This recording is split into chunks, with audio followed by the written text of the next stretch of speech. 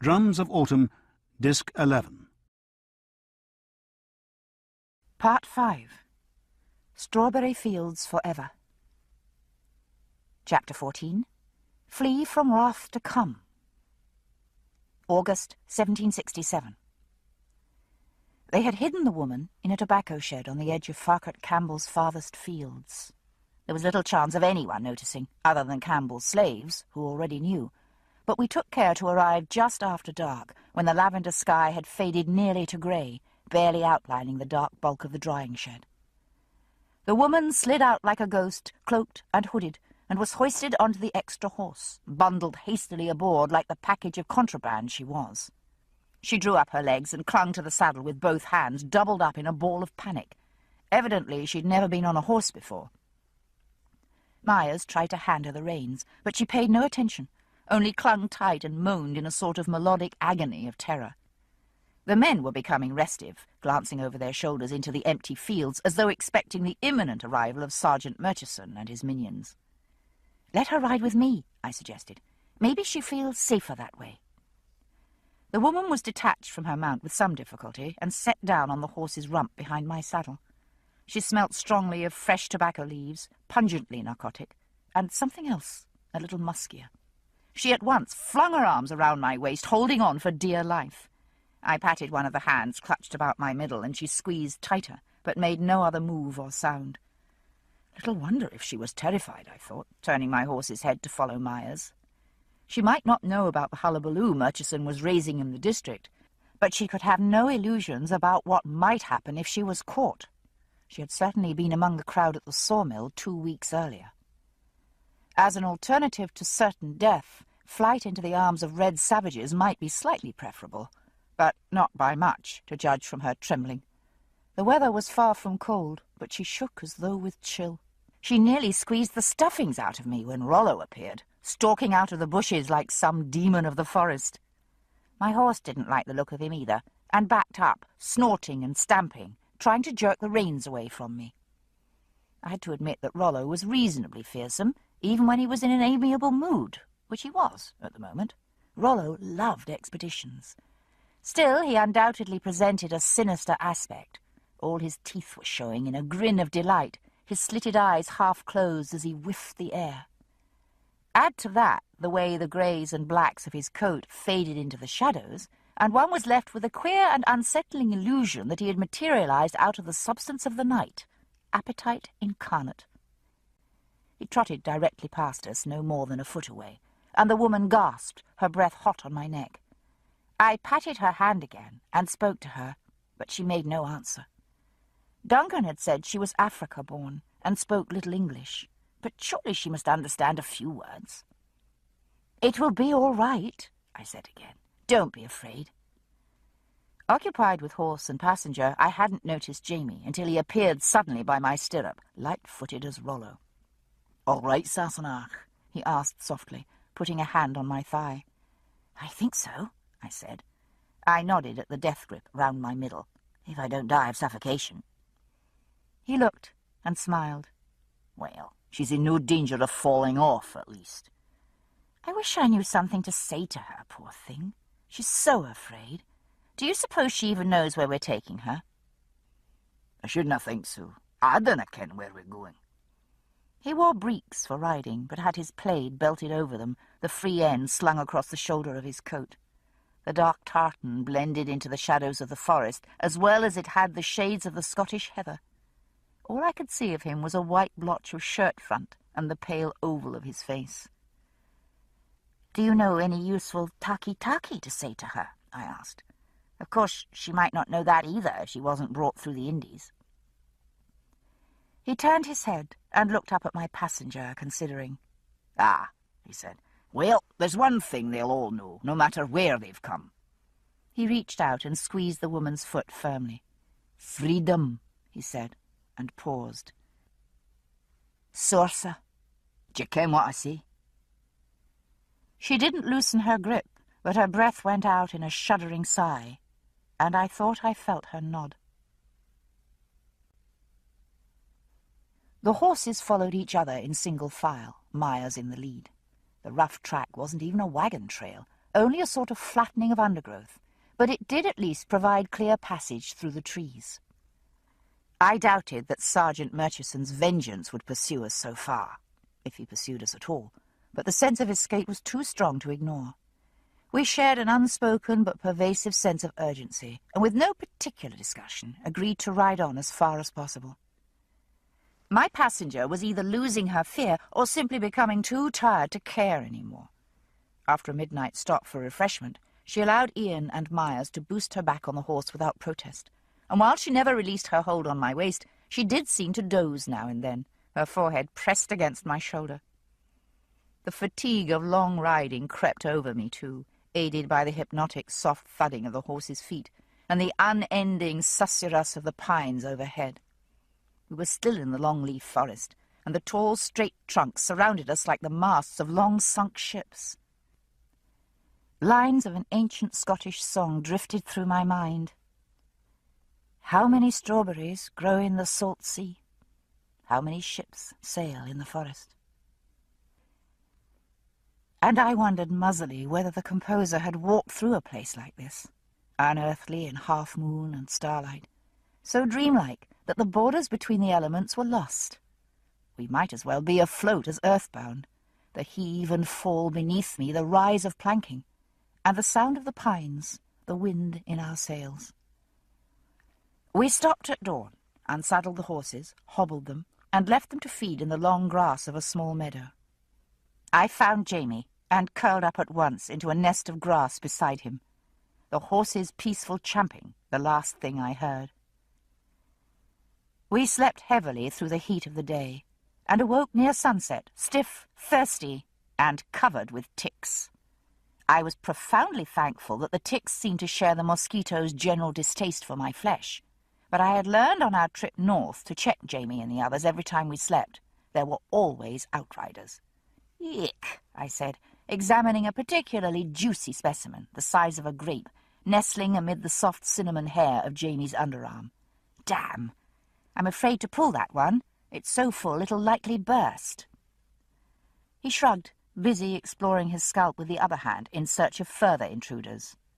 "Leave it while you deal with the rest," he suggested. "Perhaps it'll fall off of its own accord." "I suppose I'd better," I agreed reluctantly. I hadn't any objection to the tick's bursting, but not while its jaws were still embedded in Jamie's flesh. I'd seen infections caused by forcibly interrupted ticks, and they weren't anything I wanted to deal with in the middle of a forest. I had only a rudimentary medical kit with me, though this luckily included a very fine pair of small tweezer-pointed forceps from Dr. Rawlings' box. Myers and Ian seemed to be managing all right.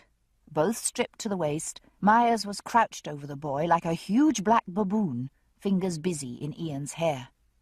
"Here's a wee one," Jamie said, bending over and pushing his own hair aside so I could reach the small dark bleb behind his ear. I was engaged in gently manoeuvring the creature out when I became aware of a presence near my elbow. I'd been too tired to take much notice of our fugitive when we made camp, rightly assuming that she wasn't going to wander off into the wilderness by herself. She had wandered as far as a nearby stream, though, returning with a bucket of water. She set this on the ground, dipped up a handful of water, and funneled it into her mouth. She chewed vigorously for a moment, cheeks puffed out. Then she motioned me aside, and, lifting a surprised Jamie's arm, spat forcefully and profusely into his armpit. She reached into the dripping hollow, and with delicate fingers appeared to tickle the parasite. She certainly tickled Jamie, who was very sensitive in that particular region. He turned pink in the face and flinched at her touch, all the muscles in his torso quivering.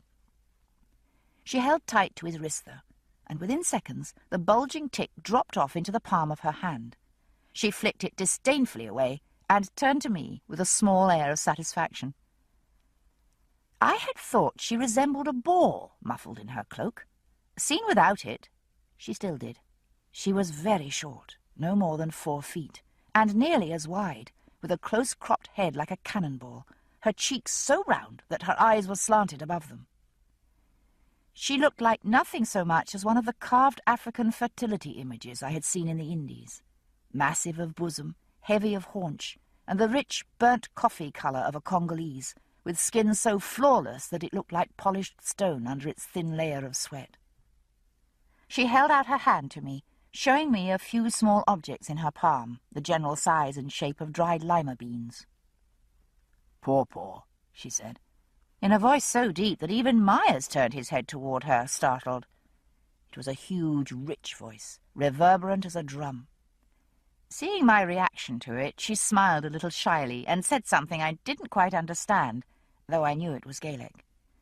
"She says you mustn't swallow the seeds for their poison," Jamie translated, eyeing her rather warily as he wiped his armpit with the end of his plaid. "Oh," Pollyann agreed, nodding vigorously. "Poison." She stooped over the bucket for another handful of water, washed it round her mouth, and spat it at a rock with a noise like a gunshot. "You could be dangerous with that," I told her. I didn't know whether she understood me, but she gathered from my smile that I meant to be cordial. She smiled back, popped 2 more of the pawpaw seeds into her mouth, and beckoned to Myers, already chewing, the seeds making little crunching pops as she pulverized them between her teeth. By the time we had eaten supper and were ready to leave, she was nervously willing to try riding alone. Jamie coaxed her to the horse and showed her how to let the beast smell her. She trembled as the big nose nudged her, but then the horse snorted. She jumped, giggled in a voice like honey poured out of a jug, and allowed Jamie and Ian between them to boost her aboard. Pollyann remained shy of the men, but she soon gained enough confidence to talk to me, in a polyglot mixture of Gaelic English and her own language. I couldn't have translated it, but both her face and body were so expressive that I could often gather the sense of what she was saying, even though I understood only 1 word in 10. I could only regret that I was not equally fluent in body language. She didn't understand most of my questions and remarks, so I had to wait until we made camp, when I could prevail on Jamie or Ian to help me with bits of Gaelic. Freed, at least temporarily, from the constraint of terror, and becoming cautiously secure in our company, a naturally effervescent personality emerged, and she talked with abandon as we rode side by side, regardless of my comprehension, laughing now and then with a low hooting noise like wind blowing across the mouth of a cave. She became subdued only once, when we passed through a large clearing where the grass rose in strange undulant mounds, as though a great serpent lay buried underneath.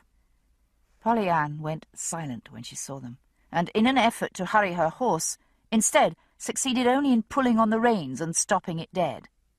I rode back to help her. "Droghaju," she murmured, glancing out of the corner of her eye at the silent mounds. "A bad place." "Juju." She scowled and made a small, quick gesture with her hand, some sign against evil, I thought. "Is it a graveyard?" I asked Myers, who had circled back to see why we had stopped. The mounds weren't evenly spaced, but were distributed around the edge of the clearing in a pattern that didn't look like any natural formation. The mounds seemed too large to be graves, though, unless they were cairns, such as the ancient Scots built. Or mass graves, I thought, uneasy at the memory of Culloden. "Not to say graveyard," he replied, pushing his hat back on his head. "'Twas a village once. Tuscarora, I expect. Those rises there," he waved a hand, "those are houses fallen down. The big end to the side, that will have been the chief's longhouse. It be taken no time at all, the grasses come over it. From the looks, though, this un'll have been buried a time back." "What happened to it?" Ian and Jamie had stopped too and come back to look over the small clearing. Myers scratched thoughtfully at his beard. "I couldn't be saying. Not for certain, sure. Might be a sickness drove 'em out. Might be as they were put to rout by the Cherokee or the Creek, though we be a mite north of the Cherokee land. Most likely as it happened during the war, though." He dug fiercely into his beard, twisted, and flicked away the remains of a lingering tick. "Can't say as it's a place I'd tarry by choice." Pollyann being plainly of the same mind, we rode on. By evening we had passed entirely out of the pines and scrubby oakland of the foothills. We were climbing in good earnest now, and the trees began to change. Small groves of chestnut trees, large patches of oak and hickory, with scattered dogwood and persimmon, chinkapin and poplar, surrounded us in waves of feathery green. The smell and feel of the air changed too as we rose. The overwhelming hot resins of the pine trees gave way to lighter, more varied scents. Tree leaves mingled with whiffs of the shrubs and flowers that grew from every crevice of the craggy rocks. It was still damp and humid, but not so hot. The air no longer seemed a smothering blanket, but something we might breathe, and breathe with pleasure, filled as it was with the perfumes of leaf mould, sun-warmed leaves, and damp moss. By sunset of the 6th day, we were well into the mountains, and the air was full of the sound of running water. Streams crisscrossed the valleys, spilling off ridges and trickling down the steep rock faces, trailing mist and moss like a delicate green fringe. When we rounded the side of one steep hill, I stopped in amazement. From the side of a distant mountain, a waterfall leapt into the air, arching a good 80 feet in its fall to the gorge far below. "Will you look at that now?" Ian was open-mouthed with awe. "'Tis right pretty," Myers allowed, with the smug complacence of a proprietor. "Ain't the biggest falls I've seen, but it's nice enough." Ian turned his head, eyes wide. "There are bigger ones." Myers laughed, a mountain man's quiet laugh, no more than a breath of sound. "Boy, you ain't seen nothing yet." We camped for the night in a hollow near a good-sized creek, one big enough for trout. Jamie and Ian waded into this with enthusiasm, harrying the finny denizens with whippy rods cut from black willow. I hoped they would have some luck. Our fresh provisions were running low, though we still had plenty of cornmeal left. Polly-Ann came scrambling up the bank, bringing a bucket of water with which to make a new batch of corn dodgers. These were small oblongs of rough cornmeal biscuit, made for travelling, tasty when fresh and hot, and at least edible the next day. They became steadily less appetizing with time, resembling nothing so much as small chunks of cement by the 4th day. Still, they were portable and not prone to mould, and thus were popular travelling fare, along with dried beef and salt pork. Polly-Ann's natural ebullience seemed a trifle subdued, her round face shadowed. Her eyebrows were so sketchy as to be almost non-existent, which had the paradoxical effect of increasing the expressiveness of her face in motion and wiping all expression from it in repose. She could be as impassive as a ball bearing when she wanted to, a useful skill for a slave. I suppose that her preoccupation was at least in part because this was the last night on which we would all be together. We had reached the back country, the limits of the King's land. Tomorrow, Myers would turn to the north, taking her across the spine of the mountains into the Indian lands, to find what safety and what life she might there. Her round dark head was bent over the wooden bowl, stubby fingers mixing cornmeal with water and lard. I crouched across from her, feeding small sticks to the infant fire, the black iron girdle standing ready greased beside it. Myers had gone off to smoke a pipe. I could hear Jamie call to Ian somewhere downstream, and a faint answering laugh. It was deep twilight by now. Our hollow was ringed by brooding mountains, and darkness seemed to fill the shallow bowl, creeping up the trunks of the trees around us. I had no notion of the place she had come from, whether it might be forest or jungle, seashore or desert, but I thought it unlikely to be much like this. What could she be thinking? She had survived the journey from Africa and slavery. I supposed whatever lay ahead couldn't be much worse. It was an unknown future, though, going into a wilderness so vast and absolute that I felt every moment as though I might vanish into it, consumed without a trace. Our fire seemed the merest spark against the vastness of the night. Rollo strolled into the light of the fire and shook himself, spraying water in all directions, making the fire hiss and spit. He had joined in the fishing, I saw. "Go away, horrible dog," I said. He didn't, of course, simply came up and nosed me rudely, to be sure I was still who he thought I was, then turned to give Polly-Ann the same treatment. With no particular expression, she turned her head and spat in his eye. He yelped, backed up, and stood, shaking his head, looking thoroughly surprised. She looked up at me and grinned, her teeth very white in her face. I laughed and decided not to worry too much. Anyone capable of spitting in a wolf's eye would likely cope with Indians, wilderness, and anything else that came along. The bowl was nearly empty, a neat row of corn dodgers laid on the girdle. Polly Ann wiped her fingers on a handful of grass, watching the yellow cornmeal begin to sizzle and turn brown as the lard melted. A warm, comforting smell rose from the fire, mingled with the scent of burning wood, and my belly rumbled softly in anticipation. The fire seemed more substantial now, the scent of cooking food spreading its warmth in a wider circle, keeping the night at bay. Had it been this way where she came from? Had fires and food held back a jungle darkness, kept away leopards instead of bears? Had light and company given comfort and the illusion of safety? For illusion it had surely been. Fire was no protection against men, or the darkness that had overtaken her. I had no words to ask. "I've never seen such fishing. Never," Jamie repeated for the 4th time, a look of dreamy bliss on his face as he broke open a steaming trout fried in cornmeal. "They were swarming in the water, were they not, Ian?" Ian nodded, a similar look of reverence on his own homely features. "My da would have given his other leg to have seen it," he said. "They jumped on the hook, auntie, truly." "The Indians don't generally bother with hook and line," Myers put in, neatly spearing his own share of fish with his knife. "They build snares and fish traps, or sometimes they'll put some sticks and rubbish across the creek to prevent the fish, then stand above with a sharp stick, just spearing them from the water." That was enough for Ian. Any mention of Indians and their ways provoked a rash of eager questions. Having exhausted the methods of fish-catching, he asked again about the abandoned village we had seen earlier in our journey. "You said it might have happened in the war," Ian said, lifting the bones from a steaming trout, then shaking his fingers to cool them. He passed a section of the boneless flesh to Rollo, who swallowed it in a single gulp, temperature notwithstanding. "Well, that had been the war with the French, then. I didna ken there was any fighting so far south."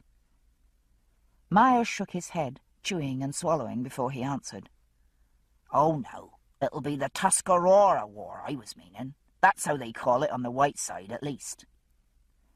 The Tuscarora War, he explained, had been a short-lived but brutal conflict some 40 years before, brought on by an attack upon some back-country settlers. The then governor of the colony had sent troops into the Tuscarora villages in retaliation, and the upshot was a series of pitched battles that the colonists, much better armed, had won handily, to the devastation of the Tuscarora nation. Myers nodded toward the darkness. "Ain't no more than 7 villages of the Tuscarora left now, and not above 50 or 100 souls in any but the biggest one." So sadly diminished, the Tuscarora would quickly have fallen prey to surrounding tribes and disappeared altogether, had they not been formally adopted by the Mohawk, and thus become part of the powerful Iroquois League. Jamie came back to the fire with a bottle from his saddlebag. It was Scotch whisky, a parting present from Jocasta. He poured out a small cupful, then offered the half-full bottle to Myers.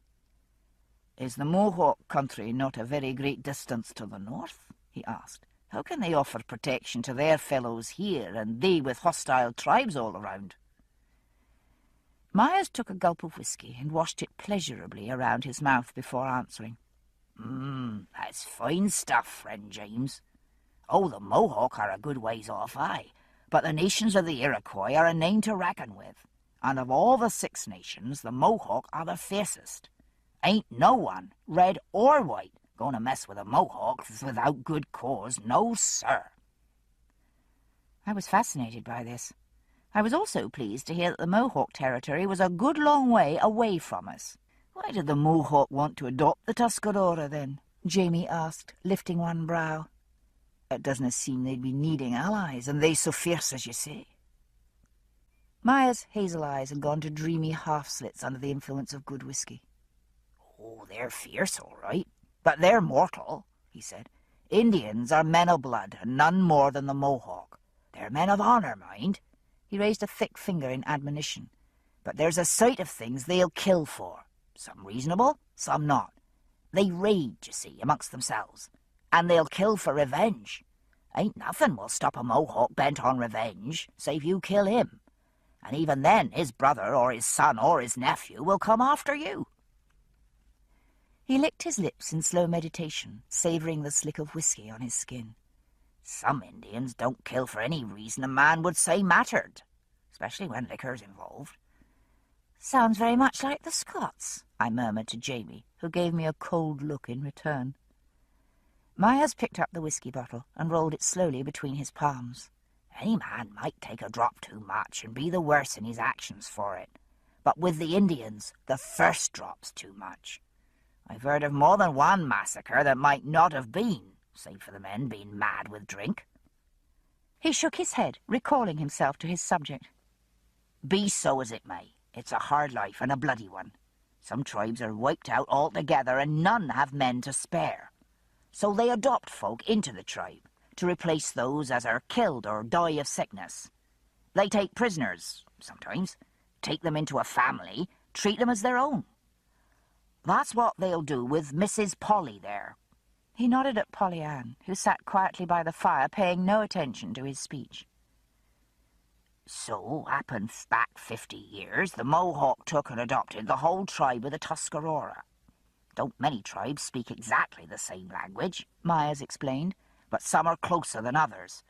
Tuscarora's more like the Mohawk than 'tis like the Creek or the Cherokee. Can you speak Mohawk yourself, Mr. Myers? Ian's ears had been flapping all through the explanation. Fascinated by every rock, tree, and bird on our journey, Ian was still more fascinated by any mention of Indians. Oh, a good bit, Myers shrugged modestly.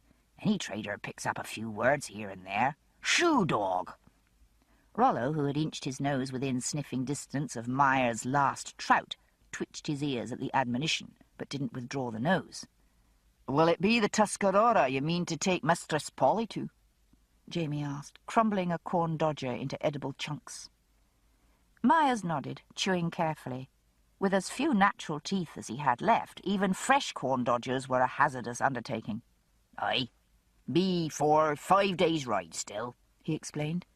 He turned to me and gave me a reassuring smile. I'll see her settled fine, Mrs. Clare. You'll not be worried for her. What will the Indians think of her, I wonder? Ian asked. He glanced at Polly Ann, interested. Will they have seen a black woman before? Myers laughed at that. Lad, there's many of the Tuscarora ain't seen a white person before. Mrs. Polly won't come as any more a shock than your auntie might. Myers took a vast swig of water and swished it around his mouth, eyeing Polly Ann thoughtfully. She felt his eyes on her and returned his stare, unblinking.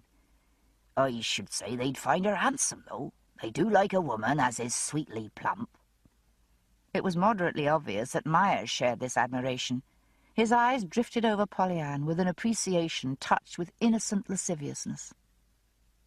She saw it, and an extraordinary change came over her.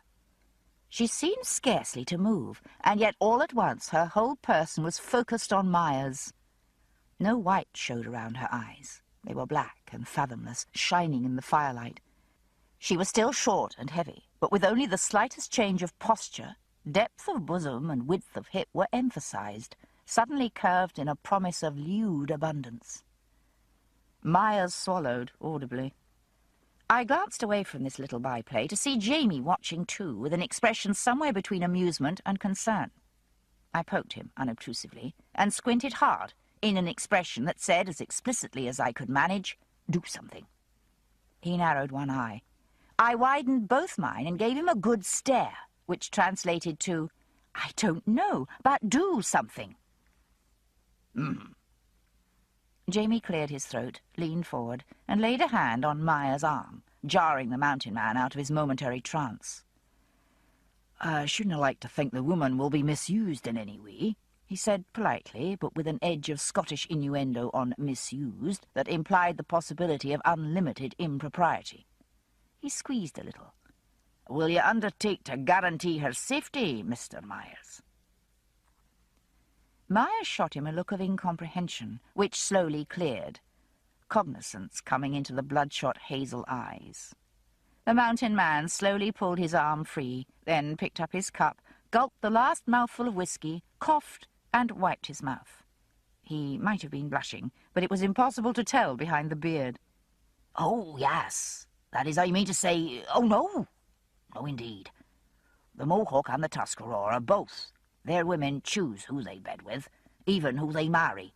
No such thing as rape among 'em. Oh, no. No, sir.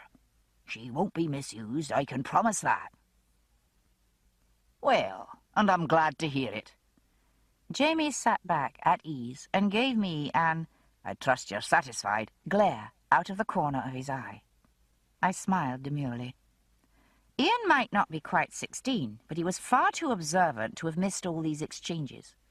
He coughed in a meaningful Scottish manner. Uncle, Mr. Myers has been kind enough to invite me to go with him and Mrs. Polly to see the Indian village. I shall be sure to see that she finds good treatment there. You? Jamie started, then broke off. He gave his nephew a long, hard look across the fire. I could see the thoughts racing through his mind. Ian hadn't asked permission to go. He'd announced he was going. If Jamie forbade him, he must give grounds, and he could hardly say that it was too dangerous, as this would mean admitting both that he was willing to send the slave woman into danger and that he didn't trust Myers and his relations with the local Indians. Jamie was trapped, and very neatly, too. He breathed in strongly through his nose. Ian grinned. I looked back across the fire. Polly-Ann was still sitting as she had been, not moving. Her eyes were still fixed on Myers, but a slight smile curved her lips in invitation. One hand rose slowly, cupping a massive breast, almost absently. Myers was staring back, dazed as a deer with a hunter's light in its eyes. And would I do differently? I thought later, listening to the discreet rustling noises and small groans from the direction of Myers' blankets. If I knew that my life depended on a man, would I not do anything I could to ensure he would protect me in the face of unknown danger? There was a snapping and crackling in the bushes not far away. It was loud, and I stiffened. So did Jamie. He slid his hand out from under my shirt, reaching for his dirk, then relaxing as the reassuring scent of skunk reached our nostrils. He put his hand back under my shirt, squeezed my breast, and fell back asleep, his breath warm on my neck. No great difference at all, perhaps. Was my future any more certain than hers?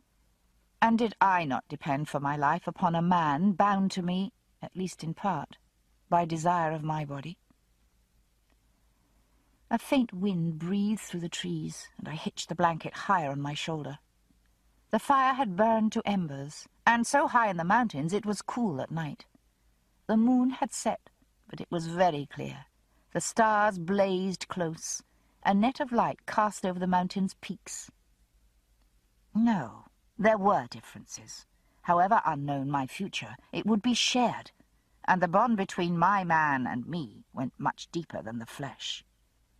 Beyond all this was the one great difference, though. I had chosen to be there.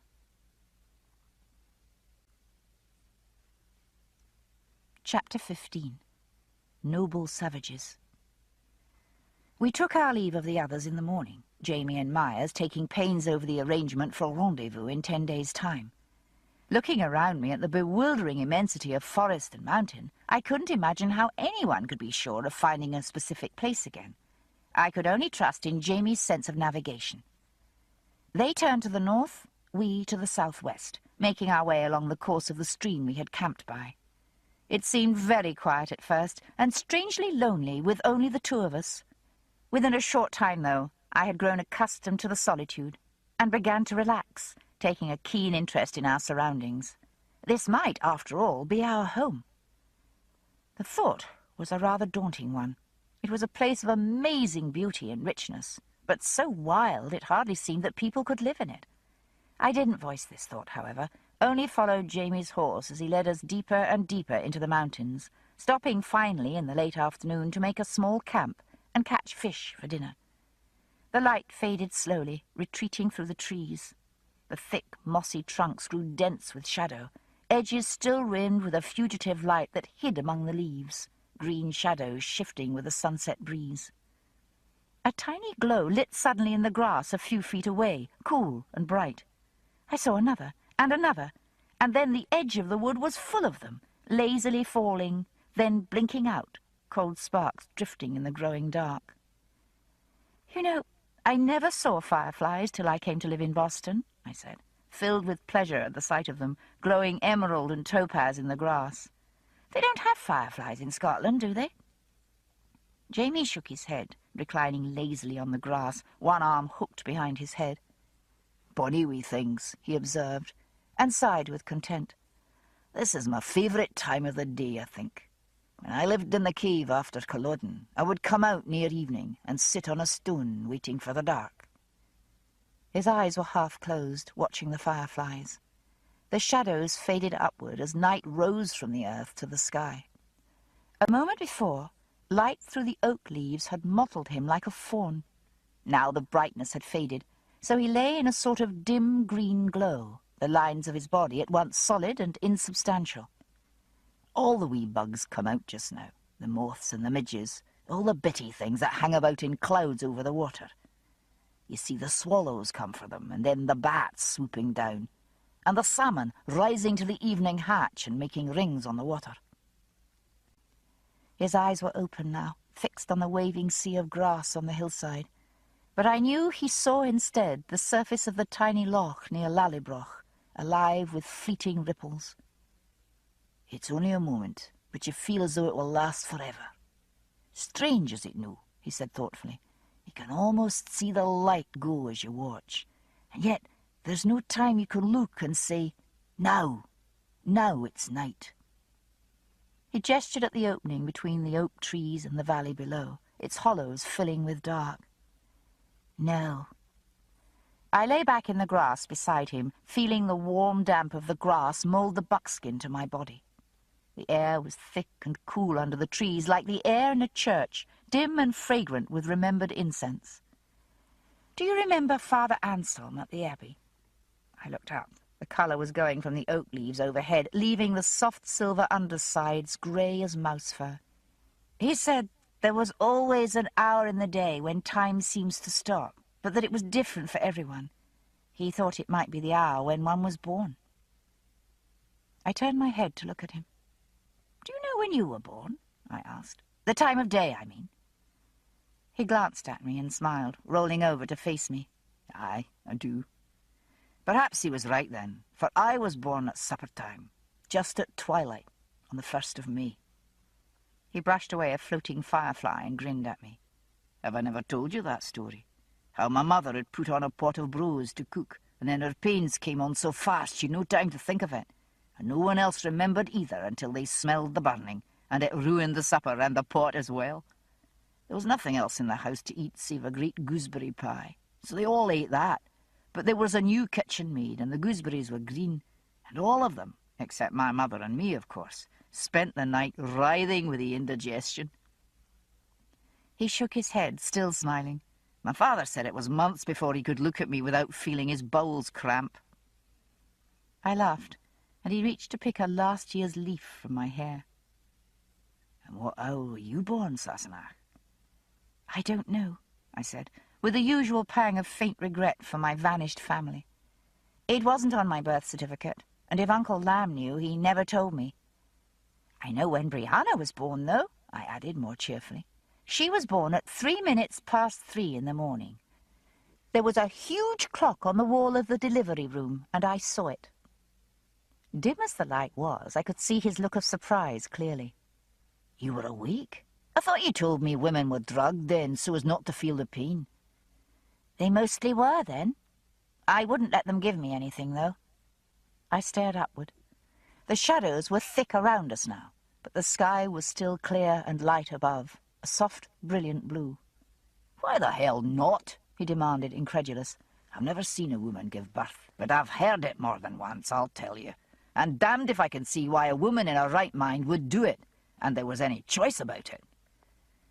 Well, I paused, not wanting to seem melodramatic.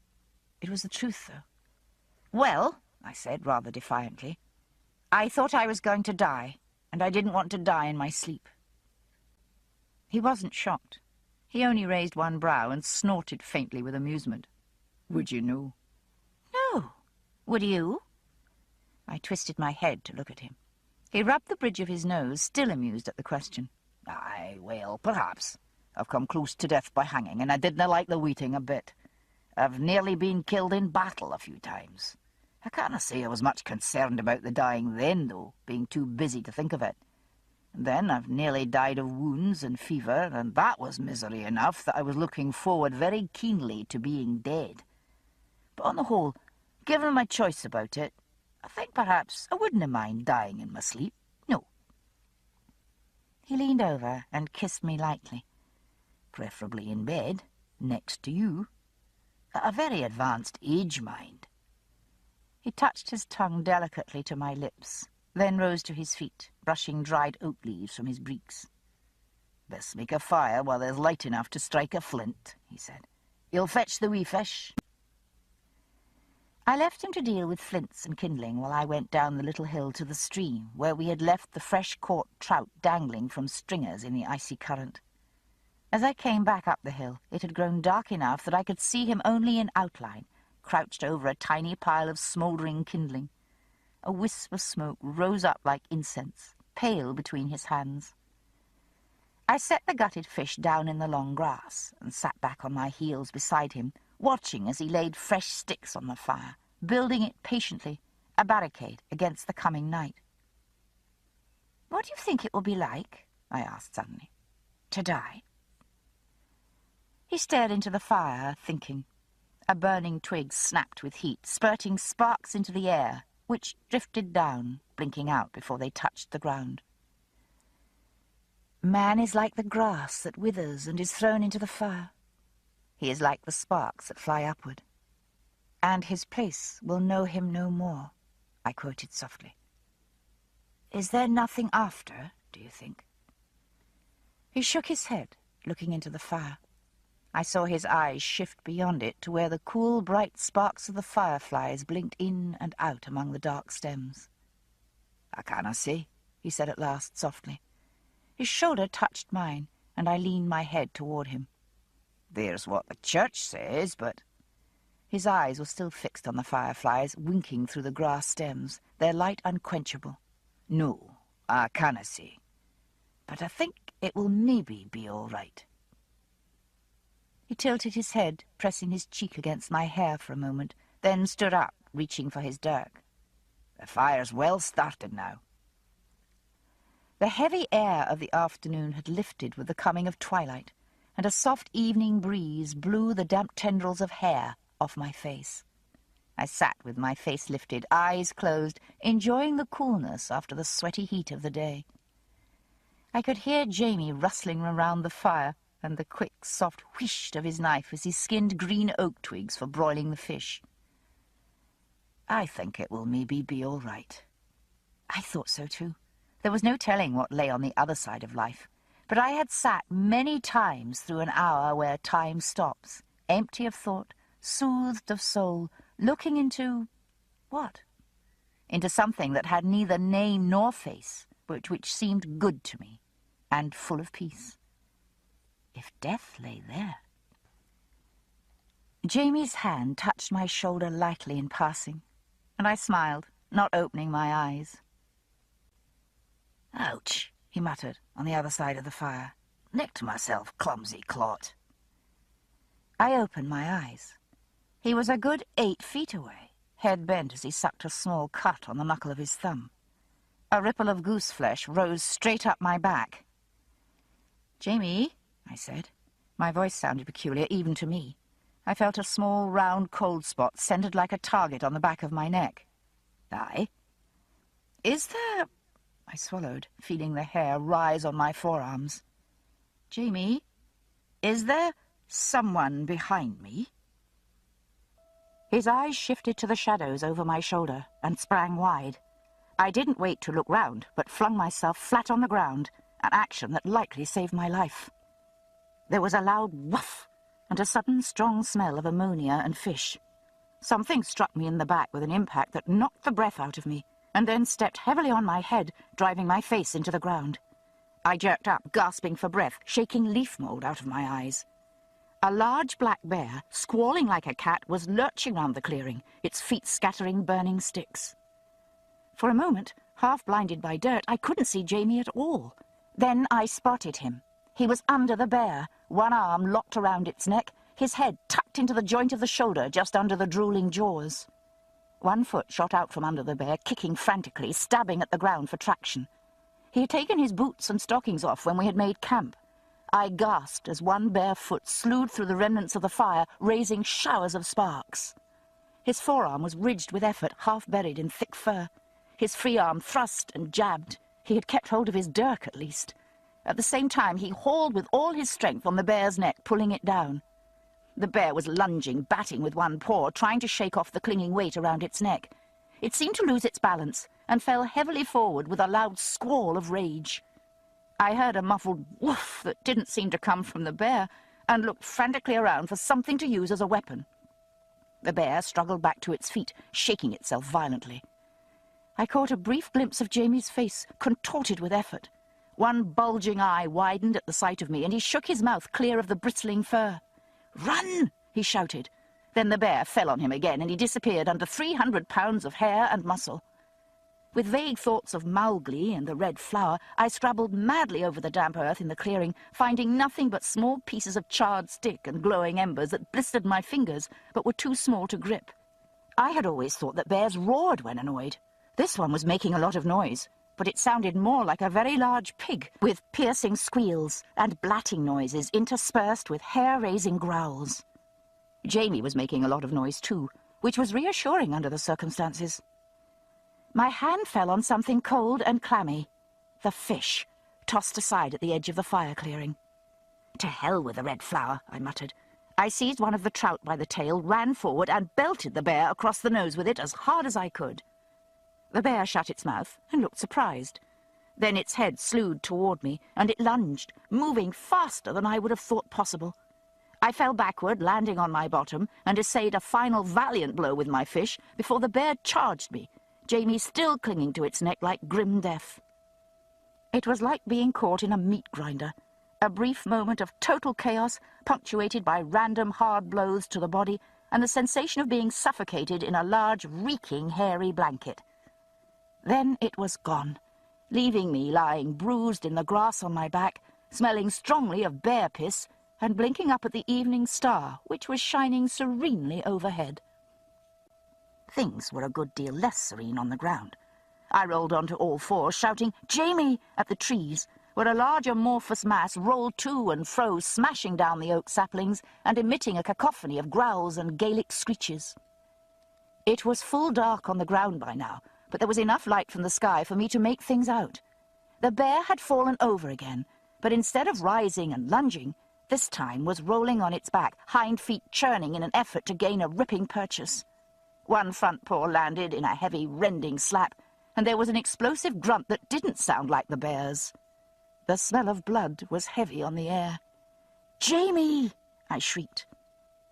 There was no answer, but the writhing pile rolled and tilted slowly sideways into the deeper black shadows under the trees. The mingled noises subsided to heavy grunts and gasps, punctuated by small whimpering moans. "Jamie!" The thrashing and branch cracking died away into softer rustlings. Something was moving under the branches, swaying heavily from side to side, on all fours. Very slowly, breathing in gasps with a catch and a groan, Jamie crawled out into the clearing. Disregarding my own bruises, I ran to him and dropped to my knees beside him. "God, Jamie, are you all right?" "No," he said shortly, and collapsed on the ground, wheezing gently. His face was no more than a pale blotch in the starlight. The rest of his body was so dark as to be nearly invisible. I found out why as I ran my hands swiftly over him. His clothes were so soaked with blood that they stuck to his body, his hunting shirt coming away from his chest with a nasty little sucking sound as I pulled at it. "You smell like a slaughterhouse," I said, feeling under his chin for a pulse. It was fast, no great surprise, but strong, and a wave of relief washed over me. "Is that your blood, or the bear's?" "If it was mine, Sassenach, I'd be dead," he said testily, opening his eyes. "No credit to you that I'm not mined." He rolled painfully onto his side and slowly got to his hands and knees, groaning. "What possessed you women to hit me in the head with a fish while I was fighting for my life?" Hold still, for heaven's sake. He couldn't be too badly hurt if he was trying to get away. I clutched him by the hips to stop him, and kneeling behind him, felt my way gingerly up his sides. "Broken ribs?" I said. "No, but if you tickle me, Sassenach, I will not like it a bit," he said, gasping between words. "I won't," I assured him. I ran my hands gently over the arch of his ribs, pressing lightly. No splintered ends protruding through the skin, no sinister depressions or soft spots. Cracked, maybe, but he was right. Nothing broken. He yelped and twitched under my hand. "Bad spot there?" "It is," he said, between his teeth. He was beginning to shiver, and I hurried to fetch his plaid, which I wrapped about his shoulders. "I'm fine, Sassenach," he said, waving away my attempts to help him to his seat. "Go see to the horses. They'll be upset." They were. We had hobbled the horses a little way from the clearing. They had made it a good deal farther under the impetus of terror, judging from the muffled stamping and whinnying I could hear in the distance. There were still small wheezing groans coming from the deep shadows under the trees. The sound was so human that the hair prickled on the back of my neck. Carefully skirting the sounds, I went and found the horses cowering in a birch grove a few 100 yards away. They whickered when they scented me, delighted to see me, bear piss and all. By the time I had soothed the horses and coaxed them back in the direction of the clearing, the pitiful noises from the shadows had ceased. There was a small glow in the clearing. Jamie had managed to get the fire started again. He was crouched next to the tiny blaze, still shivering under his plaid. I fed in enough sticks to make sure it wouldn't go out, then turned my attention to him once more. "You're really not badly damaged?" I asked, still worried. He gave me a lopsided smile. "I'll do. It caught me a good one across the back, but I dinna think it's very bad. Have a look." He straightened up, wincing, and felt his side gingerly as I crossed behind him. "What made it do that, I wonder?" he said, twisting his head toward where the bear's carcass lay. "Myers said the black bears dinna often attack you, without you provoke them some way." "Maybe somebody else provoked it," I suggested, and then had the sense to get out of the way. I lifted the plaid and whistled under my breath. The back of his shirt hung in shreds, smeared with dirt and ash, splotched with blood. His blood this time, not the bear's, but luckily not much. I gently pulled the tattered pieces of the shirt apart, exposing the long bow of his back. 4 long claw marks ran from shoulder blade to armpit, deep, wicked gouges that tapered to superficial red welts. "Ooh," I said in sympathy. "Well, it's no as though my back was much to look at anyway," he joked feebly. "Really? Is it bad?" He twisted around, trying to see, then stopped, grunting, as the movement strained his bruised ribs. "No. Dirty, though. I'll need to wash it out." The blood had already begun to clot. The wounds would need to be cleansed at once. I put the plaid back and set a pan of water to boil, thinking what else I might use. "I saw some arrowhead plant down near the stream," I said. "I think I can find it again from memory." I handed him the bottle of ale I'd brought from the saddlebags and took his dirk. "Will you be all right?" I paused and looked at him. He was very pale and still shivering. The fire glimmered red on his brows, throwing the lines of his face into strong relief. "Aye, I will." He mustered a faint grin. "Dinna worry, Sassenach. The thought of dying asleep in my bed seems even better to me now than it did an hour ago."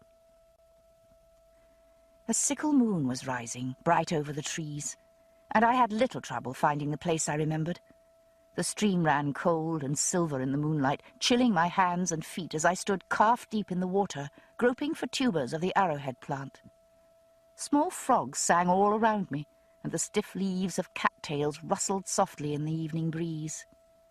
It was very, very peaceful, and all of a sudden I found myself shaking so hard that I had to sit down on the stream bank. Any time. It could happen any time, and just this fast. I wasn't sure which seemed most unreal, the bear's attack or this, the soft summer night alive with promise. I rested my head on my knees, letting the sickness, the residue of shock drain away.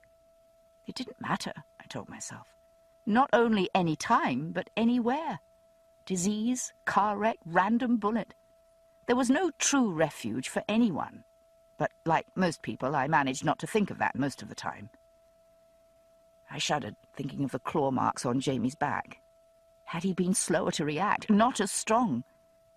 Had the wounds been slightly deeper? For that matter, infection was still a major threat, but at least against that danger I could fight. The thought brought me back to myself, the squashed leaves and roots cool and wet in my hand. I splashed cold water over my face and started up the hill toward the campfire, feeling somewhat better. I could see Jamie through the thin scrim of saplings, sitting upright, outlined against the fire. Sitting bolt upright, in a way that must surely have been painful, considering his wounds. I stopped, suddenly wary, just as he spoke. "Claire?" He didn't turn around, and his voice was calm. He didn't wait for me to answer, but went on, voice cool and steady. "Walk up behind me, Sassenach, and put your knife into my left hand. Then stay behind me." Heart hammering, I took the 3 steps that brought me high enough to see over his shoulder. On the far side of the clearing, just within the light of the fire, stood 3 Indians, heavily armed. Evidently the bear had been provoked.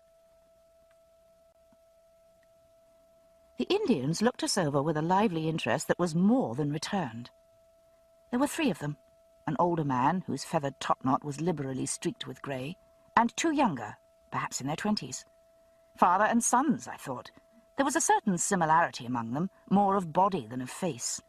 All 3 were fairly short, broad-shouldered, and bow-legged with long, powerful arms. I eyed their weapons covertly. The older man cradled a gun in the curve of his arm. It was an ancient French wheel-lock, the hexagonal barrel rimed with rust. It looked as though it would explode in his face if he fired it, but I hoped he wouldn't try. One of the younger men carried a bow to hand, arrow casually nocked. All 3 had sinister-looking tomahawks and skinning knives slung in their belts. Long as it was, Jamie's dirk seemed rather inadequate by comparison. Evidently coming to the same conclusion, he leaned forward and placed the dirk carefully on the ground at his feet. Sitting back, he spread his empty hands and shrugged. The Indians giggled. It was such an unwarlike noise that I found myself half smiling in response, even though my stomach, less easily disarmed, stayed knotted with tension. I saw Jamie's shoulders relax their rigid line and felt slightly reassured. "Bonsoir, messieurs," he said. "Parlez-vous français?"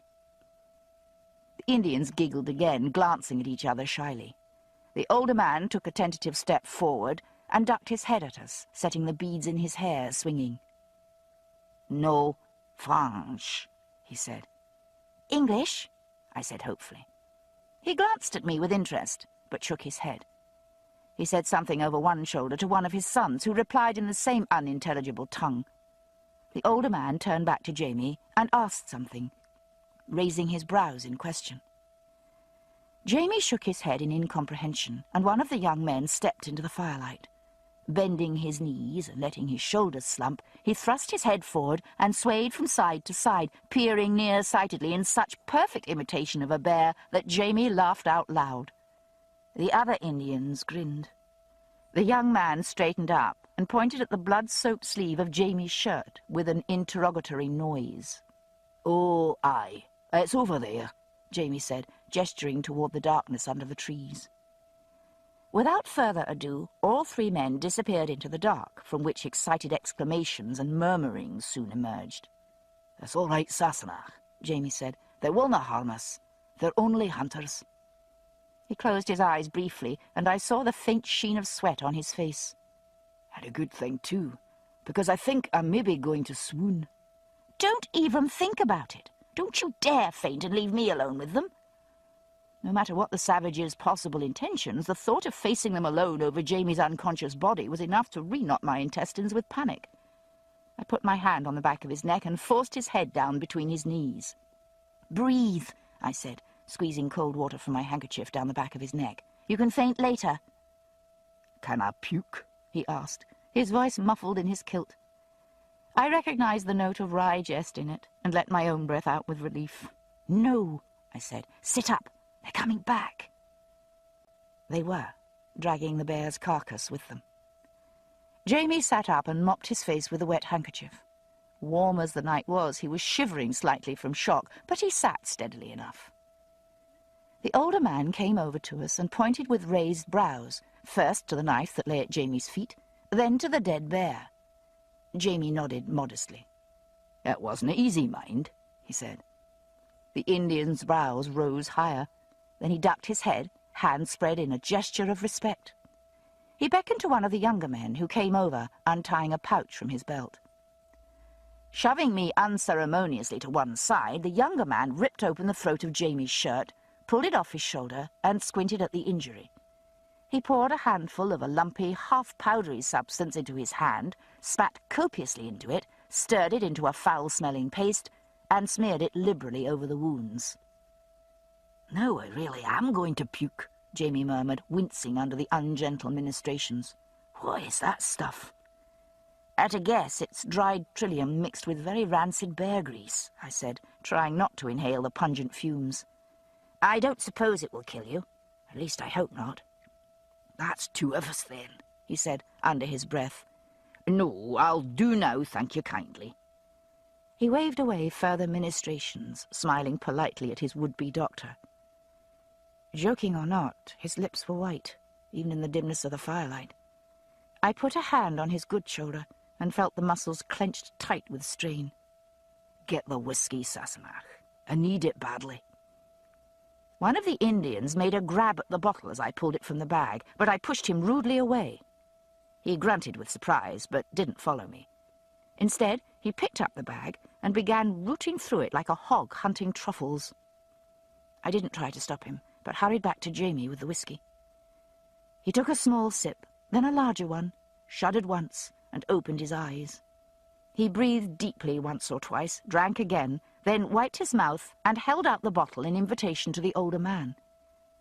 "Do you think that's wise?" I muttered, recalling Meyer's lurid stories about massacres and the effects of firewater on Indians. "I can give it to them, or let them take it, Sassenach," he said, a little testily. "There are 3 of them, aye?" The older man passed the mouth of the bottle under his nose, nostrils flaring as though in appreciation of a rare bouquet. I could smell the liquor from where I stood, and was surprised that it didn't sear the lining of his nose. A smile of beatific content spread across the man's craggy face. He said something to his sons that sounded like "Hurroo," and the one who had been rifling our bag came at once to join his brother, a couple of corn dodgers clutched in his fist. The older man stood up with the bottle in his hand, but instead of drinking, took it over to where the bear's carcass lay, black as an ink blot on the ground. With great deliberation, he poured a small amount of whiskey into the palm of his hand, bent, and dribbled the liquid into the bear's half-open mouth. Then he turned slowly in a circle, shaking drops of whiskey ceremoniously from his fingers. The drops flew gold and amber where they caught the light, hitting the fire with tiny sizzling pops. Jamie sat up straight, dizziness forgotten in his interest. "Will you look at that now?" he said. "At what?" I said, but he didn't answer, absorbed by the Indian's behavior.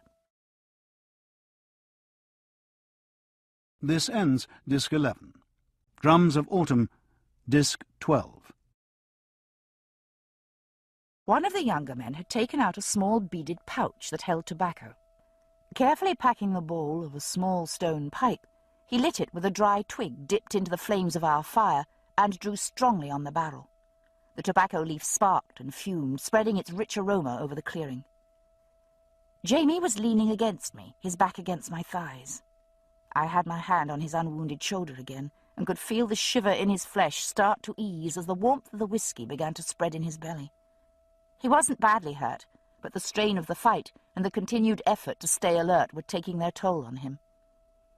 The older man took the pipe and drew several deep, leisurely mouthfuls, which he exhaled with evident pleasure. Then he knelt, and taking another deep lungful of smoke, carefully blew it up the nostrils of the dead bear. He repeated this process several times, muttering something under his breath as he exhaled. Then he rose, with no sign of stiffness, and extended the pipe to Jamie. Jamie smoked as the Indians had done, 1 or 2 long, ceremonious mouthfuls, and then lifted the pipe, turning to hand it to me. I lifted the pipe and drew cautiously. Burning smoke filled my eyes and nose at once, and my throat constricted with an overwhelming urge to cough. I choked it back, and hastily gave Jamie the pipe, feeling my face turn red as the smoke curled lazily through my chest, tickling and burning as it searched its way through the channels of my lungs. "You dinna breathe it, Sassenach," he murmured. "Just let it rise up the back of your nose." "Now you tell me," I said, trying not to strangle. The Indians watched me in round-eyed interest. The older man put his head on one side, frowning as though trying to puzzle something out. He popped up onto his feet and came round the fire, crouching to peer curiously at me, close enough for me to catch the odd, smoky scent of his skin. He wore nothing but a breechclout and a sort of short leather apron, though his chest was covered by a large ornate necklace featuring seashells, stones, and the teeth of some large animal. With no warning, he suddenly reached out and squeezed my breast. There was nothing even faintly lascivious about the gesture, but I jumped. So did Jamie, hand darting for his knife. The Indian sat back calmly on his heels, waving his hand in dismissal. He clapped his hand flat on his breast, then made a cupping motion and pointed at me. He had meant nothing. He had only wanted to assure himself that I was indeed female.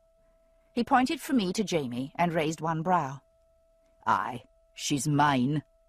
Jamie nodded and lowered his dirk, but kept a hold on it, frowning at the Indian. "Mind your manners, eh?" Uninterested in this byplay, one of the younger Indians said something and gestured impatiently at the carcass on the ground. The older man, who had paid no attention to Jamie's annoyance, replied, drawing his skinning knife from his belt as he turned. "Here, that's mine to do." The Indians turned in surprise as Jamie rose to his feet. He gestured with his dirk to the bear, and then pointed the tip firmly at his own chest. Not waiting for any response, he knelt on the ground beside the carcass, crossed himself, and said something in Gaelic, knife raised above the still body. I didn't know all the words, but I had seen him do it once before, when he had killed a deer on the road from Georgia. It was the Gralach prayer he had been taught as a boy, learning to hunt in the Highlands of Scotland. It was old, he had told me, so old that some of the words were no longer in common use, so it sounded unfamiliar. But it must be said for any animal slain that was larger than a hare before the throat was cut or the belly skin split. Without hesitation, he made a shallow slash across the chest. No need to bleed the carcass, the heart was long since still, and ripped the skin between the legs, so the pale swell of the intestines bulged up from the narrow, black-furred slit, gleaming in the light. It took both strength and considerable skill to split and peel back the heavy skin without penetrating the mesenteric membrane that held the visceral sac enclosed. I, who had opened softer human bodies, recognized surgical competence when I saw it. So did the Indians, who were watching the proceedings with critical interest. Jamie's skill at skinning wasn't what had fixed their attention, though that was surely a common enough ability here. No, it was the Gralach prayer. I had seen the older man's eyes widen, and his glance at his sons as Jamie knelt over the carcass. They might not know what he was saying, but it was plain from their expressions that they knew exactly what he was doing, and were both surprised and favourably impressed. A small trickle of sweat ran down behind Jamie's ear, clear red in the firelight. Skinning a large animal is heavy work, and small spots of fresh blood were showing through the grimy cloth of his shirt. Before I could offer to take the knife, though, he sat back on his heels and offered the dirk, hilt first, to one of the younger Indians. "Go ahead," he said, gesturing at the bear's half-butchered bulk in invitation. "You dinna think I'm going to eat it all myself, I hope." The man took the knife without hesitation, and, kneeling, took over the skinning. The 2 others glanced at Jamie, and, seeing his nod, joined in the work. He let me sit him on the log once more, and covertly clean and dress his shoulder, while he watched the Indians make quick work of the skinning and butchering.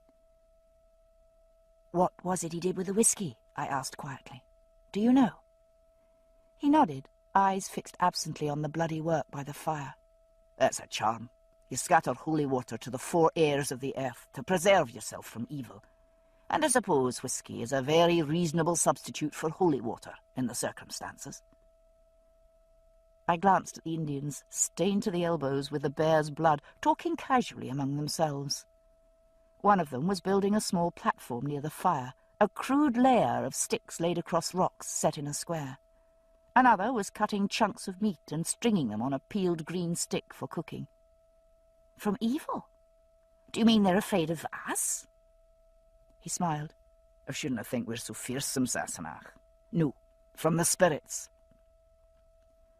Frightened as I had been by the Indians' appearance, it would never have occurred to me that they might have been similarly unnerved by ours. But glancing up at Jamie now, I thought they might pardonably have been excused for nervousness. Used to him as I was seldom aware any more of how he appeared to others. But even tired and wounded, he was formidable, straight-backed and wide-shouldered, with slanted eyes that caught the fire in a glitter as blue as the flame's heart. He sat easily now, relaxed, big hands loose between his thighs. But it was the stillness of a great cat, eyes always watchful behind the calm. Beyond size and quickness, there was undeniably an air of savagery about him. He was as much at home in these woods as the bear had been. The English had always thought the Scottish Highlanders barbarians. I had never before considered the possibility that others might feel likewise. But these men had seen a ferocious savage and approached him with due caution, arms at the ready. And Jamie, horrified beforehand at the thought of savage Red Indians, had seen their rituals, so like his own, and known them at once for fellow hunters, civilized men. Even now he was speaking to them quite naturally, explaining with broad gestures how the bear had come upon us and how he had killed it. They followed him with avid attention, exclaiming in appreciation in all the right places. When he picked up the remains of the mangled fish and demonstrated my role in the proceedings, they all looked at me and giggled hilariously. I glared at all four of them. "Dinner," I said loudly, "is served." We shared a meal of half-roasted meat, corn dodgers, and whisky, watched throughout by the head of the bear, which perched ceremonially on its platform, dead eyes gone dull and gummy. Feeling mildly glazed, I leaned against the fallen log, listening with half an ear to the conversation. Not that I understood much that was actually said. One of the sons, an accomplished mimic, was giving a spirited rendition of great hunts of the past, alternately playing the parts of hunter and prey, and doing it well enough that even I had no difficulty in telling a deer from a panther. We had got so far in our acquaintance as an exchange of names. Mine came out in their tongue as Cla, which they seemed to find very funny. Cla, they said, pointing at me. Cla, cla, cla, cla, cla. Then they all laughed uproariously, their humour fuelled by whisky.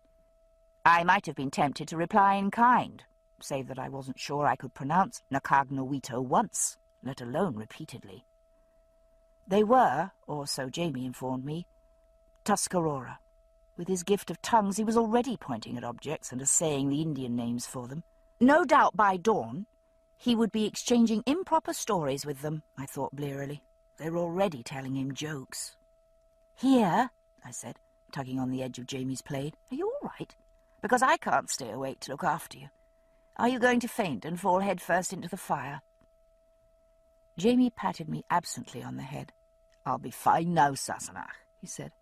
Restored by food and whisky, he seemed to be suffering no lingering ill effects from his battle with the bear. What he'd feel like in the morning was another question, I thought. I was beyond worrying about that or anything else, though. My head was spinning from the effects of adrenaline, whisky, and tobacco, and I crawled off to fetch my blanket. Curled up by Jamie's feet, I drifted drowsily off to sleep, surrounded by the sacred fumes of smoke and liquor, and watched by the dull, sticky eyes of the bear. "Know just how you feel," I told it, and then was gone. Chapter 16. The First Law of Thermodynamics. I was awakened abruptly just after dawn by a tiny stinging sensation on top of my head. I blinked and put up a hand to investigate. The movement startled a large grey jay who had been pulling hairs out of my head, and he shot up into a nearby pine tree, screeching hysterically. "Serves you right, mate," I muttered, rubbing the top of my head, but couldn't help smiling.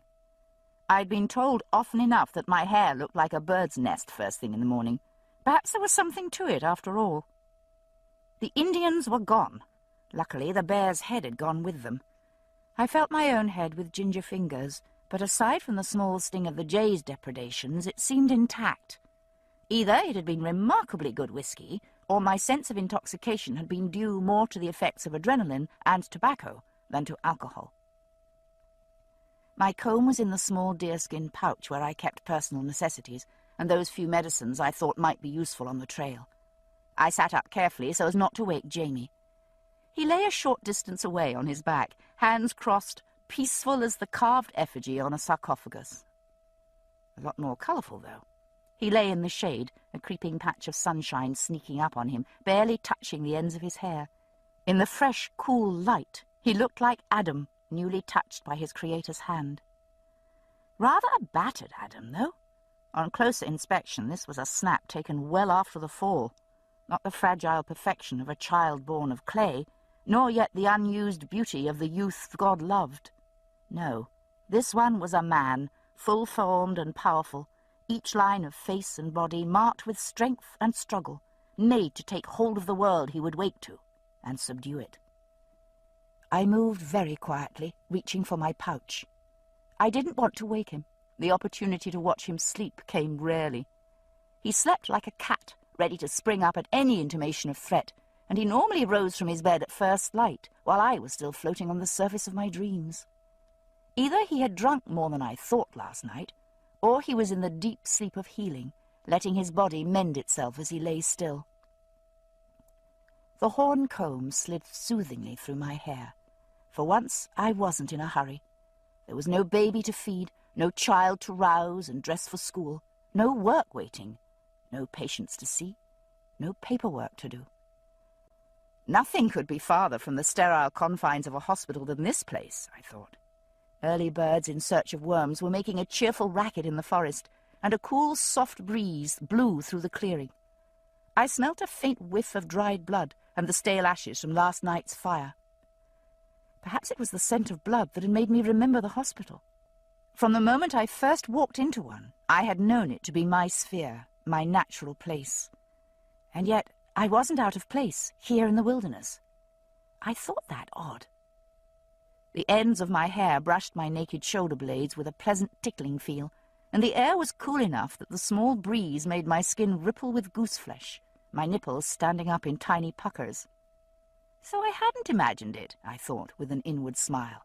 I certainly hadn't taken my own clothes off before retiring. I pushed back the thick linen blanket and saw the flecks of dried blood, smears on my thighs and belly. I felt dampness ooze between my legs and drew a finger between them, milky, with a musky scent not my own. That was enough to bring back the shadow of the dream, or what I'd thought must be one. The great bulk of the bear looming over me, darker than the night, and the reeking of blood, a rush of terror that kept my dream-heavy limbs from moving. My lying limp, pretending death as he nudged and nuzzled, breath hot on my skin, fur soft on my breasts, gentleness amazing for a beast. Then that one sharp moment of consciousness, of cold, then hot, as bare skin, not bare skin, touched my own.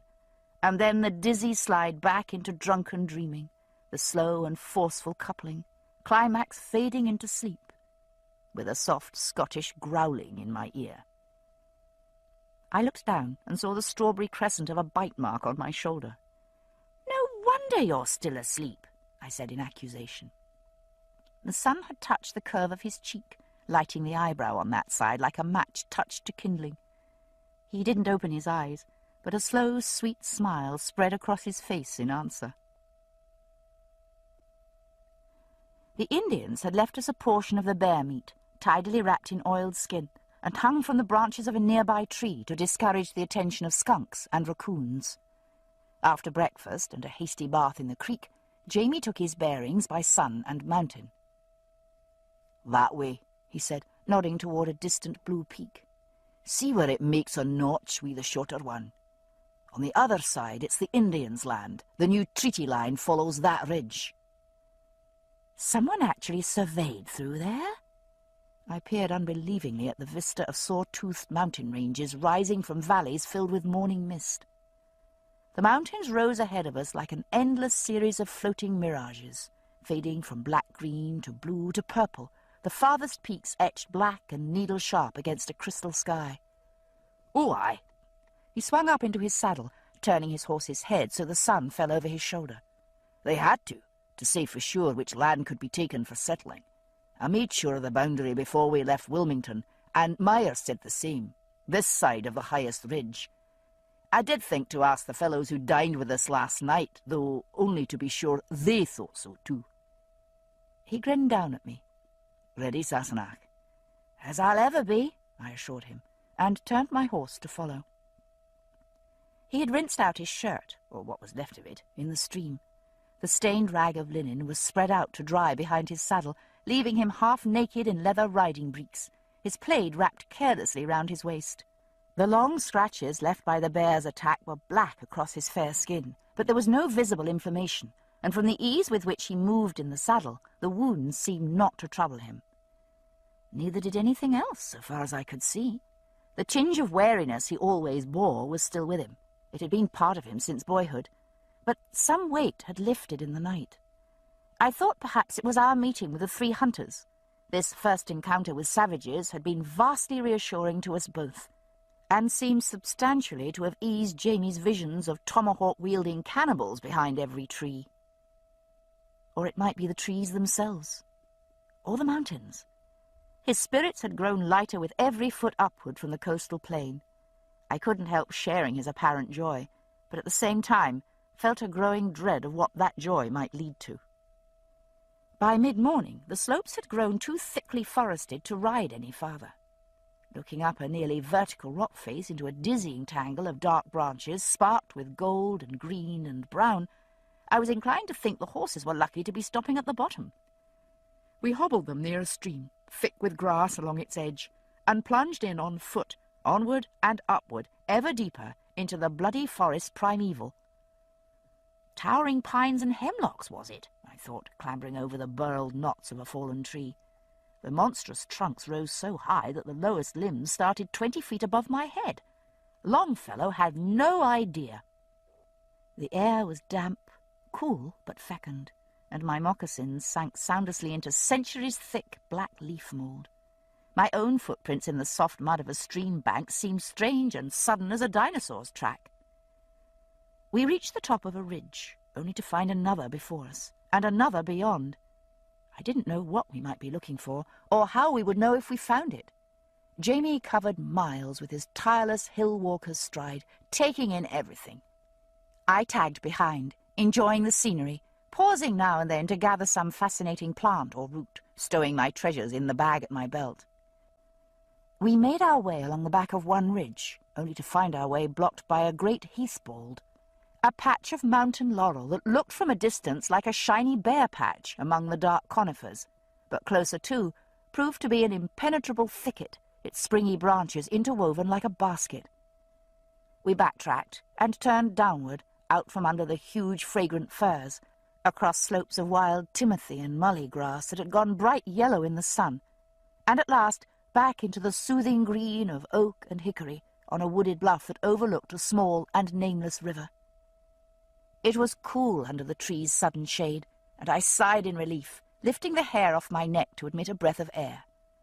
Jamie heard me and turned, smiling, holding back a limber branch so that I could follow him. We didn't talk much. Aside from the breath required for climbing, the mountain itself seemed to inhibit speech. Full of secret green places, it was a vivid offspring of the ancient Scottish mountains, thick with forest, and twice the height of those barren black parental crags. Still, its air held the same injunction to silence, the same promise of enchantment.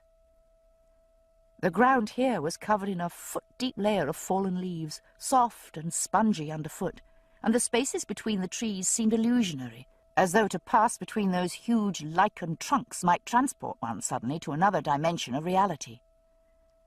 Jamie's hair sparked in the occasional shafts of sunlight, a torch to follow through the shadows of the wood. It had darkened somewhat over the years to a deep, rich auburn, but the long days of riding and walking in the sun had bleached his crown to copper fire. He had lost the thong that bound his hair. He paused and brushed the thick, damp locks back from his face, so that I saw the startling streak of white just above one temple.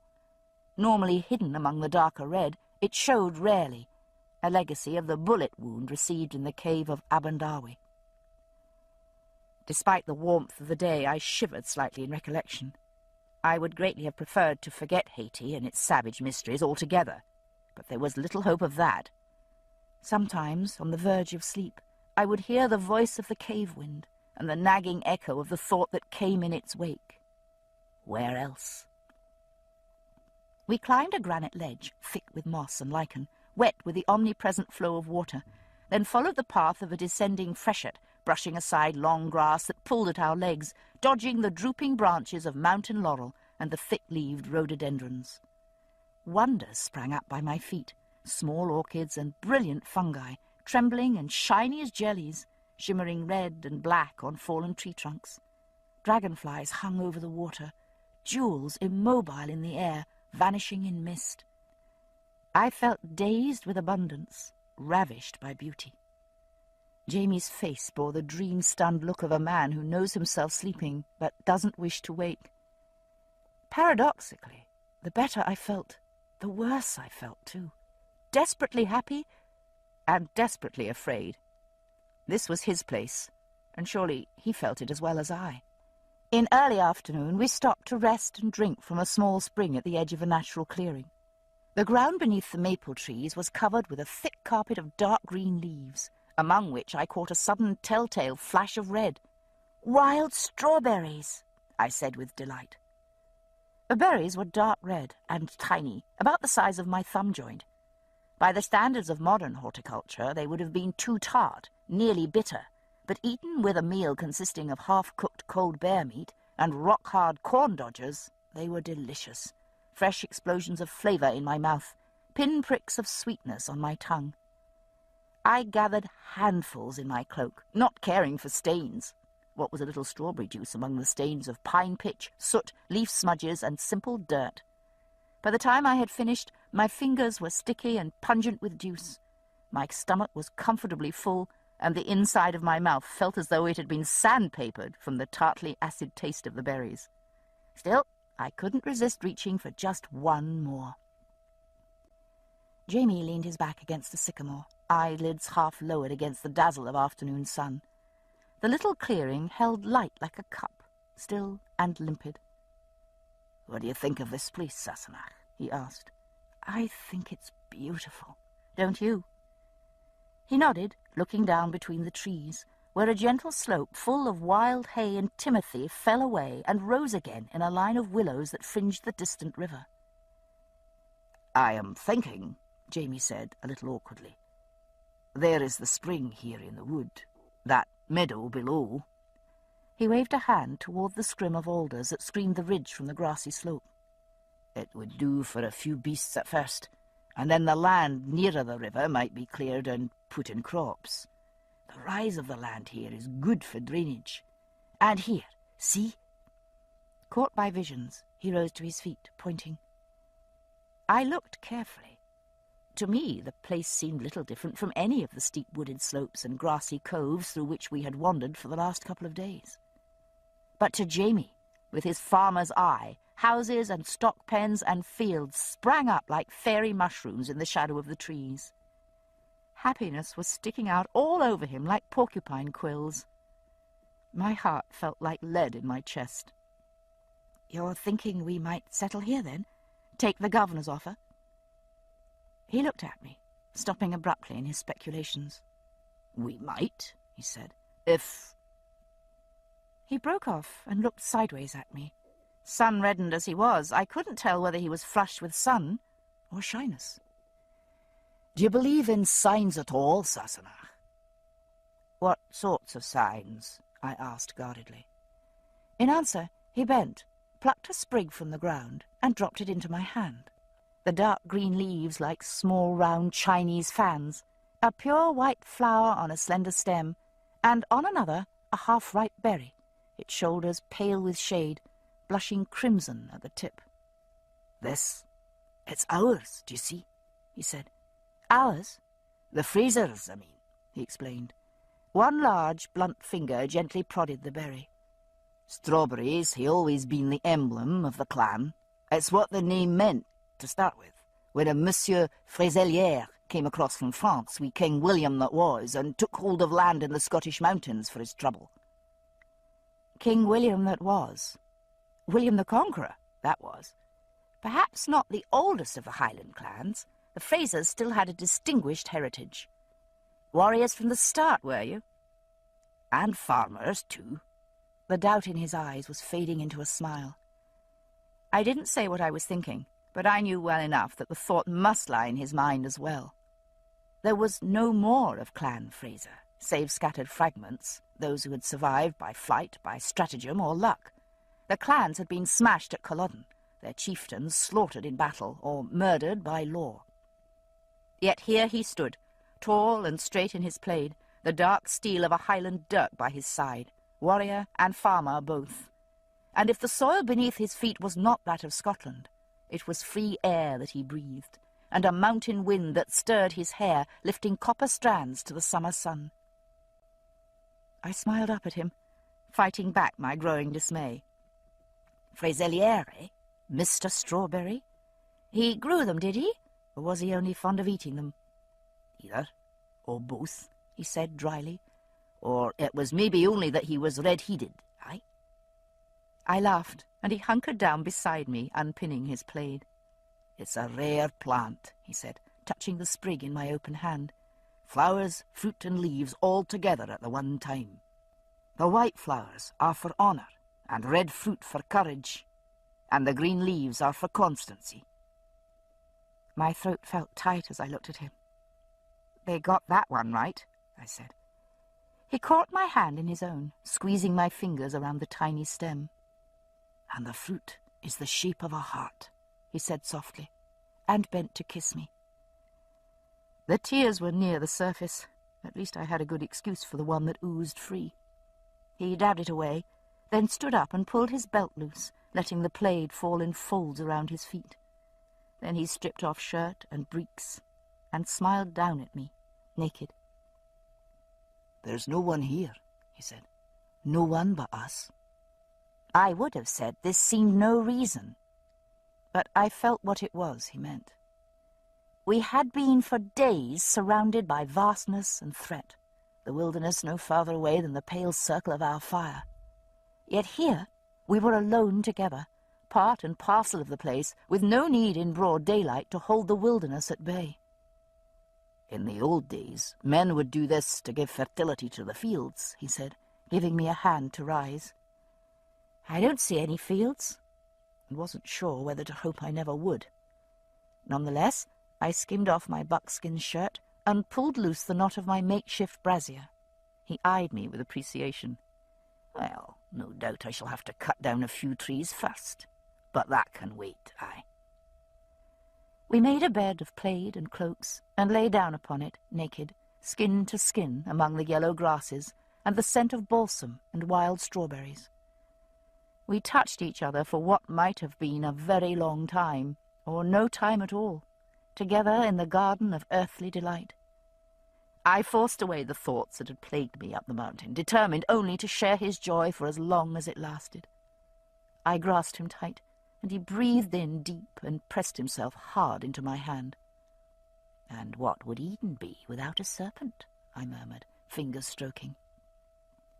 His eyes creased into blue triangles, so close I could see the black of his pupils. And will ye eat with me then, Mucria, of the fruit of the tree of the knowledge of good and evil? I put out the tip of my tongue and drew it along his lower lip in answer. He shivered under my fingers, though the air was warm and sweet. Je suis prête, I said, Monsieur Frézelière. His head bent, and his mouth fastened on my nipple, swollen as one of the tiny ripe berries. Madame Frézelière, he whispered back, je suis à votre service. And then we shared the fruit and flowers, and the green leaves covering all.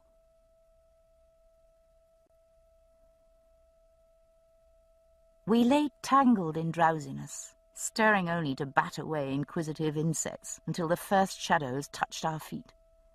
Jamie rose quietly and covered me with a cloak, thinking me asleep. I heard the stealthy rustle as he dressed himself, and then the soft swish of his passage through the grass. I rolled over and saw him a little distance away, standing at the edge of the wood, looking out over the fall of land toward the river. He wore nothing but his plaid, crumpled and blood-stained, belted round his waist.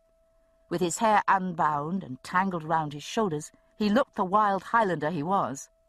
What I had thought a trap for him, his family, his clan, was his strength.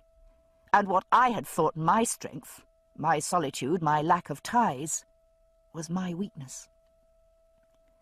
Having known closeness, both its good and its bad, he had the strength to leave it, to step away from all notions of safety and venture out alone.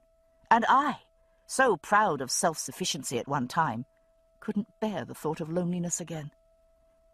I had resolved to say nothing, to live in the moment, to accept whatever came, but the moment was here, and I couldn't accept it.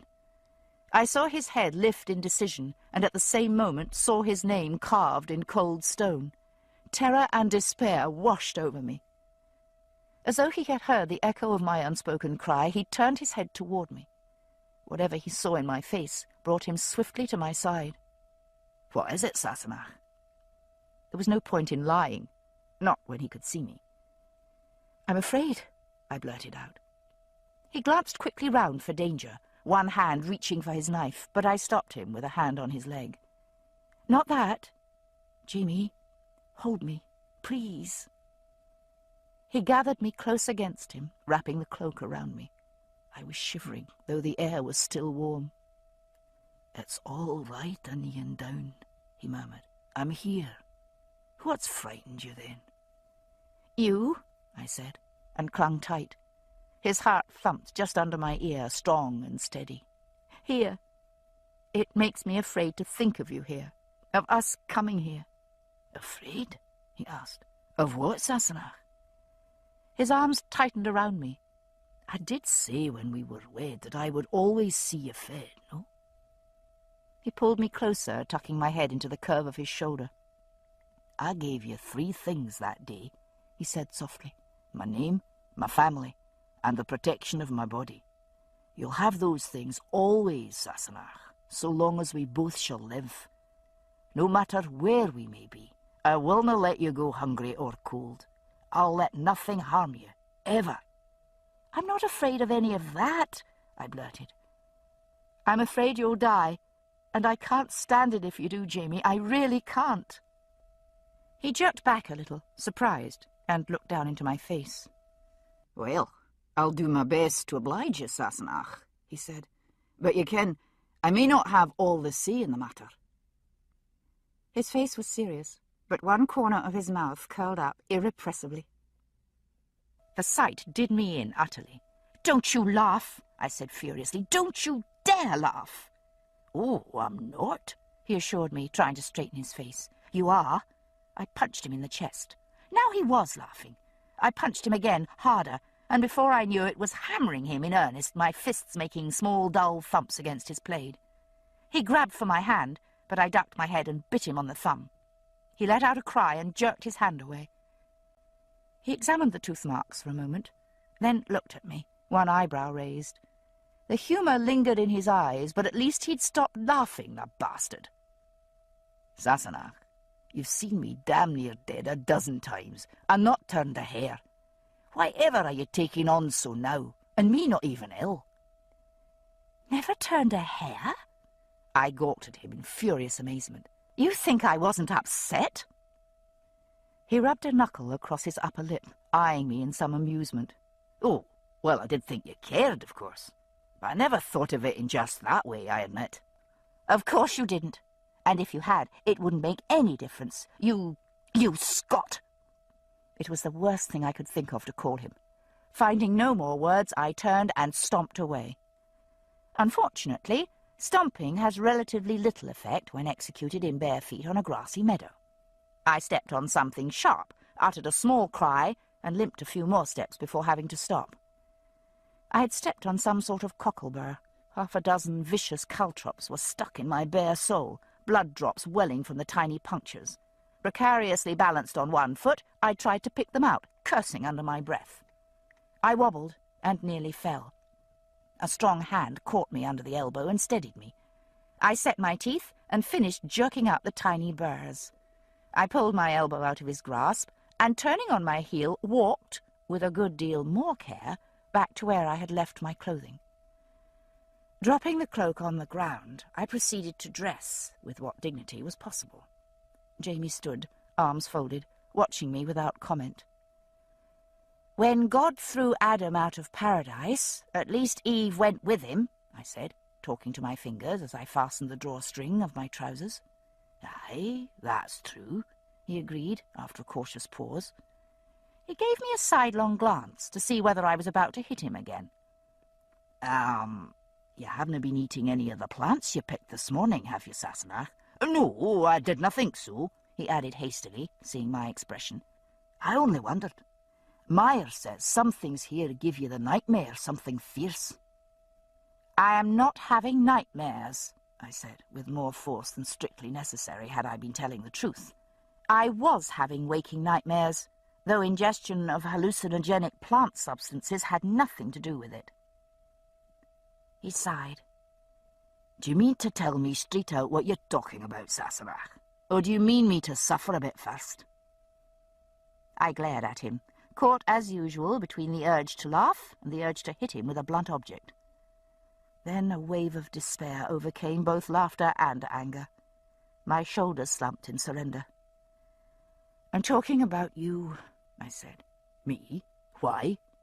"Because you're a bloody Highlander, and you're all about honour and courage and constancy, and I know you can't help it, and I wouldn't want you to. Only, damn it, it's going to take you to Scotland and get you killed, and there's nothing I can do about it." He gave me a look of incredulity. "Scotland?" he said, as though I'd said something completely mad. "Scotland, where your bloody grave is." He rubbed a hand slowly through his hair, looking down the bridge of his nose at me.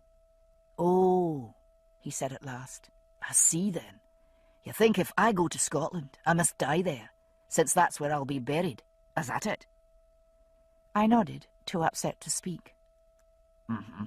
And just why is it you think I'm going to Scotland?" he asked carefully. I glared at him in exasperation and waved an arm at the expanse of wilderness around us. "Where the hell else are you going to get settlers for this land? Of course you're going to Scotland." He looked at me, exasperated in turn. "How in the name of God do you think I should do that, Sassenach?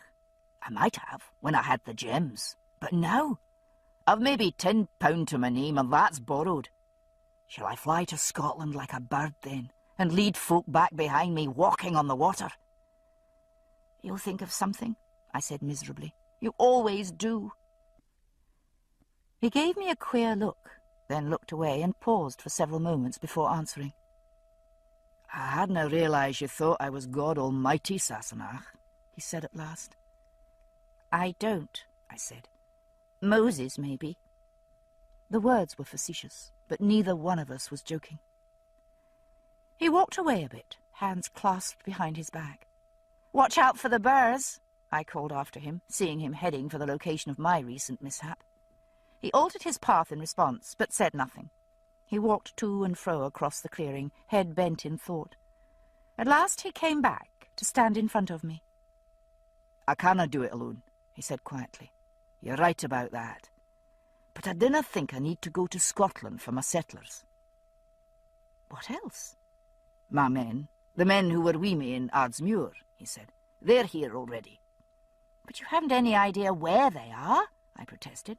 "And besides, they were transported years ago. They'll be settled. They won't want to pull up stakes and come to the ends of the bloody earth with you." He smiled, a little wryly. "You did, Sassenach." I took a deep breath. The nagging weight of fear that had burdened my heart for the last weeks had eased. With that concern lifted, though, there was room now in my mind to contemplate the staggering difficulty of the task he was setting himself. Track down men scattered over 3 colonies, persuade them to come with him, and simultaneously find sufficient capital to finance the clearing of land and planting of crops, to say nothing of the sheer enormity of labour involved in carving some small foothold out of this virgin wilderness. "I'll think of something," he said, smiling slightly as he watched doubts and uncertainties flit across my face. "I always do, All of my breath went out in a long sigh. "You do," I said. "Jamie, are you sure? Your Aunt Jocasta?" He dismissed that possibility with a flick of his hand. "No," he said. "Never." I still hesitated, feeling guilty. "You wouldn't... It's not just because of me, what I said about keeping slaves." "No," he said. He paused, and I saw the two twisted fingers of his right hand twitch. He saw it too, and stopped the movement abruptly. "I have lived as a slave, Claire," he said quietly, head bent. "And I couldna live, knowing there was a man on earth who felt toward me as I have felt toward those who thought they owned me." I reached out and covered his crippled hand with my own. Tears ran down my cheeks, warm and soothing as summer rain. "You won't leave me?" I asked at last. "You won't die?" He shook his head and squeezed my hand tight. "You are my courage, as I am your conscience," he whispered. "You are my heart, and I your compassion. We are neither of us whole alone. Do you not know that, Sassenach?" "I do know that," I said, and my voice shook. "That's why I'm so afraid. I don't want to be half a person again. I can't bear it." He thumbed a lock of hair off my wet cheek and pulled me into his arms so close that I could feel the rise and fall of his chest as he breathed. He was so solid, so alive, ruddy hair curling gold against bare skin. And yet I had held him so before, and lost him. His hand touched my cheek, warm despite the dampness of my skin. "But do you not see how very small a thing is the notion of death between us two, Claire?" he whispered. My hands curled into fists against his chest. No, I didn't think it a small thing at all. "All the time after you left me, after Culloden, I was dead then, was I not?" "I thought you were. That's why I... Oh." I took a deep, tremulous breath, and he nodded. 200 years from now, I shall most certainly be dead, Sassenach," he said. He smiled crookedly. "Be it Indians, wild beasts, a plague, the hangman's rope, or only the blessing of old age, I will be dead." "Yes." "And while you were there, in your own time, I was dead, no?" I nodded, wordless. Even now I could look back and see the abyss of despair into which that parting had dropped me, and from which I had climbed one painful inch at a time. Now I stood with him again upon the summit of life, and couldn't contemplate descent. He reached down and plucked a stalk of grass, spreading the soft green beards between his fingers. "Man is like the grass of the field," he quoted softly, brushing the slender stem over my knuckles where they rested against his chest. "Today it blooms, tomorrow it withers and is cast into the oven." He lifted the silky green tuft to his lips and kissed it, then touched it gently to my mouth. "I was dead, my Sassenach, and yet all that time I loved you." I closed my eyes, feeling the tickle of the grass on my lips, light as the touch of sun and air. "I loved you too," I whispered. "I always will." The grass fell away. Eyes closed, I felt him lean toward me, and his mouth on mine, warm as sun, light as air. "So long as my body lives, and yours, we are one flesh," he whispered. His fingers touched me, hair and chin and neck and breast, and I breathed his breath and felt him solid under my hand. Then I lay with my head on his shoulder, the strength of him supporting me, the words deep and soft in his chest. "And when my body shall cease, my soul will still be yours." Claire, I swear by my hope of heaven, I will not be parted from you. The wind stirred the leaves of the chestnut trees nearby, and the scents of late summer rose up rich around us. Pine and grass and strawberries, sun-warmed stone and cool water, and the sharp, musky smell of his body next to mine. Nothing is lost, Sassenach, only changed. That's the first law of thermodynamics, I said, wiping my nose. No, he said, that's faith. Part 6. Je t'aime. Chapter 17. Home for the holidays. Inverness, Scotland, December the 23rd, 1969. He checked the train schedule for the dozenth time, then prowled around the manse's living room, too restless to settle. An hour yet to wait. The room was half dismantled, with piles of cartons lying higgledy-piggledy on every surface. He'd promised to have the place cleared out by the new year, except for the pieces Fiona wanted to keep. He wandered down the hall and into the kitchen, stood staring into the ancient refrigerator for a moment, decided he wasn't hungry, and closed the door. He wished that Mrs. Graham and the Reverend could have met Brianna, and she then. He smiled at the empty kitchen table, remembering an adolescent conversation with the two elderly people when he, in the grip of a mad and unrequited lust for the tobacconist's daughter, had asked how to know if one was truly in love. "If you have to ask yourself if you're in love, laddie, then you aren't," Mrs. Graham had assured him, tapping her spoon on the edge of her mixing bowl for emphasis. "And keep your paws off wee Mavis McDowell, or her da will murder you." "When you're in love, Rog, you'll know it with no telling," the Reverend had chimed in, dipping a finger in the cake batter. He ducked in mock alarm as Mrs. Graham raised a threatening spoon and laughed. "And do mind yourself with young Mavis, lad. I'm not old enough to be a grandfather." Well, they'd been right. He knew, with no telling, had known since he'd met Brianna Randall. What he didn't know for sure was whether Brianna felt the same. He couldn't wait any longer. He slapped his pocket to be sure of his keys, ran down the stairs and out into the winter rain that had begun to pelt down just after breakfast. They did say a cold shower was the thing. Hadn't worked with Mavis, though. December the 24th, 1969. "Now, the plum pudding's in the warming oven and the hard sauce in the wee pan to the back," Fiona instructed him, pulling on her fuzzy woolen hat. It was red. Fiona was short, and in it she looked like a garden gnome.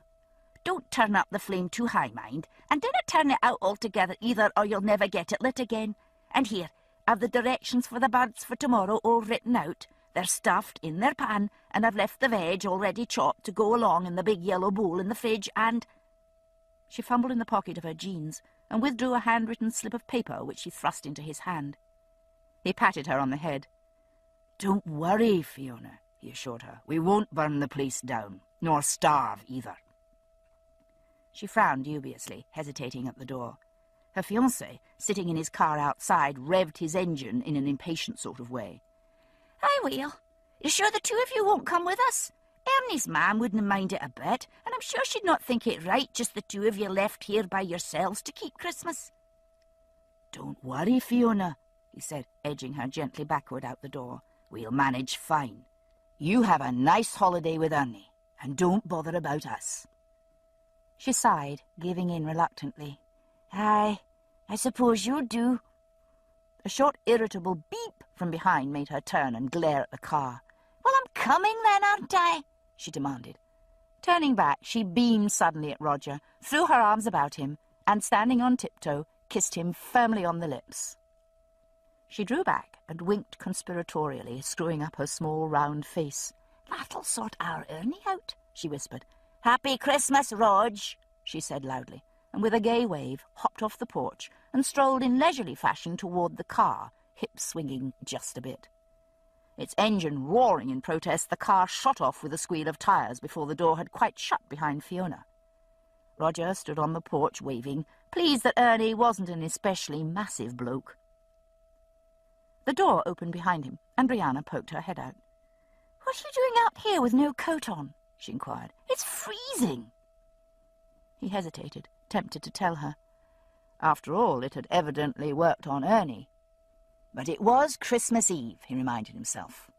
In spite of the lowering sky and plummeting temperature, he felt warm and tingling all over. He smiled at her. "Just seeing Fiona off," he said, pulling back the door.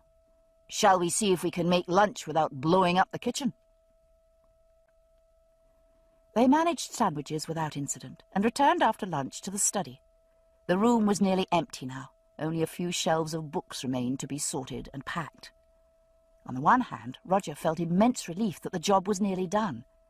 On the other, it was sad to see the warm, cluttered study reduced to such a shell of its former self. The Reverend's big desk had been emptied and removed to the garage for storage. The floor-to-ceiling shelves denuded of their huge burden of books. The cork-lined walls stripped of its many layers of fluttering papers. This process reminded Roger uncomfortably of chicken plucking, the result being a stark and pathetic bareness that made him want to avert his eyes.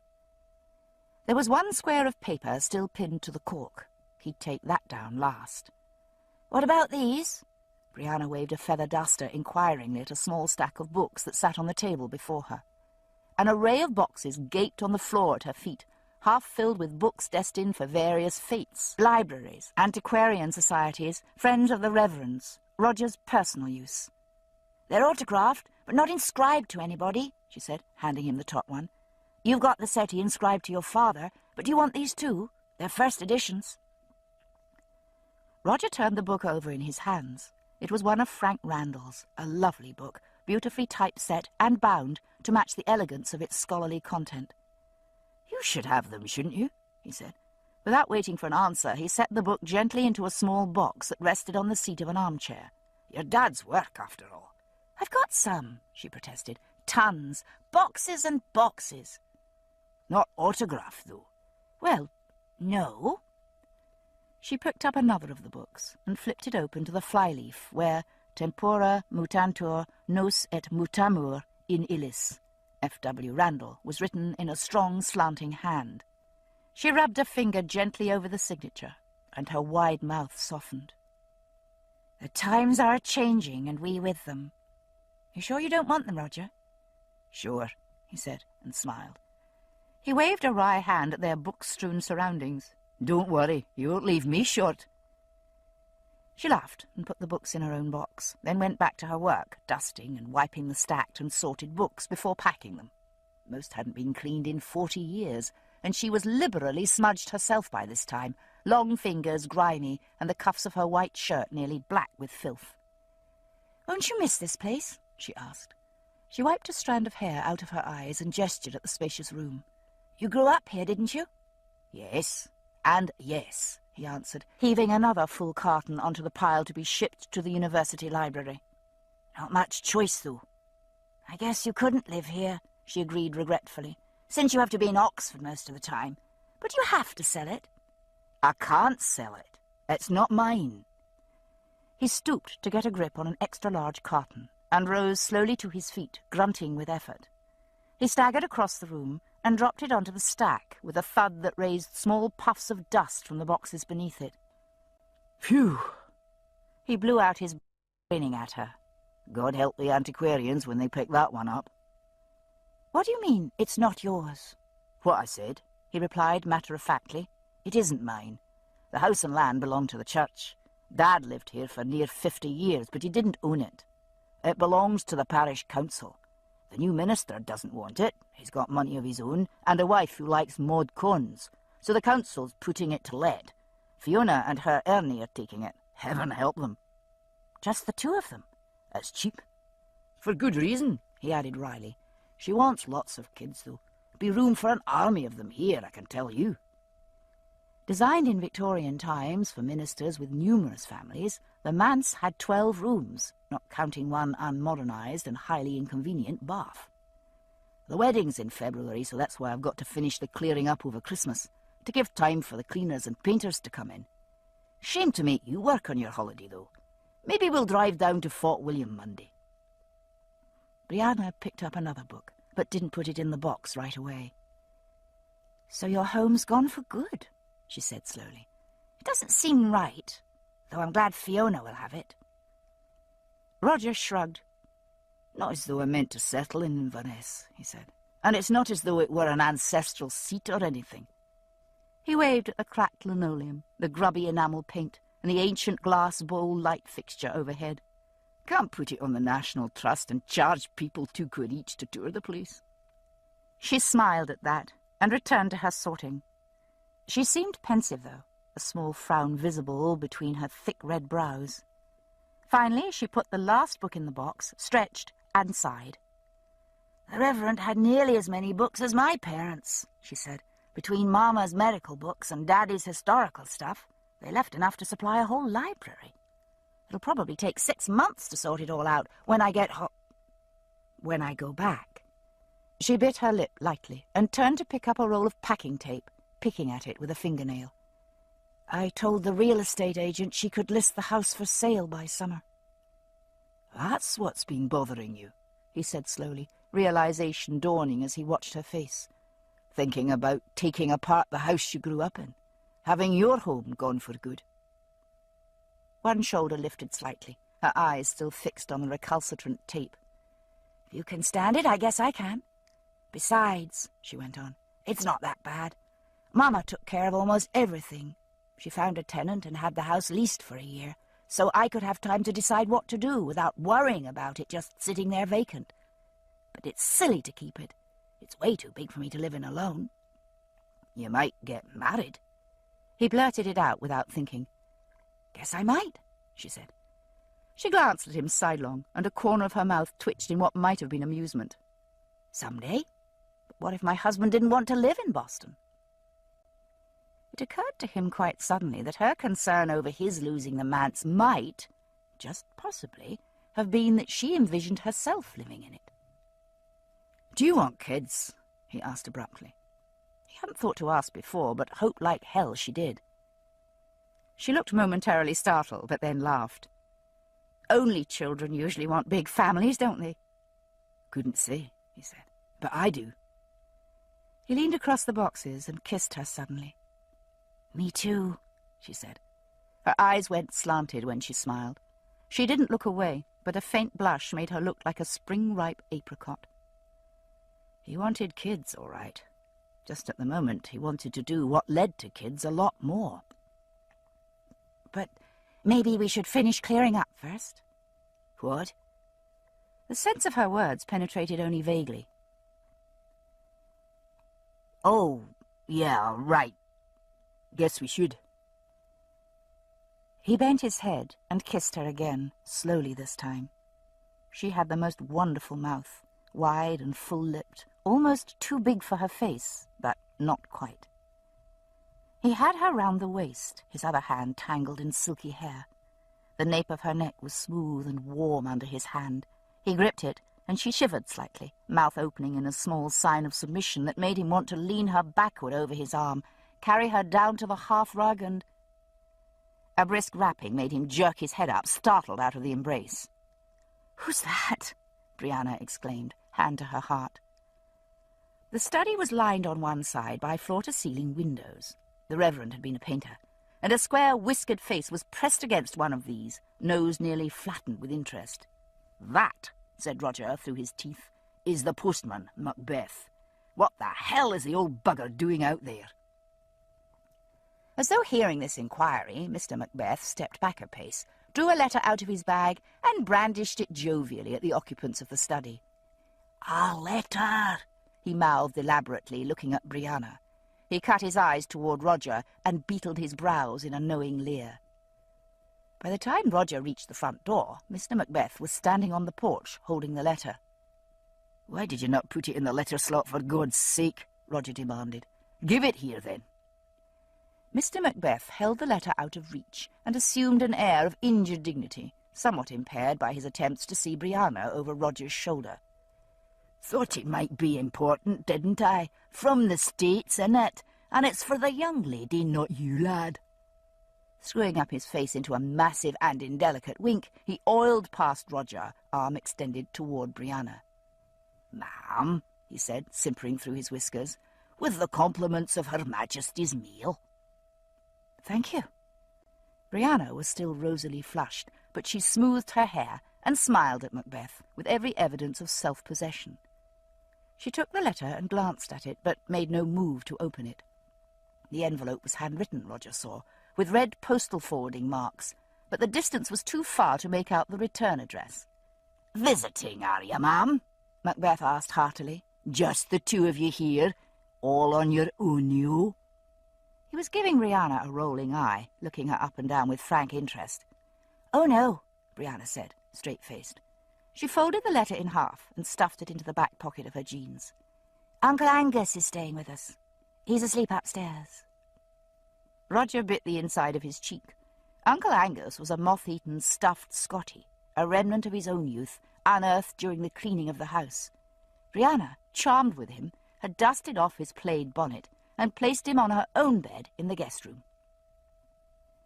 The postman's heavy brows rose.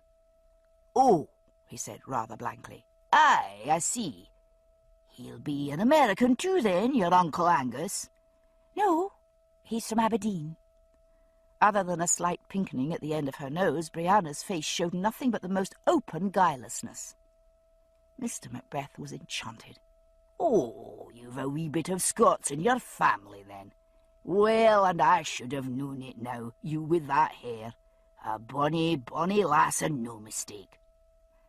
He shook his head in admiration, lechery replaced by a pseudo-avuncular air that Roger found only slightly less objectionable. "Yes, well," Roger cleared his throat meaningfully, "I'm sure we don't want to keep you from your work, Macbeth." "Oh, it's no trouble at all," the postman assured him, craning to catch a last glimpse of Brianna as he turned to go. "Nae rest for the weary, is there, my dear?"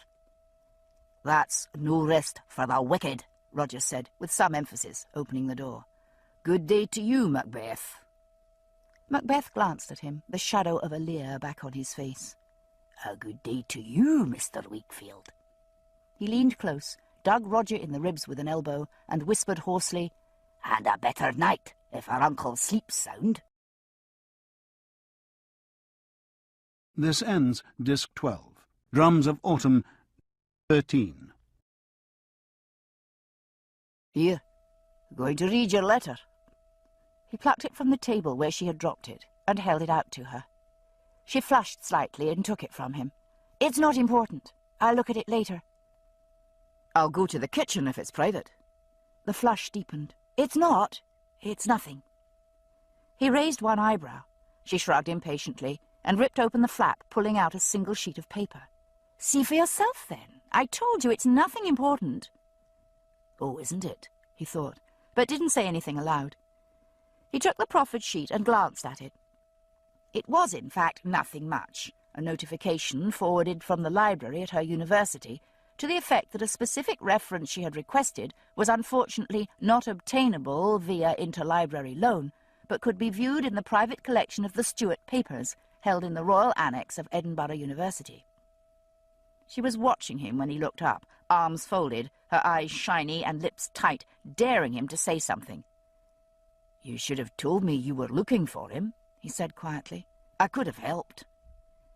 She shrugged slightly, and he saw her throat move as she swallowed. "I know how to do historical research. I used to help my She broke off, lower lip caught between her teeth. "Yeah, I see," he said. And did.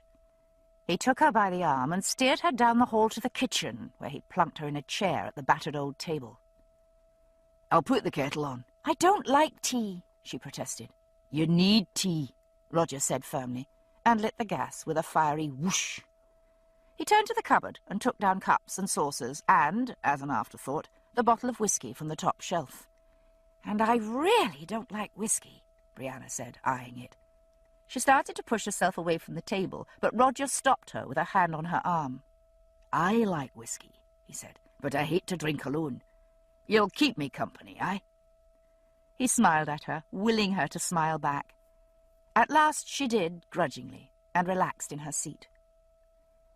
He sat down opposite her and filled his cup halfway with the pungent amber liquid. He breathed in the fumes with pleasure and sipped slowly, letting the fine, strong stuff roll down his throat.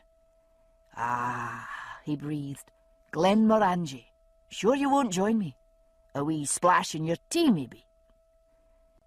She shook her head silently, but when the kettle began to whistle, she got up to take it off the fire and pour the hot water into the waiting pot.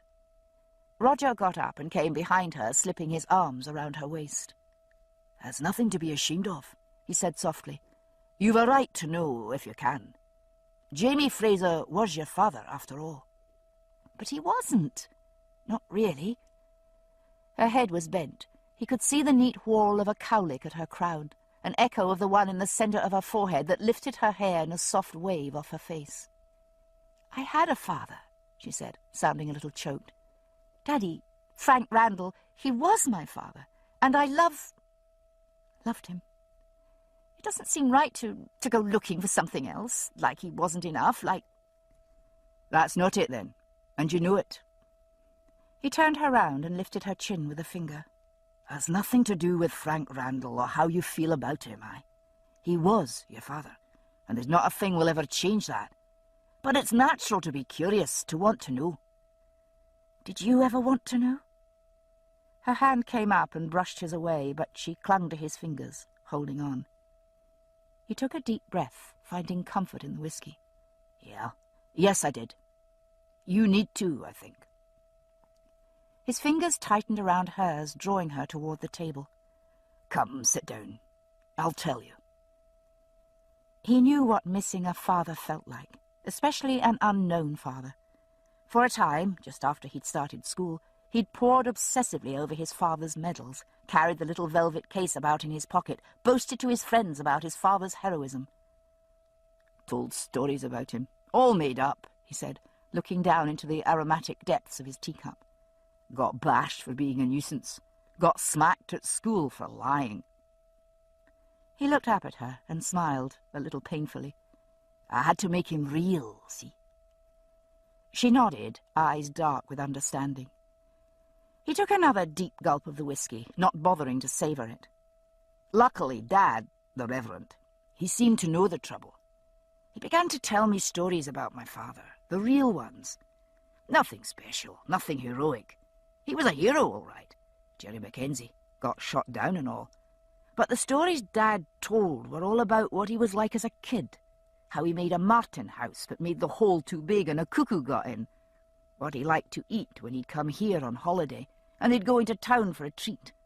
How he filled his pockets with winkles off the rocks and forgot about them and ruined his trousers with the stink." He broke off and smiled at her, his throat still tight at the memory. "He made my father real to me, and I missed him more than ever, because then I knew a bit about what I was missing. But I had to know." "Some people would say you can't miss what you never had, that it's better not to know at all." Brianna lifted her cup, blue eyes steady over the rim. "Some people are fools, or cowards." He poured another tot of whiskey into his cup, tilted the bottle toward her with a lifted brow. She held out her cup without comment, and he splashed whiskey into it. She drank from it and set it down. "What about your mother?" she asked. "I had a few real memories of her. I was nearly 5 when she died. And there are the boxes in the garage." He tilted his head toward the window. "All her things, her letters. It's like Dad said, everybody needs a history. Mine was out there. I knew if I ever needed to, I could find out more." He studied her for a long moment. "You missed her a lot," he said. "Claire." She glanced at him, nodded briefly, and drank, then held out her empty cup for more. I was afraid to look," she said, eyes fixed on the stream of whiskey.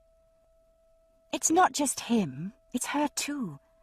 I mean, I know his stories. Jamie Fraser's. She's told me a lot about him. A lot more than I'll ever find in historical records," she added, with a feeble attempt at a smile. She took a deep breath. "But, Mama, at first I tried to pretend she was only gone, like on a trip. But when I couldn't do that anymore, I tried to believe she was dead." Her nose was running from emotion, whiskey, or the heat of the tea. Roger reached for the tea towel hanging by the stove and shoved it across the table to her. "She isn't, though." She picked up the towel and wiped angrily at her nose. "That's the trouble. I have to miss her all the time and to know that I'll never see her again, but she isn't even dead. How can I mourn for her when I hope she's happy where she is, when I made her go? She gulped the rest of her cup, choked slightly, and got her breath.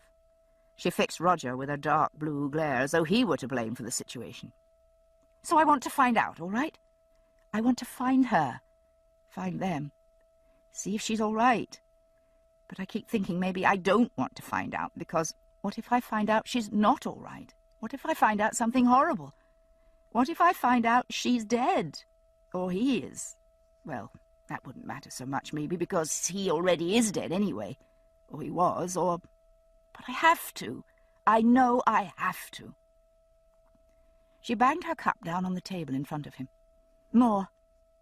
He opened his mouth to say that she'd had a good bit more than she needed already, but a glance at her face changed his mind. He shut his mouth and poured. She didn't wait for him to add tea, but raised the cup to her mouth and took a large swallow, and another. She coughed, sputtered, and set the cup down, eyes watering. So I'm looking. Or I was. When I saw Daddy's books and his handwriting, though, it all seemed wrong then. Do you think I'm wrong? She asked, peering woefully at him through tear-clogged lashes. No, Hen, he said gently. It's not wrong. You're right, you've got to know. I'll help you. He stood up and, taking her under the arms, hoisted her to her feet. But right now, I think you should maybe have a bit of a lie down, hmm? He got her up the stairs and halfway down the hall, when she suddenly broke free and darted into the bathroom. He leaned against the wall outside, waiting patiently until she staggered out again, her face the colour of the aged plaster above the wainscoting. "Waste of Glenmorangie, that," he said, taking her by the shoulders and steering her into the bedroom. "If I'd known I was dealing with a sot, I'd have given you the cheap stuff." She collapsed on the bed and allowed him to take off her shoes and socks. She rolled onto her stomach, Uncle Angus cradled in the crook of her arm. "I told you I didn't like tea," she mumbled, and was asleep in seconds. Roger worked for an hour or two by himself, sorting books and tying cartons. It was a quiet, dark afternoon, with no sound but a soft patter of rain and the occasional whoosh of a car's tires on the street outside. When the light began to fail, he turned on the lamps and went down the hall to the kitchen to wash the book grime from his hands. A huge pot of milky cocker-leaky soup was burbling on the back of the cooker. What had Fiona said to do about that? Turn it up? Turn it off? Throw things into it? He peered dubiously into the pot and decided to leave well enough alone. He tidied up the remains of their impromptu tea, rinsed the cups and dried them, hung them carefully from their hooks in the cupboard. They were remnants of the old willow pattern set the Reverend had had for as long as Roger could remember, the blue and white Chinese trees and pagodas augmented by odd bits of ill-assorted crockery acquired from jumble sales. Fiona would have all new, of course. She'd forced them to look at magazine pictures of china and crystal and flatware. Brianna had made suitable admiring noises. Roger's eyes had gone glassy from boredom. He supposed the old stuff would all end up at the jumble sale. At least it might still be useful to someone. On impulse, he took down the 2 cups he'd washed, wrapped them in a clean tea towel, and took them to the study, where he tucked them into the box he'd set aside for himself. He felt thoroughly foolish, but at the same time, somewhat better. He looked around the echoing study, quite bare now, save for the single sheet of paper on the cork-lined wall. "So, your home's gone for good?" Well, he'd left home some time ago, hadn't he? Yeah, it bothered him. A lot more than he'd let on to Brianna, in fact. That was why it had taken so bloody long to finish clearing out the manse, if he was honest about it. True, it was a monster task. True, he had his own job to do at Oxford. And true, the thousands of books had had to be sorted with care. But he could have done it faster, if he'd wanted. With the house standing vacant, he might never have got the job finished. But with the impetus of Fiona behind and the lure of Brianna before, he smiled at the thought of the 2 of them, little dark curly-headed Wren and tall fire-haired Viking. Likely it took women to get men to do anything much. Time to finish up, though. With a sense of sombre ceremony, he unpinned the corners of the yellowed sheet of paper and took it down from the cork. It was his family tree, a genealogical chart made out in the Reverend's neat, round hand. Mackenzies and more Mackenzies, generations of them. He'd thought lately of taking back the name permanently, not just for the singing. After all, with Dad gone, he didn't mean to come back much more to Inverness, where folk would know him as Wakefield. That had been the point of the genealogy, after all, that Roger shouldn't forget who he was. Dad had known a few individual stories, but no more than the names for most of the people on the list. And he hadn't known even that for the most important one, the woman whose green eyes Roger saw each morning in the mirror. She was nowhere on this list, for good reason. Roger's finger stopped near the top of the chart. There he was, the changeling, William Buccleuch Mackenzie, given to foster parents to raise, the illegitimate offspring of the war chieftain of Clan Mackenzie and of a witch condemned to burning, Dougal Mackenzie and the witch Gilas Duncan. Not a witch at all, of course, but something just as dangerous. He had her eyes, or so Claire said. Had he inherited something more from her as well? Was the terrifying ability to travel through the stones passed down unsuspected through generations of respectable boatwrights and herdsmen? He thought of it each time he saw the chart now, and for that reason tried not to look. He appreciated Brianna's ambivalence. He understood all too well the razor's edge between fear and curiosity, the pull between the need to know and the fear of finding out. Well, he could help Brianna find out. And for himself... Roger slipped the chart into a folder and put it in the box. He closed the top of the carton and added an X of sticky tape across the flap for good measure. "That's that, then," he said aloud, and left the empty room. He stopped at the head of the stairs, taken by surprise.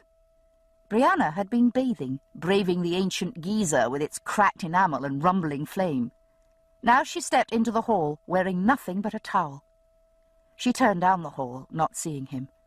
Roger stood very still, listening to the thud of his heart, feeling his palms slick on the polished banister. She was modestly covered. He had seen more of her in the halters and shorts she had worn in the summer. It was the fragility of her covering that roused him, the knowledge that he could undress her with one quick tug. That, and the knowledge that they were quite alone in the house. Dynamite. He took a step after her, and stopped. She had heard him. She stopped too, but it was a long moment before she turned around. Her feet were bare, high-arched and long-toed. The slender curves of her wet footprints were dark on the worn runner that covered the floor of the hallway. She didn't say anything, just looked at him straight on, her eyes dark and slanting. She stood against the tall window at the end of the hall, her swaddled figure black against the pale grey light of the rainy day outside.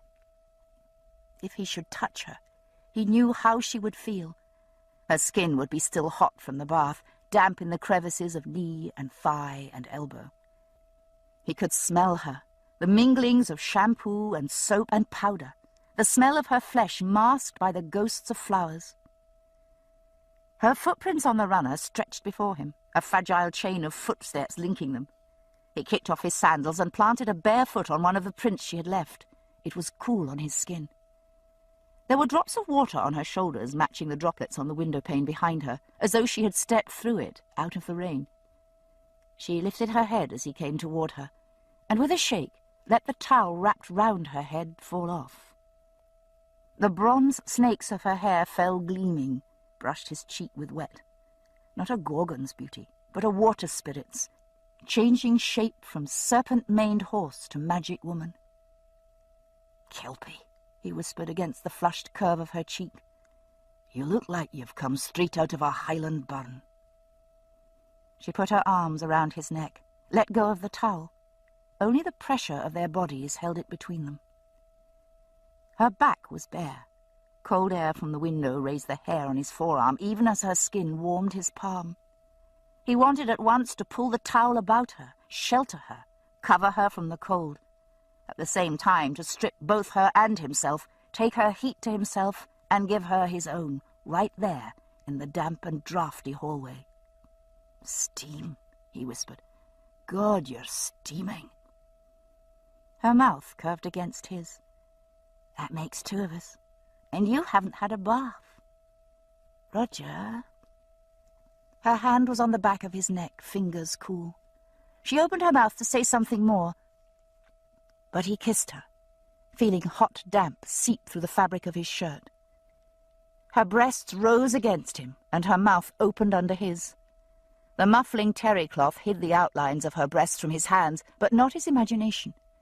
He could see them in his mind's eye, round and smooth, with that faint enchanting wobble of full flesh. His hand drifted lower, grasping the swell of bare buttock. She shied, lost her balance, and the two of them collapsed awkwardly, grappling with each other in an effort to stay upright. Roger's knees hit the floor, and he dragged her down with him.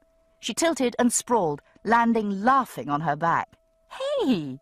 She grabbed for her towel, then abandoned it as he lunged over her, kissing her again. He'd been right about her breasts. The one under his hand was bare now, full and soft, the nipple hard in the center of his palm. Dynamite. And the fuse was lit. His other hand rested at the top of her thigh under the towel, close enough that he could feel the damp curls brush his finger. God, what color was it? Deep auburn, as he'd imagined, copper and bronze like the hair of her head. Despite himself, his hand slid farther, dying to cup the soft, slippery fullness he could sense, so close. With an effort that made him dizzy, he stopped. Her hand was on his arm, pulling him back down. "Please," she whispered. "Please. I want you to." He felt hollow as a bell. His heartbeat echoed in head and chest, and painfully hard between his legs.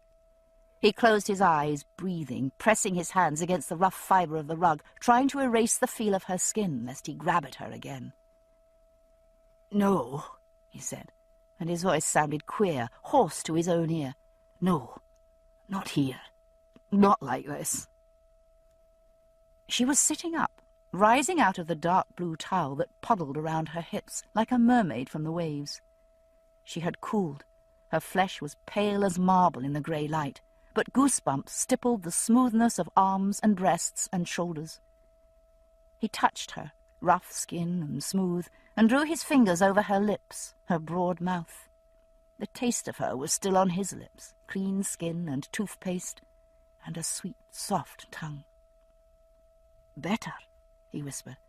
"I want it to be better. The first time."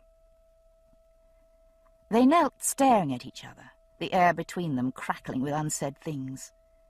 The fuse was still burning, but a slow match now. Roger felt rooted to the spot. Perhaps it was the Gorgon, after all. Then the smell of scorching milk rose up the stair, and both of them started up at once. "Something's burning," Brianna said, and made a dart toward the stair, her towel clumsily back in place. He caught her by the arm as she passed by. She was cold to the touch, chilled by the draughty hallway. "I'll do it," he said. "You go and get dressed." She shot him a quick blue glance and turned, disappearing into the spare bedroom. The door clicked shut behind her, and he dashed down the hall, clattering down the stair toward the smell of disaster, feeling his palm burn where he had touched her. Downstairs, Roger dealt with the spilled and scalded soup, berating himself. Where did he get off, lunging at her like a crazed salmon en route to the spawning grounds, ripping off her towel and grappling her to the floor? Christ, she must think him next door to a rapist.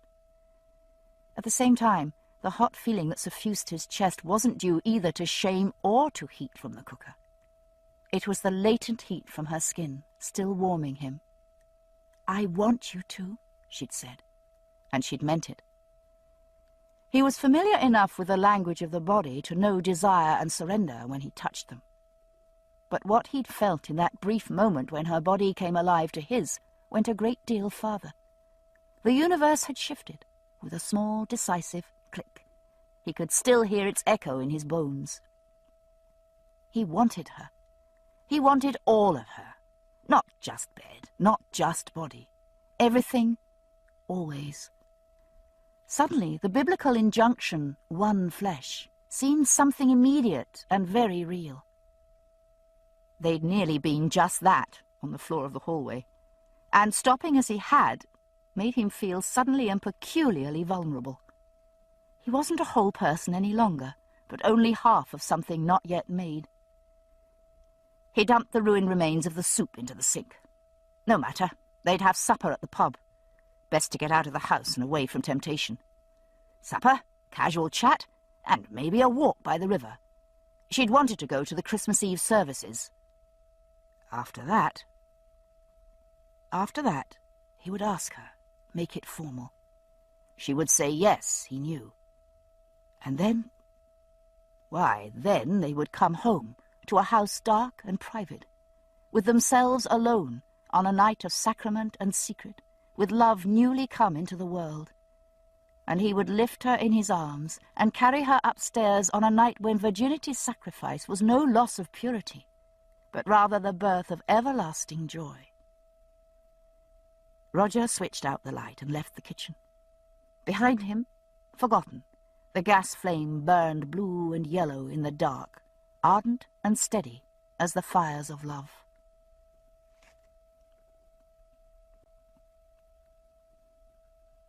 Chapter 18. Unseemly Lust. The Reverend Wakefield had been a kindly and ecumenical man, tolerant of all shades of religious opinion, and willing to entertain doctrines his flock would have found outrageous, if not downright blasphemous. Still, a lifetime of exposure to the stern face of Scottish Presbyterianism and its abiding suspicion of anything Romish had left Roger with a certain residual uneasiness upon entering a Catholic church, as though he might be seized at the door and forcibly baptized by outlandishly dressed minions of the True Cross. No such violence offered as he followed Brianna into the small stone building. There was a boy in a long white robe visible at the far end of the nave, but he was peaceably engaged in lighting 2 pairs of tall white candles that decorated the altar. A faint, unfamiliar scent hung in the air. Roger inhaled, trying to be unobtrusive about it.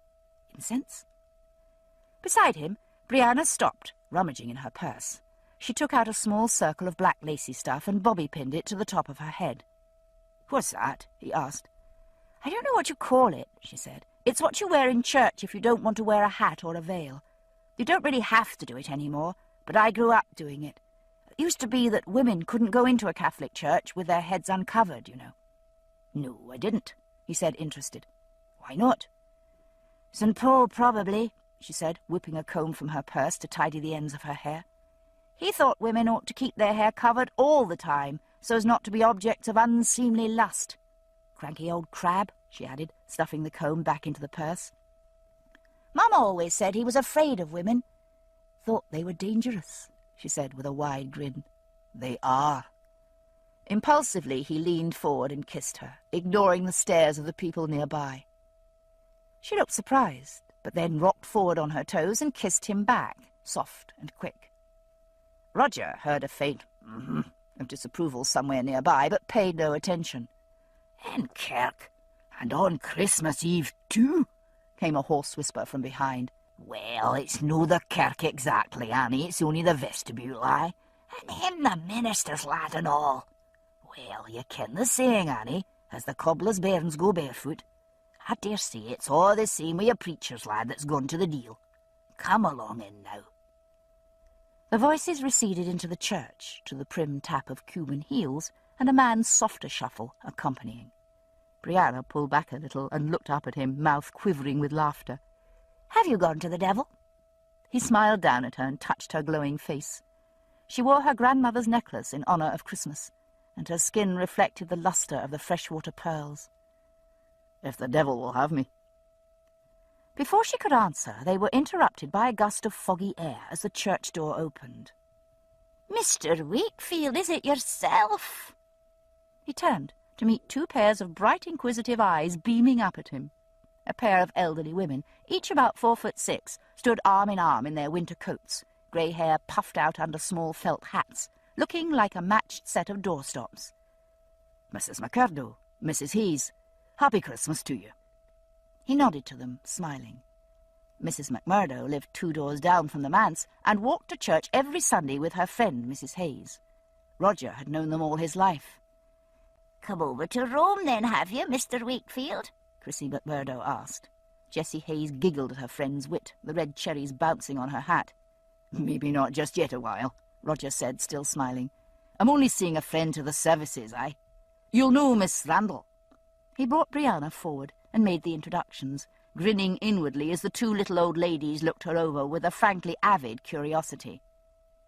To Mrs. McMurdo and Mrs. Hayes, his presence here was as overt a declaration of his intentions as if he'd taken out a full-page ad in the evening newspaper. Too bad Brianna was unaware of it. Or was she? She glanced at him with a half-hidden smile, and he felt the pressure of her fingers on his arm, just for a moment. "Oh, there's the wee laddie coming wi' the censer," cried Mrs. Hayes, spotting another white-robed boy emerging from the sanctuary. "Best get in quick, Chrissy, or we'll never have a seat." "Such a pleasure to meet you, my dear," Mrs. McMurdo told Brianna, head tilted back so far that her hat was in danger of falling off. "My, such a bonny tall lass." She glanced at Roger, twinkling. "Lucky to have found a lad to match you, eh? Chrissy!" "Just coming, Jessie, just coming. Dinner fash, there's time." Straightening her hat, trimmed with a small bunch of grouse's feathers, Mrs. McMurdo turned in leisurely fashion to join her friend. The bell above them began to clang again, and Roger took Brianna's arm. Just in front of them, he saw Jessie Hayes glance back, eyes bright with speculation, her smile half sly with knowing. Brianna dipped her fingers in a small stone basin set in the wall by the door, and crossed herself. Roger found the gesture suddenly and oddly familiar, despite its Romanness. Years ago, hill-walking with the Reverend, they'd come upon a saint's pool hidden in a grove. There was a flat stone standing on end beside the tiny spring, the remnants of carving on it worn nearly to smoothness, no more than the shadow of a human figure. A sense of mystery hung about the small, dark pool. He and the Reverend had stood there for some time, not speaking. Then the Reverend had bent, scooped up a handful of water, and poured it out at the foot of the stone in silent ceremony, scooped up another, and splashed it over his face. Only then had they knelt by the spring to drink the cold, sweet water. Above the Reverend's bowed back, Roger had seen the tattered knots of fabric tied to tree branches above the spring. Pledges, reminders of prayer left by whoever still visited the ancient shrine. For how many thousands of years had men thus blessed themselves with water before seeking their heart's desire? Roger dabbled his fingers in the water and awkwardly touched both head and heart with something that might have been a prayer. They found seats in the east transept, crowded shoulder to shoulder with a murmuring family busily engaged in settling belongings and sleepy children, passing coats and handbags and baby bottles to and fro, while a small wheezy organ played "O Little Town of Bethlehem" somewhere just out of sight. Then the music stopped. There was a silence of expectation, and then it burst out once more in a loud rendition of "O Come, All Ye Faithful." Roger rose with the congregation as the procession came down the centre aisle. There were several of the white-robed acolytes, one with a swinging censer that sent puffs of fragrant smoke into the crowd. Another bore a book, and a third a tall crucifix, the gruesome figure on it blatant, daubed with red paint, whose bloody echoes shimmered in the priest's vestment of gold and crimson. Despite himself, Roger felt a slight sense of shocked distaste. The mixture of barbaric pageantry and the undulations of sung Latin were quite foreign to what he subconsciously felt was proper in church. Still, as the Mass went on, things seemed more normal. There were Bible readings, quite familiar, and then the accustomed descent into the vaguely pleasant boredom of a sermon, in which the inevitable Christmas annunciations of peace, goodwill, and love rose to the surface of his mind, tranquil as white lilies floating on a pond of words. By the time the congregation rose again, Roger had lost all sense of strangeness. Surrounded by a warm, familiar church fug composed of floor polish, damp wool, naphtha fumes, and a faint whiff of the whiskey with which some worshippers had fortified themselves for the long service, he scarcely noticed the sweet, musky scent of frankincense. Breathing deeply, he thought he caught the hint of fresh grass from Brianna's hair. It shone in the dim light of the transept, thick and soft against the dark violet of her jumper. its copper sparks muted by the dimness. It was the deep, rufous colour of a red deer's pelt, and it gave him the same sense of helpless yearning he had felt when surprised by a deer on a highland path. The strong urge to touch it, stroke the wild thing, and keep it somehow with him, coupled with the sure knowledge that a finger's move would send it flying. Whatever one thought of St. Paul, he thought, the man had known what he was on about with respect to women's hair. Unseemly lust, was it? He had a sudden memory of the bare hallway and the steam rising from Brianna's body, the wet snakes of her hair cold on his skin. He looked away, trying to concentrate on the goings-on at the altar, where the priest was raising a large flat disk of bread, while a small boy madly shook a chime of bells. He watched her when she went up to take communion, and became aware with a slight start that he was praying wordlessly. He relaxed just a bit when he realized the content of his prayer. It wasn't the ignoble, "Let me have her," he might have expected. It was the more humble and acceptable, he hoped. "Let me be worthy of her. Let me love her rightly. Let me take care of her." He nodded toward the altar, then caught the curious eye of the man next to him and straightened up, clearing his throat, embarrassed as though he had been surprised in private conversation. She came back, eyes wide open and fixed on something deep inside, a small, dreaming smile on her wide, sweet mouth. She knelt, and he beside her. She had a tender look at the moment, but it wasn't a gentle face, straight-nosed and severe, with thick red brows redeemed from heaviness only by the grace of their arch. The cleanness of jaw and cheek might have been cut from white marble. It was the mouth that could change in a moment, from soft generosity to the mouth of a medieval abbess, lips sealed in cool stone celibacy. The thick Glaswegian voice beside him, bawling, "We three kings," brought him to with a start, in time to see the priest sweep down the aisle, surrounded by his acolytes, in clouds of triumphant smoke. "We three kings of Orient are," Brianna sang quietly as they made their way down River Walk. "Going to smoke a rubber cigar. It was loaded and exploded." "You did turn out the gas, didn't you?" "Yes," he assured her. "Not to worry. Between the cooker and the bathroom geyser, if the manse hasn't gone up in flames yet, it must be proof of divine protection." She laughed. "Do Presbyterians believe in guardian angels?" "Certainly not. Popish superstition, aye." "Well, I hope I haven't damned you to perdition by making you go to Mass with me. Or do Presbyterians believe in hell?" "Oh, that we do," he assured her. "As much as heaven, if not more." It was even foggier here by the river. Roger was glad they hadn't driven. You couldn't see more than 5 feet or so in the thick white murk. They walked arm in arm beside the River Ness, footsteps muffled. Swaddled by the fog, the unseen city around them might not have existed. They had left the other churchgoers behind. They were alone. Roger felt strangely exposed, chilled and vulnerable, stripped of the warmth and assurance he had felt in the church. Only nerves, he thought, and took a firmer grip of Brianna's arm. It was time. He took a deep breath, cool fog filling his chest. "Brianna." He had her by the arm, turned to face him before she had stopped walking, so her hair swung heavy through the dim arc from the street lamp overhead. Water droplets gleamed in a fine mist on her skin, glowed like pearls and diamonds in her hair, and through the padding of her jacket he felt in memory her bare skin, cool as fog to his fingers, flesh hot in his hand. Her eyes were wide and dark as a loch, with secrets moving, half-seen, half-sensed under rippling water. A kelpie, for sure. Iach Ushka, a water-horse, mane flowing, skin glowing.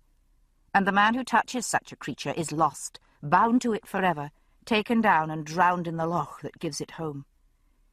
He felt suddenly afraid, not for himself, but for her, as though something might materialize from that water world to snatch her back, away from him. He grasped her by the hand as if to prevent her. Her fingers were cold and damp, a shock against the warmth of his palm. "I want you, Brianna," he said softly. "I cannot be saying it plainer than that. I love you. Will you marry me?" She didn't say anything, but her face changed like water when a stone is thrown into it. He could see it plainly as his own reflection in the bleakness of a tarn. You didn't want me to see that. The fog had settled in his chest. He was breathing ice, crystal needles piercing heart and lungs. You didn't want to hear it, did you? She shook her head, wordless. Aye. Well. With an effort, he let go her hand. That's all right, he said, surprised at the calmness in his voice. You'll not be worried about it, eh? He was turning to walk on when she stopped him, hand on his sleeve. Roger. It was a great effort to turn and face her. He had no wish for empty comfort, no desire to hear a feeble offer to be friends. He didn't think he could bear even to look at her, so crushing was his sense of loss. But he turned nonetheless, and then she was against him, her hands cold on his ears as she gripped his head and pushed her mouth hard onto his, not so much a kiss as blind frenzy, awkward with desperation. He gripped her hands and pulled them down, pushing her away. What in God's name are you playing at? Anger was better than emptiness, and he shouted at her in the empty street. I'm not playing. You said you wanted me. She gulped air. I want you too. Don't you know that? Didn't I say so in the hall this afternoon? I thought you did. He stared at her. What in hell do you mean? I mean I want to go to bed with you, she blurted. But you don't want to marry me. She shook her head, white as a sheet. Something between sickness and fury stirred in his gut and then erupted. So you'll not marry me, but you'll fuck me? How can you say such a thing? Don't use that sort of language to me. Language? You can suggest such a thing, but I must not say the word. I've never been so offended, never. She was trembling, strands of hair sticking to her face with the damp. I didn't mean to insult you. I thought you wanted to. He grabbed her arms and jerked her toward him. If all I wanted was to fuck you, I would have had you on your back a dozen times last summer. Like hell you would. She wrenched loose one arm and slapped him hard across the jaw, surprising him. He grabbed her hand, pulled her toward him, and kissed her, a good deal harder and a good deal longer than he ever had before. She was tall and strong and angry, but he was taller, stronger, and much angrier. She kicked and struggled, and he kissed her until he was good and ready to stop. The hell I would, he said, gasping for air as he let her go. He wiped his mouth and stood back, shaking. There was blood on his hand. She'd bitten him, and he hadn't felt a thing. She was shaking, too. Her face was white, lips pressed so tight together that nothing showed in her face but dark eyes blazing. But I didn't, he said, breathing slower. That wasn't what I wanted. It's not what I want now. He wiped his bloody hand against his shirt.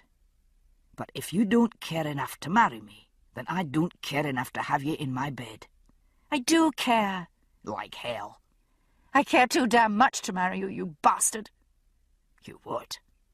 Because when I marry you, when I marry anybody, it's going to last, do you hear me? If I make a vow like that, I'll keep it, no matter what it costs me. Tears were running down her face. He groped in his pocket for a handkerchief and gave it to her.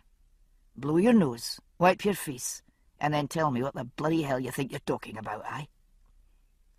She did as he said, sniffing and brushing back her damp hair with one hand. Her foolish little veil had fallen off. It was hanging by its bobby pin. He plucked it off, crumpling it in his hand. Your Scottish accent comes out when you get upset, she said, with a feeble attempt at a smile as she handed back the wadded hanky. I shouldn't wonder, Roger said in exasperation. Now, tell me what you mean, and do it plainly before you drive me all the way to the Gaelic. You can speak Gaelic? She was gradually getting possession of herself. I can, he said, and if you don't want to learn a good many cross expressions right swiftly, talk. What do you mean by making me such an offer? And you a nice Catholic girl straight out of Mass. I thought you were a virgin. I am. What does that have to do with it? Before he could answer this piece of outrageousness, she followed it up with another. Don't you tell me you haven't had girls. I know you have. Aye, I have. I didn't want to marry them, and they didn't want to marry me. I didn't love them. They didn't love me. I do love you, damn it. She leaned against the lamppost, hands behind her, and met his eyes directly. I think I love you, too. He didn't realize he had been holding his breath until he let it out. Ah, you do. The water had condensed in his hair, and icy trickles were running down his neck. Mm-hmm. Aye, and is the operative word there think, then? Or is it love? She relaxed just a little and swallowed. Both. She held up a hand as he started to speak. I do, I think, but I can't help thinking what happened to my mother. I don't want that to happen to me. Your mother? Simple astonishment was succeeded by a fresh burst of outrage. What? You're thinking of bloody Jamie Fraser? You think you cannot be satisfied with a boring historian? You must have a great passion, as she did for him. And you think I'll maybe not measure up? No! I'm not thinking of Jamie Fraser. I'm thinking of my father. She shoved her hands deep in the pockets of her jacket and swallowed hard. She'd stopped crying, but there were tears on her lashes, clotting them in spikes. She meant it when she married him. I could see it in those pictures she gave me. She said better or worse, richer, poorer, and she meant it. And then she met Jamie Fraser, and she didn't mean it anymore. Her mouth worked silently for a moment, looking for words.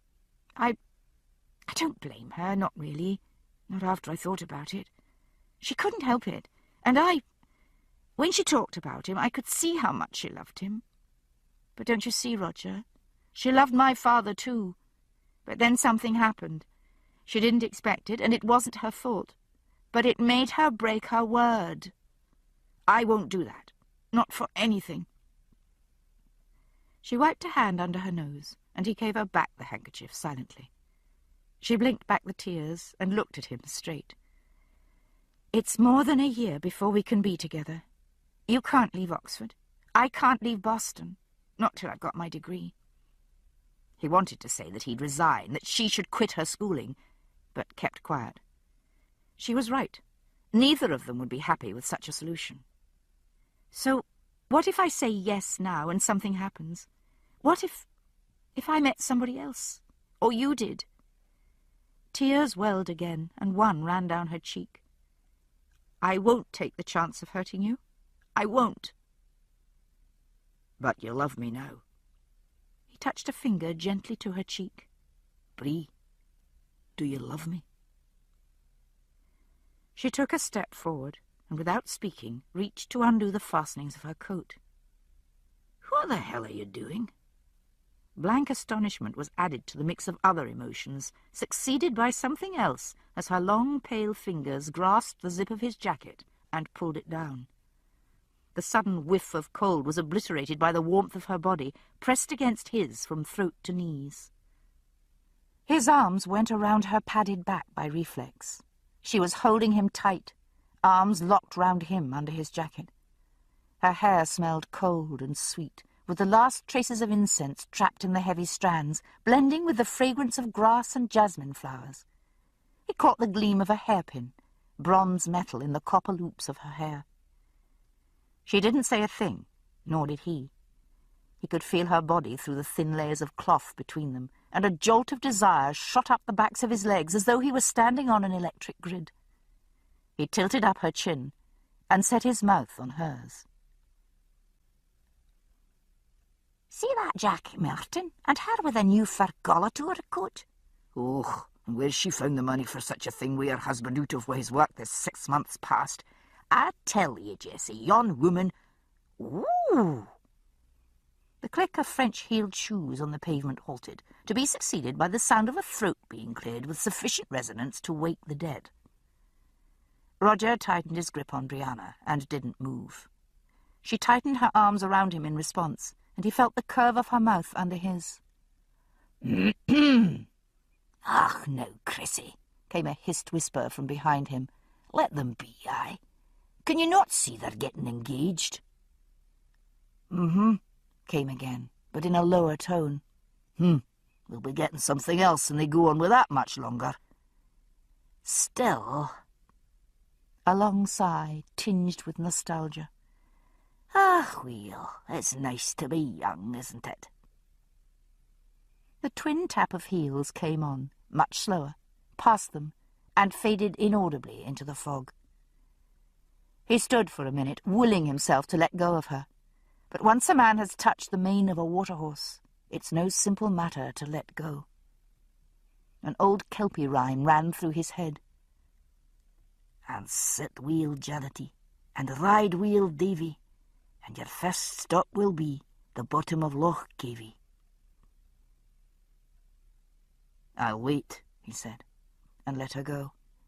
He held her hands and looked into her eyes, now soft and clear as rain pools. Hear me, though, he said softly. I will have you all, or not at all.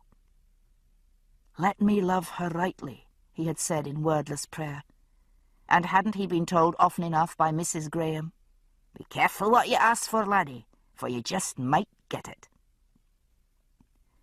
He cupped her breast, soft through her jumper. It's not only your body that I want, though God knows I want it badly. But I'll have you as my wife, or I will not have you. Your choice. She reached up and touched him, brushed the hair off his brow with fingers so cold they burned like dry ice. I understand, she whispered. The wind off the river was cold, and he reached to do up the zip of her jacket. In doing so, his hand brushed his own pocket, and he felt the small package lying there. He'd meant to give it to her over supper. Here, he said, handing it to her. Happy Christmas. I bought it last summer, he said, watching her cold fingers fumble at the holly-printed paper. Looks like prescience now, doesn't it? She held a silver circle, a bracelet, a flat silver band with words etched round it. He took it from her and slipped it over her hand onto her wrist. She turned it slowly, reading the words. Je t'aime, un peu, beaucoup, passionnément, pas du tout. I love you, a little, a lot, passionately. Not at all. He gave the band a quarter turn once more, completing the circle. Je t'aime, he said, and then with a twist of fingers sent it spinning on her wrist. She laid a hand on it, stopping it. Moi aussi, she said softly, looking not at the band, but at him. Joyeuse Noël.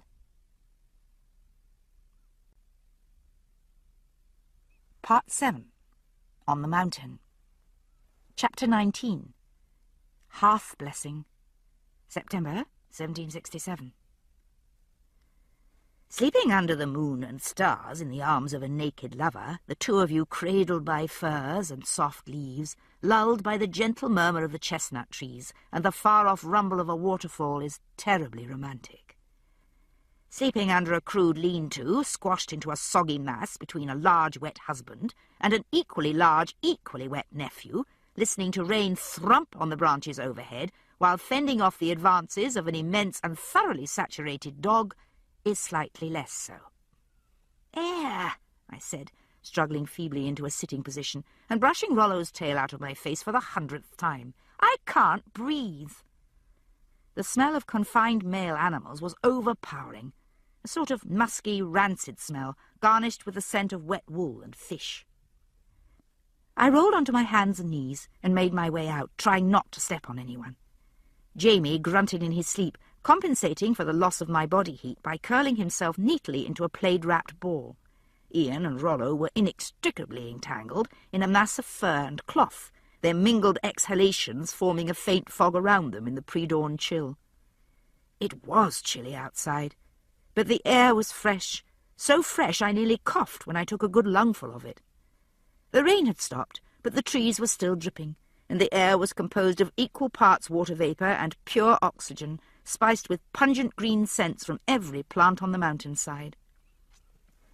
I'd been sleeping in Jamie's spare shirt, my buckskins put away in a saddlebag to avoid soaking. I was dappled with gooseflesh and shivering by the time I pulled them on, but the stiff leather warmed enough to shape itself to my body within a few minutes. Barefoot and cold-toed, I made my way carefully down to the stream to wash, kettle under my arm. It wasn't yet dawn, and the forest was filled with mist and grey-blue light, crepuscule, the mysterious half-light that comes at both ends of the day when the small secret things come out to feed.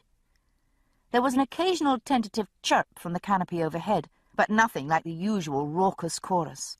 The birds were late in starting today because of the rain. The sky was still lowering, with clouds that ranged from black in the west to a pale slate blue in the dawning east. I felt a small rush of pleasure at the thought that I knew already the normal hour when the birds should sing, and had noticed the difference. Jamie had been right, I thought, when he had suggested that we stay on the mountain instead of returning to Cross Creek. It was the beginning of September. By Myers' estimation, we would have 2 months of good weather, relatively good weather, I amended, looking up at the clouds, before the cold made shelter imperative. Time enough, maybe, to build a small cabin, to hunt for meat, to supply ourselves for the winter ahead. "It will be gay hard work," Jamie had said. I stood between his knees as he sat perched high on a large rock looking over the valley below. "And some danger to it. We may fail if the snow is early, or if I canna hunt meat enough. I will not do it if you say nay, Sassenach. Would you be afraid?" Afraid was putting it mildly. The thought made the bottom of my stomach drop alarmingly. When I had agreed to settle on the ridge, I had thought we would return to Cross Creek to spend the winter. We could have gathered both supplies and settlers in a leisurely manner, and returned in the spring, in caravan, to clear land and raise houses communally. Instead, we would be completely alone, several days' travel from the nearest tiny settlement of Europeans. Alone in a wilderness, alone through the winter. We had virtually nothing with us in the way of tools or supplies, save a felling axe, a couple of knives, a camp kettle and girdle, and my smaller medicine box. What if something happened? If Ian or Jamie fell ill or was hurt in an accident? If we starved or froze? And while Jamie was sure that our Indian acquaintances had no objection to our intent, I wasn't so sanguine about any others who might happen along. Yes, I bloody well would be afraid. On the other hand, I'd lived long enough to realize that fear wasn't usually fatal, at least not by itself. Add in the odd bear or savage, and I wasn't saying, mind. For the first time, I looked back with some longing at River Run, at hot water and warm beds, and regular food, at order, cleanliness, and safety. I could see well enough why Jamie didn't want to go back. Living on Jocasta's bounty for several months more would sink him that much further in obligation, make it that much harder to reject her blandishments. He also knew, even better than I, that Jocasta Cameron was born a Mackenzie. I had seen enough of her brothers, Dougal and Colum, to have a decent wariness of that heritage. The Mackenzies of Leoch didn't give up a purpose lightly, and were certainly not above plotting and manipulation to achieve their ends. And a blind spider might weave her webs that much more surely, for depending solely on a sense of touch. There were also really excellent reasons for staying the hell away from the vicinity of Sergeant Murchison, who seemed definitely the type to bear a grudge. And then there was Farquhar Campbell and the whole waiting web of planters and regulators, slaves and politics. No, I could see quite well why Jamie mightn't want to go back to such entanglement and complication, to say nothing of the looming fact of the coming war. At the same time, I was fairly sure that none of those reasons accounted for his decision. It's not just that you don't want to go back to River Run, is it? I leaned back against him, feeling his warmth as a contrast to the coolness of the evening breeze. The season hadn't yet turned. It was still late summer, and the air was rich with the sun-roused scents of leaf and berry. But so high in the mountains, the nights turned cold. I felt the small rumble of a laugh in his chest, and warm breath brushed my ear. "Is it so plain, then?" "Plain enough." I turned in his arms and rested my forehead against his, so our eyes were inches apart. His were a very deep blue, the same colour as the evening sky and the notch of the mountains. "Owl," I said. He laughed, startled, and blinked as he pulled back, long auburn lashes sweeping briefly down. "What? You lose," I explained. "It's a game called Owl. First person to blink loses." "Oh." He took hold of my ears by the lobes and drew me gently back, forehead to forehead. "Owl, then. You do have eyes like an owl, have you noticed?" "No," I said. "Can't say I have." "All clear and gold, and very wise." I didn't blink. "Tell me, then, why we're staying." He didn't blink either, but I felt his chest rise under my hand as he took a deep breath. "How shall I tell you what it is to feel the need of a place?" he said softly. "The need of snow beneath my shoon, the breath of the mountains breathing their own breath in my nostrils as God gave breath to Adam, the scrape of rock under my hand, climbing, and the sight of the lichens on it, enduring in the sun and the wind." His breath was gone, and he breathed again, taking mine. His hands were linked behind my head, holding me, face to face. "If I am to live as a man, I must have a mountain," he said simply. His eyes were open wide, searching mine for understanding. "Will you trust me, Sassenach?" he said. His nose pressed against mine, but his eyes didn't blink. Neither did mine. "With my life," I said. I felt his lips smile, an inch from mine. "And with your heart?" "Always," I whispered, and closed my eyes and kissed him. And so it was arranged. Myers would go back to Cross Creek, deliver Jamie's instructions to Duncan, assure Jocasta of our welfare, and procure as much in the way of stores as the remnants of our money would finance. If there was time before the first snowfall, he would return with supplies. If not, in the spring. Ian would stay. His help would be needed to build the cabin and to help with the hunting. "Give us this day our daily bread," I thought, pushing through the wet bushes that edged the creek, "and deliver us not into temptation." We were reasonably safe from temptation, though. For good or ill, we wouldn't see River Run again for at least a year. As for the daily bread, that had been coming through as dependably as manna. So far, at this time of year, there was an abundance of ripe nuts, fruits, and berries, which I collected as industriously as any squirrel.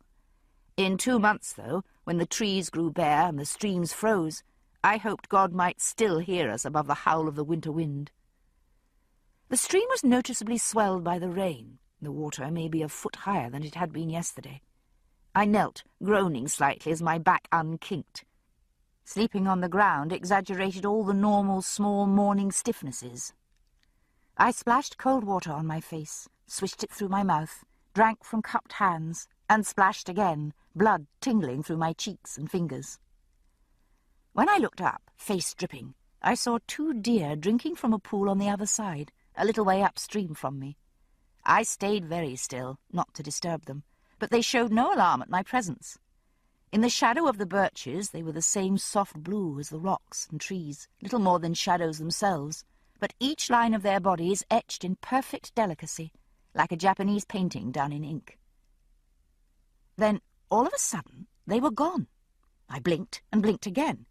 I hadn't seen them turn or run, and in spite of their ethereal beauty, I was sure I hadn't been imagining them. I could see the dark imprints of their hooves in the mud of the far bank, but they were gone. I didn't see or hear a thing, but the hair rose suddenly on my body, instinct rippling up arms and neck like electric current. I froze, nothing moving but my eyes. Where was it? What was it? The sun was up, the tops of the trees were visibly green, and the rocks began to glow as their colours warmed to life. But the birds were silent. Nothing moved, save the water. It was no more than 6 feet away from me, half visible behind a bush. The sound of its lapping was lost in the noise of the stream. Then the broad head lifted, and a tufted ear swivelled toward me, though I had made no noise. Could it hear me breathing? The sun had reached it, lit it into tawny life, glowed in gold eyes that stared into mine with a preternatural calm. The breeze had shifted. I could smell it now, a faint acrid cat tang and the stronger scent of blood. Ignoring me, it lifted a dark blotched paw and licked fastidiously, eyes slitted in hygienic preoccupation. It rubbed the paw several times over its ear, then stretched luxuriously in the patch of new sun. My God, it must be 6 feet long, and sauntered off, full belly swaying. I hadn't consciously been afraid. Pure instinct had frozen me in place, and sheer amazement at the cat's beauty, as well as its nearness, had kept me that way. With its going, though, my central nervous system thawed out at once and promptly went to pieces. I didn't gibber, but did shake considerably. It was several minutes before I managed to get off my knees and stand up. My hand shook so that I dropped the kettle 3 times in filling it. "Trust him," he'd said. Did I trust him? Yes, I did, and a fat lot of good that would do, unless he happened to be standing directly in front of me next time. But for this time, I was alive. I stood still, eyes closed, breathing in the pure morning air. I could feel every single atom of my body, blood racing to carry round the sweet fresh stuff to every cell and muscle fibre. The sun touched my face and warmed the cold skin to a lovely glow. I opened my eyes to a dazzle of green and yellow and blue. Day had broken. All the birds were singing now. I went up the path toward the clearing, resisting the impulse to look behind me. This ends Disc 13. Drums of Autumn, Disc 14. Jamie and Ian had felled several tall, slender pines the day before, cut them into 12-foot lengths, and rolled and wrestled and tumbled the logs downhill. Now they lay stacked at the edge of the small clearing, rough bark glistening black with wet. Jamie was pacing out a line, stamping down the wet grass, when I came back with a kettle filled with water. Ian had a fire started on the top of a large flat stone. He, having learned from Jamie the canny trick of keeping a handful of dry kindling always in one sporran, along with flint and steel. "This will be a wee shed," Jamie was saying, frowning at the ground in concentration. "We'll build this first, for we can sleep in it if it should rain again, but it needna be so well built as the cabin. It'll give us something to practice on, eh, Ian?" "What is it for, beyond practice?" I asked. He looked up and smiled at me. "Good morning, Sassenach. Did you sleep well?" "Of course not," I said. "What's the shed for?" "Meat," he said. "We'll dig a shallow pit at the back and fill it with embers to smoke what we can for keeping. And make a rack for drying. Ian's seen the Indians do it, to make what they call jerky. We must have a safe place where the beasts canna get at our food." This seemed a sound idea, particularly in view of the sort of beasts in the area. My only doubts were regarding the smoking. I'd seen it done in Scotland, and knew that smoking meat required a certain amount of attention. Someone had to be at hand to keep the fire from burning too high or going out altogether, had to turn the meat regularly, and baste it with fat to avoid scorching and drying. I had no difficulty in seeing who was going to be nominated for this task. The only trouble was that if I didn't manage to do it right, we'd all die of ptomaine poisoning. "Right," I said, without enthusiasm. Jamie caught my tone and grinned at me. "That's the first shed, Sassenach," he said. "The second one's yours." "Mine?" I perked up a bit at that. "For your wee herbs and bits of plants. They do take up a bit of room, as I recall."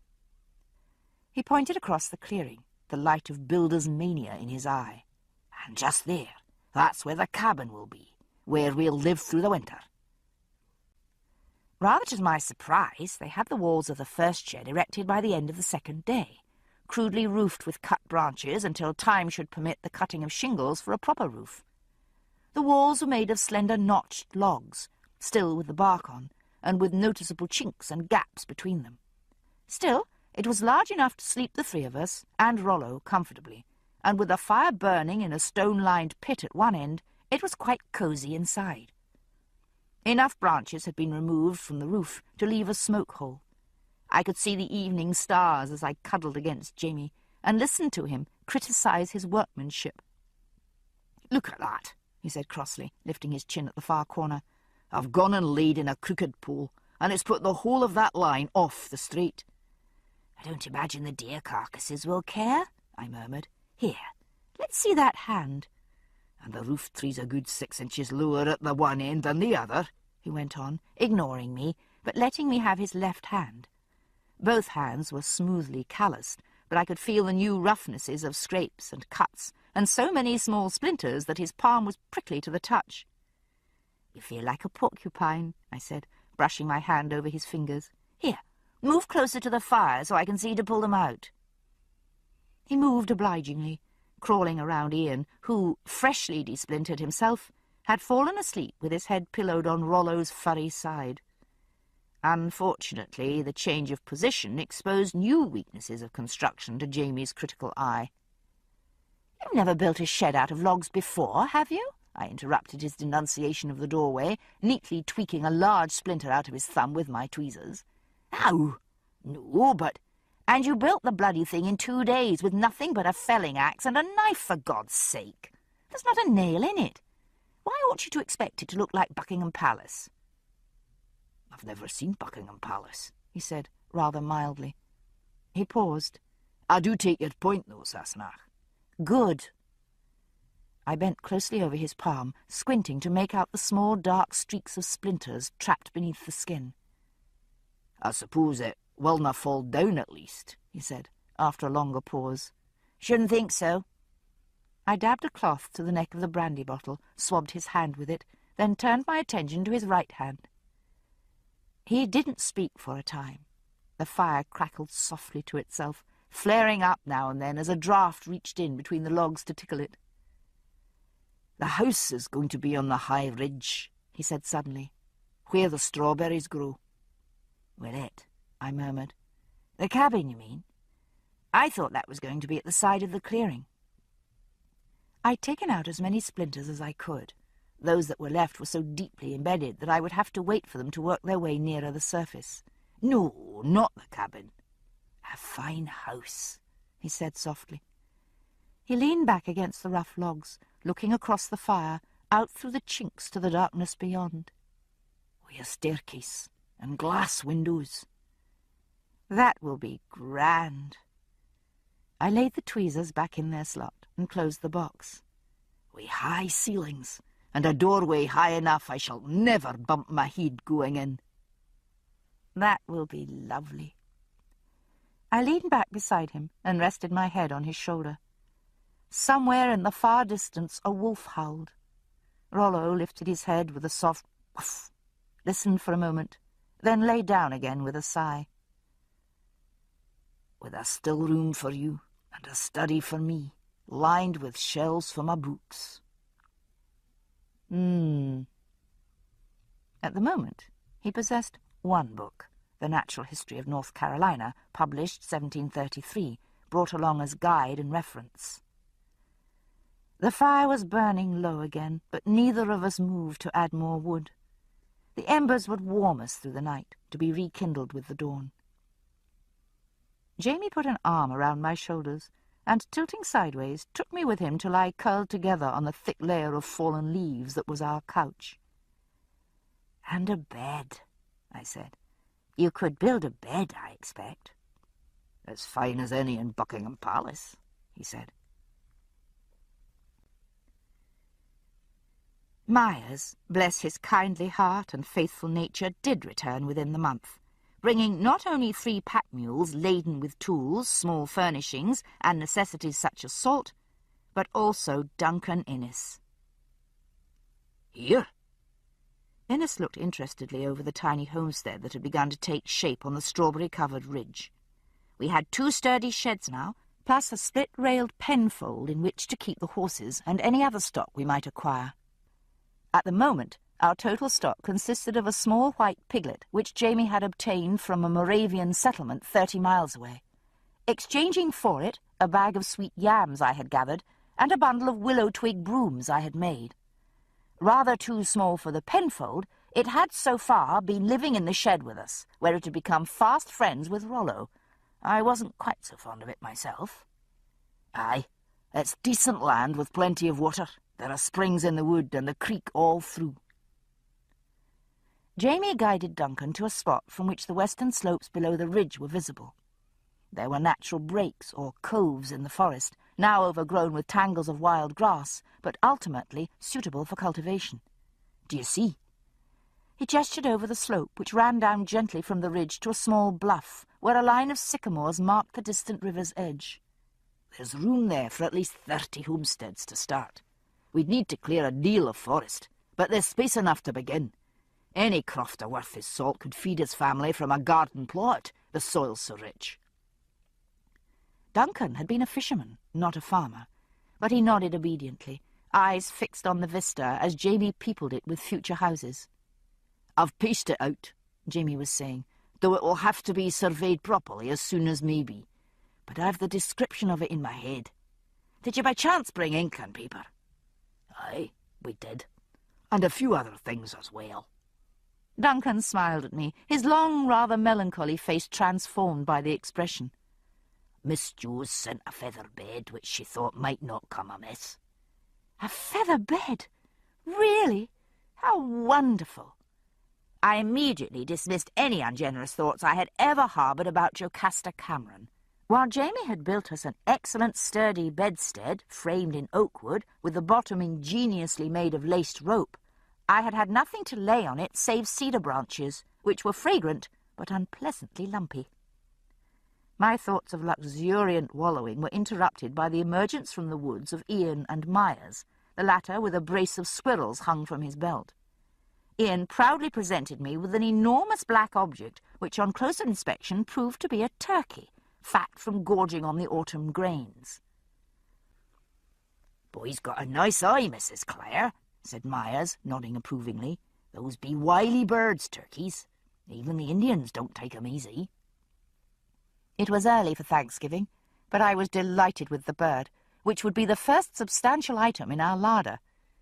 So was Jamie, though his pleasure lay more in the thing's tail feathers, which would provide him with a good supply of quills.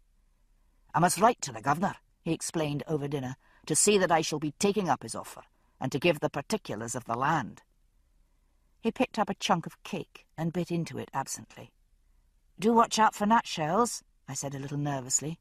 "You don't want to break a tooth." Dinner consisted of trout grilled over the fire, yams baked in it, wild plums, and a very crude cake made of flour from hickory nuts ground up in my mortar. We had been living mostly on fish and what edible vegetation I could scrounge, Ian and Jamie having been too busy with the building to take time to hunt. I rather hoped that Myers would see fit to stay for a bit, long enough to bag a deer or some other nice large source of protein. A winter of dried fish seemed a little daunting. "To the fash, Sassenach," Jamie murmured through a mouthful of cake and smiled at me. "That's good." He turned his attention to Duncan. "When we've done with eating, Duncan, you'll maybe walk with me to the river and choose your place." Innes's face went blank, then flushed with a mixture of pleasure and dismay. "My place? Land, you mean, MacDoo?" Involuntarily, he hunched the shoulder on the side with a missing arm. "Aye, land." Jamie speared a hot yam with a sharpened stick and began to peel it carefully with his fingers, not looking at Innes. "I shall be needing you to act as my agent, Duncan, if you will. It's only right you should be paid. Now, what I am thinking, if you should find it fair, mind, is that I shall make the claim for a homestead in your name, but as you will not be here to work it, Ian and I will see to putting a bit of your land to corn and to building a wee croft there. Then, come time, you shall have a place to settle, if you like, and a bit of corn put by. Will that suit you, do you think?" Duncan's face had been going through an array of emotions as Jamie spoke, from dismay to amazement to a cautious sort of excitement. The last thing that would ever have occurred to him was that he might own land. Penniless and unable to work with his hands, in Scotland he would have lived as a beggar, if he had lived at all. "Why," he began, then stopped and swallowed, knobbly Adam's apple bobbing. "Aye, MacDoo, that'll suit fine." A small incredulous smile had formed on his face as Jamie spoke, and stayed there, as though Duncan were unaware of it. Agent? He swallowed again, and reached for one of the bottles of ale he had brought. What will you have me to do for you, MacDoo? The two things, Duncan, an you will. First is to find me settlers. Jamie waved a hand at the beginnings of our new cabin, which so far consisted entirely of a fieldstone foundation, the framing of the floor, and a wide slab of dark slate selected for the hearthstone, presently leaning against the foundation. I cannot be leaving here just at present myself. What I want you to do is to find as many as you can of the men who were transported from Adsmuir. They'll have been scattered, but they came through Wilmington, and many of them will be in North or South Carolina. Find as many as you can, tell them what I'm about here, and bring as many as are willing here in the spring. Duncan was nodding slowly, lips pursed beneath his drooping moustache. Few men wore such facial adornment, but it suited him, making him look like a thin but benevolent walrus. Very well, he said. I'm the second. Jamie glanced at me, then at Duncan. My aunt, he said. Will you undertake to help her, Duncan? She's great need of an honest man who can deal with the naval bastards and speak for her in business. Duncan had showed no hesitation in agreeing to comb several hundred miles of colony in search of settlers for our enterprise, but the notion of dealing with naval bastards struck him with profound uneasiness. Business? But I dinna ken aught of. Dinna fash, Jamie said, smiling at his friend, and the adjuration worked on Duncan as well as it did on me. I could see the mounting uneasiness in Duncan's eyes begin to recede. For roughly the 10,000th time, I wondered how he did it. It'll be little trouble to you, Jamie said soothingly. My aunt kens well enough what's to be done. She can tell you what to say and what to do. It's only she needs a man for the saying and doing of it. I shall write a letter to her for you to take back, explaining that you'll be pleased to act for her. During the latter part of this conversation, Ian had been digging about in the packs that had been unloaded from the mules. Now he withdrew a flat piece of metal and squinted at it curiously. "What's this?" he asked of no one in particular. He held it out for us to see, a flat piece of dark metal, pointed at one end like a knife, with rudimentary crosspieces. It looked like a small dirk that had been run over by a steamroller. "Iron for your half."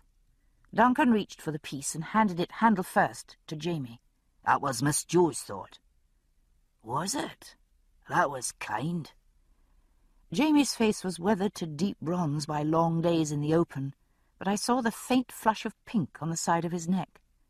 His thumb stroked the smooth surface of the iron, and then he handed it to me. "Keep it safe, Sassenach," he said.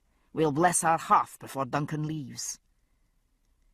I could see that he was deeply touched by the gift, but didn't understand entirely why, until Ian had explained to me that one buries iron beneath a new hearth to ensure blessing and prosperity on the house. It was Jocasta's blessing on our venture, her acceptance of Jamie's decision, and forgiveness for what must have seemed his abandonment. It was more than generosity, and I folded the small piece of iron carefully into my handkerchief and put it in my pocket for safekeeping. We blessed the hearth 2 days later, standing in the wall-less cabin. Myers had removed his hat from respect, and Ian had washed his face. Rollo was present too, as was the small white pig, who was required to attend as the personification of our flocks, despite her objections. The pig saw no point in being removed from her meal of acorns to participate in a ritual so notably lacking in food. Ignoring piercing pig screams of annoyance, Jamie held the small iron knife upright by its tip, so that it formed a cross, and said quietly, "God bless the world and all that is therein. God bless my spouse and my children. God bless the eye that is in my head, and bless God the handling of my hand. What time I rise in the morning early, what time I lie down late in bed. Bless my rising in the morning early, and my lying down late in bed." He reached out and touched first me, then Ian, and with a grin, Rollo and the pig, with the iron, before going on. "God protect the house and the household. God consecrate the children of the motherhood. God encompass the flocks and the young. Be thou after them, and tending them. What time the flocks ascend hill and wold, what time I lie down to sleep. What time the flocks ascend hill and wold, what time I lie down in peace to sleep. Let the fire of thy blessing burn for ever upon us, O God. He knelt then by the hearth and placed the iron into the small hole dug for it, covered it over, and tamped the dirt flat. Then he and I took the ends of the big hearthstone and laid it carefully into place. I should have felt quite ridiculous, standing in a house with no walls, attended by a wolf and a pig, surrounded by wilderness and mocked by mockingbirds, engaged in a ritual more than half pagan. I didn't. Jamie stood in front of the new hearth, stretched out a hand to me, and drew me to stand by the hearthstone beside him. Looking down at the slate before us, I suddenly thought of the abandoned homestead we had found on our journey north, the fallen timbers of the roof, and the cracked hearthstone from which a holly bush had sprouted. Had the unknown founders of that place thought to bless their hearth, and failed anyway? Jamie's hand tightened on mine in unconscious reassurance. On a flat rock outside the cabin, Duncan kindled a small fire, Myers holding the steel for him to strike. Once begun, the fire was coaxed into brightness and a brand taken from it. Duncan held this in his one hand and walked sunwise around the cabin's foundation, chanting in loud Gaelic. Jamie translated for me as he sang. The safeguard of Fionn mac Cumhal be yours. The safeguard of Cormac the Shapely be yours. The safeguard of Conn and Cumhal be yours, from wolf and from birdflock, from wolf and from birdflock. He paused in his chanting as he came to each point of the compass, and bowing to the 4 heirs, swept his brand in a blazing arc before him. Rollo, plainly disapproving of these pyromaniac goings-on, growled deep in his throat, but was firmly shushed by Ian. The shield of the King of Fionn be yours. The shield of the King of the Sun be yours. The shield of the King of the Stars be yours. In jeopardy and distress. In jeopardy and distress. There were a good many verses. Duncan circled the house 3 times. It was only as he reached the final point, next to the freshly laid hearthstone, that I realized Jamie had laid out the cabin so that the hearth lay to the north. The morning sun fell warm on my left shoulder and threw our mingled shadows to the west. The sheltering of the King of Kings be yours. The sheltering of Jesus Christ be yours. The sheltering of the Spirit of healing be yours. From evil deed and quarrel, from evil dog and red dog. With a look down his nose at Rollo, Duncan stopped by the hearth and gave the brand to Jamie, who stooped in turn and set alight the waiting pile of kindling. Ian gave a Gaelic whoop as the flame blazed up, and there was general applause. Later, we saw Duncan and Myers off. They were bound not for Cross Creek, but rather for Mount Helicon, where the Scots of the region held a yearly gathering in the autumn to give thanks for successful harvests, to exchange news and transact business, to celebrate marriages and christenings, to keep the far-flung elements of clan and family in touch. Jocasta and her household would be there, so would Farquhar Campbell and Andrew MacNeil. It was the best place for Duncan to begin his task of finding the scattered men of Ardsmuir. Mount Helicon was the largest of the gatherings. Scots would come there from as far away as South Carolina and Virginia.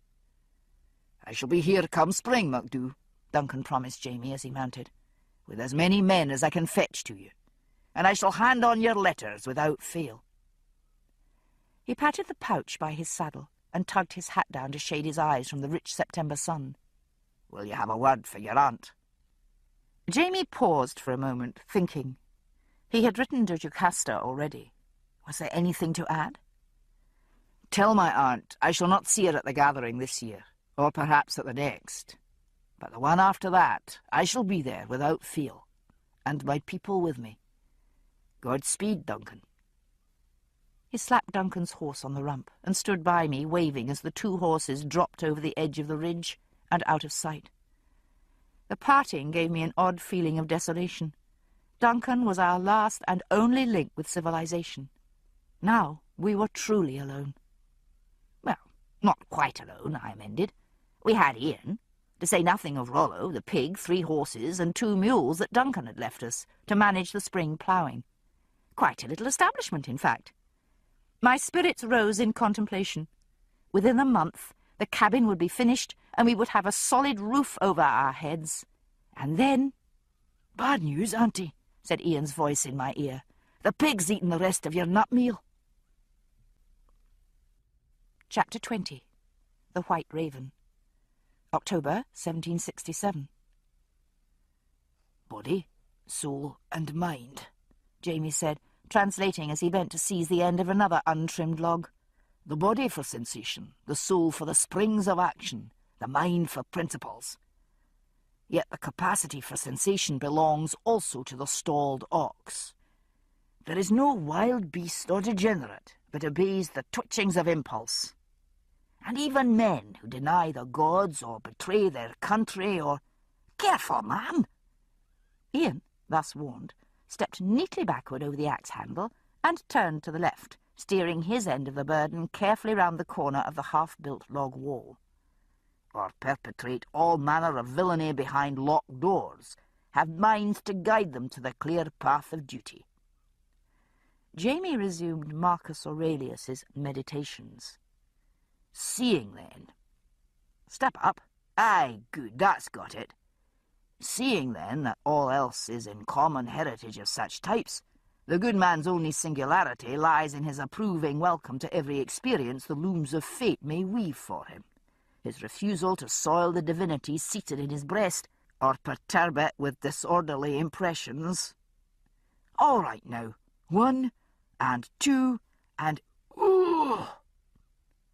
His face went scarlet with effort as they reached the proper position and, in concert, hoisted the squared log to shoulder height. Too occupied to go on with the meditations of Marcus Aurelius, Jamie directed his nephew's movements with jerks of the head and breathless one-word commands as they manoeuvred the unwieldy chunk of wood into the notches of the cross-pieces below it. "Oh, the twitchings of impulse, is it?" Ian shouldered a lock of hair out of his sweating face. "I feel a wee twitch in the direction of my wame. Is that degenerate, then?" "I believe that would be an acceptable bodily sensation at this time of day," Jamie allowed, grunting slightly as they manoeuvred the log the last inch into place. "A bit to the left, Ian." The log dropped into its notches, and both men stepped back with a shared sigh of relieved accomplishment. Ian grinned at his uncle. "Meaning you're hungry yourself, eh?" Jamie grinned back, but before he could reply, Rollo lifted his head, ears perking, and a low growl rumbled in his chest. Seeing this, Ian turned his head to look, and stopped in the act of mopping his face with his shirt-tail. "Here's company, uncle," he said, nodding toward the forest. Jamie stiffened. Before he could turn or reach for a weapon, though, I had made out what Rollo and Ian had seen among the shifting leaf light. "Not to worry," I said, amused. "It's your erstwhile drinking companion, dressed for visiting. Little something the looms of fate have woven for your approving welcome, I expect."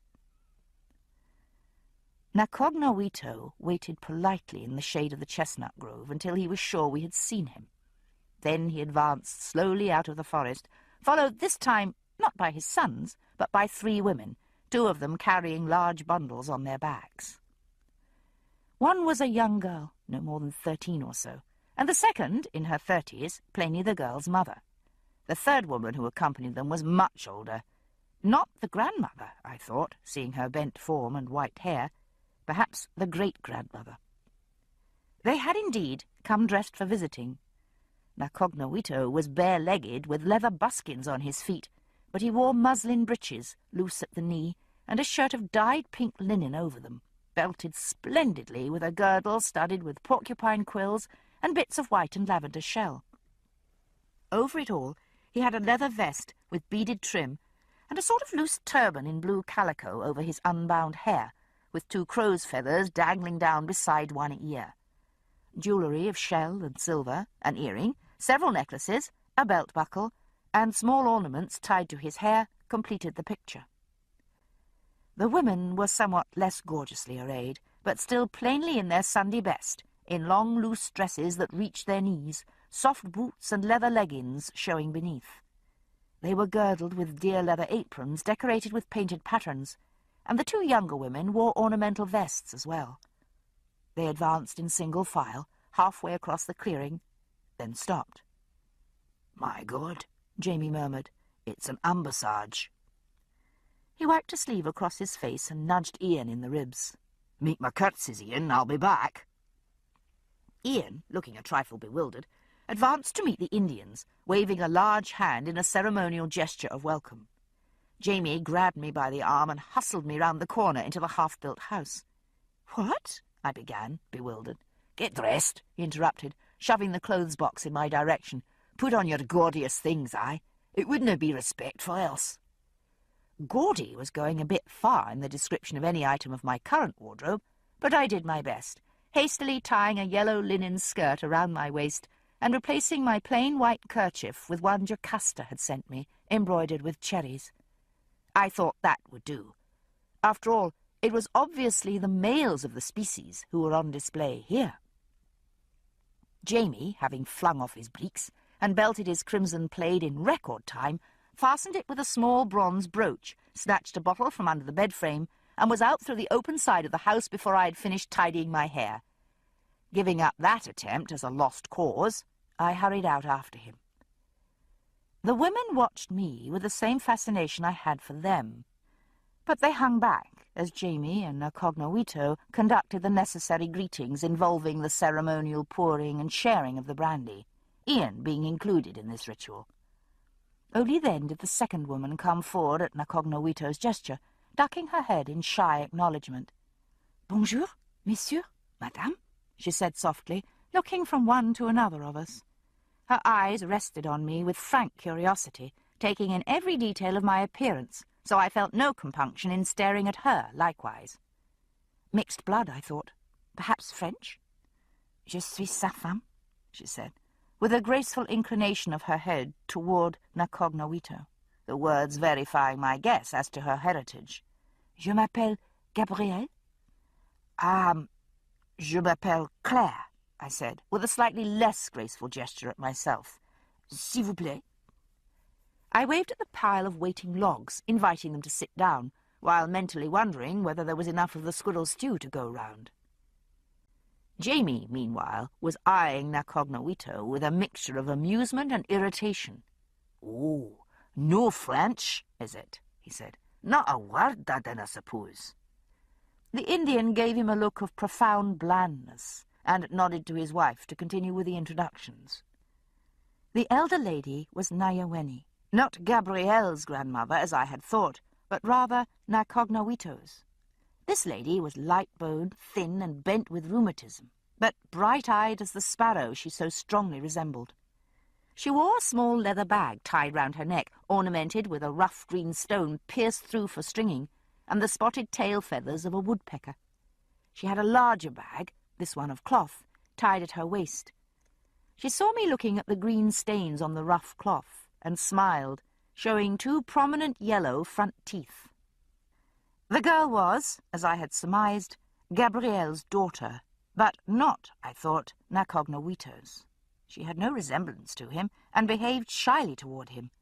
Her rather incongruous name was Berthe, and the effects of mixed blood were even more apparent in her than in her mother. Her hair was dark and silky, but a deep brown rather than ebony, and her round face was ruddy, with the fresh complexion of a European, though her eyes had the Indian's epicanthic fold.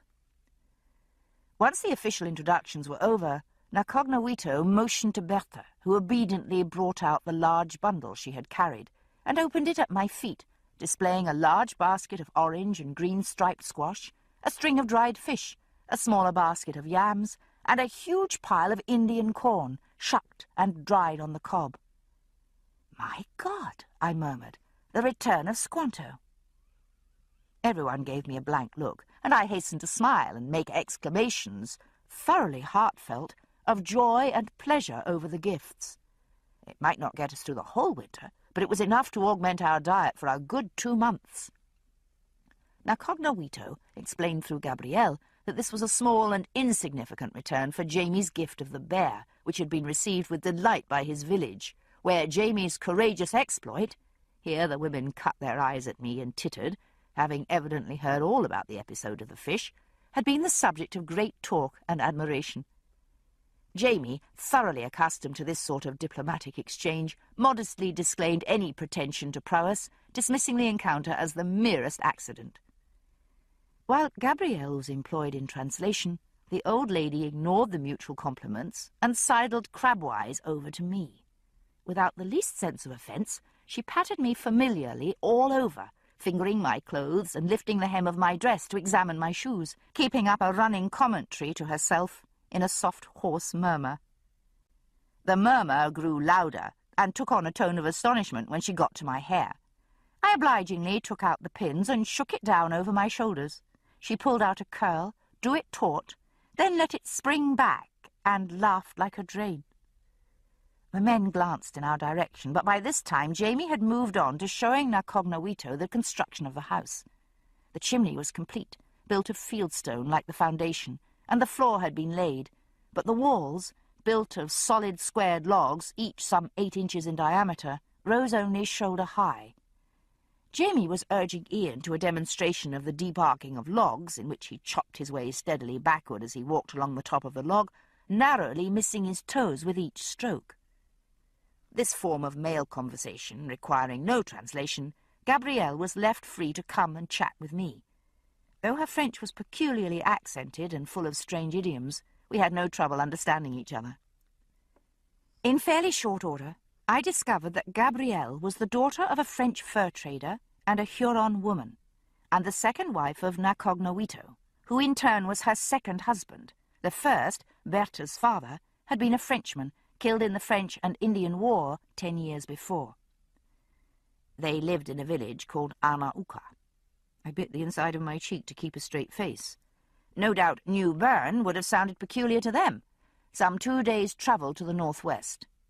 Gabrielle indicated the direction with a graceful inclination of her head. While I talked with Gabrielle and Bertha, augmenting the conversation by means of hand-waving, I slowly became conscious that another sort of communication was taking place with the old lady. She said nothing to me directly, though she murmured now and then to Bertha, plainly demanding to know what I had said. But her bright dark eyes stayed fixed on me, and I was peculiarly aware of her regard. I had the odd feeling that she was talking to me, and I to her, without the exchange of a single spoken word. I saw Jamie, across the clearing, offering Nacognawito the rest of the bottle of brandy. Clearly it was time to offer gifts in return. I gave Gabrielle the embroidered kerchief, and Bertha a hairpin ornamented with paste brilliants, over which gifts they exclaimed in pleasure. For Nayawene, though, I had something different. I had been fortunate enough to find 4 large ginseng roots the week before. I fetched all 4 from my medicine chest and pressed them into her hands, smiling. She looked back at me, then grinned, and untying the cloth bag from her belt, thrust it at me. I didn't have to open it. I could feel the 4 long, lumpy shapes through the cloth. I laughed in return. Yes, we definitely spoke the same language. Moved by curiosity, and by an impulse that I couldn't describe, I asked Gabrielle about the old lady's amulet, hoping that this wasn't an insufferable breach of good manners. Grand-mère est... She hesitated, looking for the right French word, but I already knew. Pas docteur, I said, et pas sorcière, magicienne, elle est... I hesitated too. There really wasn't a suitable word for it in French after all. We say she is a singer, Bertha put in shyly, in French. We call it shaman. Her name, it means, it may be, it will happen. The old lady said something, nodding at me, and the 2 younger women looked startled. Nayawene bent her head, slipped the thong off her neck, and placed the little bag in my hand. It was so heavy that my wrist sagged and I nearly dropped it. Astonished, I closed my hand over it. The worn leather was warm from her body, the rounded contours fitting smoothly into my palm. For just a moment, I had the remarkable impression that something in the bag was alive. My face must have shown my startlement, for the old lady doubled up laughing. She held out her hand, and I gave her back the amulet with a fair amount of haste. Gabrielle conveyed politely that her husband's grandmother would be pleased to show me the useful plants that grew nearby, if I would like to walk with her. I accepted this invitation with alacrity, and the old lady set off up the path with a sure-footed spryness that belied her years. I watched her feet, tiny in soft leather boots, and hoped that when I was her age I might be capable of walking for 2 days through the woods, and then wanting to go exploring. We wandered along the stream for some way, followed at a respectful distance by Gabrielle and Berthe, who came up beside us only if summoned to interpret. "Each of the plants holds the cure to a sickness," the old lady explained through Gabrielle. She plucked a twig from a bush by the path and handed it to me with a wry look. "If we only knew what they all were." For the most part we managed fairly well by means of gesture, but when we reached the big pool where Jamie and Ian fished trout, Nyawene stopped and waved, bringing Gabrielle to us again. She said something to the woman, who turned to me, a faint look of surprise on her face. "My husband's grandmother says that she had a dream about you on the night of the full moon, 2 moons ago." "About me?" Gabrielle nodded. Nyawene put a hand on my arm and looked up intently into my face, as though to see the impact of Gabrielle's words. "She told us about the dream, that she had seen a woman with—" Her lips twitched, then hastily straightened themselves, and she delicately touched the ends of her own long, straight hair. "3 days later my husband and his sons returned to tell of meeting you and the bear-killer in the forest." Berthe was watching me with frank interest too, twining a lock of her own dark brown hair around the end of an index finger. "She who heals said at once that she must see you, and so when we heard that you were here—" That gave me a small start. I had had no sensation of being watched, and yet plainly someone had taken note of our presence on the mountain and conveyed the news to Nacognawito. Impatient with these irrelevancies, Nyawene poked her granddaughter-in-law and said something, then pointed firmly at the water by our feet. "My husband's grandmother says that when she dreamed of you, it was here."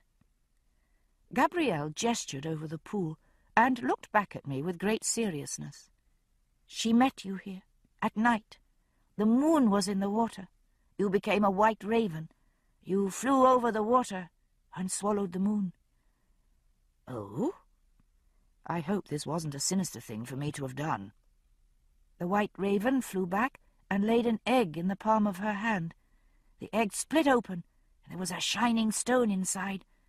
My husband's grandmother knew this was great magic, that the stone could heal sickness." Nyawene nodded her head several times, and taking the amulet bag from her neck, reached into it. "On the day after the dream, my husband's grandmother went to dig kinea root, and on the way she saw something blue sticking in the clay of the riverbank." Nyawene drew out a small lumpy object and dropped it into my hand. It was a pebble, rough, but undeniably a gemstone. Bits of stony matrix clung to it, but the heart of the rock was a deep, soft blue. "My goodness! It's a sapphire, isn't it?" "Sapphire." Gabrielle turned the word over in her mouth, tasting it. "We call it—" She hesitated, looking for the proper French translation. "Pierre sans peur." "Pierre sans peur." "A fearless stone." Nyawene nodded, talking again. Berthe butted in with a translation before her mother could speak. "My father's grandmother says a stone like this, it keeps people from being afraid, and so it makes their spirit strong, so they will be healed more easily. Already this stone has healed 2 people of fever and cured a soreness of the eyes that my younger brother had.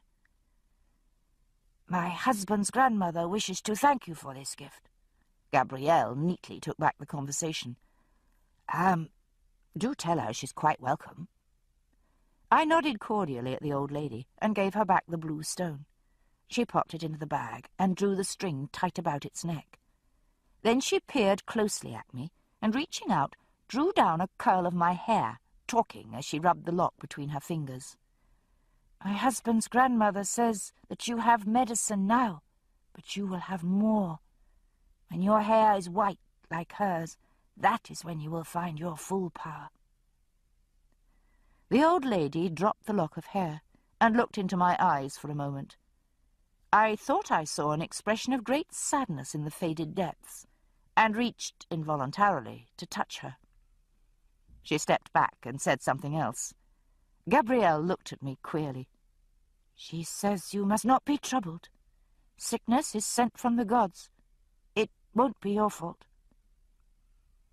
I looked at Nyawene, startled, but she had already turned away. "What won't be my fault?" I asked. But the old lady refused to say more. Chapter 21. Night on a Snowy Mountain. December 1767. The winter held off for some time, but snow began to fall in the night on November the 28th, and we woke to find the world transformed. Every needle on the great blue spruce behind the cabin was frosted, and ragged fringes of ice dripped from the tangle of wild raspberry canes. The snow wasn't deep, but its coming changed the shape of daily life. I no longer foraged during the day, save for short trips to the stream for water, and for lingering bits of green cress salvaged from the icy slush along the banks. Jamie and Ian ceased their work of log felling and field clearing, and turned to roof shingling. The winter drew in on us, and we in turn withdrew from the cold, turning inward. We had no candles, only grease lamps and rush lights, and the light of the fire that burned constantly on the hearth, blackening the roof beams. We therefore rose at first light and lay down after supper, in the same rhythm as the creatures of the forest around us. We had no sheep yet, and thus no wool to card or spin, no cloth to weave or dye. We had no beehives yet, and thus no wax to boil, no candles to dip. There was no stock to care for, save the horses and mules and the piglet, who had grown considerably in both size and irascibility, and in consequence had been exiled to a private compartment in the corner of the crude stable Jamie had built. This itself no more than a large open-fronted shelter with a branch-covered roof. Myers had brought a small but useful selection of tools, the iron parts clanking in a bag, to be supplied with wooden handles from the forest close at hand. A barking axe and another felling axe, a ploughshare for the spring planting, augers, planes and chisels, a small grass scythe, 2 hammers and a handsaw, a peculiar thing called a twibble that Jamie said was for cutting mortises, a draw knife, a curved blade with handles at either end used to smooth and taper wood, 2 small sharp knives, a hatchet adze, something that looked like a medieval torture device but was really a nail header, and a froe for splitting shingles. Between them, Jamie and Ian had succeeded in getting a roof on the cabin before snow fell, but the sheds were less important. A block of wood sat constantly by the fire, the froe struck through it, ready for anyone with an idle moment to strike off a few more shingles. That corner of the hearth was in fact devoted to wood carving.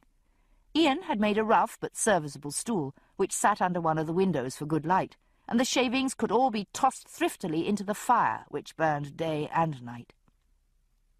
Myers had brought a few women's tools for me as well, a huge sewing basket well supplied with needles, pins, scissors, and balls of thread and lengths of linen, muslin, and woven wool. While sewing wasn't my favourite occupation, I was none the less delighted to see these, since owing to Jamie and Ian's constantly lurching through thickets and crawling about on the roofs, the knees, elbows, and shoulders of all their garments were in constant disrepair. Another one. Jamie sat bolt upright in bed beside me. "Another what?" I asked sleepily, opening one eye. It was very dark in the cabin. The fire burnt to coals on the hearth. Another bloody leak. It hit me in the ear, damn it. He sprang out of bed, went to the fire, and thrust in a stick of wood. Once it was alight, he brought it back and stood on the bedstead, thrusting his torch upward as he glowered at the roof in search of the fiendish leak. Ian, who slept on a low trundle bed, rolled over and groaned inquiringly. Rollo, who insisted on sharing it with him, emitted a brief woof, relapsed into a heap of grey fur, and resumed his loud snoring. "A leak," I told Ian, keeping a narrow eye on Jamie's torch. I wasn't having my precious feather bed set alight by stray sparks. Oh, Ian lay with an arm across his face. has it snowed again? It must have. The windows were covered with squares of oiled deer hide, tacked down, and there was no sound from outside, but the air had the peculiar, muffled quality that came with snow. Snow came silently and mounded on the roof, then, beginning to melt from the warmth of the shingles underneath, would drip down the slope of the roof to leave a gleaming portcullis of icicles along the eaves. Now and then, though, the roaming water found a split in a shingle, or a join where the overlapping edges had warped, and drips poked their icy fingers through the roof.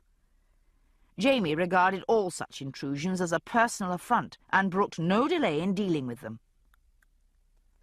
Look, he exclaimed. There it is. See it? I shifted my glassy gaze from the hairy ankles in front of my nose to the roof overhead. Sure enough, the torchlight revealed the black line of a split in one shingle, with a spreading dark patch of dampness on the underside. As I watched, a clear drop formed, glistening red in the torchlight, and fell with a plop onto the pillow beside me. We could shift the bed a bit, I suggested, though with no particular hope. I had been through this before. All suggestions that repair work could wait till daylight were met with astonished refusal. No proper man, I was given to understand, would countenance such a thing.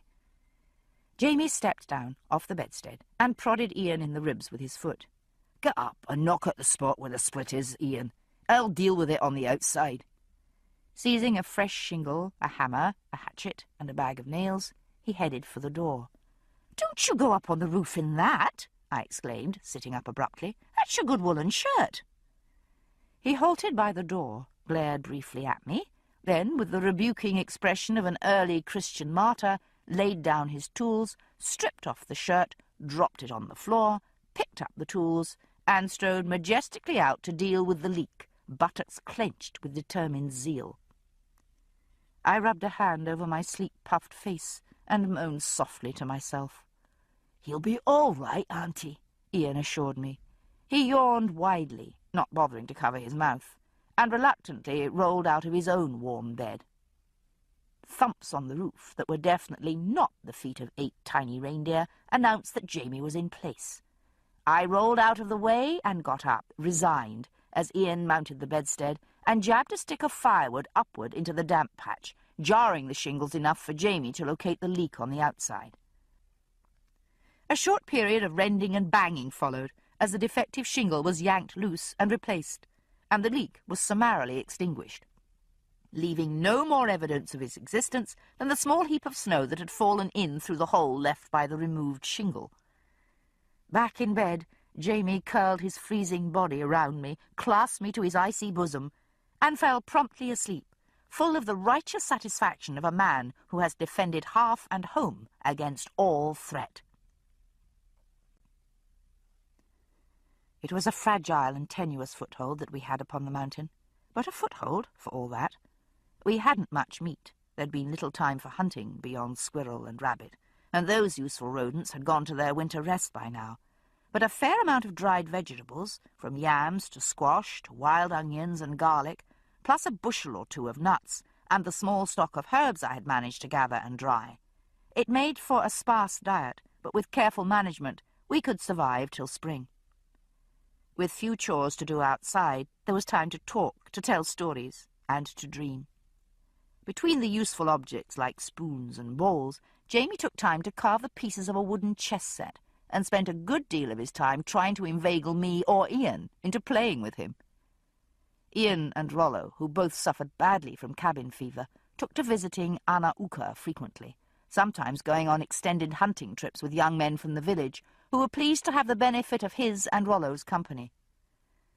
"The lad speaks the Indian tongue a great deal better than he does Greek or Latin," Jamie observed with some dourness, watching Ian exchanging cordial insults with an Indian companion as they left on one such excursion. Well, if Marcus Aurelius had written about tracking porcupines, I expect he'd have found a more eager audience, I replied soothingly.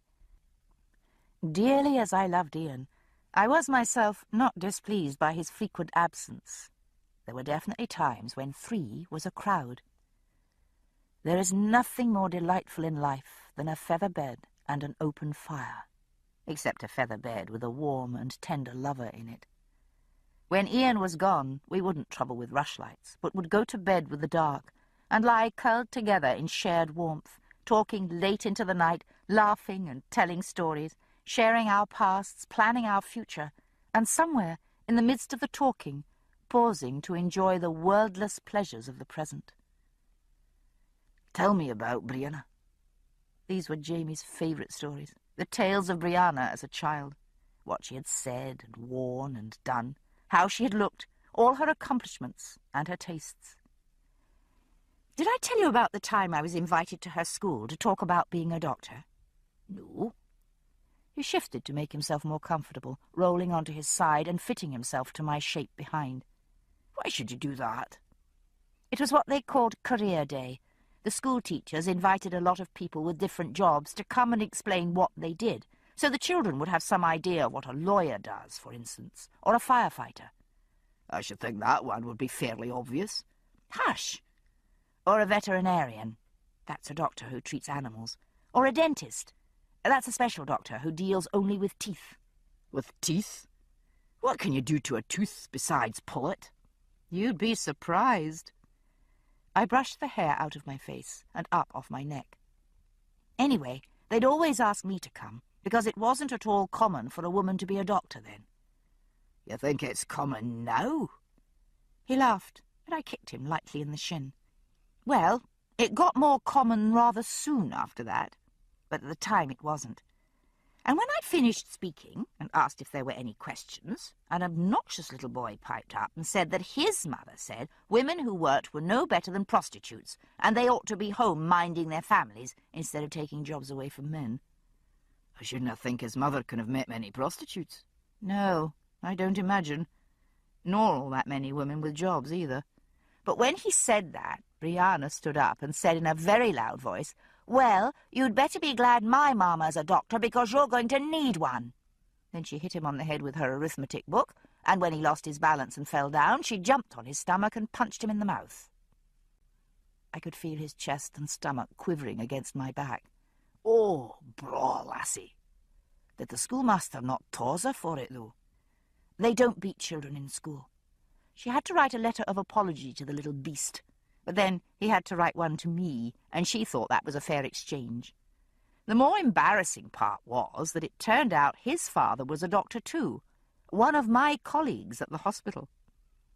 I wouldn't have supposed you'd taken a job he'd wanted. How did you guess? His breath was warm and ticklish on the back of my neck. I reached back and stroked the length of a long, hairy thigh, enjoying the hollow and swell of the muscle. You said she was at a university and studying history, like Frank Randall. Did she never want to be a doctor, like you? A large hand cupped my bottom and began to knead it gently. Oh, she did when she was little. I used to take her to the hospital now and then, and she was fascinated by all the equipment. She loved to play with my stethoscope and the otoscope, a thing you look in ears with. But then she changed her mind. She changed it a dozen times at least. Most children do. They do? This was a novel thought to him. Most children of the time would simply adopt the profession of their parents, or perhaps be apprenticed to learn one chosen for them. Oh, yes. Let me see. She wanted to be a ballerina for a while, like most little girls. That's a dancer who dances on her toes, I explained, and he laughed in surprise. Then she wanted to be a garbage man. That was after our garbage man gave her a ride in his truck. And then a deep-sea diver, and a mailman, and... What in God's name is a deep-sea diver, let alone a garbage man? By the time I had finished a brief catalogue of 20th century occupations, we were facing each other, our legs twined comfortably together, and I was admiring the way his nipple stiffened to a tiny bump under the ball of my thumb. I never was sure whether she really wanted to read history, or whether she did it mostly to please Frank. She loved him so much, and he was so proud of her. I paused, thinking, as his hand played down the length of my back. She started taking history classes at the university when she was still in high school. I told you how the school system works. And then, when Frank died, I rather think she went ahead with history because she thought he would have wanted it. That's loyal. Yes. I ran my hand up through his hair, feeling the solid, rounded bones of his skull and his scalp under my fingers. Can't think where she got that particular trait from. He snorted briefly and gathered me closer. Can't you? Without waiting for an answer, he went on, If she goes on with the history, do you think she'll find us? Written down somewhere, I mean. The thought had honestly not occurred to me, and for a moment I lay quite still. Then I stretched a bit and laid my head on his shoulder with a small laugh, not altogether humorous. I shouldn't think so. Not unless we were to do something newsworthy. I gestured vaguely toward the cabin wall and the endless wilderness outside. Not much chance of that here, I don't imagine, and she'd have to be deliberately looking in any case. Would she? I was silent for a moment, breathing the musky, deep scent of him. I hope not, I said quietly at last. She should have her own life, not spend her time looking back. He didn't respond directly to this, but took my hand and eased it between us, sighing as I took hold of him. You're a very intelligent woman, Sassenach, but short-sighted forby, though perhaps it's only modesty. And what makes you say that? I asked, mildly piqued. The lassie's loyal, you said. She'll have loved her father enough to shape her life to do as he would have wanted, even after he's dead. Do you think she loved you less? I turned my head and let the piled hair fall down over my face. No, I said at last, voice muffled in the pillow. Well, then. He took me by the hips and turned me, rolling slowly on top of me. We didn't speak any more then, as the melting boundaries of our bodies disappeared. It was slow, dreamy, and peaceful. His body mine, as much as mine was his, so that I curled my foot round his leg and felt both smooth sole and hairy shin, felt calloused palm and tender flesh, was knife and sheath together, the rhythm of our movement that of one heart beating. The fire crackled softly to itself, casting red and yellow highlights on the wooden walls of our snug refuge, and we lay in quiet peace, not bothering to sort out whose limbs were whose. On the very verge of sleep, I felt Jamie's breath warm on my neck. She'll look, he said, with certainty. This ends Disc 14. Drums of Autumn, Disc 15. There was a brief thaw 2 days later, and Jamie, suffering slightly from cabin fever himself, decided to take advantage of it to go hunting. There was still snow on the ground, but it was thin and patchy. The going would be easy enough on the slopes, he thought. I wasn't so sure as I scooped snow into a basket for melting later in the morning. The snow under the bushes still lay thick, though it had indeed melted on the exposed ground. I hoped he was right, though. Our food supplies were low, and we had had no meat at all for more than a week. Even the snares Jamie kept set had been buried under the snow. I took my snow inside and tipped it into the large cauldron, feeling, as I always did, rather like a witch. Double, double, toil and trouble, I muttered, watching the white clumps hiss and fade into the roiling liquid. I had one large cauldron filled with water, which bubbled constantly on the fire. This wasn't only the basic supply for washing, but the means of cooking everything that couldn't be grilled, fried, or roasted. Stews and things to be boiled were put into hollow gourds or stoneware jars, sealed and lowered on strings into the bubbling depths, to be hauled out at intervals for checking. By this means I could cook an entire meal in one pot and have hot water for washing afterward. I dumped a second basket of snow into a wooden bowl and left it to melt more slowly, drinking water for the day.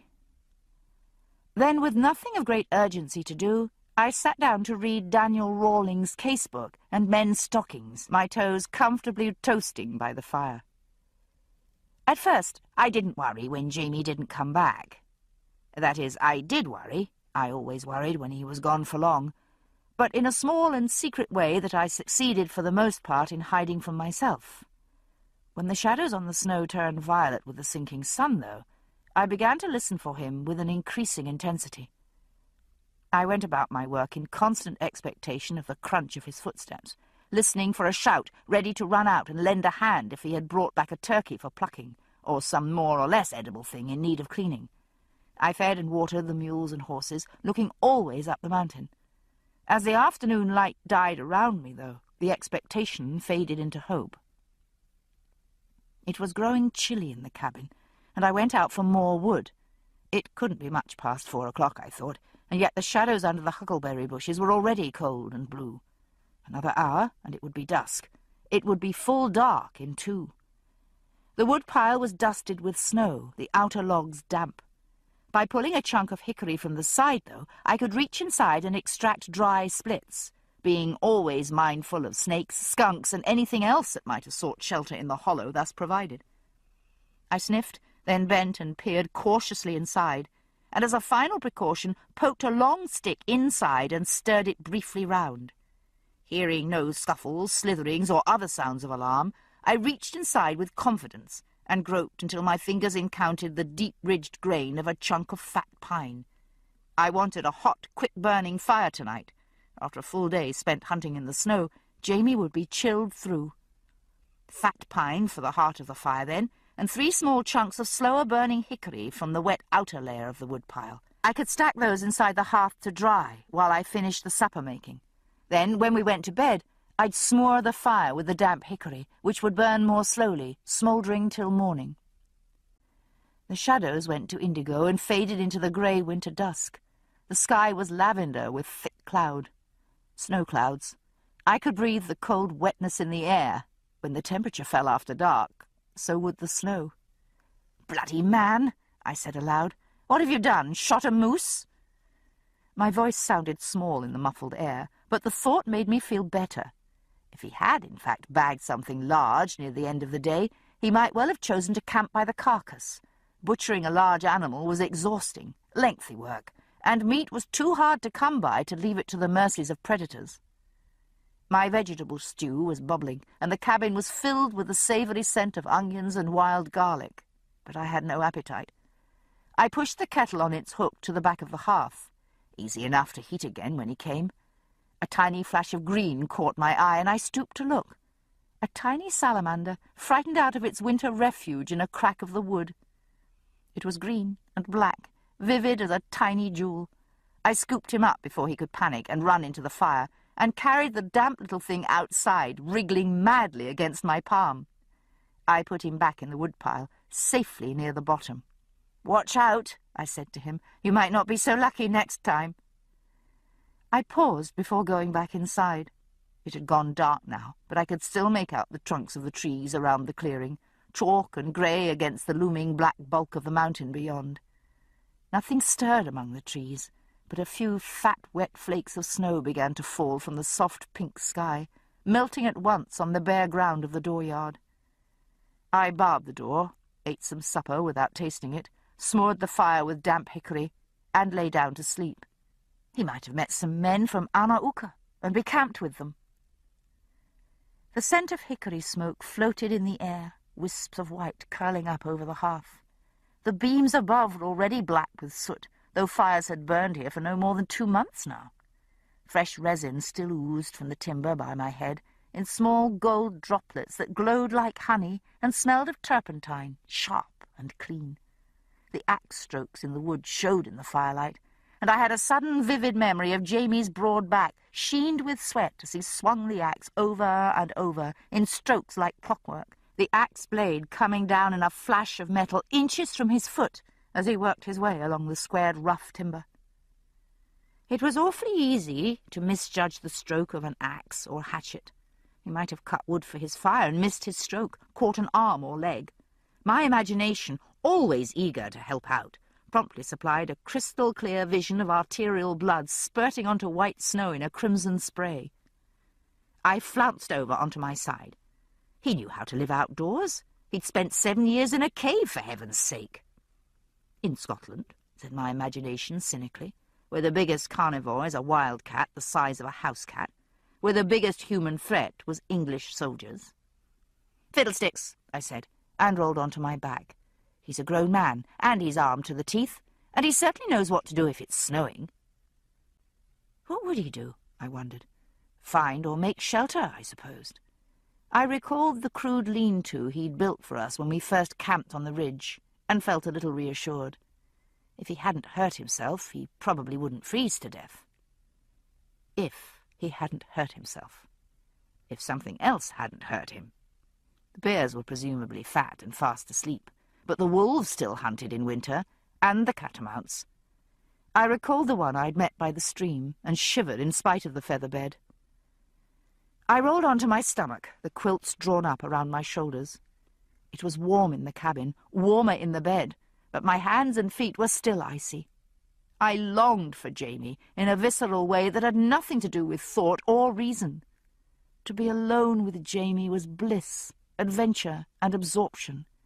To be alone without him was to be alone.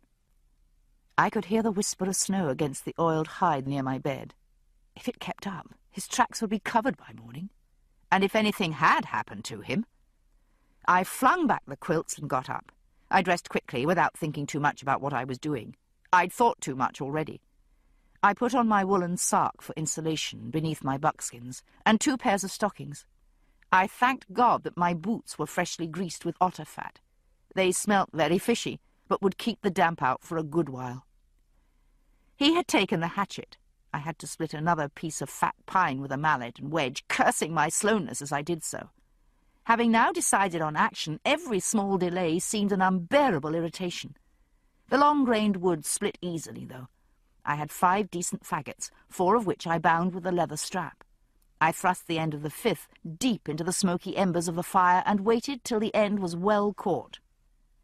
Then I tied a small medicine bag about my waist, checked to be sure I had the pouch of flints and kindling, put on my cloak, took up my bundle and my torch, and set out into the falling snow.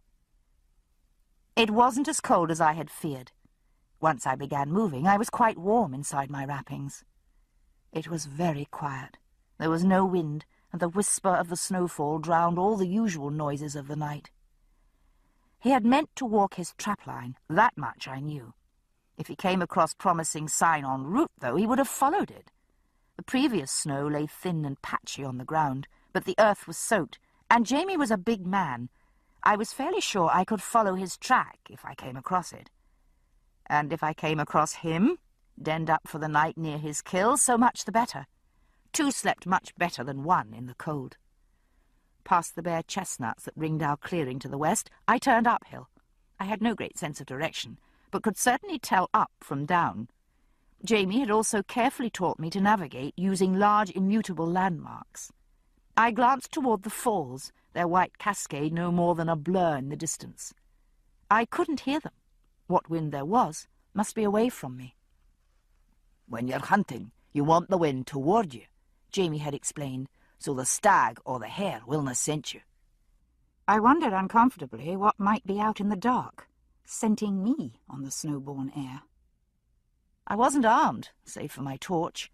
The light glittered red on the crust of packed snow and shattered from the ice that coated every twig. If I got within a 1/4 mile of him, he'd see me. The first snare was set in a small dell, no more than 200 yards uphill from the cabin, amid a grove of spruce and hemlock. I had been with him when he set it, but that had been in daylight. Even with the torch, everything looked strange and unfamiliar by night. I cast to and fro, bending close to bring my light near the ground. It took several journeys back and forth across the little dell before I finally spotted what I was looking for, the dark indentation of a foot in a patch of snow between 2 spruce trees. A little more looking, and I found the snare, still set.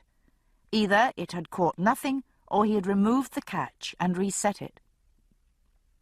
The footprints led out of the clearing and upward again, then disappeared in a bare patch of matted dead leaves. A moment's panic as I crisscrossed the patch, looking for a scuffed place that might be a footprint. Nothing showed. The leaves must be a foot thick here, spongy and resilient. But there, yes, there was a log overturned. I could see the dark wet furrow where it had lain, and the scuffed moss on its side. Ian had told me that squirrels and chipmunks sometimes hibernated in the cavities under logs. Very slowly, constantly losing the trail and having to circle and backtrack to find it again, I followed him from one snare to another.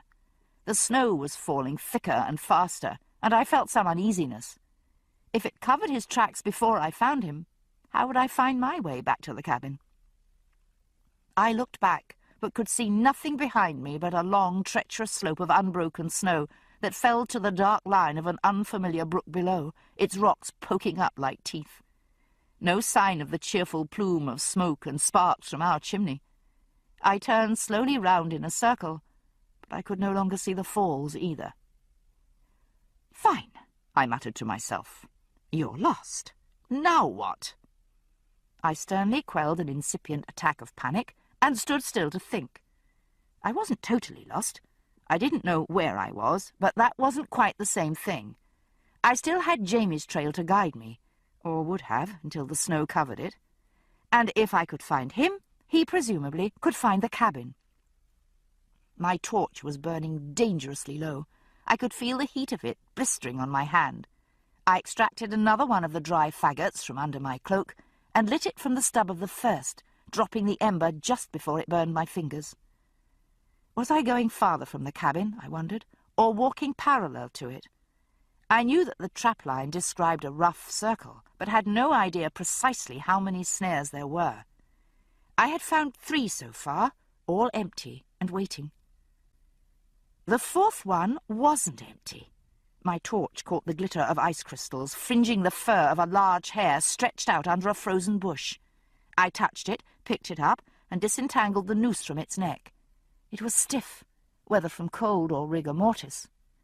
Been dead a while, then. And what did that tell me about Jamie's whereabouts? I tried to think logically, ignoring the increasing cold seeping through my boots and the growing numbness of face and fingers. The hare lay in the snow. I could see the indentations of its paw prints and the flurry of its death struggle. I couldn't see any of Jamie's footprints, though. All right. He hadn't visited this snare, then. I stood still, my breath forming small white clouds around my head. I could feel ice forming inside my nostrils. It was getting colder. Somewhere between the last snare and this one, he had left his path, then. And where had he gone? Urgently, I backtracked, looking for the last footprint I was sure of. It took a long time to find. The snow had nearly covered all the bare ground with a thin dusting of glitter. My second torch was half burned through before I found it again. There it was, a featureless blur on the mud on the edge of a stream. I had found the snare with the rabbit only by going in the direction I thought this footprint pointed, but evidently it didn't. He had stepped out of the mud and gone... where? "Jamie!" I shouted. I called several times, but the snow seemed to swallow my voice. I listened, but heard nothing save the gurgle of the ice-rimmed water by my feet. He wasn't behind me. He wasn't in front of me. Left, then. Or right. "Eeny, meeny, miny, mo," I muttered, and turned downhill because the walking was easier, shouting now and then. I stopped to listen. Was there an answering shout? I called again, but couldn't make out a reply. The wind was coming up, rattling the tree limbs overhead. I took another step, landed on an icy rock, and my foot slid out from under me. I slipped and skidded, floundering down a short, muddy slope, hit a screen of dog hobble, burst through, and clutched a handful of icy twigs, heart pounding.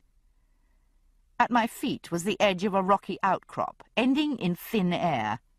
Clinging to the bush to keep from slipping, I edged my way closer and looked over. It wasn't a cliff, as I'd thought. The drop was no more than 5 feet. It wasn't this that made my heart leap into my throat, though, but rather the sight that met my eyes in the leaf-filled hollow below. There was a flurry of tossed and scuffled leaves, reminding me unpleasantly of the death marks left by the limp rabbit that hung at my belt. Something large had struggled on the ground here, then been dragged away. A wide furrow ploughed through the leaves, disappearing into the darkness beyond.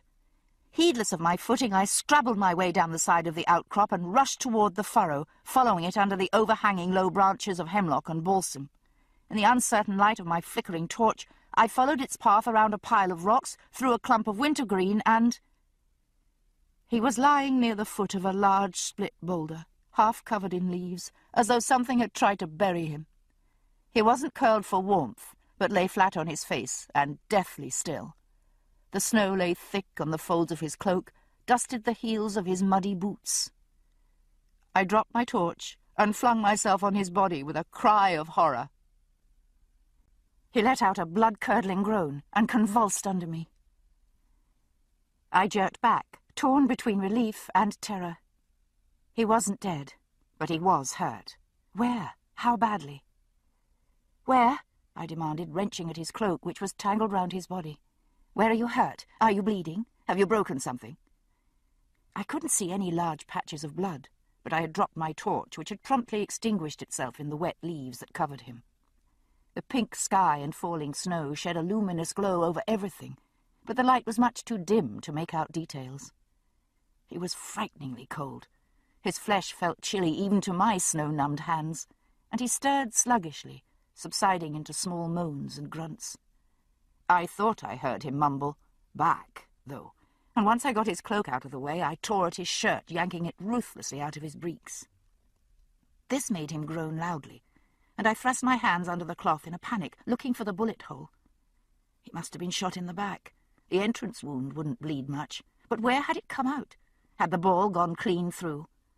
A small piece of my mind found leisure to wonder who'd shot him, and whether they were still nearby. Nothing. I found nothing. My groping hands encountered nothing but bare, clean flesh, cold as a slab of marble and webbed with old scars, but completely unperforated.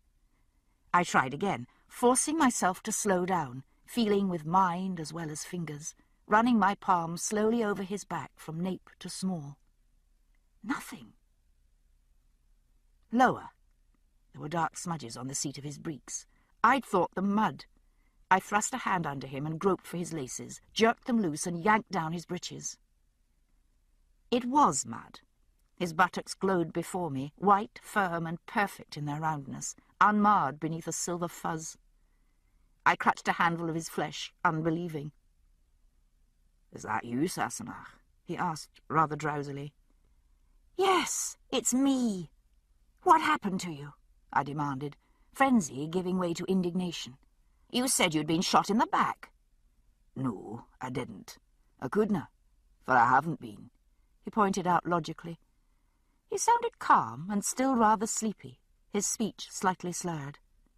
"There's a very cold wind whistling up my backside, Sassenach. Do you think you could maybe cover me?" I jerked up his breeches, making him grunt again. "What the hell is the matter with you?" I said. He was waking up a bit. He twisted his head to look round at me, moving laboriously. "Aye, well, no real matter. It's only that I canna move much." I stared at him. "Why not? Have you twisted your foot? Broken your leg?" No." He sounded a trifle sheepish. I've put my back out of joint." "You what?" "I've done it before," he assured me. "It doesn't last more than a day or two." "I suppose it didn't occur to you that you wouldn't last more than a day or two, lying out here on the ground covered with snow."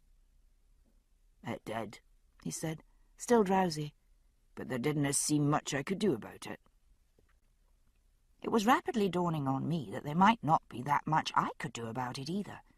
He outweighed me by a good 60 pounds. I couldn't carry him. I couldn't even drag him very far over slopes and rocks and gullies. It was too steep for a horse. I might possibly persuade one of the mules to come up here, if I could first find my way back to the cabin in the dark, and then find my way back up the mountain, also in the dark, and in the middle of what looked like becoming a blizzard. Or perhaps I could build a toboggan of tree branches, I thought wildly, and career down the snowy slopes astride his body. "Oh, do get a grip, Beecham," I said aloud. I wiped at my running nose with a fold of cloak, and tried to think what to do next. It was a sheltered spot, I realized. Looking upward, I could see the snowflakes whirling past the top of the big rock at whose foot we crouched, but there was no wind where we sat, and only a few heavy flakes floated down onto my upturned face. Jamie's hair and shoulders were lightly dusted with snow, and flakes were settling on the exposed backs of his legs. I pulled the hem of his cloak down, then brushed the snow away from his face. His cheek was nearly the same colour as the big wet flakes, and his flesh felt stiff when I touched it. Fresh alarm surged through me as I realised that he might be a lot closer to freezing already than I had thought. His eyes were half closed, and cold as it was, he didn't seem to be shivering much. That was bloody dangerous. With no movement, his muscles were generating no heat, and what warmth he had was leaching slowly from his body. His cloak was already heavy with damp. If I allowed his clothes to become soaked through, he might very well die of hypothermia right in front of me. "Wake up," I said, shaking him urgently by the shoulder. He opened his eyes and smiled drowsily at me. "Move," I said. "Jamie, you've got to move." "I can't," he said calmly. "I told you that." He shut his eyes again. I grabbed him by the ear and dug my fingernails into the tender lobe.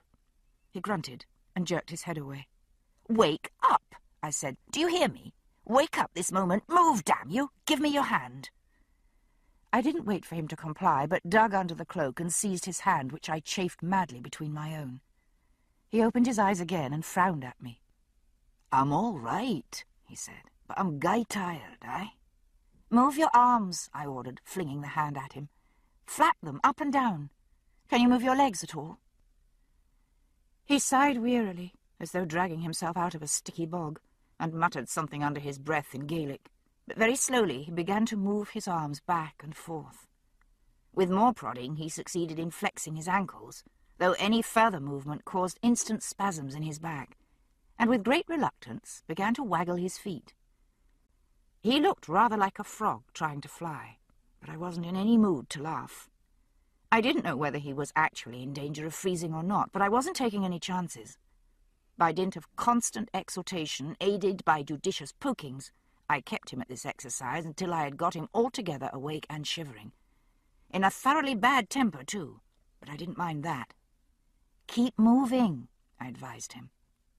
I got up with some difficulty, having grown quite stiff from crouching over him so long. "Move, I say," I added sharply, as he showed symptoms of flagging. "Stop, and I'll step square on your back. I swear I will." I glanced around a little blearily. The snow was still falling, and it was difficult to see more than a few feet. We needed shelter, more than the rock alone could provide. "Hemlock," he said, between his teeth. I glanced down at him, and he jerked his head toward a clump of trees nearby. "Take the hatchet. Big branches, 6 feet. Cut 4. He was breathing heavily, and there was a tinge of colour visible in his face despite the dim light. He'd stopped moving in spite of my threats, but his teeth were clenched because they were chattering, a sign I rejoiced to see. I stooped and groped beneath his cloak again, this time searching for the hatchet belted round his waist. I couldn't resist sliding a hand under him inside the neck of his fringed woolen hunting shirt. Warm, thank God. He was still warm. His chest felt superficially chilled from its contact with the wet ground, but it was still warmer than my fingers. "Right," I said, taking my hand away and standing up with the hatchet. "Hemlock. 6-foot branches, do you mean?" He nodded, shivering violently, and I set off at once for the trees he indicated. Inside the silent grove, the fragrance of hemlock and cedar enfolded me at once in a mist of resins and terpenes, the odour cold and sharp, clean and invigorating. Many of the trees were enormous, with the lower branches well above my head, but there were smaller ones scattered here and there. I saw at once the virtues of this particular tree. No snow fell under them. The fan-like boughs caught the falling snow like umbrellas. I hacked at the lower branches, torn between the need for haste and the very real fear of chopping off a few fingers by accident. My hands were numb and awkward with the cold. The wood was green and elastic, and it took forever to chop through the tough, springy fibres. At last, though, I had 4 good-sized branches, sporting multiple fans of dense needles. They looked soft and black against the new snow, like big fans of feathers. It was almost a surprise to touch them and feel the hard, cold prick of the needles. I dragged them back to the rock and found that Jamie had managed to scoop more leaves together. He was almost invisible, submerged in a huge drift of black and grey against the foot of the rock. Under his terse direction, I leaned the hemlock branches fan up against the face of the rock, the chopped butt ends stuck into the earth at an angle so as to form a small triangular refuge underneath.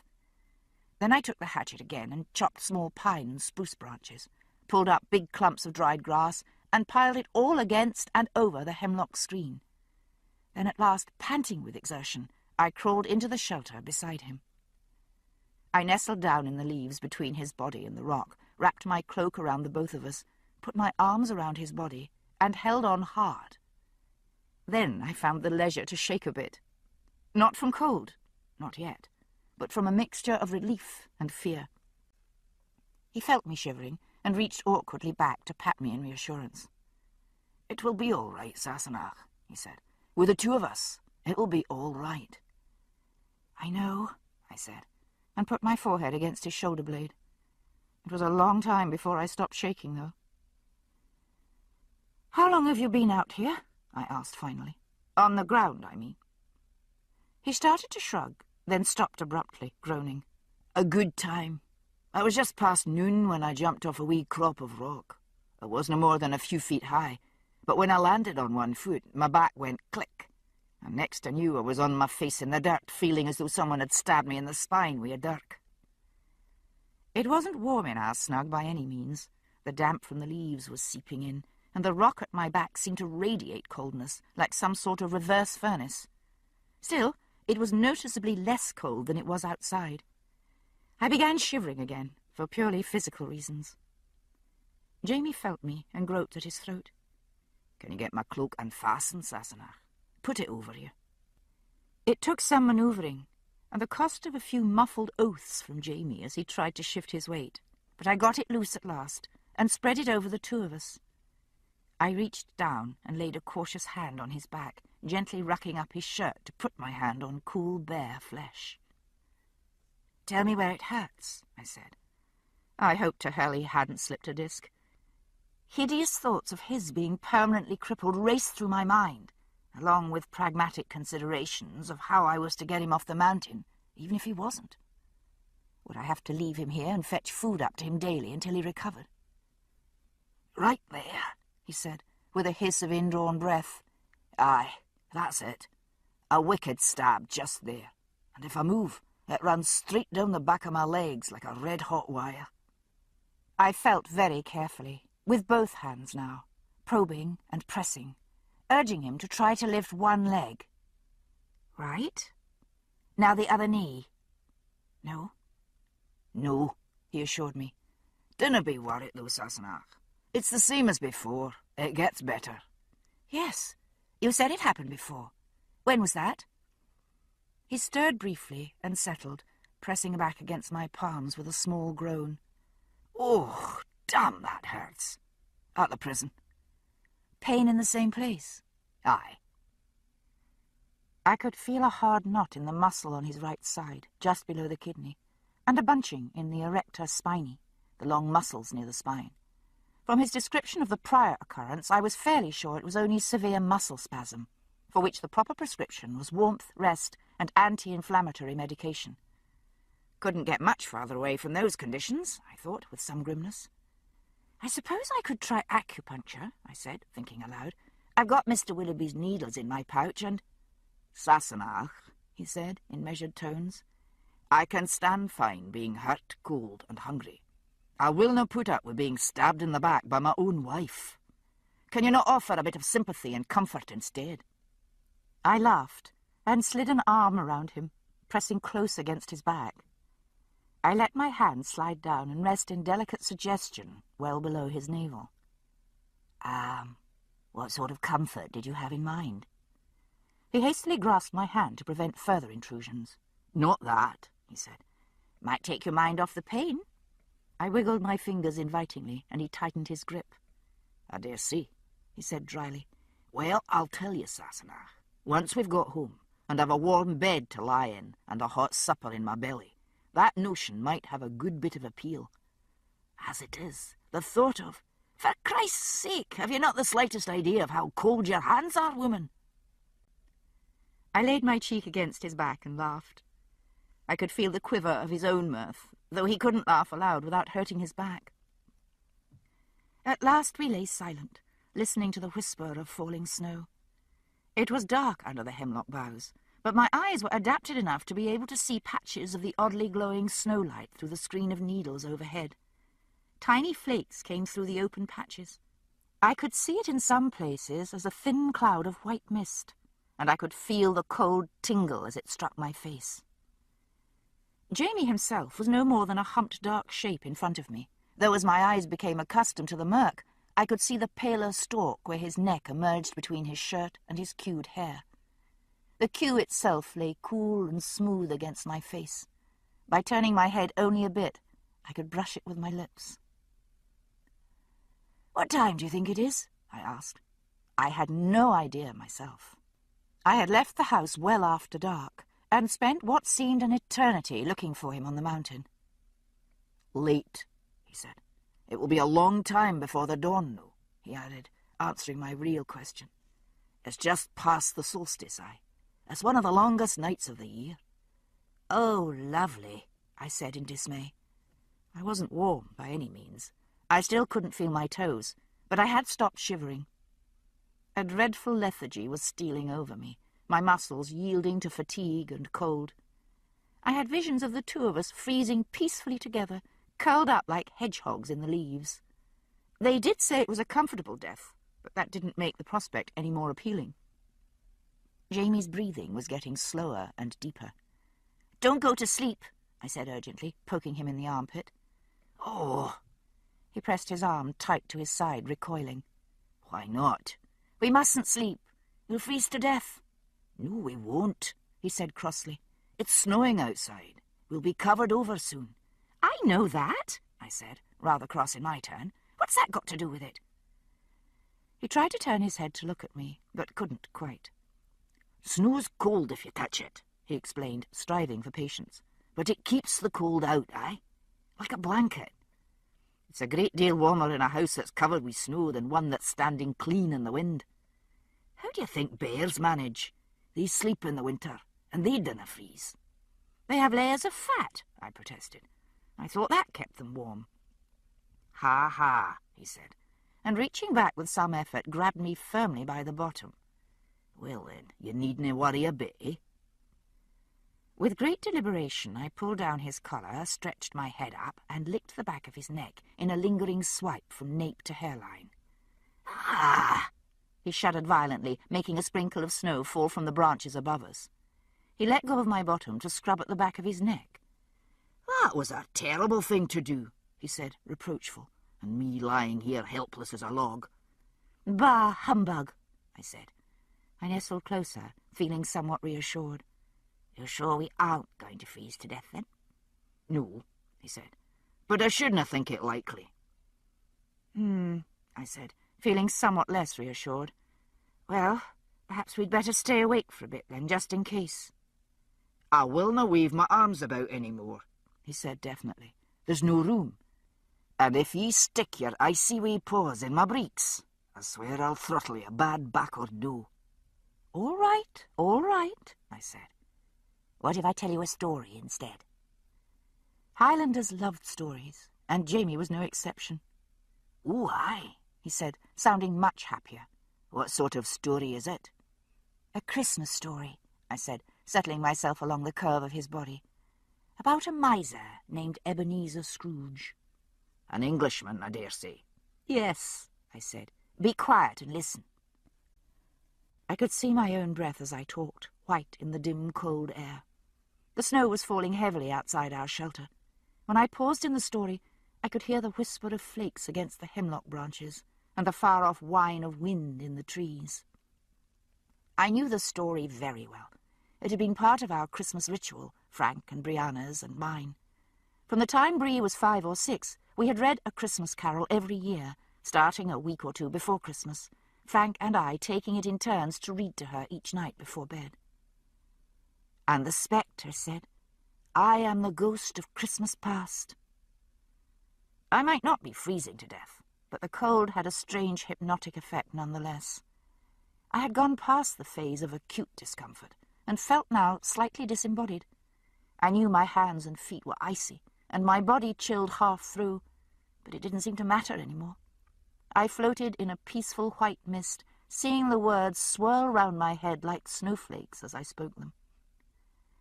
And there was dear old Fezziwig among the lights and music. I couldn't tell whether I was gradually thawing or becoming colder. I was conscious of an overall feeling of relaxation and an altogether peculiar sense of déjà vu, as though I had once before been entombed, insulated in snow, snug, despite desolation outside. As Bob Cratchit brought his meagre bird, I remembered. I went on talking automatically, the flow of my story coming from somewhere well below the level of consciousness. But my memory was in the front seat of a stalled 1956 Oldsmobile, its windscreen caked with snow. We had been on our way to visit an elderly relative of Frank's, somewhere in upstate New York. The snow came on hard halfway there, howling down across the icy roads with gusts of wind. Before we knew where we were, we had skidded off the road and halfway into a ditch, the windscreen wipers slashing futilely at the pelting snow. There was nothing to be done but wait for morning and rescue. We had had a picnic hamper and some old blankets. We brought Brianna up into the front seat between us and huddled all together under coats and blankets, sipping lukewarm cocoa from the thermos and making jokes to keep her from being frightened. As it grew later and colder, we huddled closer, and to distract Brianna, Frank began to tell her Dickens' story from memory, counting on me to supply the missing bits. Neither of us could have done it alone, but between us we managed well. By the time the sinister ghost of Christmas yet to come had made his appearance, Brianna was snuggled sound asleep under the coats, a warm, boneless weight against my side. There was no need to finish the story, but we did, talking to each other below the words, hands touching below the layers of blankets. I remembered Frank's hands, warm and strong on mine, thumbs stroking my palm, outlining my fingers. Frank had always loved my hands. The car had filled with the mist of our breathing, and drops of water ran down inside the white-choked windows. Frank's head had been a dark cameo, dim against the white. He had leaned toward me at the last, nose and cheeks chilled, lips warm on mine as he whispered the last words of the story. God bless us, every one, I ended, and lay silent, a small needle of grief like an ice splinter through my heart. It was quiet inside the shelter, and seemed darker. Snow had covered over all the openings. Jamie reached back and touched my leg. "Put your hands inside my shirt, Sassenach," he said softly. I slid one hand up under his shirt in front to rest against his chest, the other up his back. The faded whip marks felt like threads under his skin. He laid his hand against mine, pressing it tight against his chest. He was very warm, and his heart beat slow and strong under my fingers. "Sleep, onion down," he said. "I willna let you freeze." I woke abruptly from a chilly doze, with Jamie's hand squeezing my thigh. "Hush," he said softly. Our tiny shelter was still dim, but the quality of the light had changed. It was morning.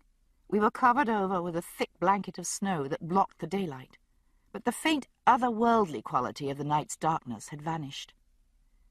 The silence had vanished, too. Sounds from outside were muffled but audible.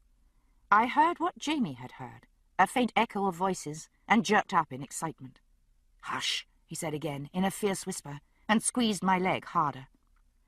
The voices were drawing closer, and it became almost possible to pick out words. Almost.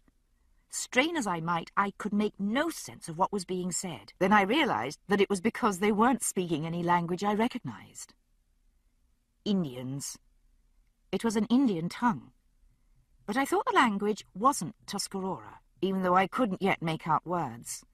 The rise and fall was similar, but the rhythm was somehow different. I brushed the hair out of my eyes, feeling torn in two directions. Here was the help we so badly needed. By the sound of it, there were several men in the party, enough to move Jamie safely. On the other hand, did we really want to attract the attention of a band of unfamiliar Indians who might be raiders? Rather plainly, we didn't, judging from Jamie's attitude. He had managed to lift himself on one elbow, and he had his knife drawn, ready in his right hand. He scratched his stubbled chin absently with the point as he tilted his head to listen more intently to the approaching voices. A clump of snow fell from the framework of our cage, landing on my head with a little plop and making me start. The movement loosened more snow, which poured inward in a glittering cascade, dusting Jamie's head and shoulders with fine white powder. His fingers were gripping my leg hard enough to leave bruises, but I didn't move or make a sound. A patch of snow had fallen from the latticework of hemlock branches, leaving numerous small spaces through which I could see out between the needles, peering over Jamie's shoulder. The ground sloped a little away from us, falling a few feet to the level of the grove where I had cut branches the night before. Everything was thick with snow. A good 4 inches must have fallen during the night. It was just past dawn, and the rising sun painted the black trees with coruscations of red and gold, striking white glare from the icy sweep of snow below. The wind had come up in the wake of the storm. Loose snow blew off the branches in drifting clouds like smoke. The Indians were on the other side of the grove. I could hear the voices plainly now, arguing about something from the sound of it. A sudden thought raised gooseflesh on my arms. If they came through the grove, they might see the hacked branches where I had chopped limbs from the hemlocks. I hadn't been neat. There would be needles and bits of bark scattered all over the ground. Would enough snow have trickled through the branches to cover my awkward spoor? A flash of movement showed in the trees, then another, and suddenly they were there, materializing out of a hemlock grove like dragon's teeth sprung from the snow. They were dressed for winter travel, in fur and leather, some with cloaks or cloth coats atop their leggings and soft boots. They all carried bundles of blankets and provisions, had headpieces made of fur, and most had snowshoes slung across their shoulders. Evidently the snow here wasn't deep enough to render them necessary. They were armed. I could see a few muskets, and tomahawks or war clubs hung at every belt. 6, 7, 8. I counted silently as they came out of the trees in single file, each man treading in the prints of the one before him. One near the back called out something half laughing, and a man near the front replied over his shoulder, his words lost in the blowing veil of snow and wind. I drew a deep breath. I could smell Jamie's scent, a sharp tinge of fresh sweat above his normal musky sleep smell. I was sweating too, in spite of the cold. Did they have dogs? Could they sniff us out, hidden as we were beneath the sharp reek of spruce and hemlock? Then I realized that the wind must be toward us, carrying the sound of their voices. No, even dogs wouldn't scent us. But would they see the branches that framed our den? Even as I wondered this, a large patch of snow slid off with a rush, landing with a soft thump outside. Jamie drew in his breath sharply, and I leaned over his shoulder, staring. The last man had come out of the gap in the trees, an arm across his face to shield it from the blowing snow. He was a Jesuit. He wore a short cape of bearskin over his habit, leather leggings and moccasins under it, but he had black skirts, kilted up for walking in the snow, and a wide, flat black priest's hat, held on with one hand against the wind. His face, when he showed it, was blonde-bearded, and so fair-skinned that I could see the redness of his cheeks and nose, even at such a distance. "Call them," I whispered, leaning close to Jamie's ear. "They're Christians. They must be to have a priest with them. They won't hurt us."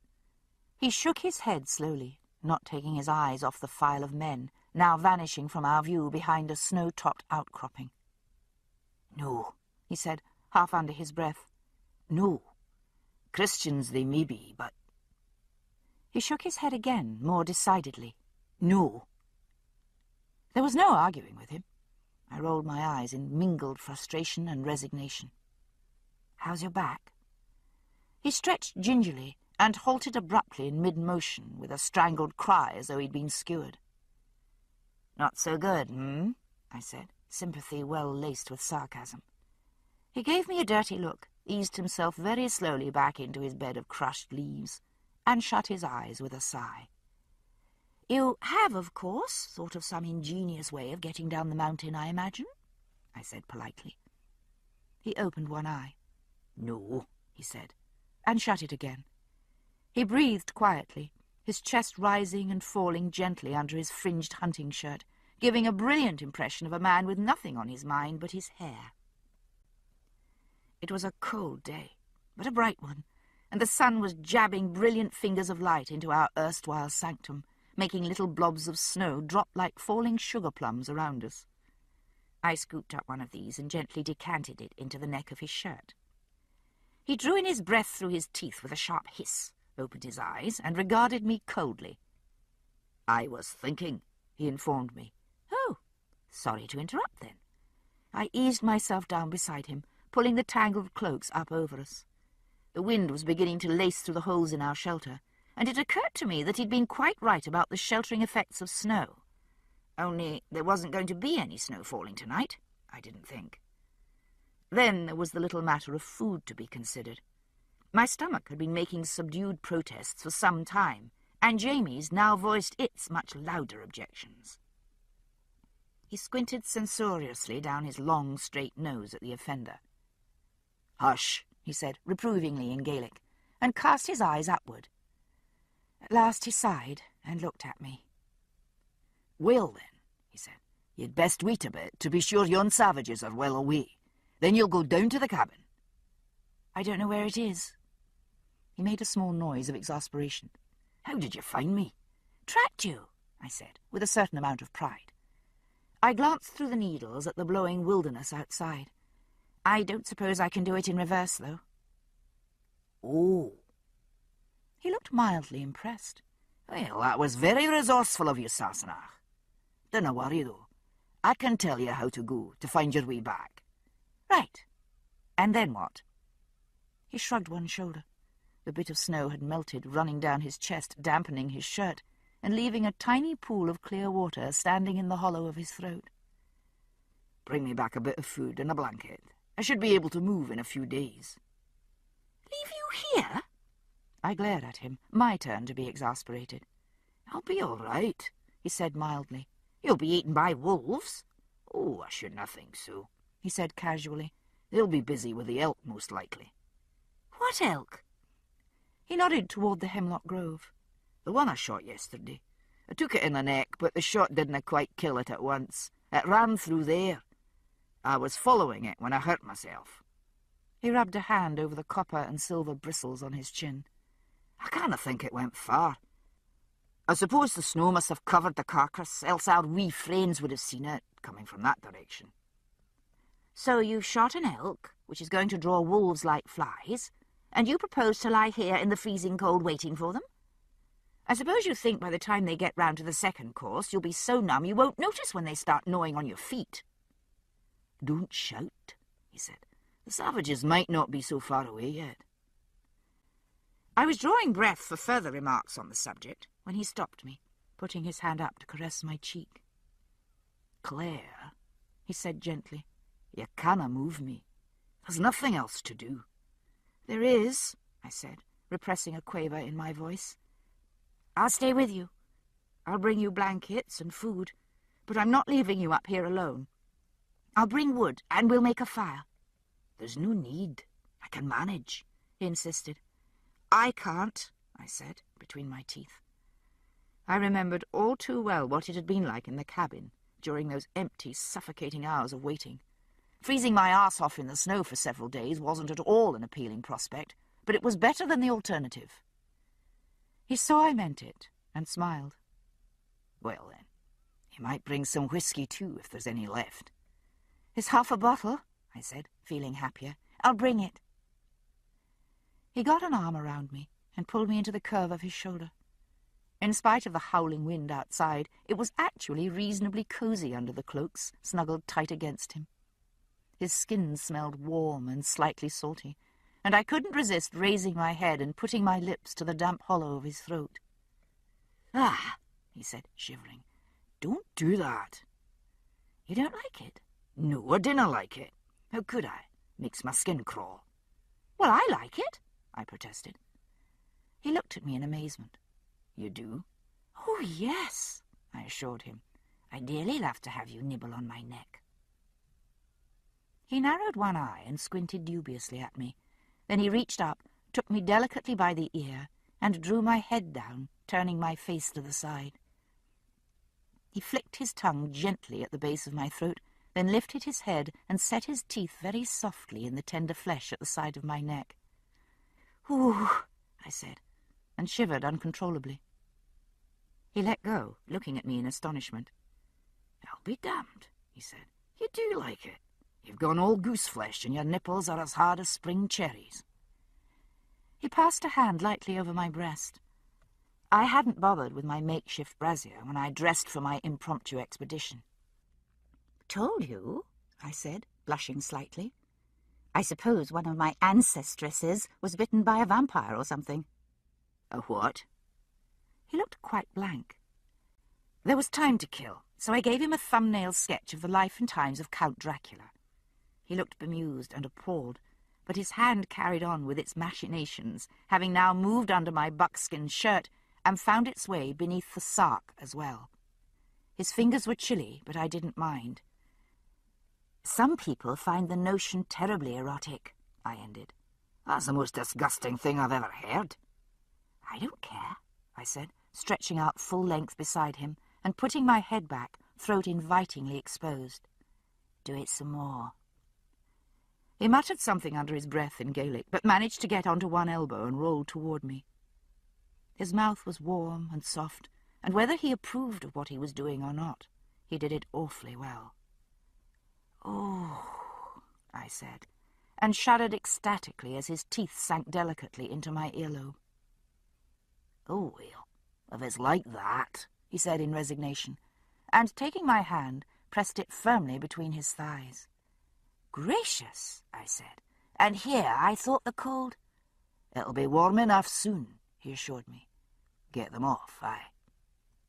It was rather awkward, given the cramped quarters, the difficulty of staying covered in order not to suffer frostbite in any exposed portions, and the fact that Jamie was able to lend only the most basic assistance. But we managed quite satisfactorily nonetheless.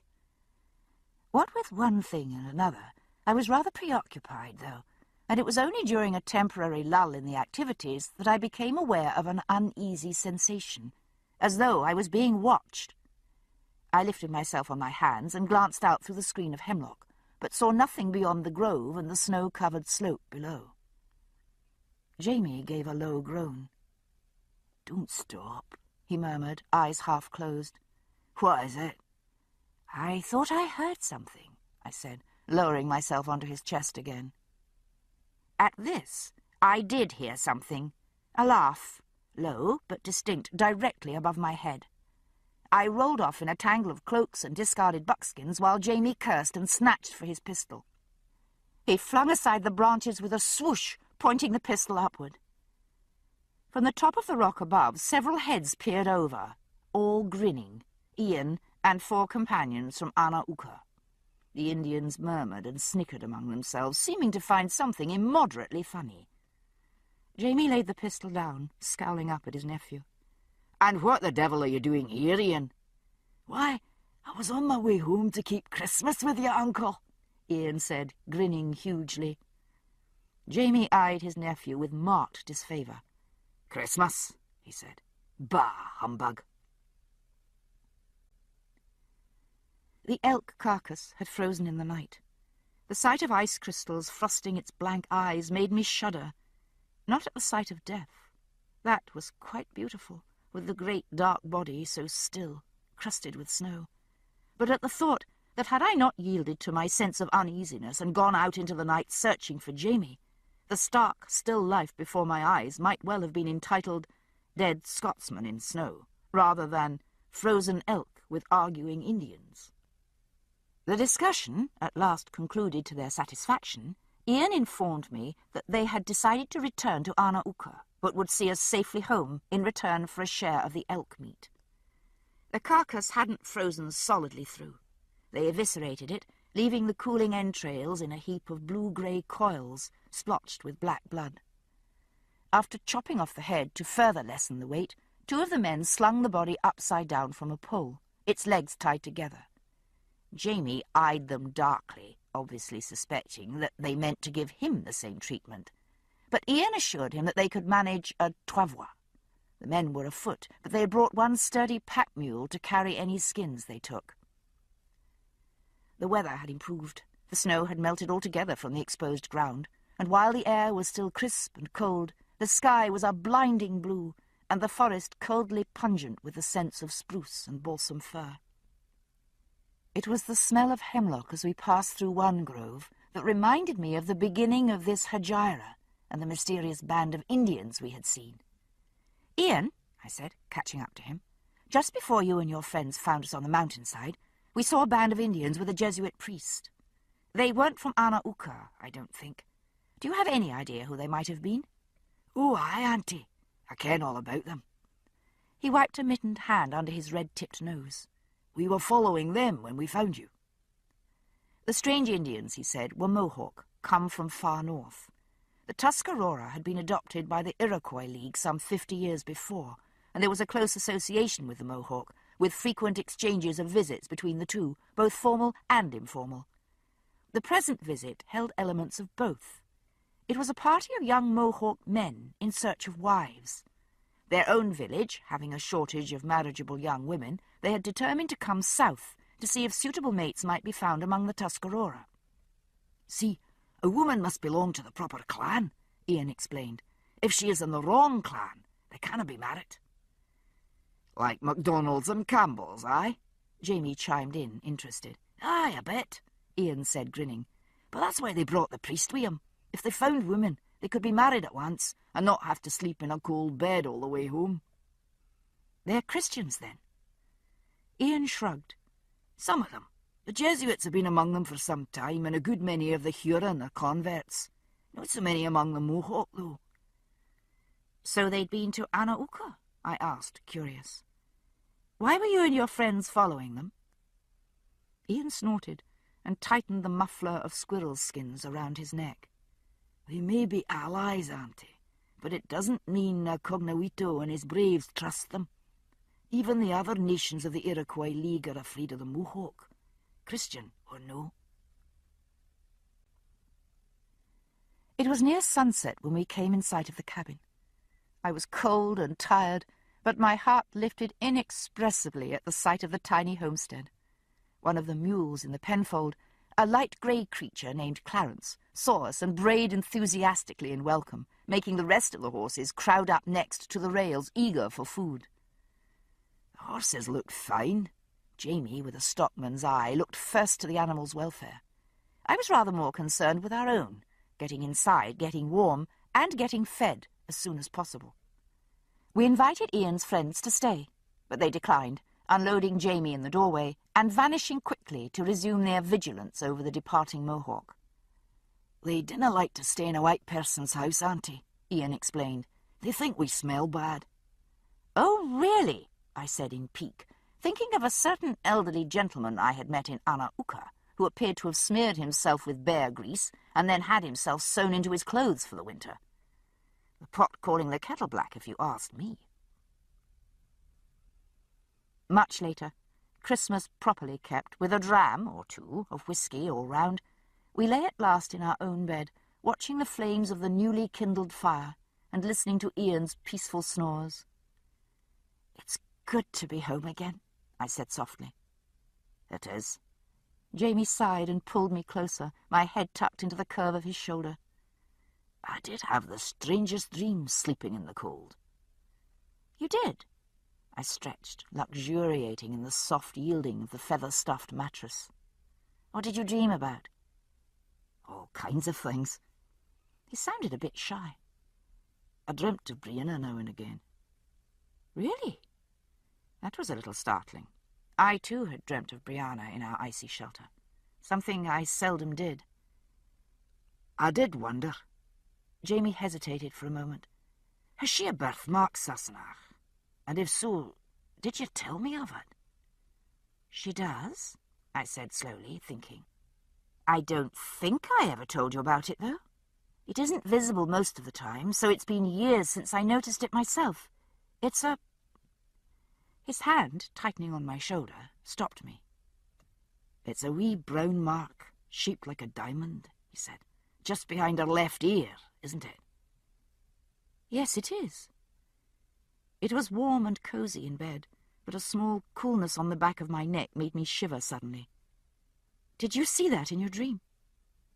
"I kissed her there," he said softly. This ends Disc 15. Drums of Autumn, Disc 16. Chapter 22. Spark of an Ancient Flame. Oxford, September 1970. Oh, Jesus! Roger stared at the page in front of him until the letters lost their meaning and became no more than curlicues. No such trick would erase the meaning of the words themselves. Those were already carved into his mind. "Oh, God, no!" he said out loud. The girl in the next carol jerked in irritation at the noise, scraping the legs of her chair against the floor.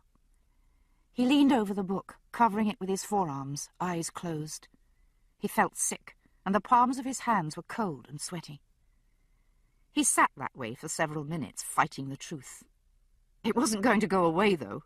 Christ, it had already happened, hadn't it? A long time ago, and you couldn't change the past.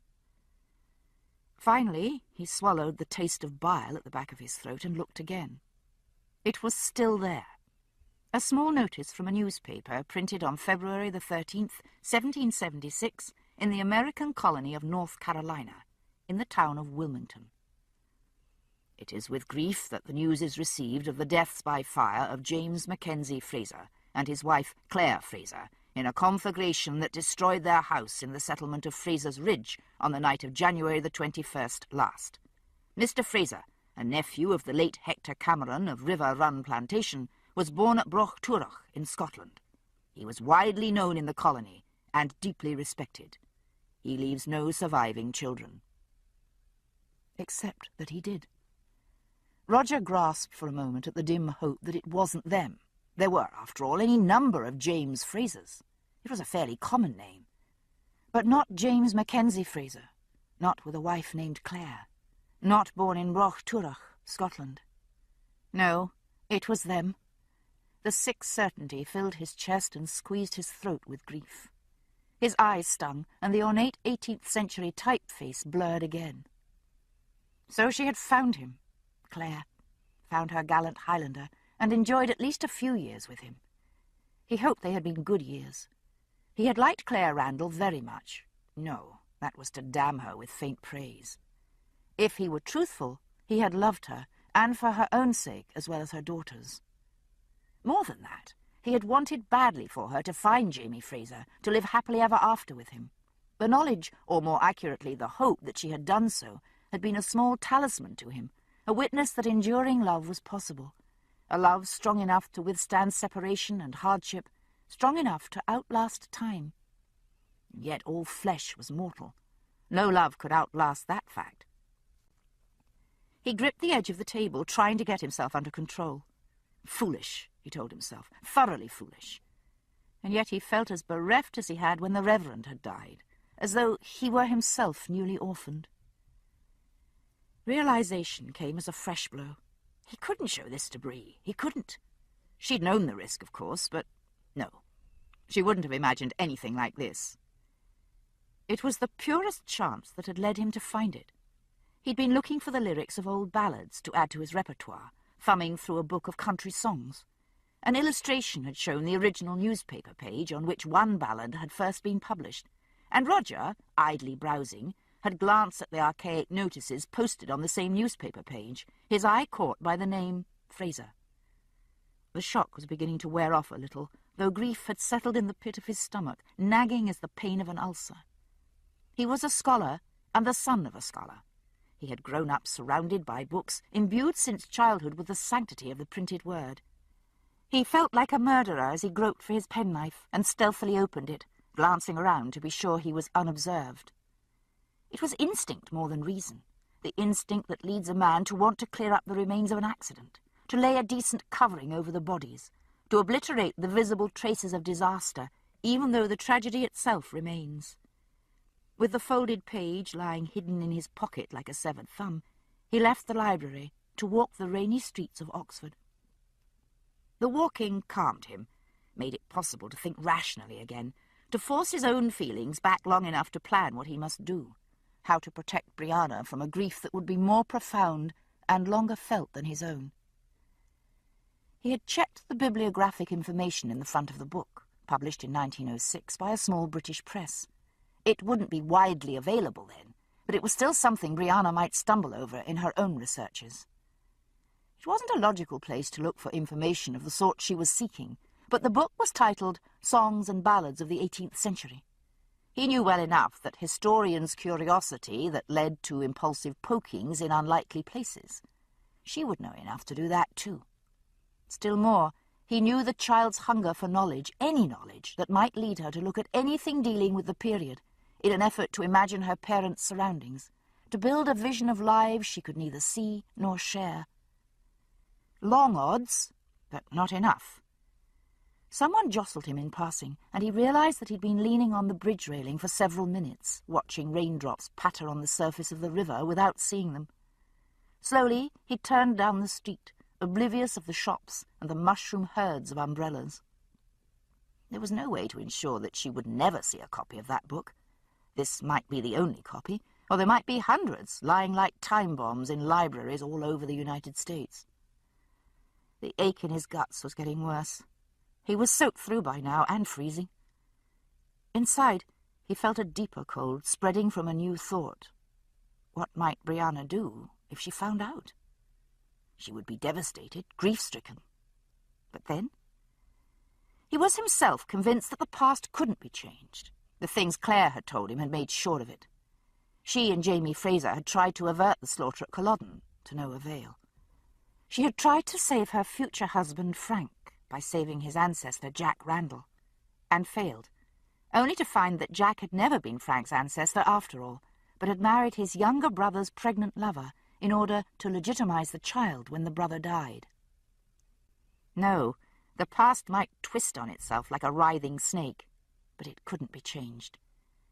He wasn't at all sure that Brianna shared his conviction, though. "How do you mourn a time traveller?" she'd asked him. If he showed her the notice, she could mourn truly. She would know. The knowledge would wound her terribly, but she would heal and could put the past behind her.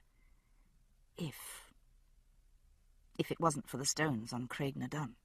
The stone circle and its dreadful promise of possibility. Claire had gone through the stones of Craig na Dun on the ancient fire feast of Samhain on the 1st day of November, nearly 2 years before. Roger shivered, and not from the cold. The hair stood up on the back of his neck whenever he thought of it.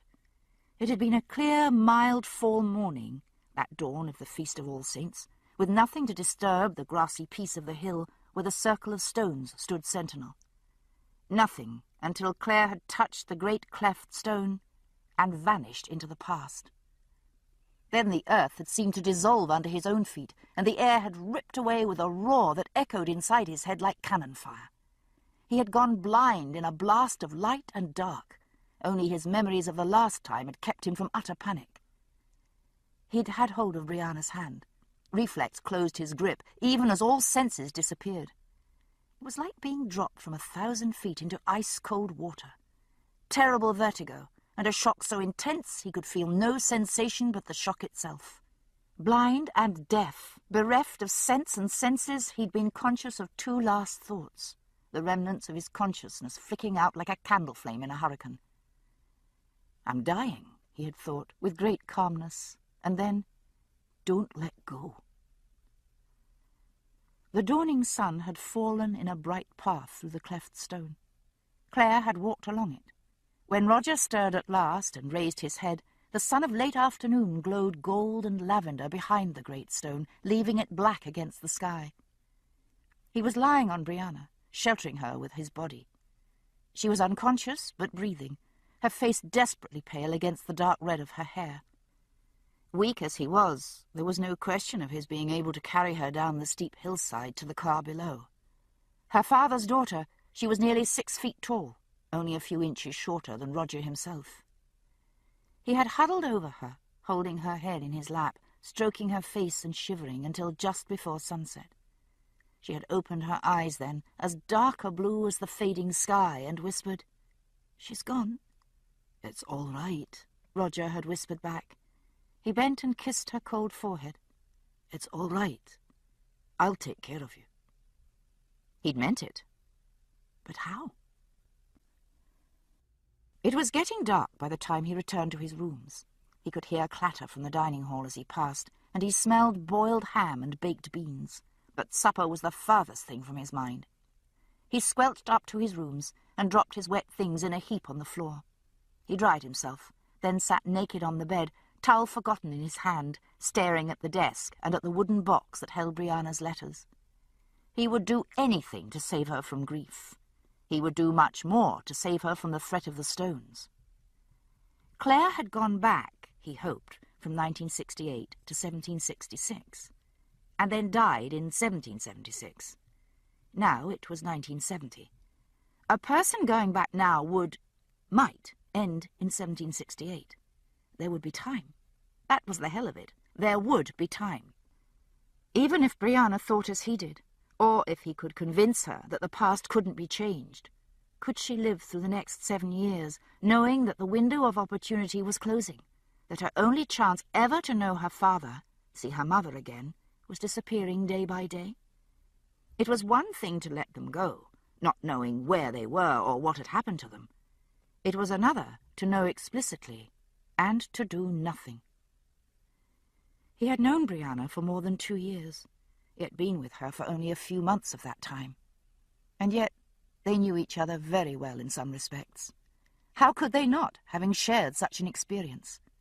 Then there had been the letters, dozens, 2 or 3 or 4 each week, and the rare brief holidays spent between enchantment and frustration that left him aching with need of her. Yes, he knew her. She was quiet, but possessed of a fierce determination that he thought wouldn't submit to grief without a fight. And while she was cautious, once her mind was made up, she acted with hair-raising dispatch. If she decided to risk the passage, he couldn't stop her. His hands closed tight on the wadded towel and his stomach dropped, remembering the chasm of the circle and the void that had nearly swallowed them. The only thing more terrifying was the thought of losing Brianna before he had ever truly had her. He'd never lied to her, but the impact of shock and grief was slowly receding as the rudiments of a plan formed in his mind. He stood up and wrapped the towel around his waist. One letter wouldn't do it. It would have to be slow, a process of suggestion, of gentle discouragement. He thought it wouldn't be difficult. He had found almost nothing in a year of searching in Scotland, beyond the report of the burning of Fraser's print shop in Edinburgh. He shuddered involuntarily at the thought of flames. Now he knew why, of course. They must have emigrated soon after, though he had found no trace of them on the ship's rolls he had searched. Time to give up, he would suggest. Let the past rest, and the dead bury the dead. To keep on looking in the face of no evidence would border on obsession. He would suggest, very subtly, that it was unhealthy, this looking back. Now it was time to look forward, lest she waste her life in futile searching. Neither of her parents would have wanted that. The room was chilly, but he barely noticed. "I'll take care of you," he'd said, and meant it. Was suppressing a dangerous truth the same as lying? Well, if it was, then he'd lie. To give consent to do wrong was a sin. He'd heard that from his early days. That was all right. He'd risk his soul for her, and willingly. He rummaged in the drawer for a pen. Then he stopped, bent, and reached 2 fingers into the pocket of his sopping jeans. The paper was frayed and soggy, half disintegrating already. With steady fingers he tore it into tiny pieces, disregarding the cold sweat that ran in trickles from his face. Chapter 23. The Skull Beneath the Skin. I had told Jamie that I didn't mind being far from civilization. Wherever there were people, there would be work for a healer. Duncan had been as good as his word, returning in the spring of 1768 with 8 former Ardsmuir men and their families, ready to take up homesteading on Fraser's Ridge, as the place was now known. With some 30 souls to hand, there was an immediate call on my mildly rusty services to stitch up wounds and treat fevers, to lance abscessed boils and scrape infected gums. 2 of the women were pregnant, and it was my joy to deliver healthy children, a boy and a girl, both born in early spring. My fame, if that's the word, as a healer soon spread outside our tiny settlement, and I found myself called farther and farther afield to tend the ills of folk on isolated hill farms scattered over 30 miles of wild mountain terrain. In addition, I made rare visits with Ian to Ana Uka to see Nyawene, returning with baskets and jars of useful herbs. At first, Jamie had insisted that he or Ian must go with me to the farther places, but it was soon apparent that neither of them could be spared. It was time for the first planting, with ground to break and harrow, corn and barley to be planted, to say nothing of the usual chores required to keep a small farm running. In addition to the horses and mules, we had acquired a small flock of chickens, a depraved-looking black boar to meet the social needs of the pig, and, luxury of luxuries, a milch goat, all of whom required to be fed and watered and generally kept from killing themselves or being eaten by bears or panthers. So, more and more often, I went alone when some stranger appeared suddenly in the dooryard asking for healer or midwife. Daniel Rawlings' casebook began to acquire new entries, and the larder was enriched by the gifts of hams and venison haunches, bags of grain, and bushels of apples with which my patients repaid my attentions. I never asked for payment, but something was always offered, and poor as we were, anything at all was welcome. My backcountry patients came from many places, and many spoke neither English nor French. There were German Lutherans, Quakers, Scots, and Scotch-Irish, and a large settlement of Moravian brethren at Salem, who spoke a peculiar dialect of what I thought was Czechoslovakian. I usually managed, though. In most cases someone could interpret for me, and at the worst I could fall back on the language of hand and body. Where does it hurt is easy to understand in any tongue. August 1768. I was chilled to the bone. Despite my best efforts to keep the cloak wrapped tightly round me, the wind ripped it from my body and sent it billowing like sail canvas. It beat round the head of the boy walking next to me and jerked me sideways in my saddle with the force of the gale. The rain drove in beneath the flapping folds like frozen needles, and I was soaked through gown and petticoats before we reached Mueller's Creek. The creek itself was boiling past, uprooted saplings, rocks, and drowned branches bubbling briefly to the surface. Tommy Mueller peered at the torrent, shoulders hunched nearly to the brim of the slouch hat he wore pulled down over his ears. I could see doubt etched in every line of his body, and bent close to shout in his ear.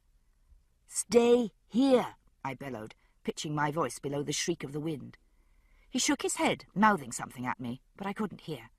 I shook my own head vigorously and pointed up the bank. The muddy soil was crumbly here. I could see small chunks of the black dirt melt away even as I watched. "Get back," I shouted. He pointed emphatically himself, back in the direction of the farmhouse, and reached for my reins. Clearly he thought it was too dangerous. He wanted me to come back to the house to wait out the storm. He definitely had a point. On the other hand, I could see the stream widening even as I watched, the ravenous water eating away the soft bank in gobbets and chunks. Wait much longer, and no one could cross. Neither would it be safe for days after. Floods like this kept the water high for as long as a week, as the rains from higher up the mountain trickled down to feed the torrents. The thought of being cooped up in a 4-room house for a week with all 10 Muellers was enough to spur me to recklessness. Pulling the reins from Tommy's grasp, I wheeled about, the horse tossing its head against the rain, stepping carefully on the slick mud. We reached the upper slopes of the bank, where a layer of thick dead leaves gave better footing.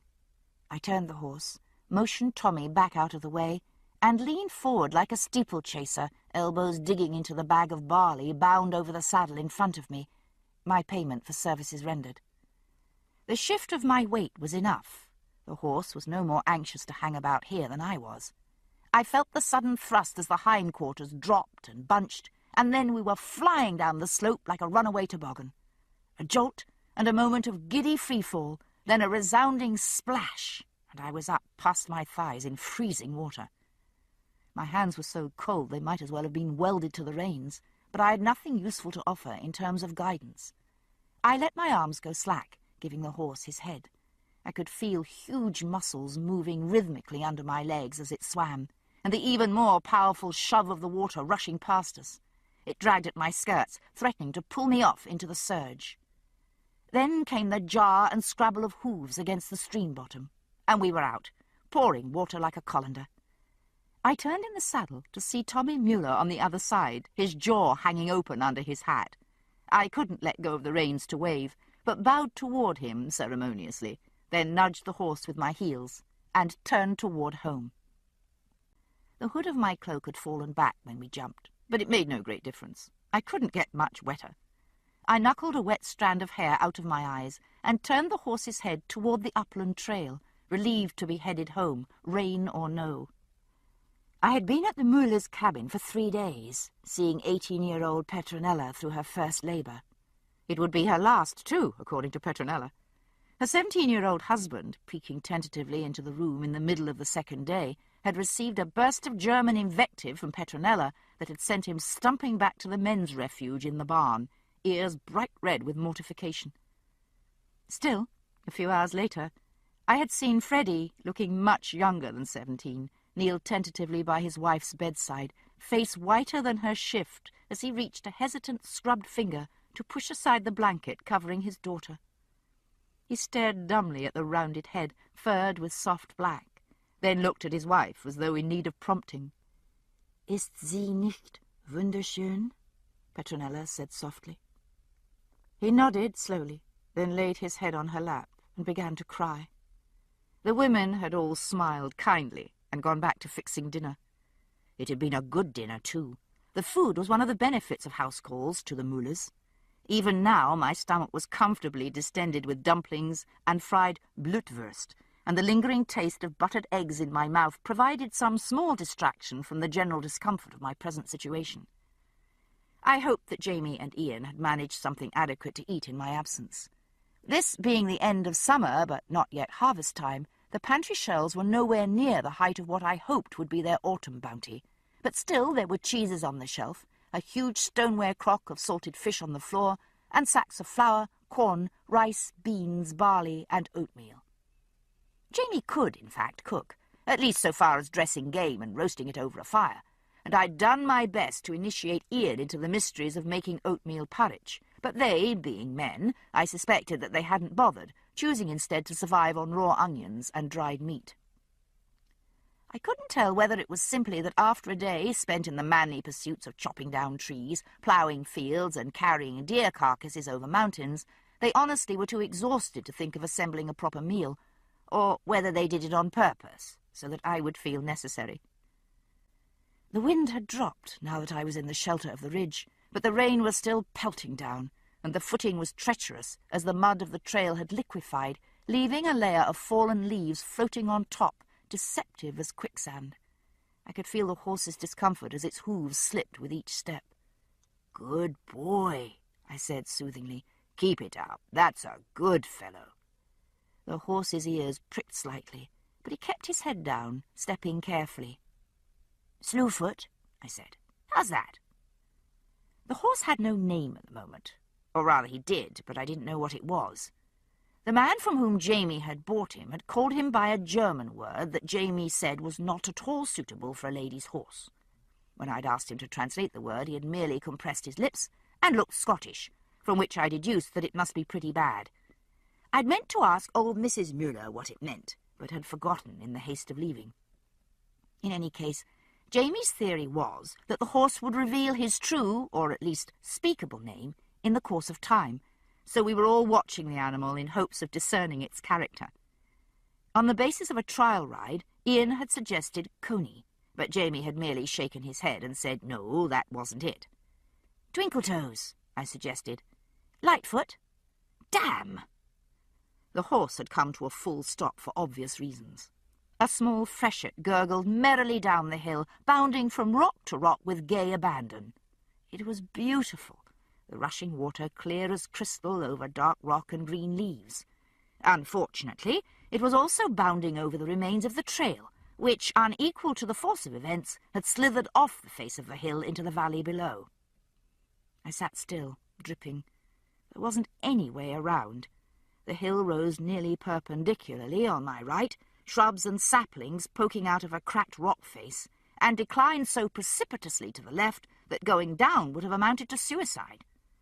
Swearing under my breath, I backed the nameless horse and turned around.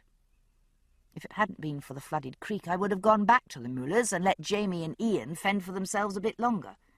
As it was, I had no choice. It was find another way home, or stay here and drown. Wearily, we retraced our slogging steps. Less than a quarter mile from the washout, though, I found a spot where the hillside fell away into a small saddle, a depression between two horns of granite.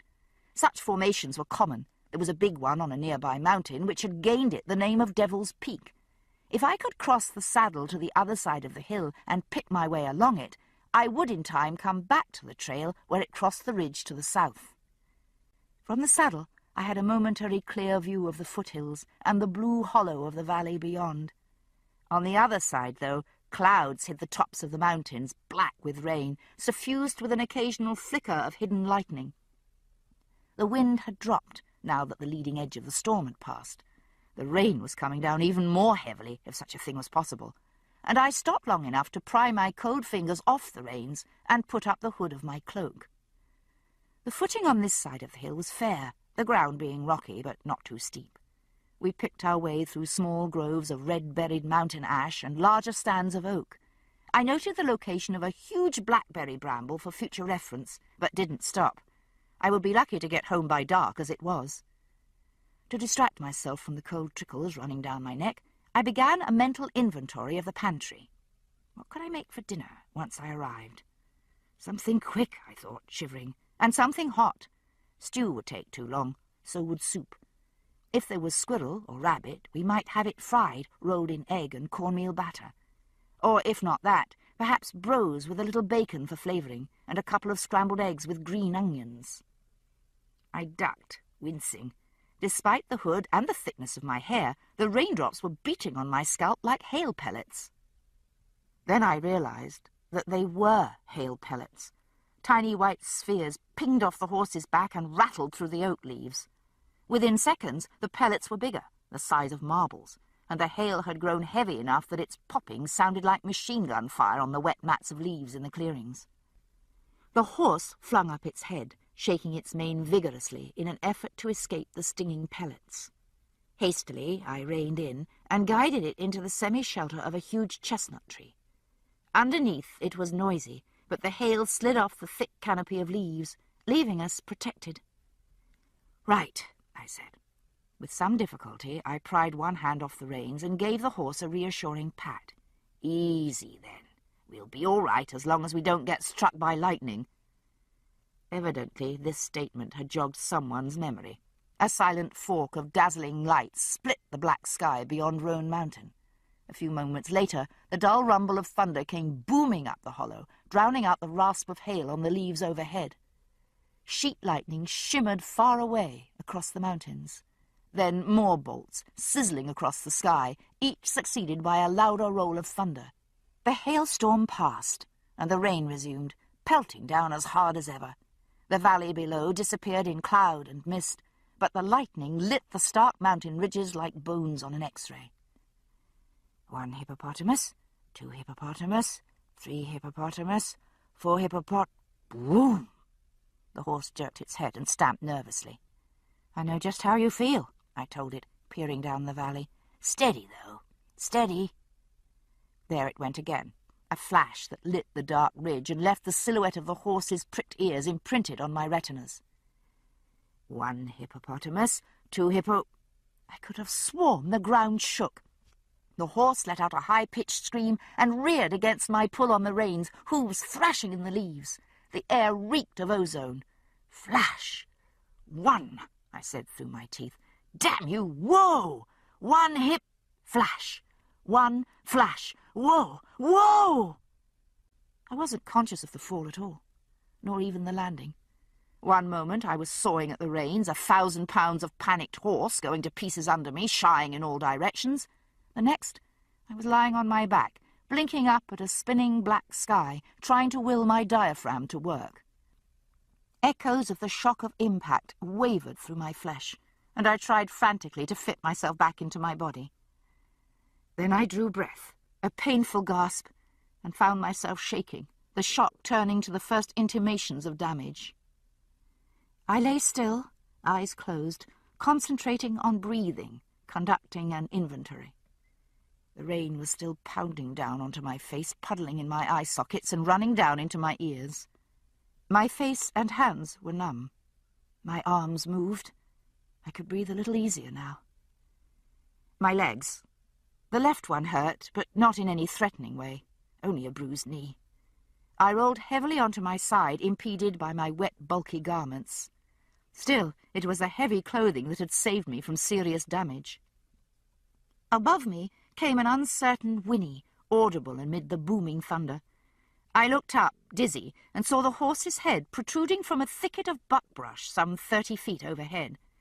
Below the thicket, a steep rocky slope fell away. A long straight mark toward the bottom showed where I had struck and rolled before ending up in my present position. We had been standing virtually on the edge of this small precipice without my seeing it, screened as it was by the heavy growth of shrubs.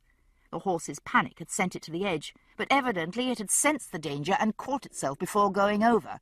Not before letting me slide off into space, though. "You bloody bugger," I said, and wondered whether the unknown German name meant something similar. "I could have broken my neck." I wiped the mud from my face with a hand that still shook, and looked about me for a way back up. There wasn't one. Behind me, the rocky cliff face continued, merging into one of the granite horns. Before me, it ended abruptly in a plunge straight downward into a small hollow. The slope I stood on declined into this hollow as well, rolling down through clumps of yellowwood and sumac to the banks of a small creek some 60 feet below. I stood quite still, trying to think. No one knew where I was. I didn't know exactly where I was, come to that. Worse, no one would be looking for me for some time. Jamie would think I was still at Müller's because of the rain. The Müllers would, of course, have no reason to think I hadn't made it safely home. Even if they had doubts, they couldn't follow me because of the flooded creek. And by the time anyone found the washed-out trail, any traces of my passage would long since have been obliterated by the rain. I was uninjured. That was something. I was also afoot, alone, without food, moderately lost, and thoroughly wet. About the only certainty was that I wasn't going to die of thirst.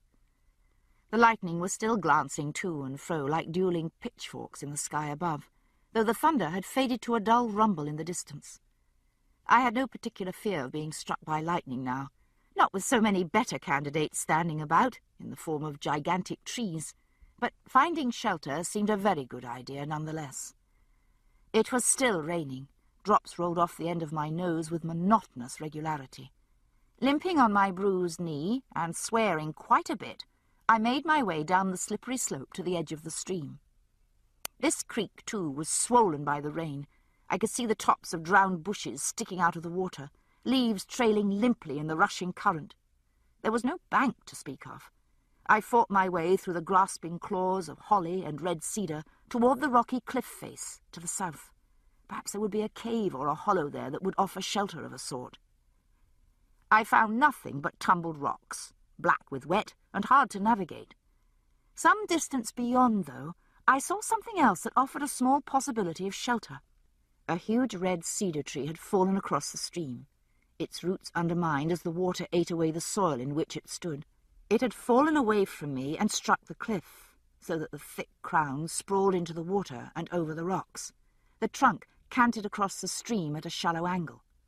On my side, I could see the huge mat of its exposed roots, a bulwark of cracked earth and small bushes heaved up about them. The cavity under them might not be complete shelter, but it looked better than standing in the open or crouching in the bushes. I hadn't even paused to think that the shelter might have attracted bears, catamounts, or other unfriendly fauna. Fortunately, it hadn't. It was a space about 5 feet long and 5 wide, dank, dark, and clammy. The ceiling was composed of the tree's great gnarled roots, packed with sandy earth, like the roof of a badger's set. But it was a solid ceiling for all that. The floor of churned earth was damp, but not muddy, and for the first time in hours, rain wasn't drumming on my skull. Exhausted, I crawled into the farthest corner, set my wet shoes beside me, and went to sleep. The cold of my wet clothes made me dream vividly, in jumbled visions of blood and childbirth, trees and rocks and rain, and I woke frequently in that half-conscious way of utter tiredness, falling asleep again in seconds. I dreamt that I was giving birth. I felt no pain, but saw the emerging head as though I stood between my own thighs, midwife and mother both together. I took the naked child in my arms, still smeared with the blood that came from both of us, and gave her to her father. I gave her to Frank, but it was Jamie who took the coal from her face and said, "She's beautiful." Then I woke and slept, finding my way among boulders and waterfalls, urgently seeking something I had lost. Woke and slept, pursued through woods by something fearsome and unknown. Woke and slept, a knife in my hand, red with blood. But whose? I didn't know. I woke all the way to the smell of burning and sat bolt upright. The rain had stopped. It was the silence that wakened me, I thought. The smell of smoke was still strong in my nostrils, though. It wasn't part of the dream. I poked my head out of my burrow like a snail cautiously emerging from its shell. The sky was a pale purple-grey, shot with streaks of orange over the mountains. The woods around me were still and dripping. It was nearly sundown, and darkness was gathering in the hollows. I crawled out all the way and looked around. The creek at my back rushed past in full spate, its gurgling the only sound. The ground rose in front of me to a small ridge. At the top of this stood a large balsam poplar tree, the source of the smoke. The tree had been struck by lightning. Half of it still bore green leaves, the canopy bushy against the pale sky. The other half was blackened and charred all down one side of the massive trunk. Wisps of white smoke rose from it like ghosts escaping an enchanter's bondage, and red lines of fire showed fleetingly, glowing beneath the blackened shell. I looked about for my shoes, but couldn't find them in the shadows. Not bothering, I made my way up the ridge toward the blasted tree, panting with effort. All my muscles were stiffened with sleep and cold. I felt like a tree come awkwardly to life myself, stumping uphill on gnarled and clumsy roots. It was warm near the tree, blissfully, wonderfully warm. The air smelled of ash and burnt soot, but it was warm. I stood as close as I dared, spreading my cloak out wide, and stood still, steaming. For some time I didn't even try to think, just stood there, feeling my chilled flesh thaw and soften again into something resembling humanity. But as my blood began to flow again, my bruises began to ache, and I felt the deeper ache of hunger as well. It had been a long time since breakfast. Likely to be a lot longer time till supper, I thought grimly. The dark was creeping up from the hollow, and I was still lost. I glanced across to the opposite ridge. Not a sign of the bloody horse. "Traitor," I muttered. "Probably gone off to join a herd of elk or something." I chafed my hands together. My clothes were halfway dry, but the temperature was dropping. It would be a chilly night. Would it be better to spend the night here, in the open, near the blasted tree, or ought I to return to my burrow while I could still see to do so? A snapping in the brush behind me decided me. The tree had cooled now. Though the charred wood was still hot to the touch, the fire had burned out. It would be no deterrent to prowling night hunters. Lacking fire or weapons, my only defence was that of the hunted, lie hidden through the dark hours, like the mice and rabbits. Well, I had to go back to fetch my shoes anyway. Reluctantly leaving the last vestiges of warmth, I made my way back down to the fallen tree. Crawling in, I saw a pale blur against the darker earth in the corner. I set my hand on it and found not the softness of my buckskin moccasins, but something hard and smooth.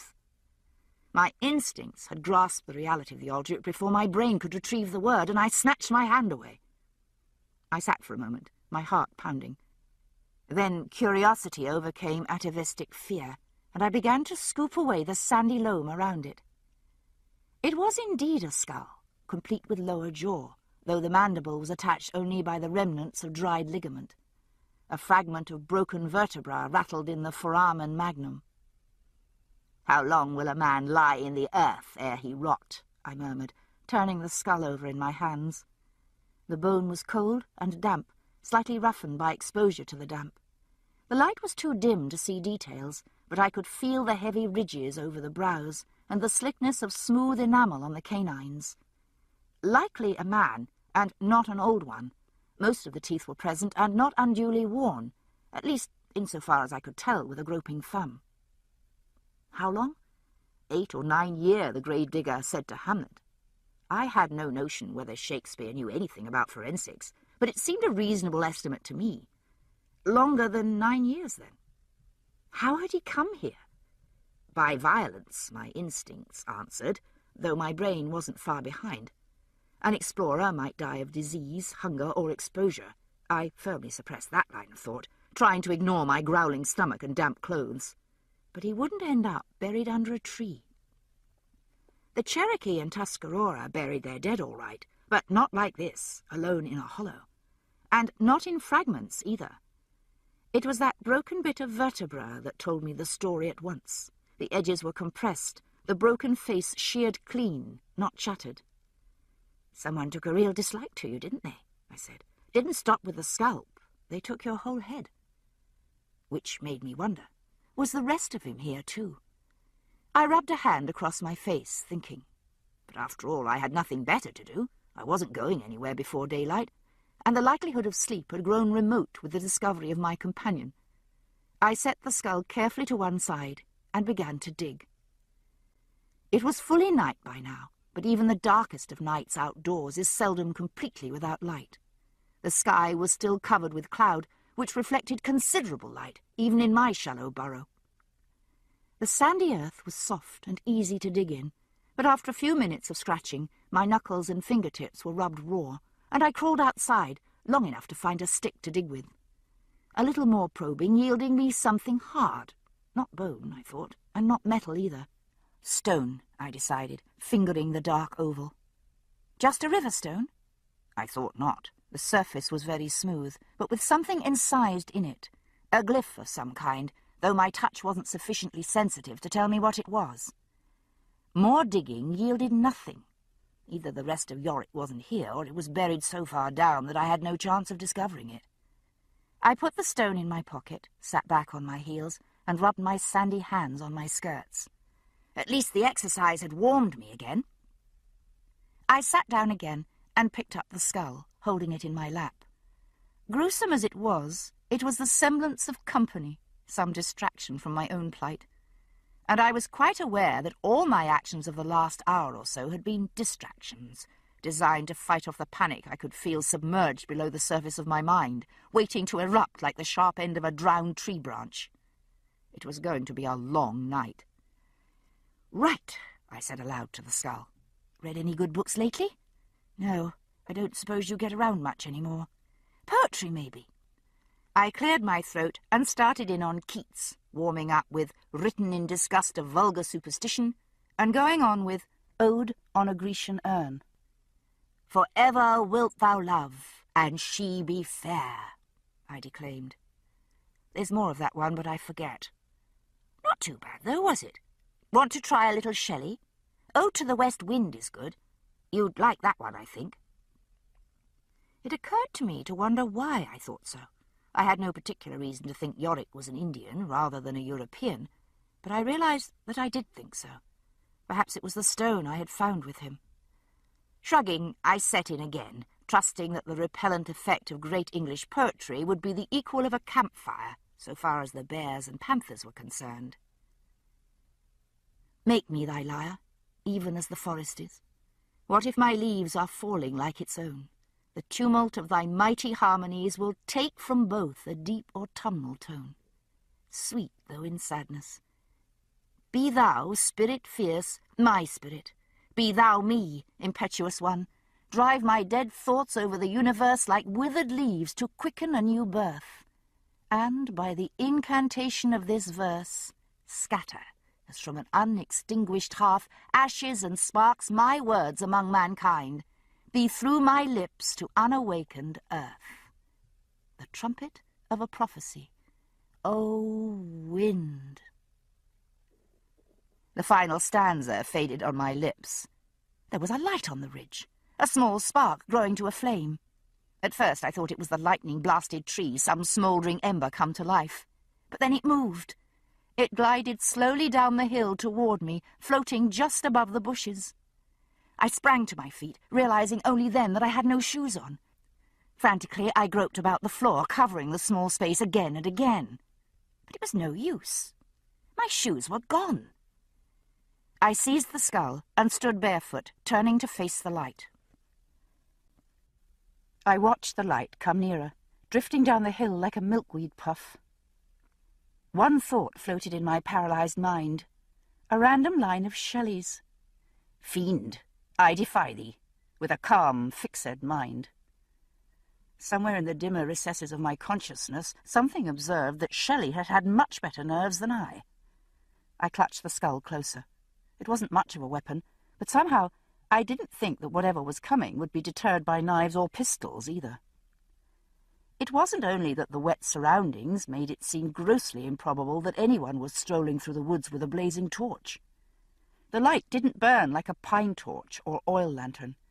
It didn't flicker, but burned with a soft, steady glow. It floated a few feet above the ground, just about where someone would hold a torch they carried before them. It drew slowly nearer, at the pace of a man walking. I could see it bob slightly, moving to the rhythm of a steady stride. I cowered in my burrow, half hidden by the bank of earth and severed roots. I was freezing cold, but sweat ran down my sides and I could smell the reek of my own fear. My numb toes curled in the dirt, wanting to run. I'd seen St. Elmo's fire before, at sea. Eerie as that was, its liquid blue crackle didn't resemble at all the pale light approaching. This had neither spark nor colour, only a spectral glow. Marsh gas, people in Cross Creek said when the mountain lights were mentioned. "Ha!" I said to myself, though soundlessly. "Marsh gas my left foot." The light moved through a small thicket of alders and out into the clearing before me. It wasn't marsh gas. He was tall, and he was naked. Beyond a breechclout he wore nothing but paint, long stripes of red down arms and legs and torso, and his face was solid black from chin to forehead. His hair was greased and dressed in a crest from which 2 turkey feathers stiffly pointed. I was invisible, completely hidden in the darkness of my refuge, while the torch he held washed him in soft light, gleaming off his hairless chest and shoulders, shadowing the orbits of his eyes. But he knew I was there. I didn't dare to move. My breath sounded painfully loud in my ears.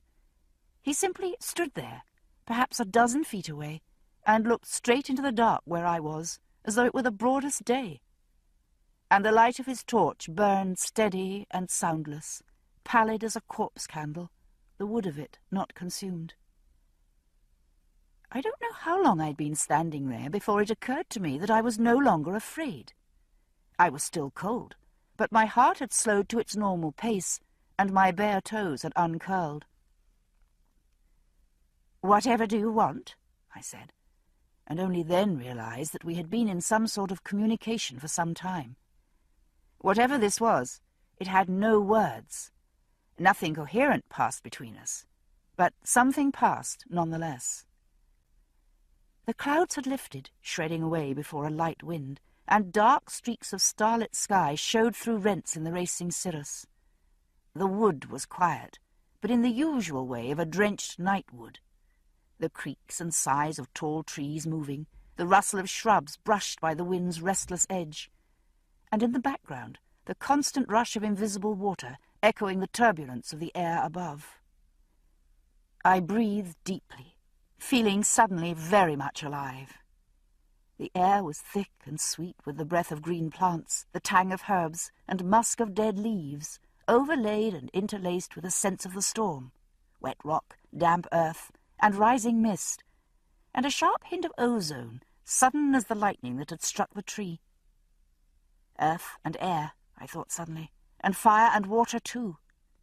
And here I stood with all the elements, in their midst, and at their mercy. "What do you want?" I said again, feeling helpless.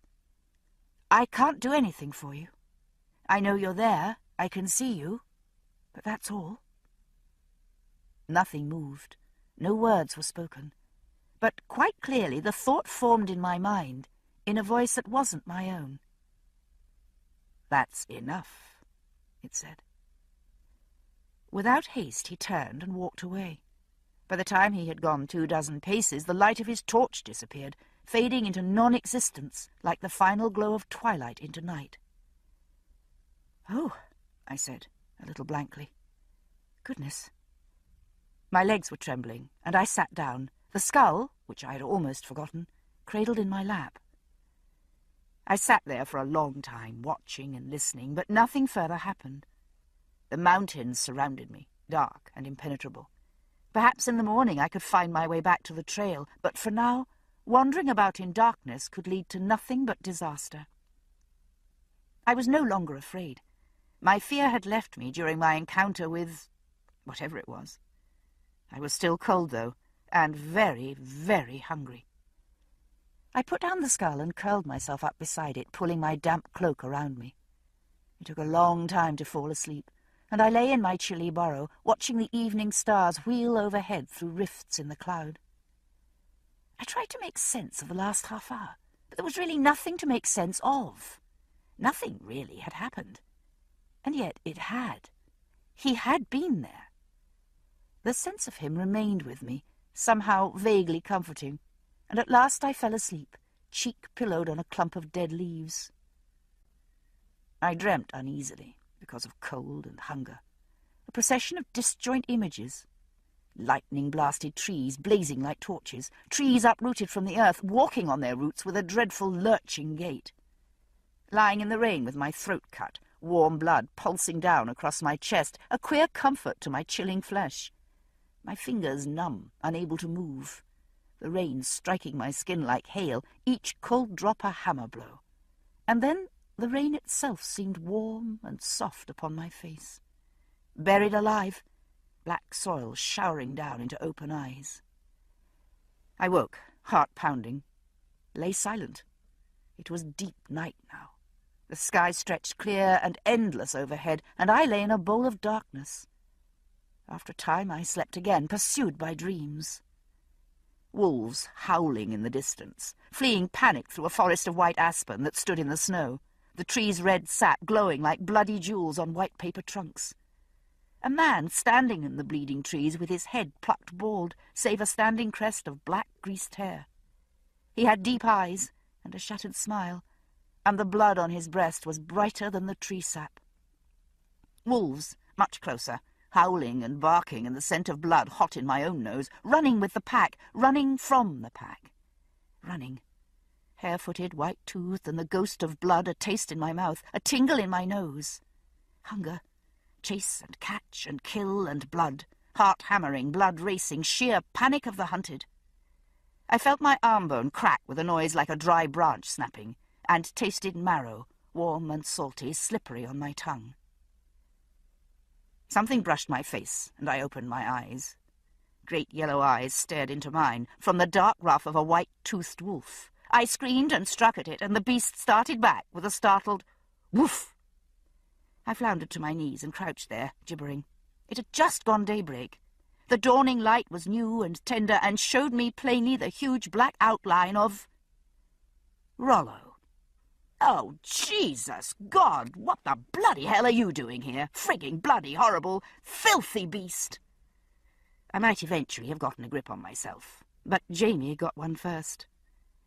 Big hands pulled me up and out of my hiding place, held me tight and patted me anxiously, checking for damage. The wool of his plaid was soft against my face. It smelt of wet and lye soap and his own male scent, and I breathed it in like oxygen. "Are you all right? For God's sake, Sassenach, are you all right?" "No," I said. "Yes," I said, and started to cry. It didn't last long. It was no more than the shock of relief. I tried to say as much, but Jamie wasn't listening. He scooped me up in his arms, filthy as I was, and began to carry me toward the small stream. "Hush, then," he said, squeezing me tightly against him. "Hush, Mulcrea.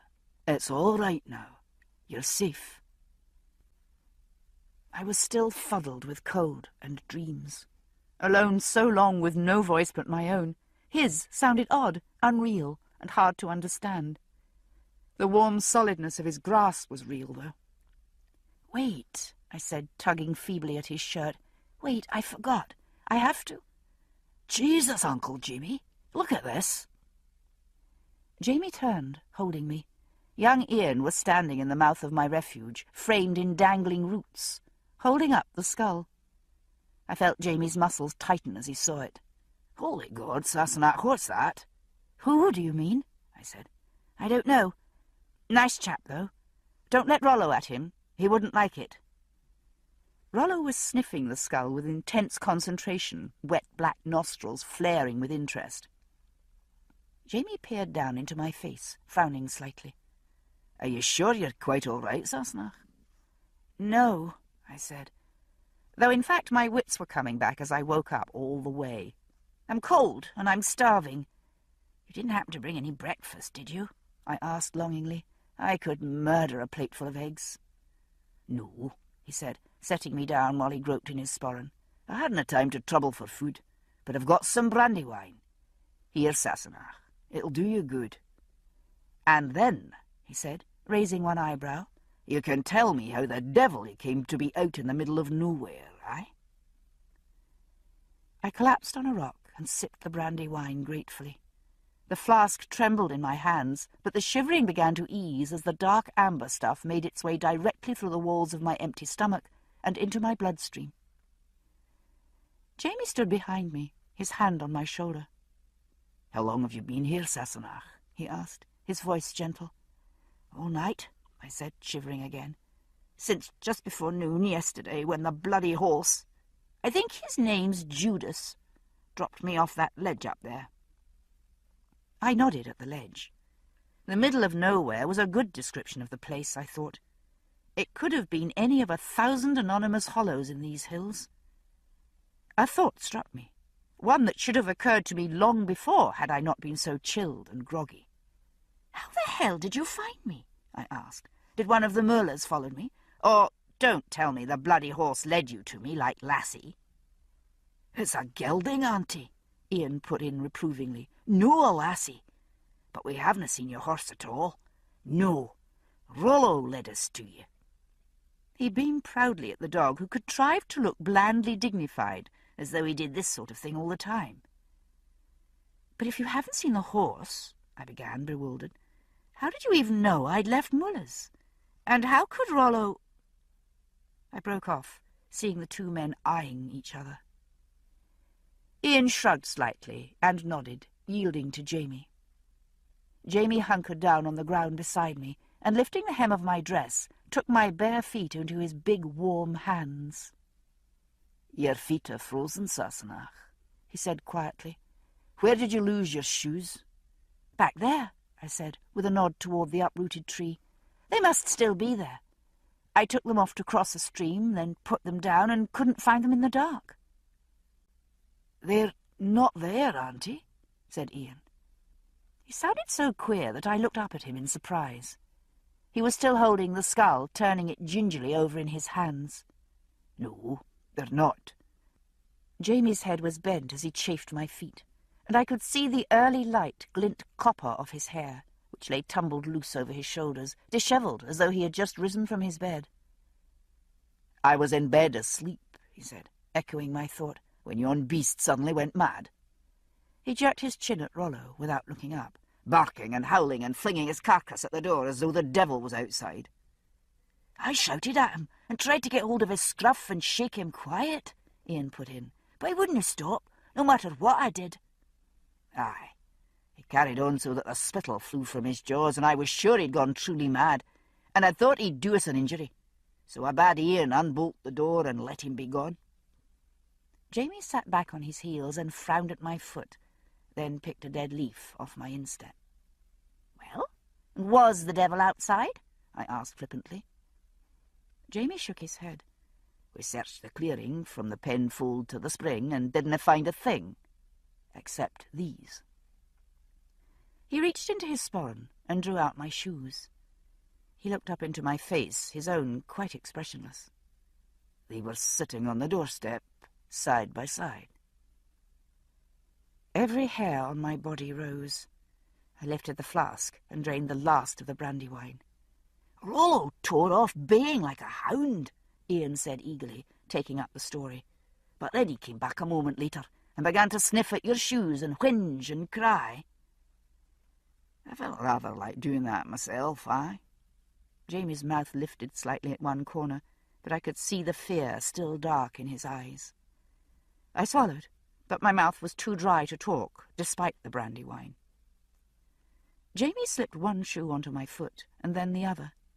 They were damp, but faintly warm from his body. "I did think you were maybe dead, Cinderella," he said softly, head bent to hide his face. Ian didn't notice, caught up in the enthusiasm of the story. "A clever wee dog was for dashing off, the same as when he smelt a rabbit, so we caught up our plaids and came away after him, only stopping to snatch a brand from the hearth and smoor the fire. You led us a good chase too, did you know, laddie?" He rubbed Rollo's ears with affectionate pride. "And here you were." The brandy wine was buzzing in my ears, swaddling my wits in a warm, sweet blanket. But I had enough sense left to tell me that for Rollo to have followed a trail back to me, someone had walked all that way in my shoes. I had recovered some remnants of my voice by this time, and managed to talk with only a little hoarseness. "Did you see anything along the way?" I asked. "No, Auntie," Ian said, suddenly sober. "Did you?" Jamie lifted his head, and I could see how worry and exhaustion had hollowed his face, leaving the broad cheekbones sharp beneath his skin. I wasn't the only one who had had a long, hard night. "Yes," I said, "but I'll tell you later. Right now, I believe I've turned into a pumpkin. Let's go home." This ends Disc 16. Drums of Autumn, Disc 17. Jamie had brought horses, but there was no way to get them down into the hollow. We were forced to make our way down the banks of the flooded stream, splashing through the shallows, then to clamber laboriously up a rocky slope to the ledge above, where the animals were tethered. Rubber-legged and flimsy after my ordeal, I wasn't a great deal of help in this endeavour, but Jamie and Ian coped matter-of-factly, boosting me over obstructions and handing me back and forth like a large, unwieldy package. "You really aren't supposed to give alcohol to people suffering from hypothermia," I said feebly, as Jamie put the flask to my lips again during one pause for rest. "I dinna care what you're suffering from. You'll feel it less with the drink in your belly," he said. It was still chilly from the rain, but his face was flushed from the climb. "Besides," he added, mopping his brow with a fold of his plaid, "if you pass out, you'll be less trouble to hoik about. Christ, it's like hauling a newborn calf out of a bog." "Sorry," I said. I lay flat on the ground and closed my eyes, hoping I wouldn't throw up. The sky was spinning in one direction, my stomach in the other. "Away, dog," Ian said. I opened one eye to see what was going on, and saw Ian firmly shooing Rollo away from the skull, which I had insisted he bring with us. Seen in daylight, it was hardly a prepossessing object. Stained and discoloured by the soil in which it had been buried, from a distance it resembled a smooth stone, scooped and gouged by wind and weather. Several of the teeth had been chipped or broken, though the skull showed no other damage. "Just what do you mean to do with Prince Charming there?" Jamie asked, eyeing my acquisition rather critically. His colour had faded, and he had got his breath back. He glanced down at me, reached over, and smoothed the hair out of my eyes, smiling. "All right, Sassenach." "Better," I assured him, sitting up. The countryside hadn't quite stopped moving round me, but the brandy sloshing through my veins now gave the movement a rather pleasant quality, like the soothing rush of trees past the window of a railway carriage. "I suppose we ought to take him home and give him Christian burial at least." Ian eyed the skull dubiously. "I shouldn't think he'd appreciate it. I don't believe he was a Christian." I fought back a vivid recollection of the man I had seen in the hollow. While it was true that some Indians had been converted by missionaries, this particular naked gentleman, with his black painted face and feathered hair, had given me the impression that he was about as pagan as they come. I fumbled in the pocket of my skirt, my fingers numb and stiff. This was buried with him. I drew out the flat stone I had unearthed. It was dirty brown in colour, an irregular oval half the size of my palm. It was flattened on one side and rounded on the other, and smooth, as though it had come from a stream bed. I turned it over on my palm and gasped. The flattened face was indeed incised with a carving, as I had thought. It was a glyph, in the shape of a spiral, coiling in on itself.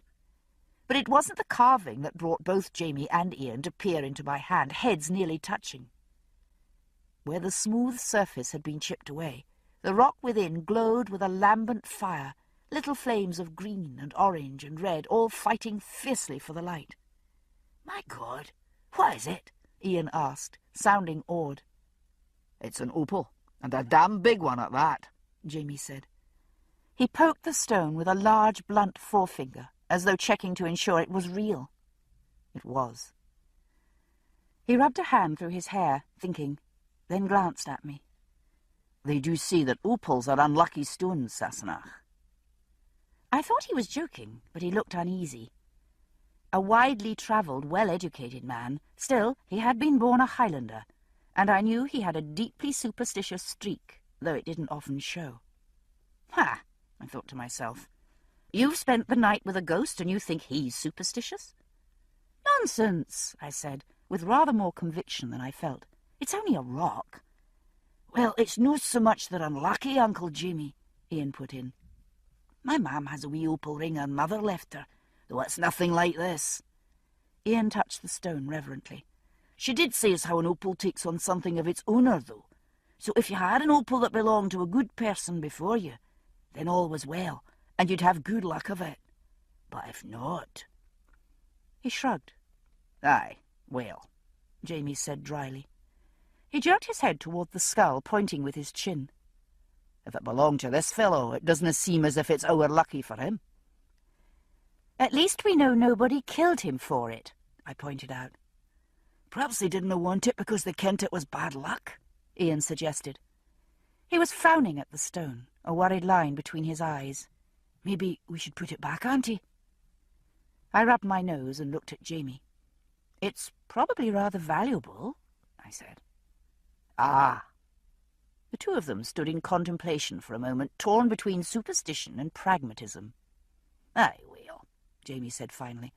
"I suppose it will do no harm to keep it for a bit." One side of his mouth lifted in a smile. "Let me carry it, Sassenach. If I'm struck by lightning on the way home, you can put it back." I got awkwardly to my feet, holding on to Jamie's arm to keep my balance. I blinked and swayed, but stayed upright. Jamie took the stone from my hand and slipped it back into his sporran. "I'll show it to Nioweni," I said. "She might know what the carving means, at least." "A good thought, Sassenach," Jamie approved. "And if Prince Charming should be her kinsman, she can have him, with my blessing." He nodded toward a small stand of maple trees 100 yards away, their green barely tinged with yellow. "The horses are tied just yonder. Can you walk, Sassenach?" I looked down at my feet, considering. They seemed a lot farther away than I was used to. "I'm not sure," I said. "I think I'm really rather drunk." "Och, no, Auntie," Ian assured me kindly. "My dad says you're never drunk so long as you can hold on to the floor." Jamie laughed at this and threw the end of his plaid over his shoulder. "My dad used to say you weren't drunk so long as you could find your arse with both hands." He eyed my backside with a lifted brow, but wisely thought better of whatever else he might have been going to say. Ian choked on a giggle and coughed, recovering himself. "Aye, well, there's no much further, Auntie. Are you sure you canna walk?" "Well, I'm no going to pick her up again, I'll tell you," Jamie said, not waiting for my answer. "I dinna want to rupture my back." He took the skull from Ian, holding it between the tips of his fingers, and placed it delicately in my lap. "Wait here with your wee friend, Sassenach," he said. "Ian and I will fetch the horses." By the time we reached Fraser's Ridge, it was early afternoon. I had been cold, wet, and without food for nearly 2 days, and was feeling distinctly light-headed. a feeling exaggerated both by more infusions of brandy wine and by my efforts to explain the events of the night before to Ian and Jamie. Viewed in the light of day, the entire night seemed unreal. But then, almost everything seemed unreal, viewed through a haze of exhaustion, hunger, and mild drunkenness. Consequently, when we turned into the clearing, I thought at first that the smoke from the chimney was a hallucination, until the tang of burning hickory wood struck my nose. "I thought you said you smored the fire," I said to Jamie. "Lucky you didn't burn down the house." Such accidents were common. I had heard of more than one wooden cabin burned to the ground as a result of a poorly tended hearth. "I did smoor it," he said briefly, swinging down from the saddle. "Someone's here. Do you ken the horse, Ian?" Ian stood in his stirrups to look down into the penfold. "Why, it's Auntie's wicked beast," he said in surprise, "and a big dapple with him." Sure enough, the newly named Judas was standing in the penfold, unsaddled, companionably switching flies head to tail with a thick-barreled grey gelding. "Do you know who owns him?" I asked. I hadn't got down yet. Small waves of dizziness had been washing over me every few minutes, forcing me to cling to the saddle. The ground under the horse seemed to be heaving gently up and down like ocean billows. "No, but it's a friend," Jamie said. "He's fed my beasts for me and milked the goat." He nodded from the horse's hay-filled manger to the door, where a pail of milk stood on the bench, neatly covered with a square of cloth to prevent flies falling in. "Come along, Sassenach." He reached up and took me by the waist. "We'll tuck you in bed and brew you a dish of tea." Our arrival had been heard. The door of the cabin opened, and Duncan Innes looked out. "Ah, you're here, MacDoo," he said. "What's amiss, then? Your goat was carrying on fit to eat the dead with your bag like to burst when I came up the trail this morning." Then he saw me, and his long, mournful face went blank with surprise. "Mrs. Clare," he said, taking in my mud-stained and battered appearance. "You'll have had an accident, then? I was a bit worried when I found the horse loose on the mountainside as I came up, and your wee box on the saddle. I looked about and called for you, but I couldn't find any sign of you, so I brought the beast along to the house." "Yes, I had an accident," I said, trying to stand upright by myself and not succeeding very well. "I'm all right, though." I wasn't altogether sure about that. My head felt 3 times its normal size. "Bed," Jamie said firmly, grabbing me by the arms before I could fall over. "Now." "Bath," I said, "first." He glanced in the direction of the creek. "You'll freeze or drown, or both. For God's sake, Sassenach, eat and go to bed. You can wash tomorrow."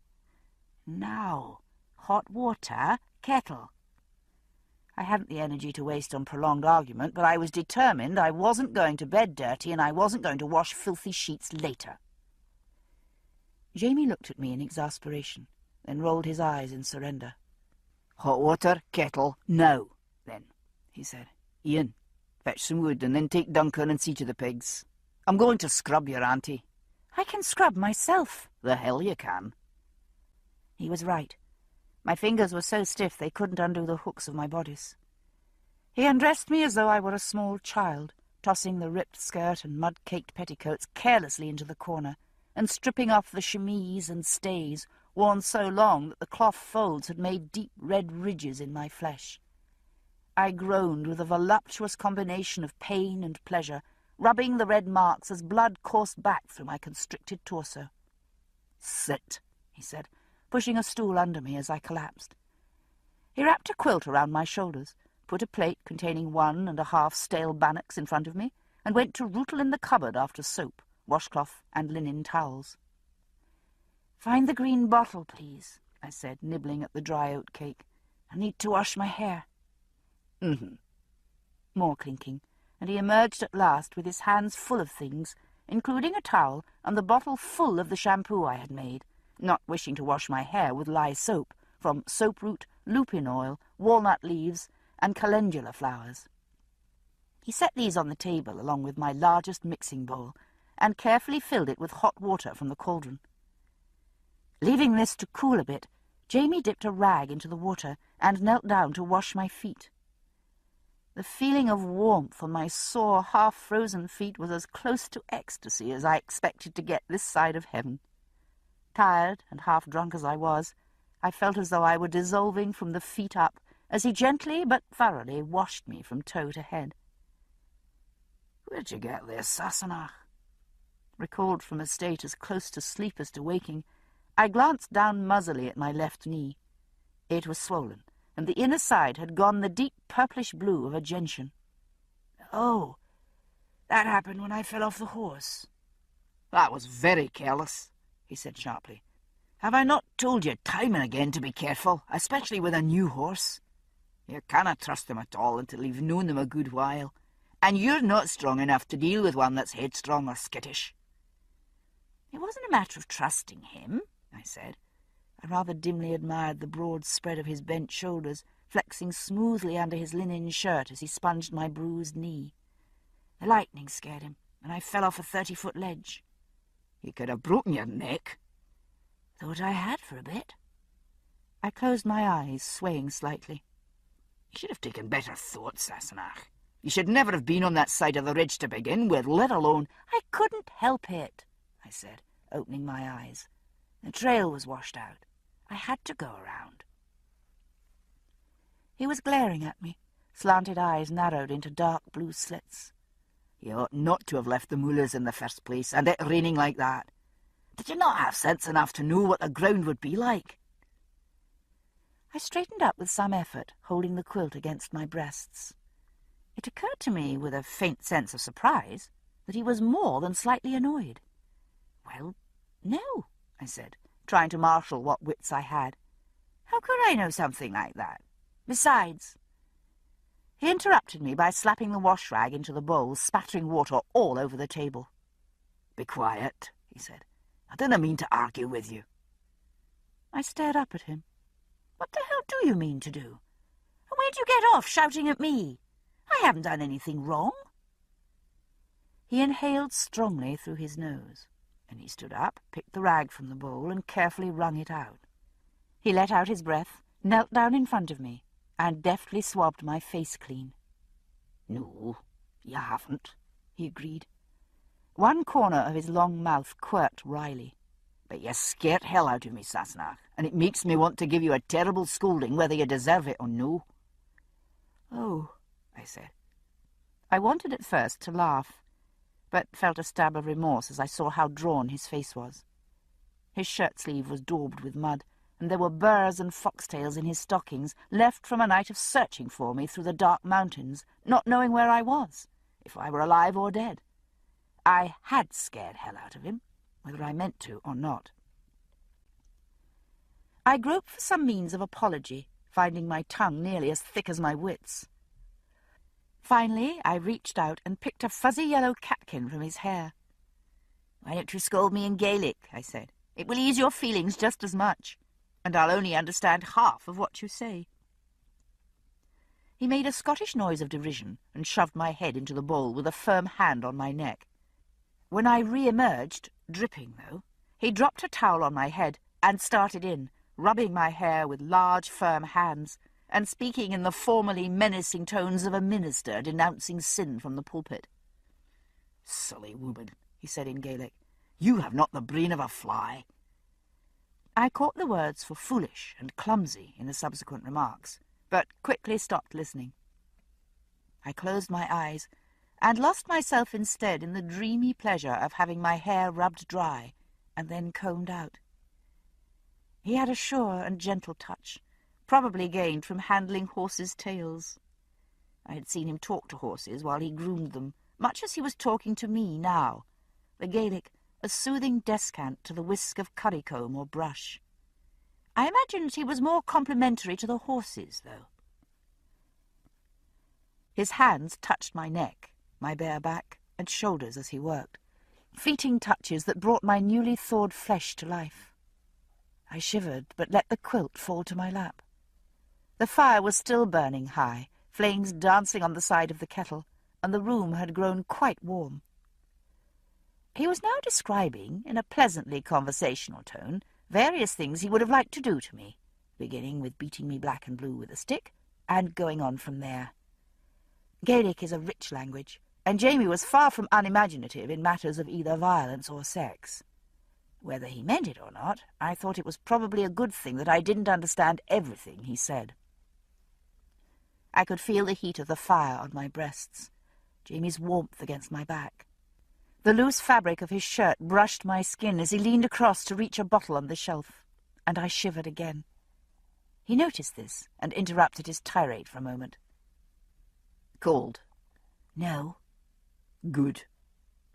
The sharp smell of camphor stung my nose, and before I could move, one large hand had seized my shoulder, holding me in place, while the other rubbed slippery oil firmly into my chest. Stop! That tickles! Stop, I say! He didn't stop. I squirmed madly, trying to escape, but he was a lot bigger than I was. Be still, he said, inexorable fingers rubbing deep between my ticklish ribs, under my collarbone, around and under my tender breasts, greasing me as thoroughly as a suckling pig bound for the spit. You bastard, I said, when he let me go, breathless from struggling and giggling. I reeked of peppermint and camphor, and my skin glowed with heat from chin to belly. He grinned at me, revenged, and thoroughly unrepentant. You do it to me when I've got an ague, he pointed out, wiping his hands on the towel.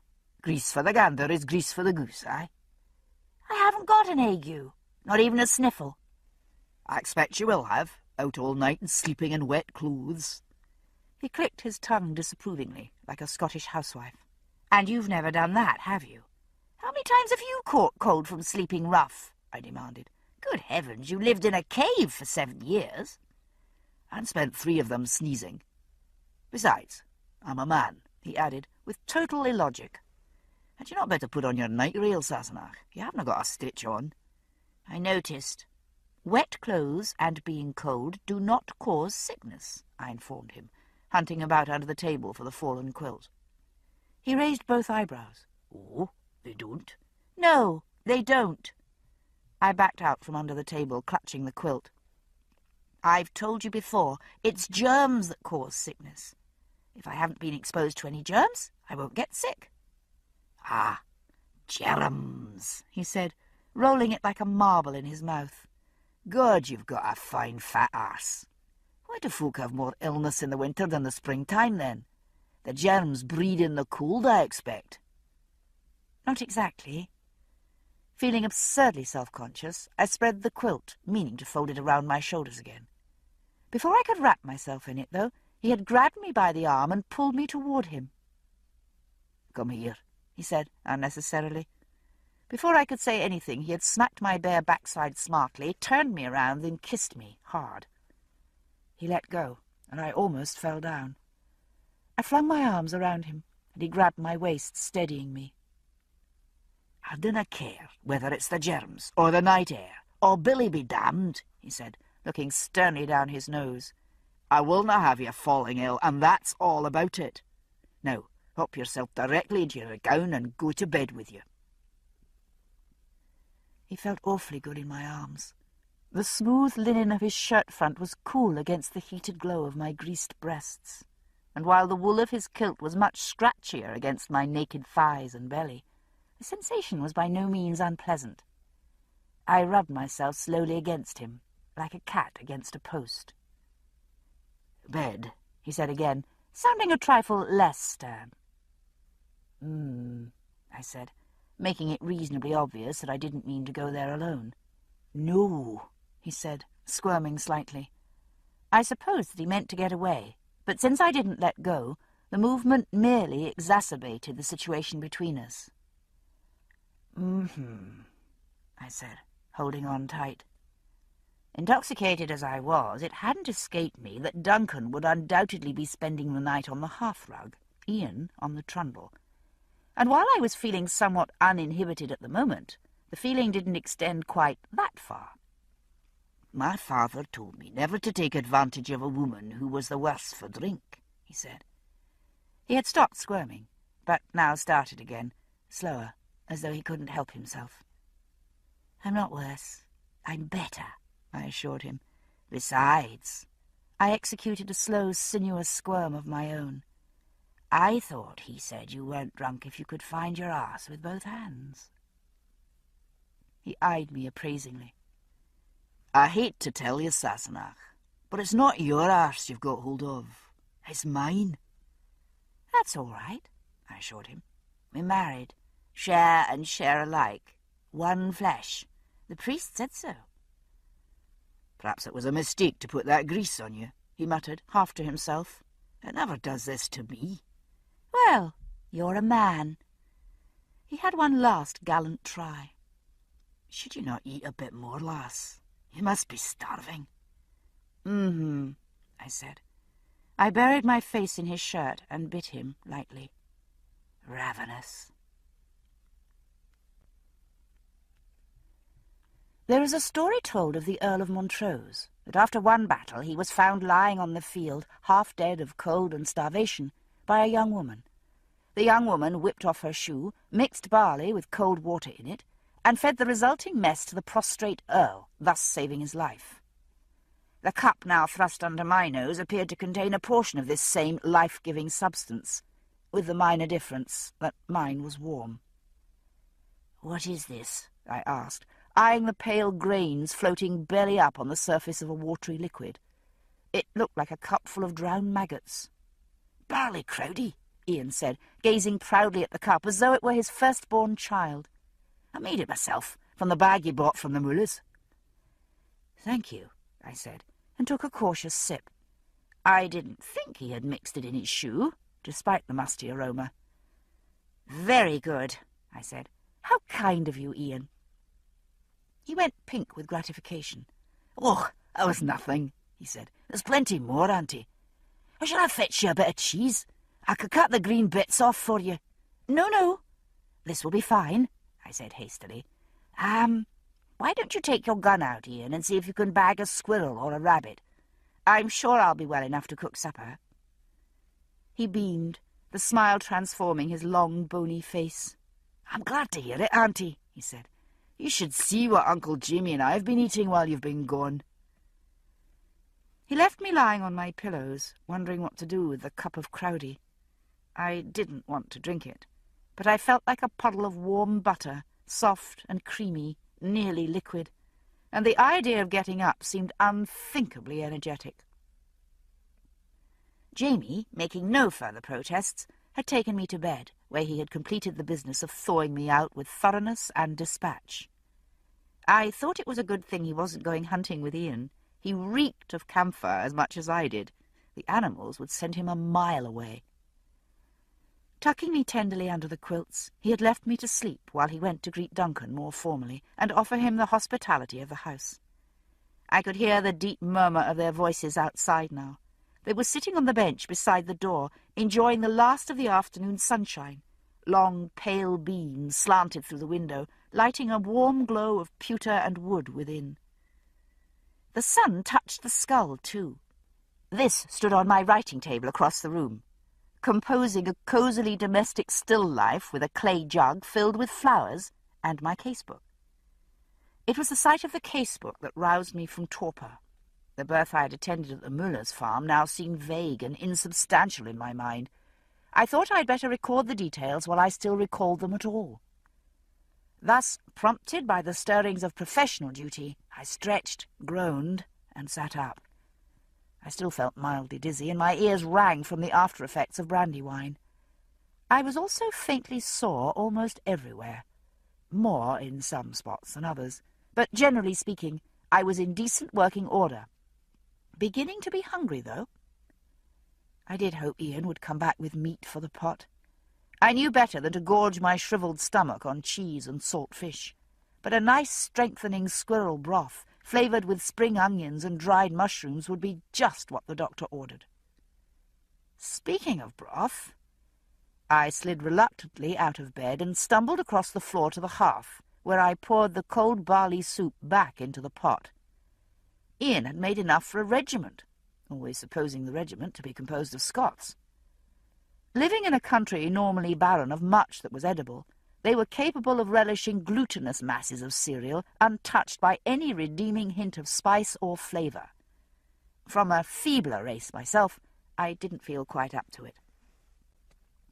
The open bag of barley stood beside the hearth, the burlap sack still visibly damp. I would have to spread the grain to dry, or it would rot.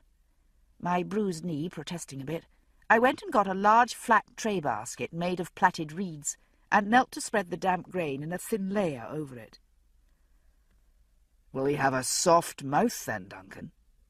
Jamie's voice came clearly through the window.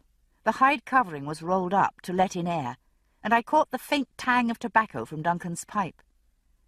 "He's a big, strong brute, but he's got a kind eye."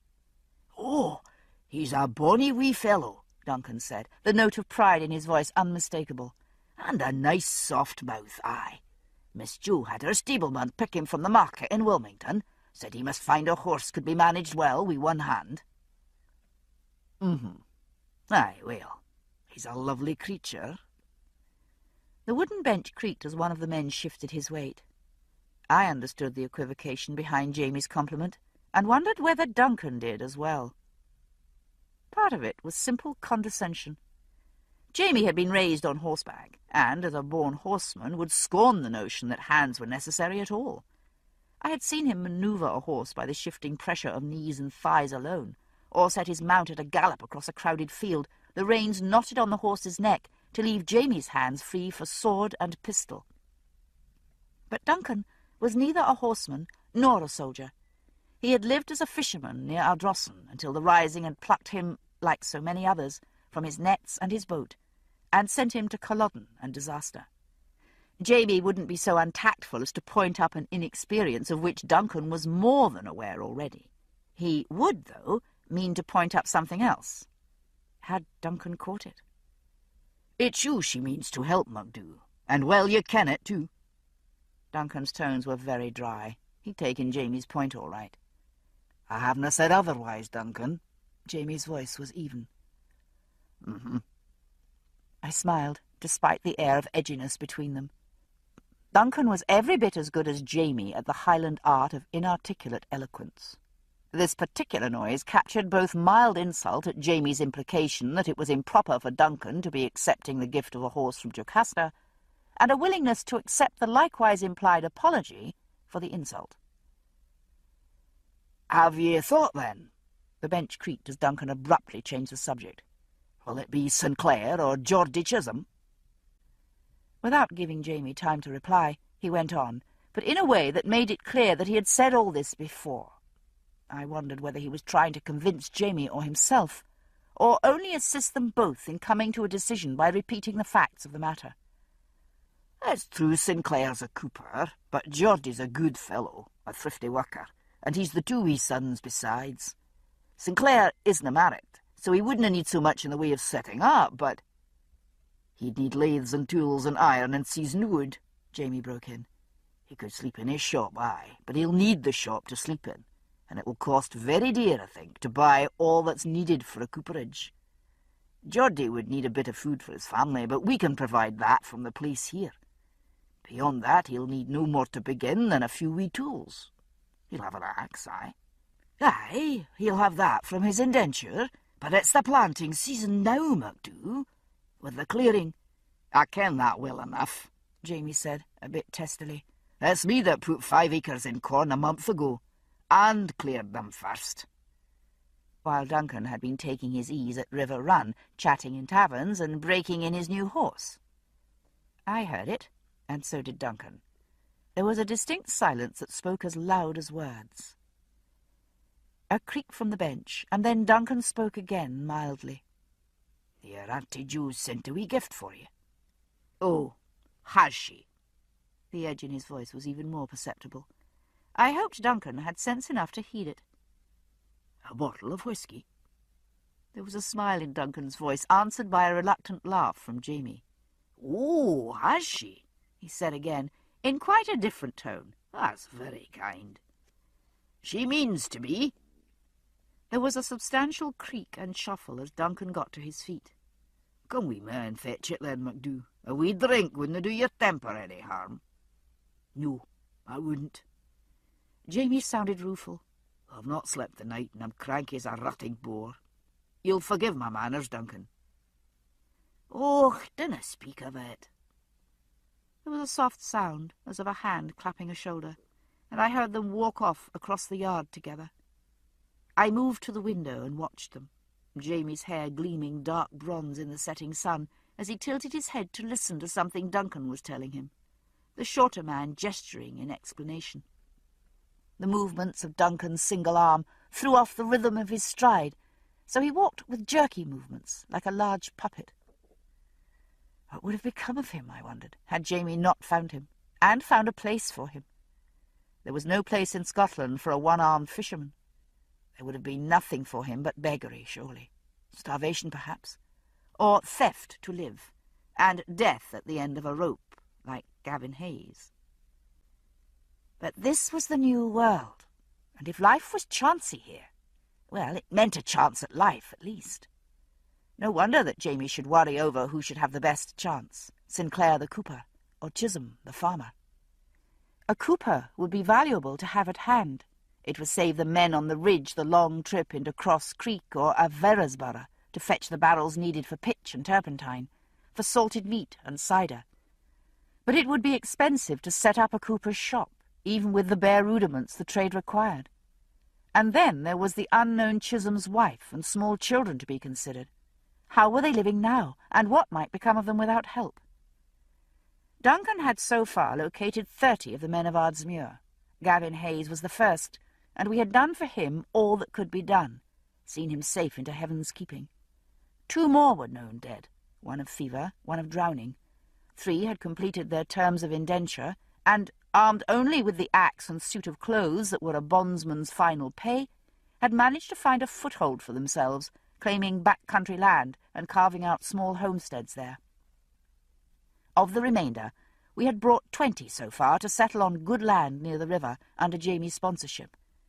Another was feeble-minded, but worked for one of the others as a hired man, and so earned his keep. It had taken all of our resources to do it, using all our small quantity of cash, notes against the value of as yet non-existent crops, and one hair-raising trip into Cross Creek. Jamie had called upon all his acquaintance there, borrowing small amounts from each, and had then taken this money to the riverside taverns where, in 3 sleepless nights of play, he had managed to quadruple his stake, narrowly avoiding being knifed in the process, as I learned much later. I was speechless, looking at the long, jagged rent in the bosom of his coat. "What?" I croaked at last. He shrugged briefly, looking suddenly very tired. "It doesn't matter," he said. "It's over." He had then shaved, washed, and gone round to all the plantation owners again, returning each man's money with thanks and a small payment of interest, leaving us with enough to manage seed corn for planting, an extra mule for ploughing, a goat, and some pigs. I didn't ask him anything else, only mended the coat and saw him safely into bed when he came back from repaying the money lent. I sat by him for a long time, though, watching the lines of exhaustion in his face ease a little as he slept. Only a little. I had lifted his hand, limp and heavy with sleep, and traced the deep lines of his smooth, calloused palm over and over. The lines of head and heart and life ran long and deep. How many lives lay in those creases now? My own, his settlers, Fergus and Massali, who had just arrived from Jamaica in the custody of Germain, a chubby blonde charmer who had his besotted father in the palm of his fat little hand. I glanced involuntarily through the window at the thought. Ian and Jamie had helped to build them a small cabin only a mile from our own, and sometimes Massali would walk over in the evenings to visit, bringing the baby. I could do with seeing him, I thought wistfully. Lonely as I sometimes was for Bree, little Germain was a substitute for the grandchild I would never hold. I sighed and shrugged away the thought. Jamie and Duncan had come back with the whiskey. I could hear them talking by the paddock, their voices relaxed, all tension between them eased, for the moment. I finished spreading out a thin layer of the wet barley and set it in the corner of the hearth to dry, then went to the writing table, uncapped the inkwell, and opened my casebook. It didn't take long to record the details of the newest Muller's arrival into the world. It had been a long labour, but otherwise quite normal. The birth itself had presented no complications. The only unusual feature had been the child's call. I stopped writing and shook my head. Still distracted by the thoughts of Jamie, I had let my attention wander. Petronella's child hadn't been born with a call. I had a clear memory of the top of the skull crowning, the pudendum, a shiny red ring stretched tight around a small patch of black hair. I had touched it, felt the tiny pulse throbbing there, just under the skin. I remembered vividly the sensation of the wet down against my fingers, like the damp skin of a new-hatched chick. It was the dream, I thought. I had dreamed in my burrow, mingling the events of the two births together, this one and Brianna's. It was Brianna who had been born with a call. A silly who, the Scots called it, a lucky hood. A fortunate portent, a call offered, they said, protection from drowning in later life. And some children born with a call were blessed with second sight, though, having met one or two of those who saw with the third eye, I took leave to doubt that such a blessing was unmixed. Whether lucky or not, Brianna had never showed any signs of that strange Celtic knowing, and I thought it just as well. I knew enough of my own peculiar form of second sight, the certain knowledge of things to come, not to wish its complications on anyone else. I looked at the page before me. Only half noticing, I had sketched the rough outline of a girl's head, a curving, thick line of swirling hair, the bare suggestion of a long, straight nose. Beyond that, she was faceless. I was no artist. I had learned to make clean, clinical drawings, accurate pictures of limbs and bodies, but I lacked Brianna's gift of bringing lines to life. The sketch as it stood was no more than an aide-mémoire. I could look at it and paint her face in memory. To try to do more, to conjure flesh out of the paper, would be to ruin that, and risk losing the image I held of her in my heart. And would I conjure her in the flesh if I could do it? No, that I would not. I would 1,000 times rather think of her in the safety and comfort of her own time than wish her here amid the harshness and dangers of this one. But it didn't mean that I didn't miss her. For the first time, I felt some small sympathy for Jocasta Cameron and her desire for an heir, someone to remain behind, to take her place, testimony that her life hadn't been lived in vain. Twilight was rising beyond the window, from field and wood and river. People spoke of night falling, but it didn't really. Darkness rose, filling first the hollows, then shadowing the slopes, creeping imperceptibly up tree trunks and fence posts as night swallowed the ground and rose up to join the greater dark of the star-spread sky above. I sat staring out the window, watching the light change on the horses in the paddock, not so much fading as altering, so that everything, arched necks, round rumps, even single blades of grass, stood stark and clean, reality freed for one brief moment from the day's illusions of sun and shadow. Unseeing, I traced the line of the drawing with my finger, over and over, as the dark rose up around me, and the realities of my heart stood clear in the dusky light. No, I wouldn't wish Brianna here, but that didn't mean I didn't miss her. I finished my notes eventually, and sat quietly for a moment. I should go and begin making supper, I knew, but the weariness of my ordeal still dragged at me, making me unwilling to move. All my muscles ached, and the bruise on my knee throbbed. All I really wanted to do was to crawl back into bed. Instead, I picked up the skull, which I had set down next to my casebook on the table. I ran my finger gently over the rounded cranium. It was a thoroughly macabre desk ornament, I would admit that, but I felt rather attached to it nonetheless. I had always found bones beautiful, of man or beast, stark and graceful remnants of life reduced to its foundations. I thought suddenly of something I hadn't remembered in many years, a small dark closet of a room in Paris, hidden behind an apothecary's shop. The walls covered with a honeycomb of shelves, each cell holding a polished skull. Animals of many kinds, from shrews to wolves, mice to bears. And with my hand on the head of my unknown friend, I heard Master Raymond's voice, as clear in memory as though he stood beside me. "Sympathy," he had said as I touched the high curve of a polished elk's skull. "It is an unusual emotion to feel for a bone, Madonna." But he had known what I meant. I knew he did, for when I asked him why he kept these skulls, he had smiled and said, "They are company, of a sort." I knew what he meant, too, for surely the gentleman whose skull I kept had been company for me in a very dark and lonely place. Not for the first time, I wondered whether he had in fact had anything to do with the apparition I had seen on the mountain, the Indian with his face painted black. The ghost, if that is what he was, hadn't smiled or spoken aloud. I hadn't seen his teeth, which would be my only point of comparison with the skull I held, for I found that I was holding it, rubbing a thumb over the jagged edge of a cracked incisor. I lifted the skull to the light, examining it closely by the soft sunset light.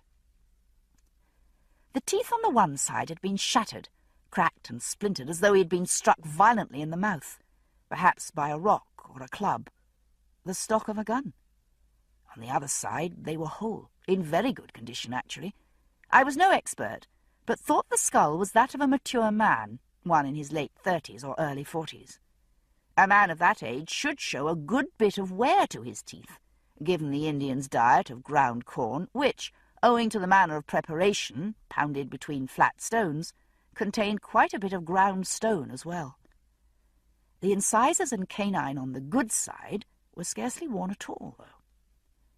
I turned the skull over to judge the abrasions of the molars and stopped cold. Very cold, in spite of the fire at my back.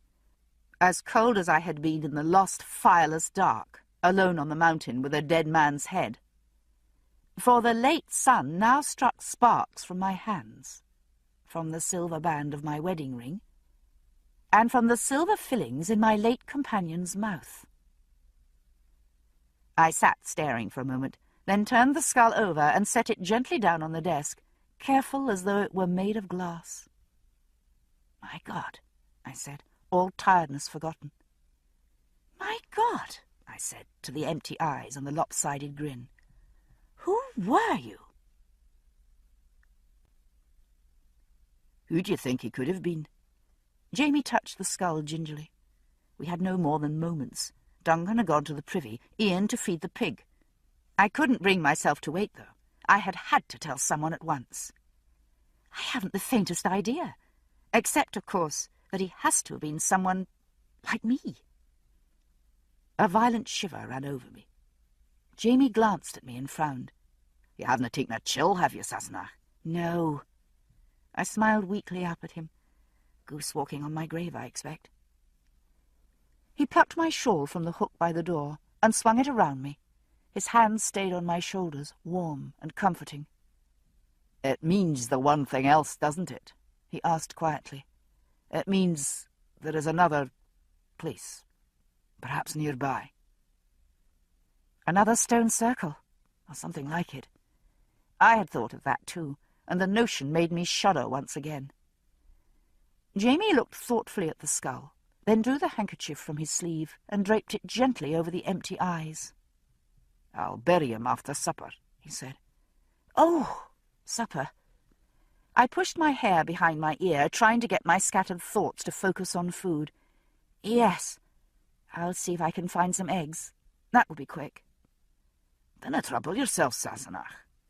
Jamie peered into the pot on the hearth. "We can eat this." This time the shudder was purely one of fastidiousness. "Ugh," I said. Jamie grinned at me. "Nothing wrong with good barley crowdy, is there?"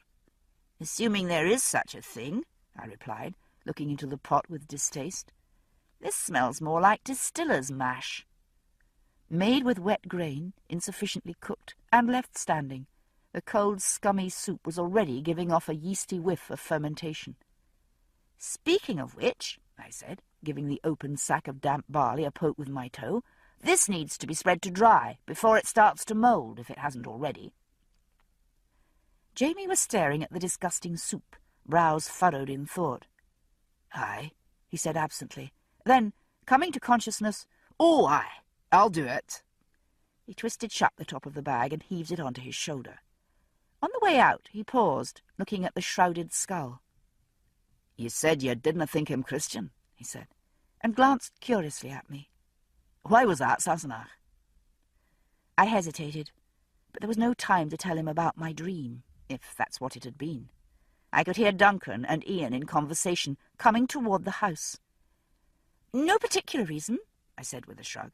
"Aye, well," he said, "we'll give him the benefit of the doubt." Chapter 24. Letter Writing. The Great Art o' Love. Oxford, March 1971. Roger supposed it must rain as much in Inverness as it did in Oxford, but somehow he had never minded the northern rain. The cold Scottish wind sweeping in off the Moray Firth was exhilarating, and the drenching rain both stimulation and refreshment to the spirit. But that had been Scotland when Brianna was with him.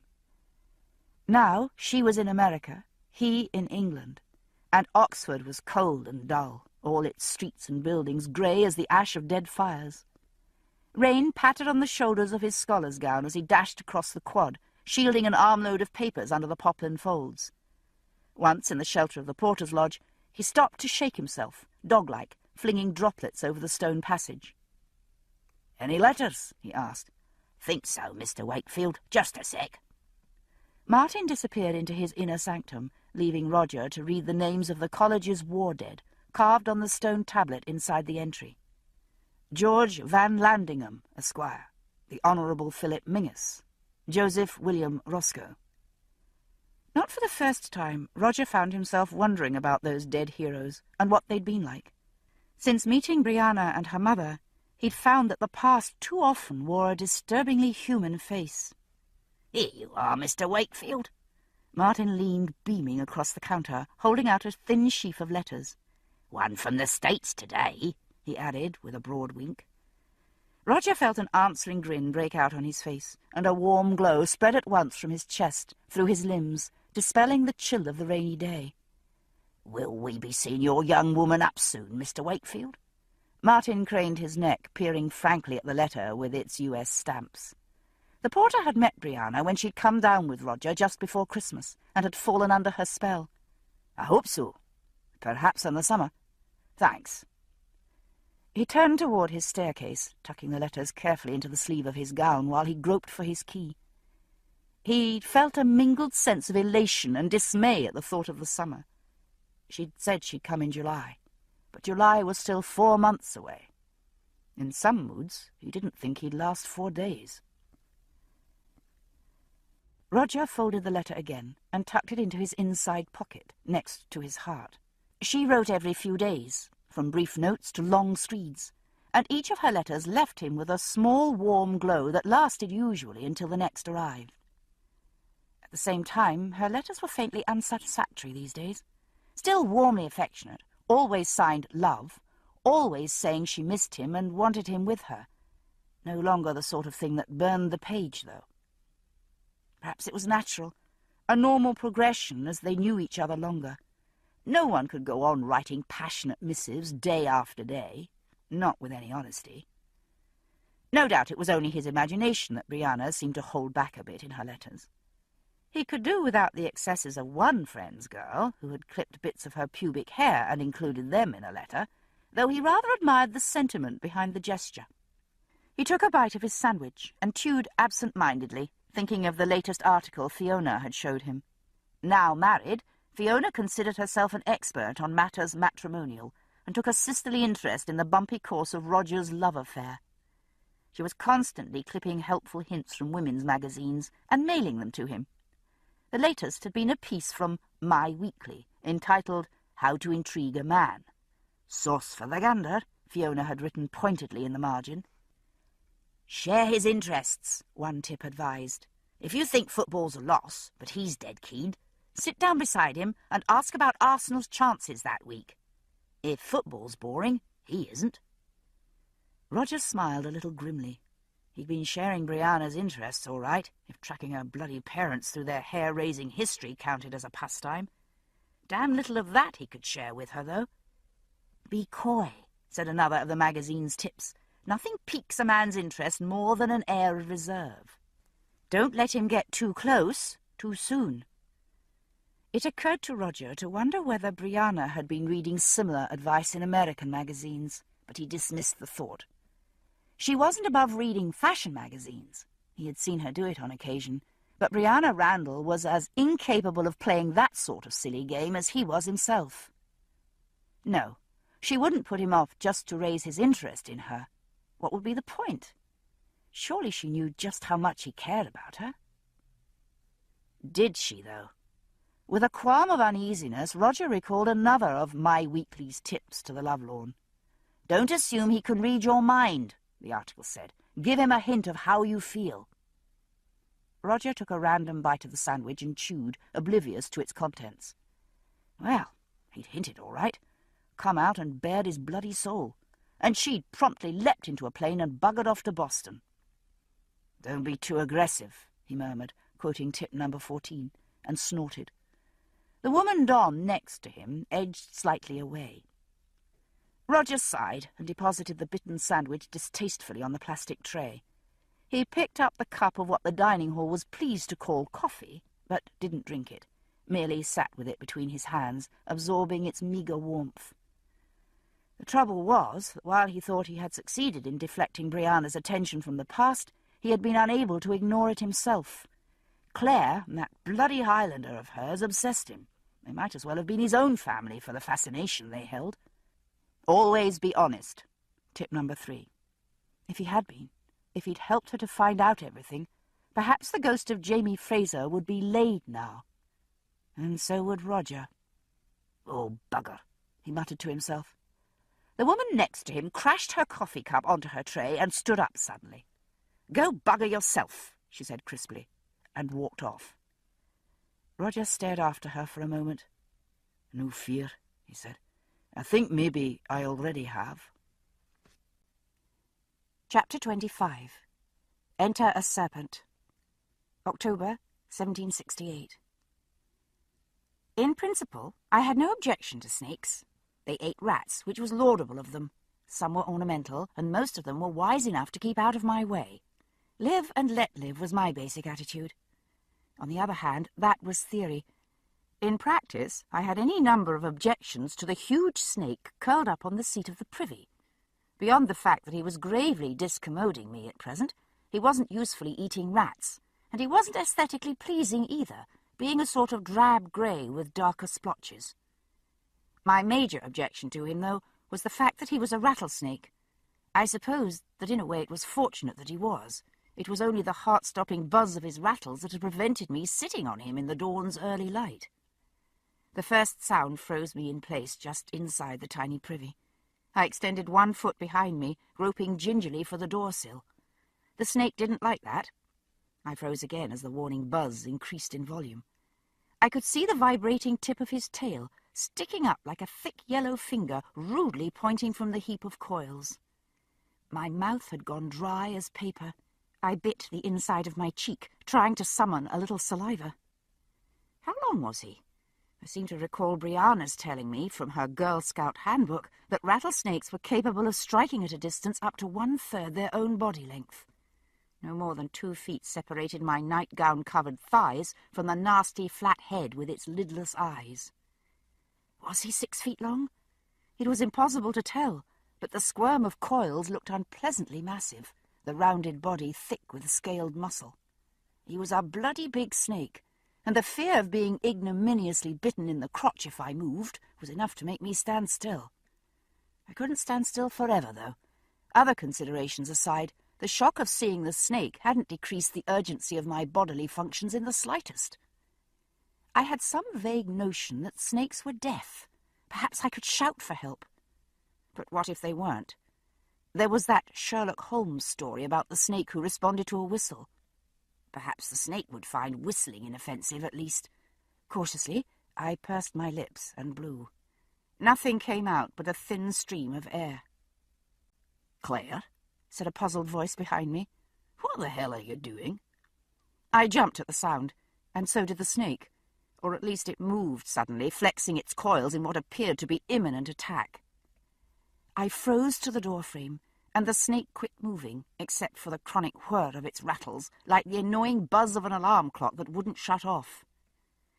"There's a fucking snake in here," I said through my teeth, trying not to move even my lips. "Well, why are you standing there? Move aside and I'll pitch you out." I could hear Jamie's footsteps coming close. The snake heard him too.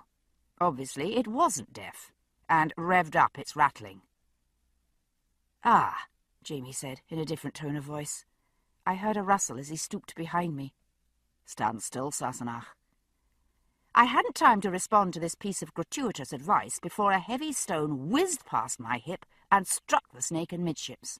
It sprang into something resembling a Gordian knot, squirmed, writhed, and fell into the privy, where it landed with a nasty sort of hollow thwack. I didn't wait to congratulate the victorious warrior, but instead turned and ran for the nearest patch of woods, the dew-wet hem of my nightgown slapping round my ankles. Returning a few minutes later, in a more settled frame of mind, I found Jamie and young Ian squeezed into the privy together, a tight fit considering their sizes, the latter squatting on the bench with a pine-knot torch as the former bent over the hole, peering into the depths beneath. "Can they swim?" Ian was asking, trying to see past Jamie's head without setting his uncle's hair on fire. "I dinna ken," Jamie replied dubiously. "I think maybe so. What I want to know is, can they jump?" Ian jerked back, then laughed a little nervously, not altogether sure that Jamie was joking. "Here, I canna see a thing. Hand me the light." Jamie reached up to take the splinter of pine from Ian and lowered it gingerly into the hole. "If the stink doesn't put the flame out, belike we'll burn down the privy," he muttered, bending low. "Now then, where the devil—" "There it is! I see it!" Ian cried. Both heads jerked and cracked together with a sound of splitting melons. Jamie dropped the torch, which fell into the hole and was promptly extinguished. A thin wisp of smoke drifted up from the rim of the hole, like incense. Jamie staggered out of the privy, hands clutching his forehead, eyes squeezed shut with pain. Young Ian leaned against the inside wall, hands pressed tightly over the crown of his head, making abrupt and breathless remarks in Gaelic. "Is it still alive?" I asked anxiously, peering toward the privy. Jamie opened one eye and regarded me under the clutching fingers. "Oh, my head's fine, thanks," he said. "I expect my ears will have quit ringing by next week sometime." Now, I said soothingly. "It would take a sledgehammer to dent your skull. Let me look, though." I pushed his fingers aside and pulled his head down, feeling gently through the thick hair. There was a small bruised spot just above the hairline, but no blood. I kissed the spot perfunctorily and patted him on the head.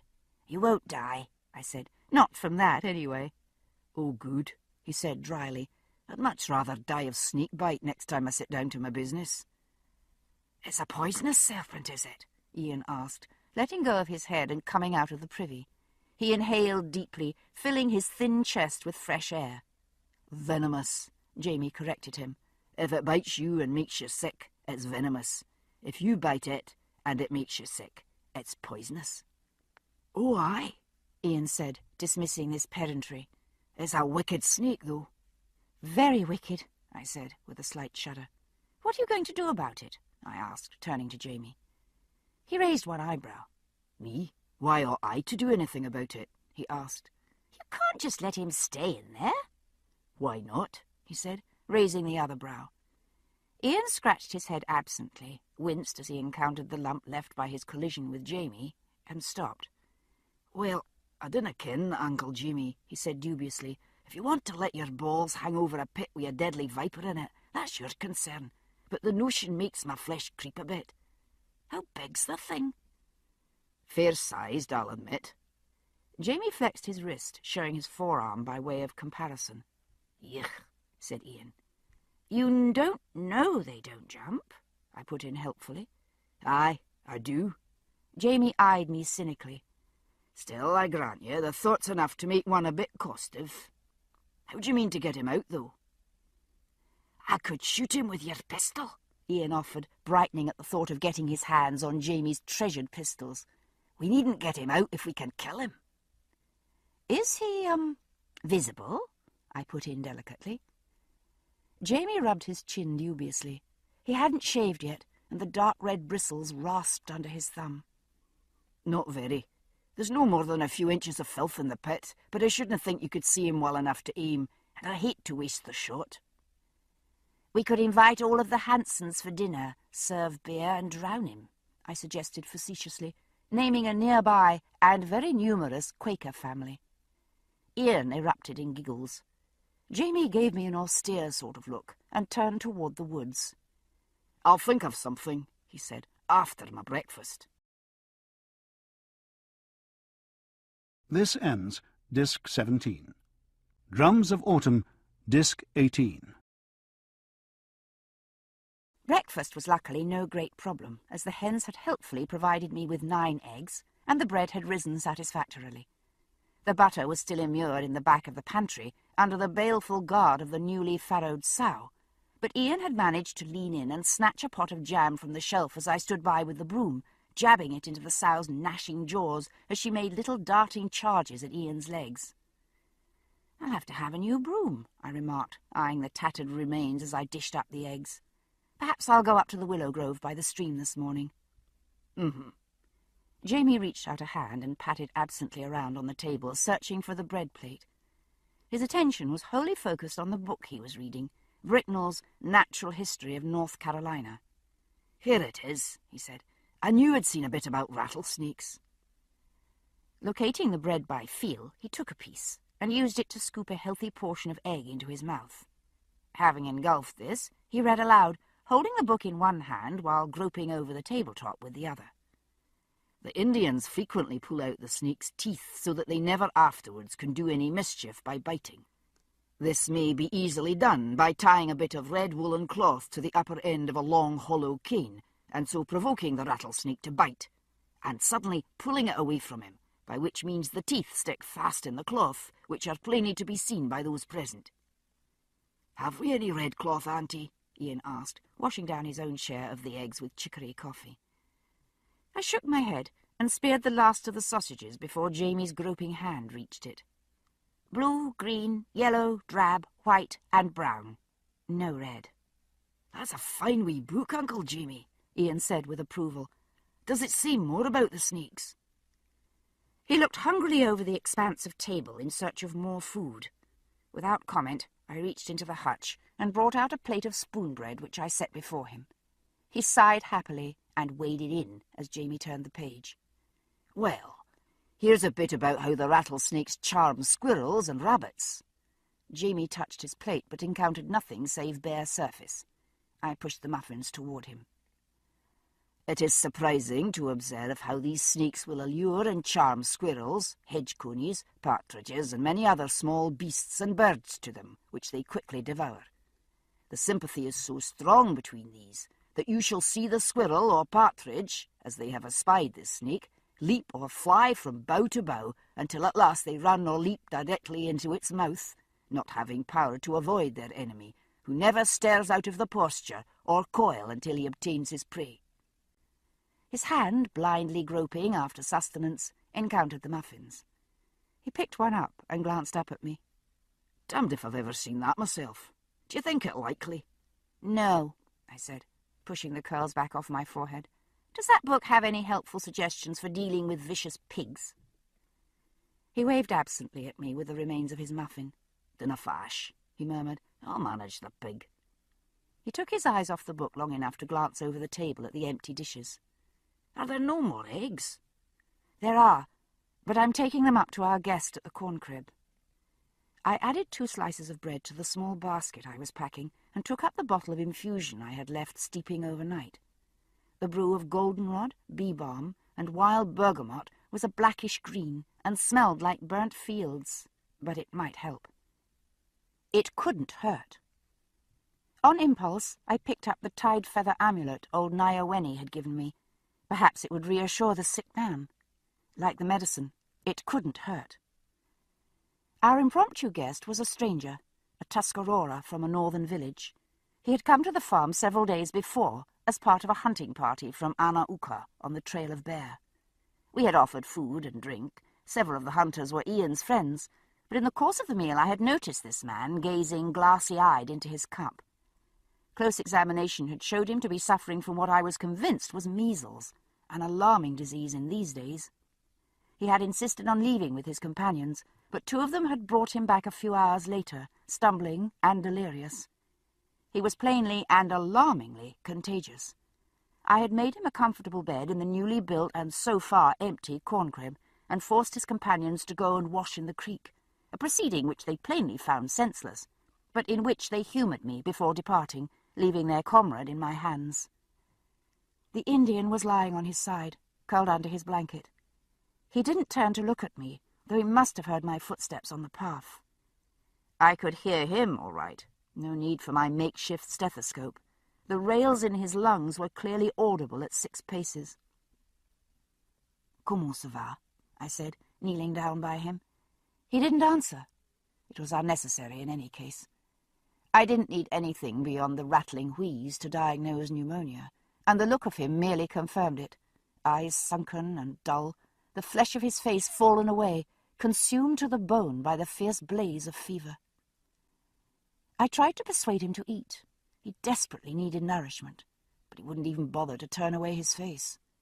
The water bottle by his side was empty. I had brought more, but didn't give it to him right away, thinking he might swallow the infusion from sheer thirst.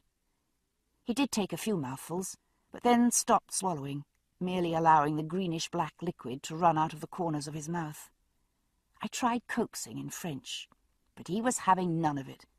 He didn't even acknowledge my presence, just stared past my shoulder at the morning sky. His thin body sagged with despair. Plainly he thought himself abandoned, left to die in the hands of strangers. I felt a gnawing anxiety that he might be right. Surely he would die if he would take nothing. He would take water, at least.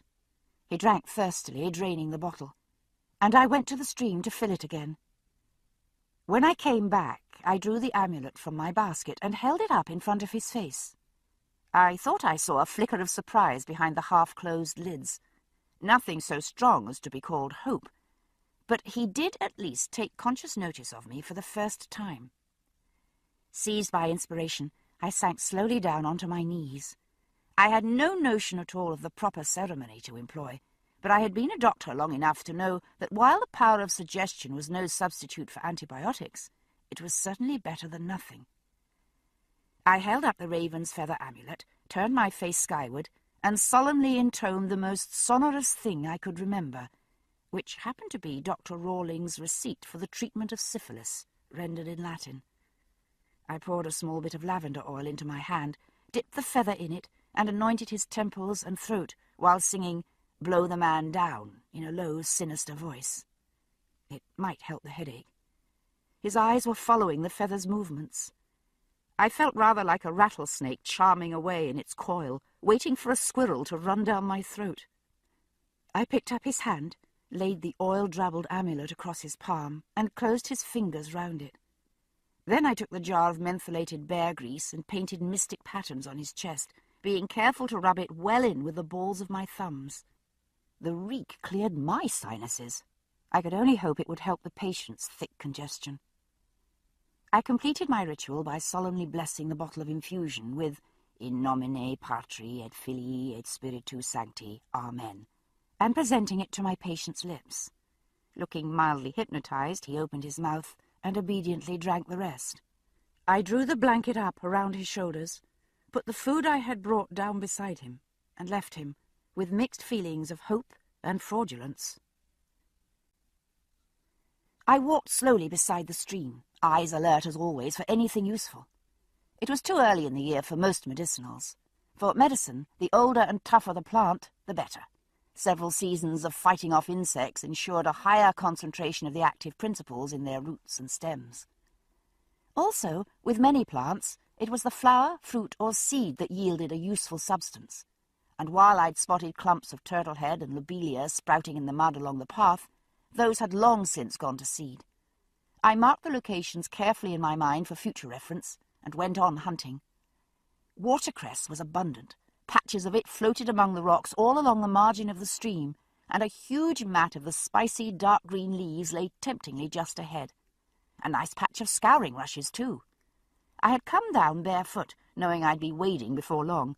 I tucked up my skirts and ventured cautiously out into the stream, cutting knife in hand and basket over my arm, breath sucked in against the freezing chill.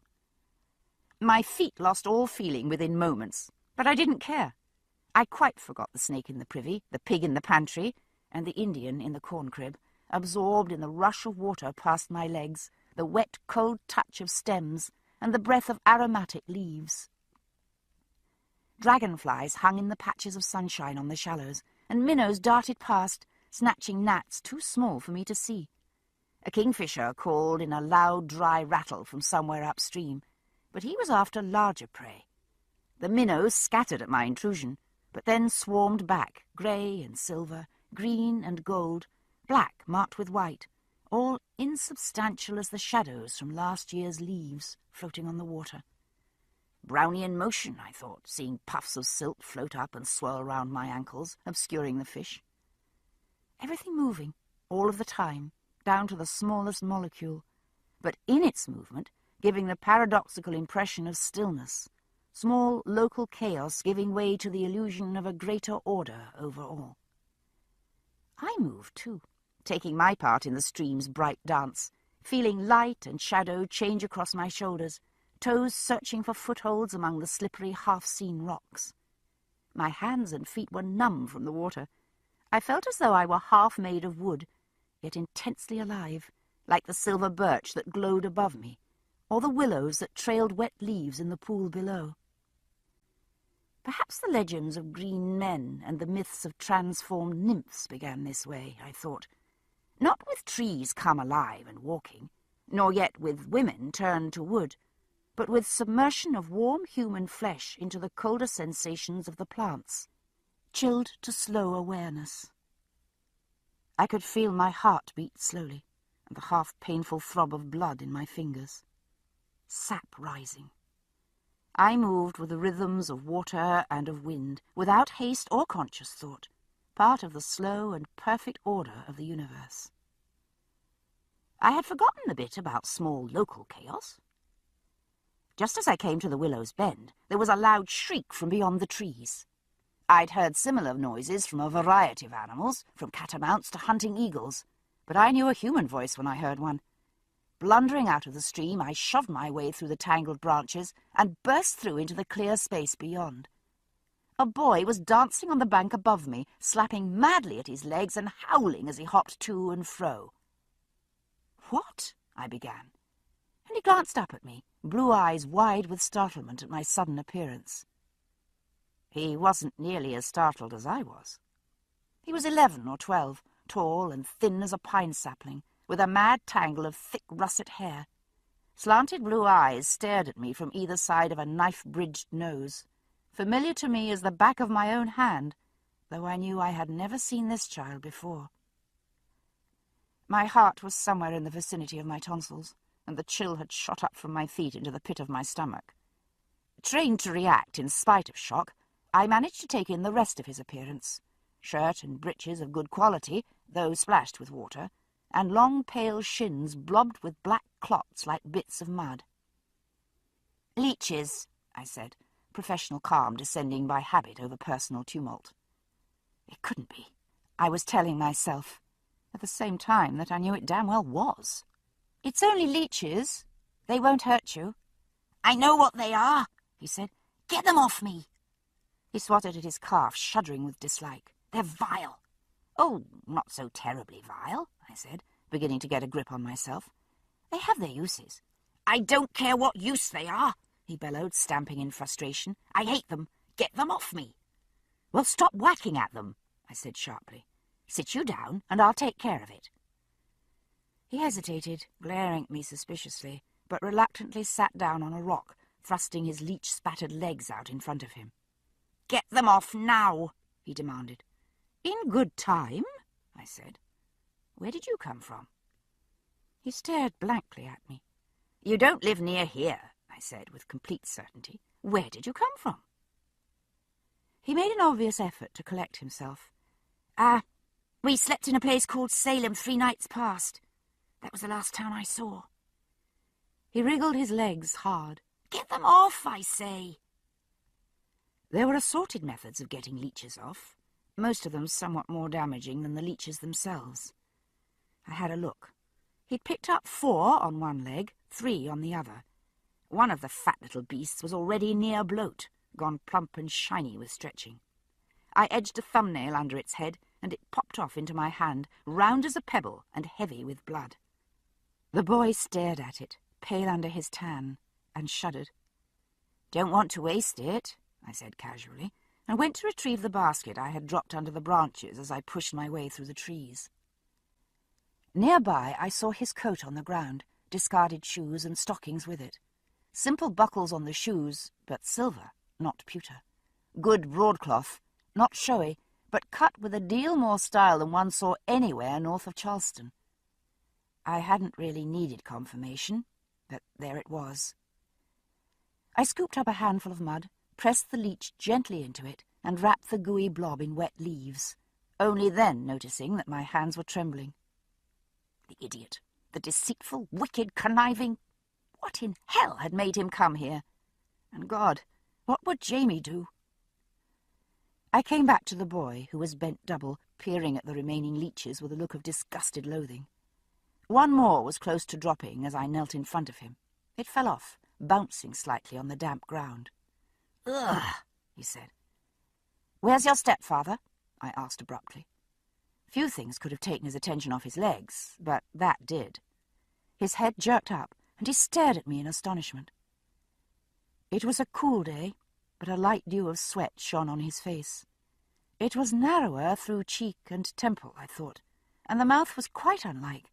Perhaps the resemblance was not really so pronounced as I thought. "How do you know me?" he asked, drawing himself up with an air of hauteur that would have been extremely funny under other circumstances. "All I know about you is that your given name is William. Am I right?" My hands curled at my sides, and I hoped I was wrong. If he was William, that wasn't quite all I knew about him, but it was plenty to be going on with. A hot flush rose into his cheeks, and his eyes raked over me, his attention temporarily distracted from the leeches by being so familiarly addressed by what, I suddenly realized, appeared to be a dishevelled beldame with her skirts round her thighs. Either he had good manners, or the disparity between my voice and my appearance made him cautious, because he swallowed the instant retort that came to his lips. "Yes, it is," he said shortly instead. "William, Viscount Ashness, 9th Earl of Ellesmere."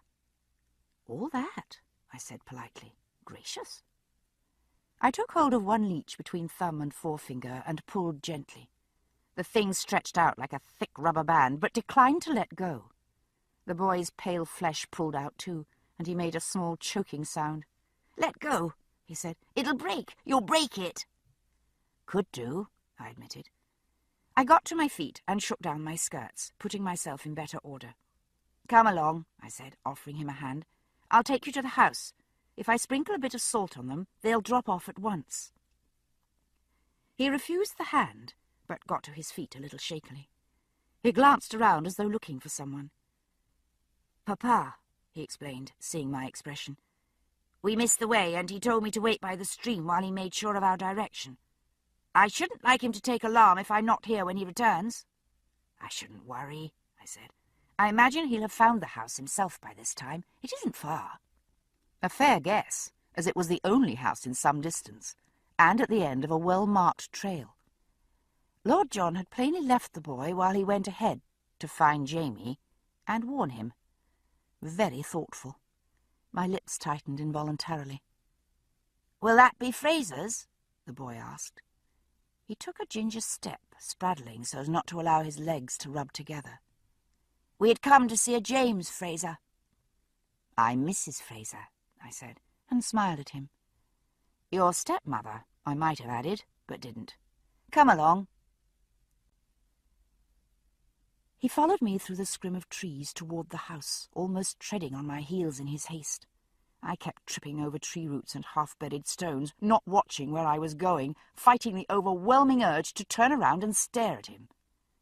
If William Viscount Ashness, 9th Earl of Ellesmere, was not the very last person I had ever expected to see in the backwoods of North Carolina, he was certainly next to the last. King George was a trifle less likely to turn up on the doorstep, I suppose. But what had possessed that... I groped about, trying to choose among several discreditable epithets to apply to Lord John Grey, and gave up the struggle in favour of trying to think what in heaven's name to do. I gave that up too. There wasn't a thing I could do. William Viscount Ashness, 9th Earl of Ellesmere. Or he thought he was. And just what do you propose to do? I thought silently and savagely toward Lord John Grey, when he finds out that he's really the bastard son of a pardoned Scottish criminal. And, more important, what's the Scottish criminal going to do? Or feel? I stopped, causing the boy to stumble as he tried to avoid crashing into me. "Sorry," I murmured. "Thought I saw a snake." And went on. The thought that had stopped me in my tracks still knotting my midsection like a dose of bitter apples. Could Lord John have brought the boy on purpose to reveal his parentage? Did he mean to leave him here, with Jamie, with us? Alarming as I found the notion, I couldn't reconcile it with the man I had met in Jamaica. I might have sound reasons for disliking John Grey. Always difficult to feel a warm sense of goodwill toward a man with a professed homosexual passion for one's husband, after all. But I had to admit that I had seen no trace of either recklessness or cruelty in his character. On the contrary, he had struck me as a sensitive, kindly, and honourable man, or at least he had, before I'd found out about his predilections towards Jamie. Could something have happened? Some threat to the boy that made Lord John fear for his safety? Surely no one could have found out the truth about William. No one knew, save Lord John and Jamie. And me, of course, I added as an afterthought. Without the evidence of the resemblance, again I repressed the urge to turn round and stare at him. There was no reason for anyone ever to suspect. But see them side by side, and, well, I shortly would see them side by side.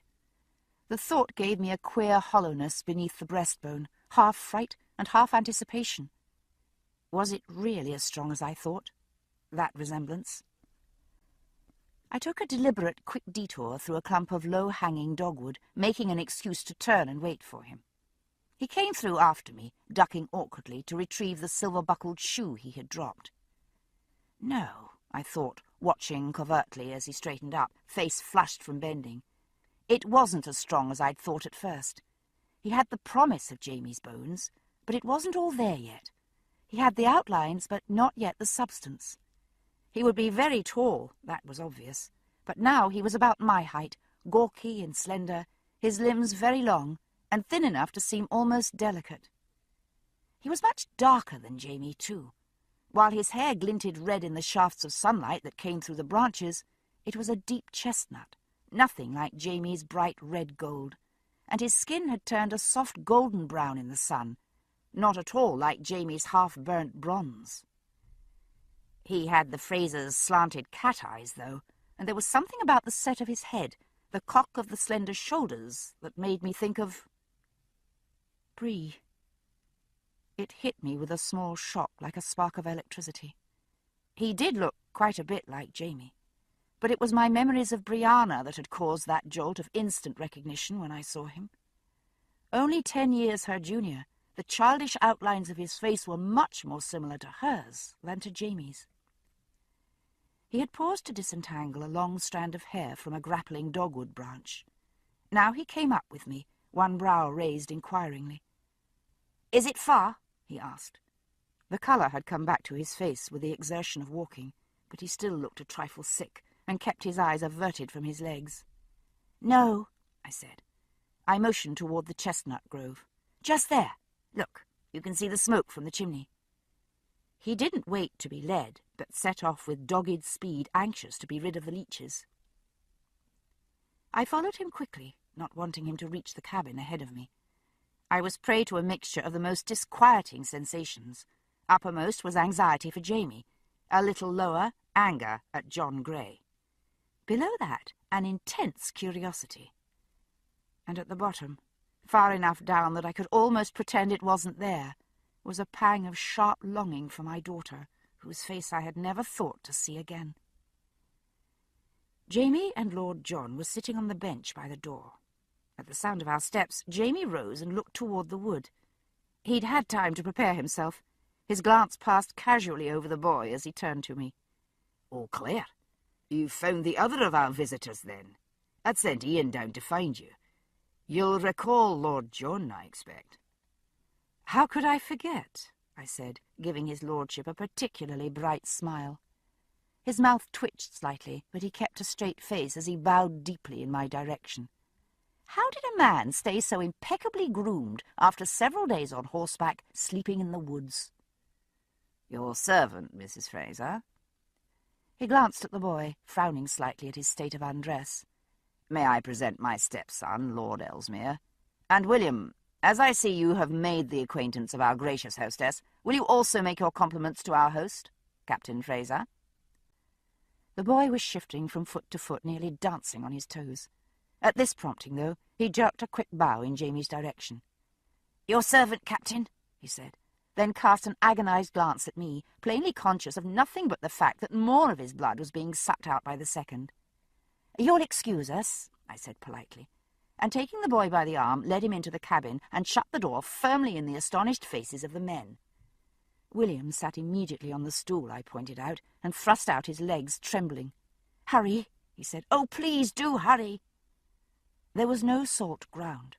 I took my digging knife and chipped a piece from the block with reckless haste, dropped it into my mortar, and smashed it into granules with a few quick jabs of the pestle.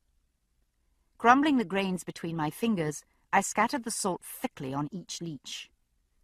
"Rather hard on the poor old leeches," I said, seeing the first draw itself slowly up into a ball. "Still, it does the trick." The leech let go its grip and tumbled off William's leg, followed in similar fashion by its fellows, who writhed in slow-motion agony on the floor. I scooped up the tiny bodies and flung them into the fire, then knelt in front of him, tactfully keeping my head bent while he got control of his face. "Here, let me take care of the bites." Tiny streams of blood ran down his legs. I dabbed them with a clean cloth, then washed the small wounds with vinegar and St. John's wort to stop the bleeding. He let out a deep and tremulous sigh of relief as I dried his shins. "It's not that I'm afraid of blood," he said, in a tone of bravado that made it apparent that that was precisely what he was afraid of. "It's only they're such filthy creatures." "Nasty little things," I agreed. I stood up, took a clean cloth, dipped it in water, and matter-of-factly wiped his smudged face. Then, without asking, I picked up my hairbrush and began to comb out the snarls of his hair. He looked utterly startled at this familiarity, but beyond an initial stiffening of his spine, made no protest, and as I began to order his hair, he let out another small sigh and let his shoulders slump a little. His skin had a pleasant animal heat, and my fingers, still chilly from the stream, warmed comfortably as I ordered the soft strands of silky chestnut hair. It was very thick and slightly wavy. On the crown of his head was a cowlick, a delicate whorl that gave me mild vertigo to see. Jamie had the same cowlick in the same place. "I've lost my ribbon," he said, looking vaguely round, as though one might materialize from Bread Hutch or Inkwell. "That's all right. I'll lend you one." I had finished plaiting his hair and tied it with a scrap of yellow ribbon, feeling as I did so an odd sense of protectiveness. I had learned of his existence only a few years earlier, and if I had thought of him in the meantime at all, had felt no more than a minor sense of curiosity tinged with resentment. But now something, be it his resemblance to my own child, his resemblance to Jamie, or simply the fact that I had taken care of him in some small way, had given me a strange feeling of almost proprietary concern for him. I could hear the rumble of voices outside, the sound of a sudden laugh, and my annoyance at John Grey came back with a rush. How dare he risk both Jamie and William? And for what? Why was the bloody man here, in a wilderness as blatantly unsuited to someone of his sort as a... The door opened, and Jamie poked his head in. "Will you be all right?" he asked. His eyes rested on the boy, an expression of polite concern on his face, but I saw his hand curled tight as it rested on the doorframe, and the line of tension that ran through leg and shoulder. He was strung like a harp, If I had touched him, he would have given off a low twanging noise. "Quite all right," I said pleasantly. "Would Lord John care for some refreshment, do you think?" I put the kettle on to boil for tea, and, with an inner sigh, took out the last loaf of bread which I had meant to use for my next round of penicillin experiments. Feeling that the emergency justified it, I brought out the last bottle of brandy as well. Then I put the jam pot on the table, explaining that the butter was unfortunately in the custody of the pig at the moment. "Pig?" said William, looking confused. "In the pantry," I said, with a nod at the closed door. "Why do you keep—" he started, then sat up sharply and closed his mouth, having obviously been kicked under the table by his stepfather, who was smiling pleasantly over his cup. "It is very kind of you to receive us, Mrs. Fraser," Lord John interjected, giving his stepson a warning eye. "I do apologize for our unexpected arrival. I hope we do not discommode you too greatly." "Not at all," I said, wondering just where we were going to put them to sleep. William could go to the shed with Ian, I supposed. It was no worse than sleeping rough, as he had been doing. But the thought of sharing a bed with Jamie, with Lord John on the trundle an arm's length away— Ian, with his usual instinct for mealtimes, appeared at this delicate point in the proceedings and was introduced all round, with such a confusion of explanations and reciprocal bowing in cramped quarters that the teapot was knocked over. Using this minor disaster as an excuse, I sent Ian off to show William the attractions of wood and stream, with a packet of jam sandwiches and a bottle of cider to share between them. Then, free of their inhibiting presences, I filled the cups with brandy, sat down again, and fixed John Grey with a narrow eye. "What are you doing here?" I said without preamble. He opened his light blue eyes very wide, then lowered his very long lashes and batted them deliberately at me. "I did not come with the intention of seducing your husband, I assure you," he said. "John!" Jamie's fist struck the table with a force that rattled the teacups. His cheekbones were flushed dark red, and he was scowling with embarrassed fury. "Sorry."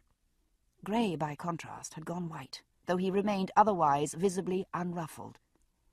It occurred to me for the first time that he might possibly be as unnerved as Jamie by this meeting. "My apologies, ma'am," he said, with a curt nod in my direction. "That was unforgivable. I would point out, however, that you have been looking at me since we met, as though you had encountered me lying in the gutter outside some notorious Molly house."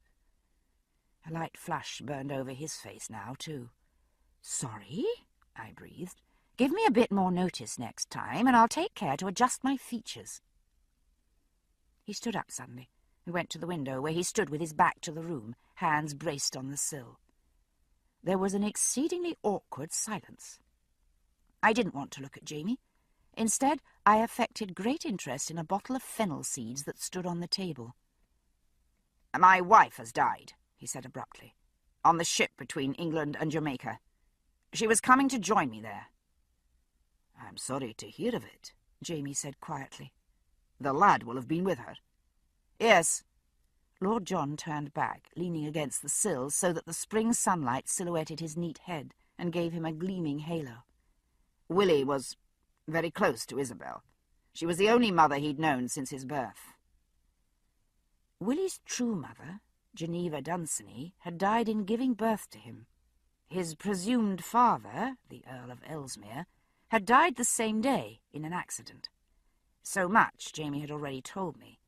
Likewise, that Geneva's sister Isabel had taken care of the orphan boy, and that John Grey had married Isabel when Willie was 6 or so, at the time Jamie had left the Dunsanys' employ. "I'm very sorry," I said sincerely, and didn't mean only the death of his wife. Grey glanced at me and gave me the shadow of a nod in acknowledgement. "My appointment as governor was nearly at an end. I had intended perhaps to take up residence on the island, should the climate suit my family. As it was—" He shrugged. "Willie was grief-stricken by the loss of his mother. It seemed advisable to seek to distract his mind by whatever means I could. An opportunity presented itself almost at once. My wife's estate includes a large property in Virginia which she had bequeathed to William. Upon her death, I received inquiries from the factor of the plantation asking for instruction." He moved away from the window, coming slowly back toward the table where we sat.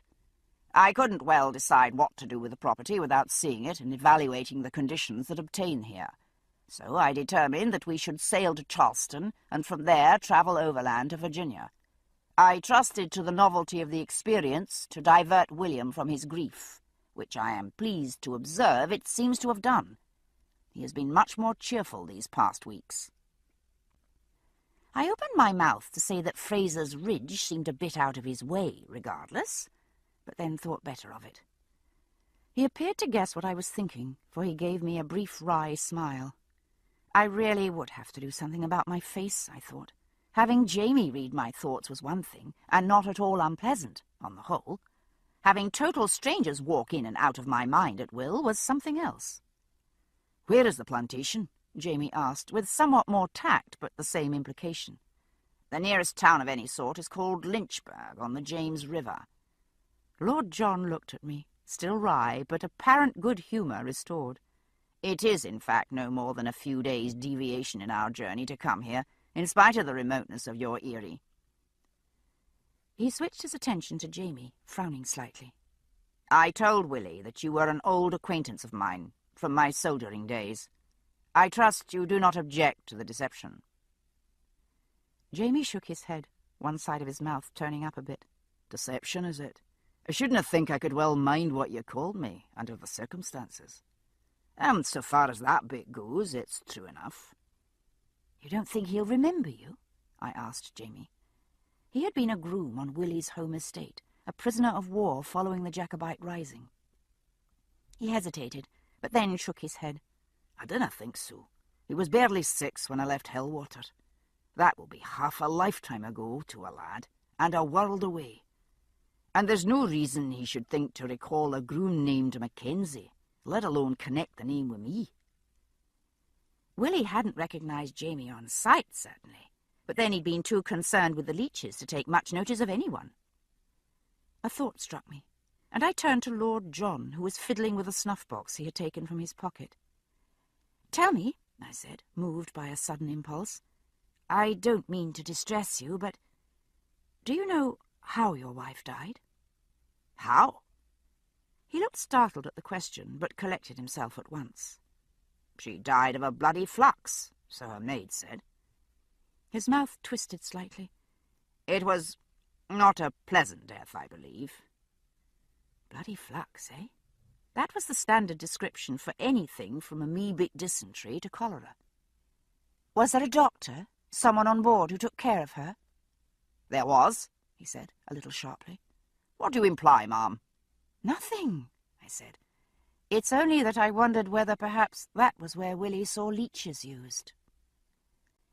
A flicker of understanding crossed his face.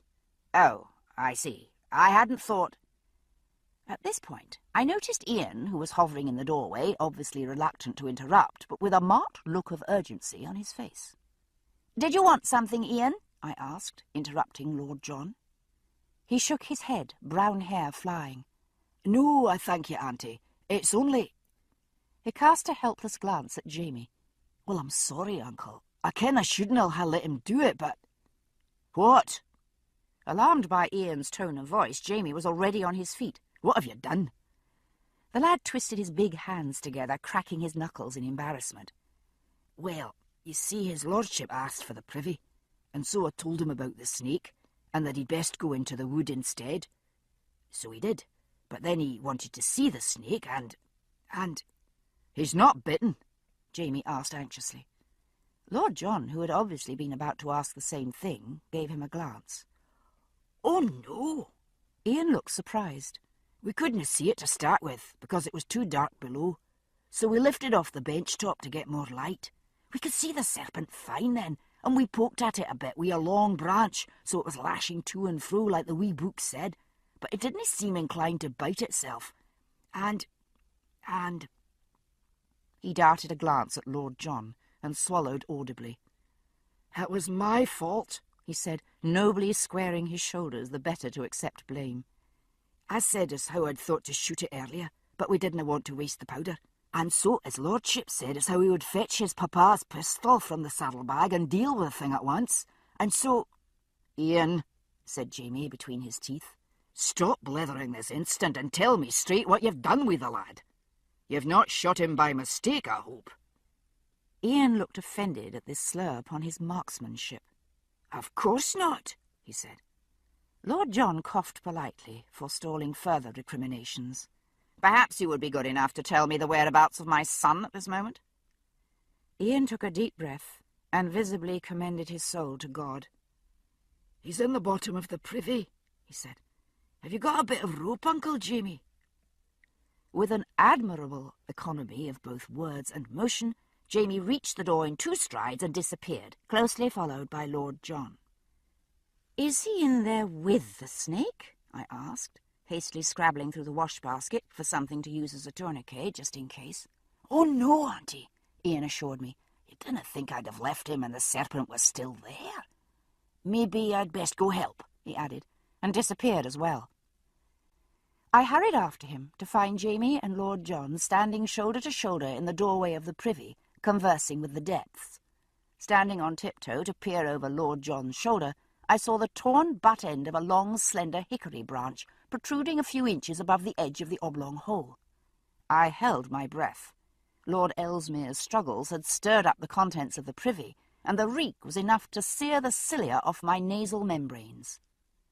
"He says he's not hurt," Jamie assured me, turning away from the hole and unlimbering a coil of rope from his shoulder. "Good," I said. "Where's the snake, though?" I peeked nervously into the outhouse, but couldn't see anything beyond the silvery cedar boards and the dark recesses of the pit. "It went that way," Ian said, gesturing vaguely down the path by which I had come. "A laddie couldn't quite get a clear shot, so I gave the thing a wee snoove with a stick, and damned if the bugger didn't turn and come at me right up the branch. It scared me so I let out a skelloch and let go, and I bumped the lad, and, well, that's how it happened," he ended lamely. Trying to avoid Jamie's eye, he sidled toward the pit, and leaning over, yelled awkwardly, "Hey, I'm glad you didn't break your neck." Jamie gave him a look that said rather plainly that if necks were to be broken, but forbore further remarks in the interests of extracting William promptly from his oubliette.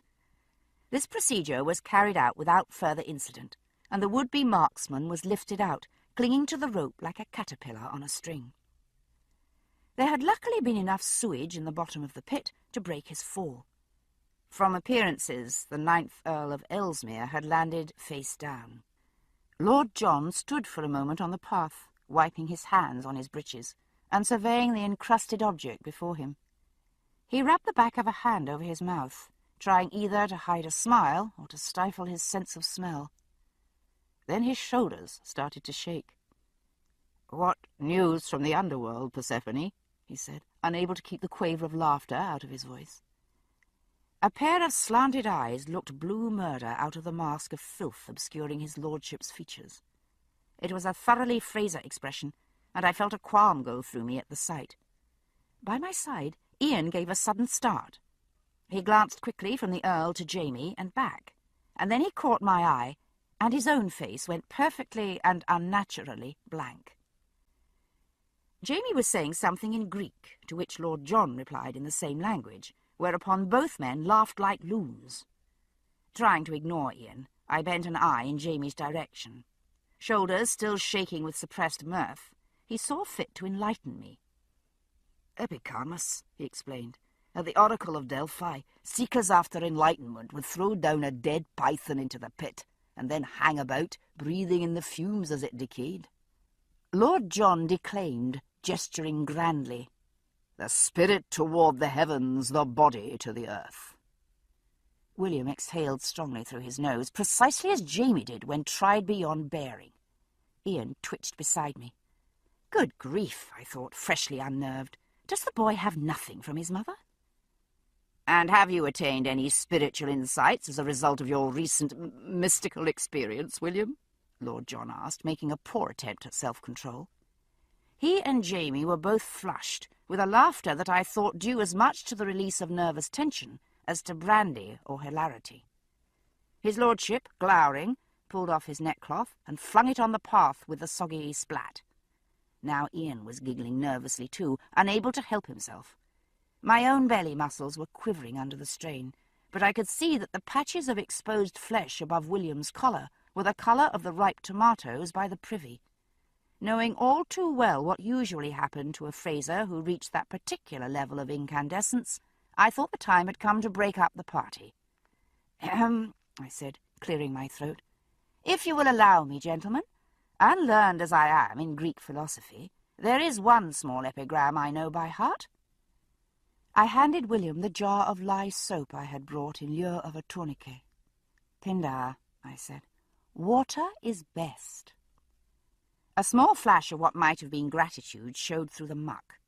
His lordship bowed to me with utmost correctness, then turned, gave Ian a fishy stare, and stomped off through the grass towards the creek, dripping. He seemed to have lost his shoes. "Poor clarty bugger," Ian said, shaking his head mournfully. "It'll be days before he gets the stink off." No doubt. Lord John's lips were still twitching, but the urge to declaim Greek poetry seemed to have left him, replaced by less elevated concerns. "Do you know what has become of my pistol, by the way? The one William was using before his unfortunate accident?" "Oh." Ian looked uncomfortable. He lifted his chin in the direction of the privy. Well, I'm very much afraid." "I see." Lord John rubbed his own immaculately barbered chin. Jamie fixed Ian with a long stare. Said Ian, backing up a pace or two. "Get it?" said Jamie, in a tone that brooked no contradiction. "But," said Ian. "No," said his uncle, and dropped the slimy rope at his feet. Ian's Adam's apple bobbed once. He looked at me, wide-eyed as a rabbit. "Take your clothes off first," I said helpfully. "We don't want to have to burn them, do we?" Chapter 26. Plague and Pestilence. I left the house just before sunset to check on my patient in the corn crib. He was no better, but neither was he visibly worse. The same laboured breathing and burning fever. This time, though, the sunken eyes met mine when I entered the shed, and stayed on my face as I examined him. He still had the raven's feather amulet clutched in his hand. I touched it and smiled at him, then gave him a drink. He still would take no food, but had a little milk, and swallowed without protest another dose of my febrifuge. He lay motionless through examination and feeding, but as I was wringing out a hot cloth to poultice his chest, he suddenly reached out a hand and grabbed my arm. He thumped his chest with his other hand, and made an odd humming noise. This puzzled me for a moment, until I realized that he was humming. "Really?" I said. I reached for the packet of poulticing herbs and folded them into the cloth. "Well, all right then, let me think." I settled on "Onward, Christian Soldiers," which he appeared to like. I was obliged to sing it through 3 times before he seemed satisfied, and sank back on his blanket with a small spate of coughing, wrapped in camphor fumes. I paused outside the house, cleansing my hands carefully with a bottle of alcohol I carried. I was sure I was safe from contagion. I had had measles as a child, but wanted to take no chance of infecting anyone else. "There was talk of an outbreak of the red measles in Cross Creek," Lord John remarked, upon my reporting to Jamie the condition of our guest. "Is it true, Mrs. Fraser, that the savage is congenitally less able to withstand infection than our Europeans, while African slaves are yet more hardy than their masters?" "Depends on the infection," I said, peering into the cauldron and giving the stew bottle a cautious poke. "The Indians are a lot more resistant to the parasitic diseases, malaria, say, caused by organisms here, and the Africans deal better with things like dengue fever, which came with them from Africa after all. But the Indians haven't much resistance to European plagues like smallpox and syphilis, no." Lord John looked a bit taken aback, which gave me a small sense of satisfaction. Evidently he had only asked out of courtesy. He hadn't actually expected me to know anything. "How fascinating," he said, though sounding truly interested. "You refer to organisms. Do you then subscribe to Mr. Evan Hunter's theory of miasmatical creatures?" Now it was my turn to be taken aback. Not precisely, no," I said, and changed the subject. We passed a pleasant enough evening, Jamie and Lord John exchanging anecdotes of hunting and fishing, with remarks on the amazing abundance of the countryside, while I darned stockings. Willie and Ian had a game of chess, which the latter won to his evident satisfaction. His lordship yawned hugely, then catching his father's minatory eye, made a belated attempt to cover his mouth. He relaxed into a sleepy smile of contentment, brought on by repletion. He and Ian between them had demolished an entire currant cake following their huge supper. Jamie saw it, and cocked a brow at Ian, who obligingly rose and towed his lordship away to share his pallet in the herb shed. 2 down, I thought, keeping my eyes resolutely away from the bed, and 3 to go. In the event, the delicate problem of bedtime was solved by my retiring, cloaked in modesty, or at least in my nightgown, while Jamie and Lord John took over the chess table, drinking the last of the brandy by firelight. Lord John was a much better chess player than I, or so I deduced from the fact that the game took them a good hour. Jamie could normally beat me in 20 minutes flat. The play was mostly silent, though with brief spurts of conversation. At last, Lord John made a move, sat back and stretched, as though concluding something. "I collect you will not see much disturbance in the political way here in your mountain refuge," he said casually. He squinted at the board, considering. "I do envy you, Jamie, removed from such petty difficulties as afflict the merchants and gentry of the lowlands. If your life has its hardships, as cannot help but be the case, you have not the inconsiderable consolation of knowing your struggles to be significant and heroic." Jamie snorted briefly. "Oh, aye, very heroic to be sure. At the moment, my most heroic struggle is like to be with the pig in my pantry." He nodded toward the board, one eyebrow raised. "You really mean to make that move?" Grey narrowed his eyes at Jamie, then looked down, studying the board with pursed lips. "Yes, I do," he answered firmly. "Damn," said Jamie, and with a grin reached out and tipped over his king in resignation. Grey laughed and reached for the brandy bottle. "Damn," he said in turn, finding it empty. Jamie laughed, and rising went to the cupboard. "Try a bit of this," he said, and I heard the musical glug of liquid into a cup. Grey lifted the cup to his nose, inhaled, and sneezed explosively, scattering droplets over the table.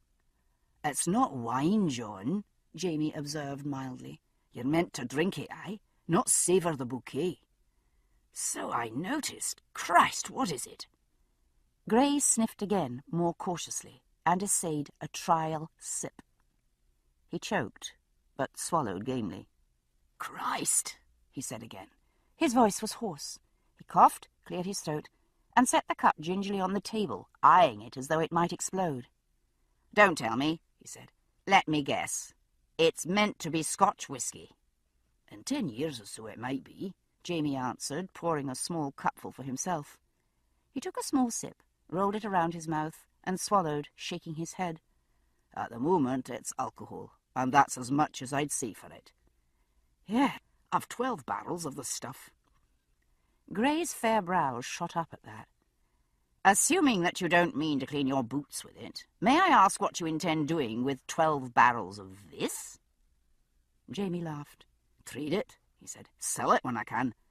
Customs tax and a licence to brew spirits being one of the petty political concerns with which I am not afflicted, owing to our remoteness," he added ironically. Lord John grunted, tried another sip, and set the cup down. "Well, you may well escape the customs, I'll grant you. The nearest agent is in Cross Creek. But I cannot say I think it a safe practice on that account. To whom, may I ask, are you selling this remarkable concoction? Not to the savages, I trust." Jamie shrugged. "Only very small amounts. A flask or 2 at a time, as a gift or in trade. Never more than would make one man drunk." "Very wise. You'll have heard the stories, I expect. I spoke with one man who'd survived the massacre at Michilimackinac during the war with the French. That was caused, in part at least, by a great quantity of drink falling into the hands of a large gathering of Indians at the fort." "I've heard about it too," Jamie assured him dryly. "But we are on good terms with the Indians nearby, and there are none so many of them as all that, and I'm careful, as I say." He essayed another sip and grimaced. I expect you risk more by poisoning one of them than by intoxicating a mob. He set the glass down and changed the subject. I have heard talk in Wilmington of an unruly group of men called regulators who terrorize the back country and cause disruption by means of riot. Have you encountered anything of such nature here? Jamie snorted briefly. Terrorize what? Squirrels? There is the back country, John, and then there is the wilderness. Surely you will have remarked the lack of human habitation on your journey here. I did notice something of the kind, Lord John agreed, and yet I had heard certain rumours regarding your presence here, that it was in part meant as a quelling influence upon the growth of lawlessness. Jamie laughed. I think it will be some time before there is much lawlessness for me to quell. Though I did go so far as to knock down an old German farmer who was abusing a young woman at the grain mill on the river. He had it in mind she had given him short weight, which she had not, and I couldn't convince him otherwise. But that is my only attempt so far at maintaining public order. Grey laughed and picked up the fallen king. I'm relieved to hear it. Will you redeem your honour with another game? I cannot expect the same trick to work twice, after all. I rolled onto my side, facing the wall, and stared sleeplessly at the timbers. The firelight glimmered on the wing-shaped marks of the axe, running along the length of each log, regular as sand ripples on a beach. I tried to ignore the conversation going on behind me, to lose myself instead in the memory of Jamie hewing bark and squaring logs, of sleeping in his arms under the shelter of a half-built wall, feeling the house rise up around me, enclosing me in warmth and safety, the permanent embodiment of his embrace. I always felt safe and soothed by this vision, even when I was alone on the mountain, knowing I was protected by the house he'd built for me. Tonight, though, it wasn't working. I lay still, wondering exactly what was the matter with me. Or rather, not what, but why. I knew by now what it was, all right. It was jealousy. I was indeed jealous, an emotion I hadn't felt for some years, and was appalled to feel now. I rolled onto my back and closed my eyes, trying to shut out the murmur of conversation. Lord John had been nothing but courtesy itself to me. More than that, he had been intelligent, thoughtful, thoroughly charming, in fact. And listening to him, making intelligent, thoughtful, charming conversation with Jamie, knotted my insides and made me clench my hands under cover of the quilt. "You're an idiot," I told myself savagely. "What is the matter with you?" I tried to relax, breathing deeply through my nose, eyes closed. Part of it was Willie, of course. Jamie was very careful, but I had seen his expression when he looked at the boy in unguarded moments. His whole body was suffused with shy joy, pride mingled with diffidence, and it smote me to the heart to see it. He would never look at Brianna, his firstborn, that way. Would never see her at all. That was hardly his fault, and yet it seemed so unfair. At the same time, I could scarcely begrudge him his joy in his son, and didn't, I told myself firmly. The fact that it gave me a terrible pang of longing to look at the boy with that bold, handsome face that mirrored his sister's was simply my problem. Nothing to do with Jamie, or with Willie, or with John Grey, who'd brought the boy here. What for? That was what I'd been thinking ever since I'd recovered from the first shock of their appearance, and that was still what I was thinking. What in hell was the man up to? The story about the estate in Virginia might be true, or only an excuse. Even if it was true, it was a considerable detour to come to Fraser's Ridge. Why had he taken so much trouble to bring the boy here? And so much risk? Willie was clearly oblivious to the resemblance that even Ian had noticed. But what if he hadn't been? Had it been so important to Grey to restate his claim on Jamie's obligation to him?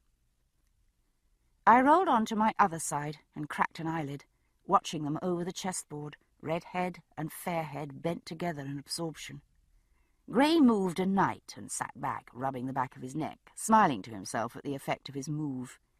He was a good-looking man, slight and fine-boned, but with a strong, clear-cut face and a beautiful, sensitive mouth that many a woman had no doubt envied. Grey was even better at guarding his face than Jamie was. I hadn't yet seen an incriminating look from him. I'd seen one once, though, in Jamaica, and wasn't in any doubt about the nature of his feelings for Jamie. On the other hand, I wasn't in any doubt about Jamie's feelings in that regard either. The knot under my heart eased a bit, and I took a deeper breath. No matter how late they sat up over the board, drinking and talking, it would be my bed Jamie came to. I unclenched my fists, and it was then, as I rubbed my palms covertly against my thighs, that I realized with a shock just why Lord John affected me so strongly. My fingernails had dug small crescents in my palms, a small line of throbbing half-moons. For years I had rubbed away those crescents after every dinner party, every late night when Frank had worked at the office. For years I had lain intermittently alone in a double bed, wide awake in the darkness, nails digging into my hands, waiting for him to come back. And he had. To his credit, he always did return before dawn. Sometimes to a back curled against him in cold reproach, sometimes to the furious challenge of a body thrust against him in demand, urging him wordlessly to deny it, to prove his innocence with his body. Trial by combat. More often than not, he accepted the challenge, but it didn't help. Yet neither of us spoke of such things in the daylight. I couldn't. I had no right. Frank did not. He had revenge. Sometimes it would be months, even a year or more, between episodes, and we would live in peace together.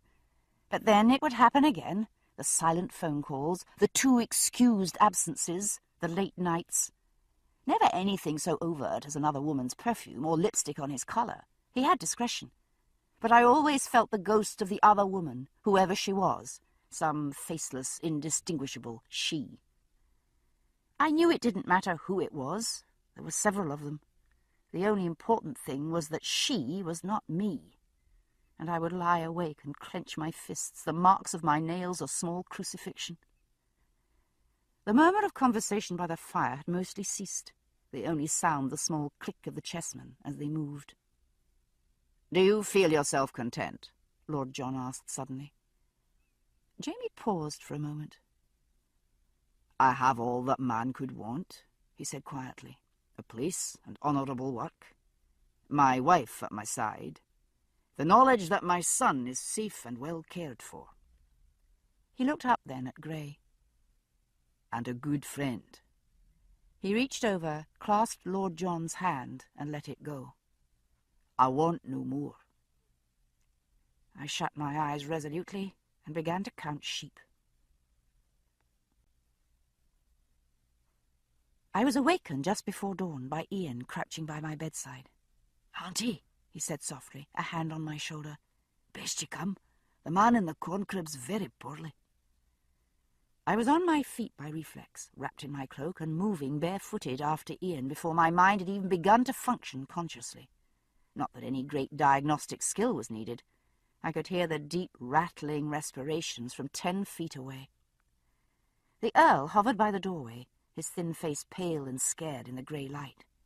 "Go away," I told him sharply. "You mustn't be near him, nor you, Ian. The 2 of you go to the house, fetch me hot water from the cauldron, my box, and clean rags." Willie moved away at once, eager to be away from the frightening sounds coming from the shed. Ian lingered, though, his face troubled. "I dunna think you can help him, Auntie," he said quietly. His eyes met mine straight on with an adult depth of understanding.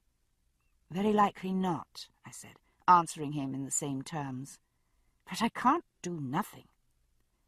He took a deep breath, nodded. "Aye, but I think—" He hesitated, then went on as I nodded. "I think you shouldn't torment him with medicine. He's fixed to die, Auntie. We heard an owl in the night. He will have heard it too. It's a sign of death to them." I glanced at the dark oblong of the door, biting my lip. The breaths were shallow and wheezing, with alarmingly long pauses between them. I looked back at Ian. "What do the Indians do when someone is dying? Do you know?" "Sing," he said promptly. "The shaman puts paint upon her face and sings the soul away to safety, so the demons dinna take it." I hesitated, my instincts to do something at war with my conviction that action would be futile. Had I any right to deprive this man of peace in his dying? Worse, to alarm him into fear that his soul would be lost by my interference. Ian hadn't waited for the results of my dithering. He stooped and scraped up a small clot of earth, spat in it, and stirred it to mud. Without comment, he dipped his forefinger into the puddle and drew a line from my forehead down the bridge of my nose. "Ian!" "Shh!" he murmured, frowning in concentration. "Like this, I think." He added 2 lines across each cheekbone and a rough zigzag down the left side of my jawbone. "That's as near as I remember the proper way of it. I've only seen it the once, and from a distance." "Ian, this isn't—" "Shh!" he said again, laying a hand on my arm to quell protest. "Go to him, Auntie. You willna frighten him. He's accustomed to you, no?" I rubbed away a drip from the end of my nose, feeling thoroughly idiotic. There was no time to argue, though. Ian gave me a small push, and I turned to the door. I stepped into the darkness of the corn crib, bent and laid a hand on the man. His skin was hot and dry, his hand limp as worn leather. "Ian, can you talk to him? Say his name. Tell him it's all right." "You mustn't say his name, Auntie. It will call demons." Ian cleared his throat and said a few words in soft, clicking gutturals. The hand in mine twitched slightly. My eyes had adjusted now. I could see the man's face, marked with a faint look of surprise as he saw my mud paint. "Sing, Auntie," Ian urged, low-voiced. "Tantum ergo, maybe. It sounded a wee bit like that." There was nothing else I could do, after all. Rather helplessly, I began. "Tantum ergo sacramentum." Within a few seconds my voice steadied, and I sat back on my bare heels, singing slowly, holding his hand. The heavy brows relaxed, and a look of what I thought might be calm came into the sunken eyes. I had been present at a good many deaths, from accident, warfare, illness, or natural causes, and had seen men meet death in many ways, from philosophical acceptance to violent protest. But I had never seen one die quite this way. He simply waited, eyes on mine, until I had come to the end of the song. Then he turned his face toward the door, and as the rising sun struck him, he left his body without the twitch of a muscle or the drawing of a final breath. I sat quite still, holding the limp hand, until it occurred to me that I was holding my breath too. The air around me seemed queerly still, as though time had stopped for a moment. But of course it had, I thought, and forced myself to draw breath. It had stopped for him, forever. This ends Disc 18. Drums of Autumn, Disc 19. What are we going to do with him? There was nothing further to be done for our guest. The only question at the moment was how we might deal best with his mortal remains. I had had a quiet word with Lord John, and he had taken Willie to gather late strawberries on the ridge. While the Indian's death had had nothing even faintly gruesome about it, I could wish Willie hadn't seen it. It wasn't a sight for a child who had seen his mother die no more than a few months before. Lord John had seemed upset himself. Perhaps a little sunshine and fresh air would help both of them. Jamie frowned and rubbed a hand over his face. He hadn't shaved yet, and the stubble made a rasping sound. "We must give him decent burial, surely." Well, I don't suppose we can leave him lying about in the corn crib.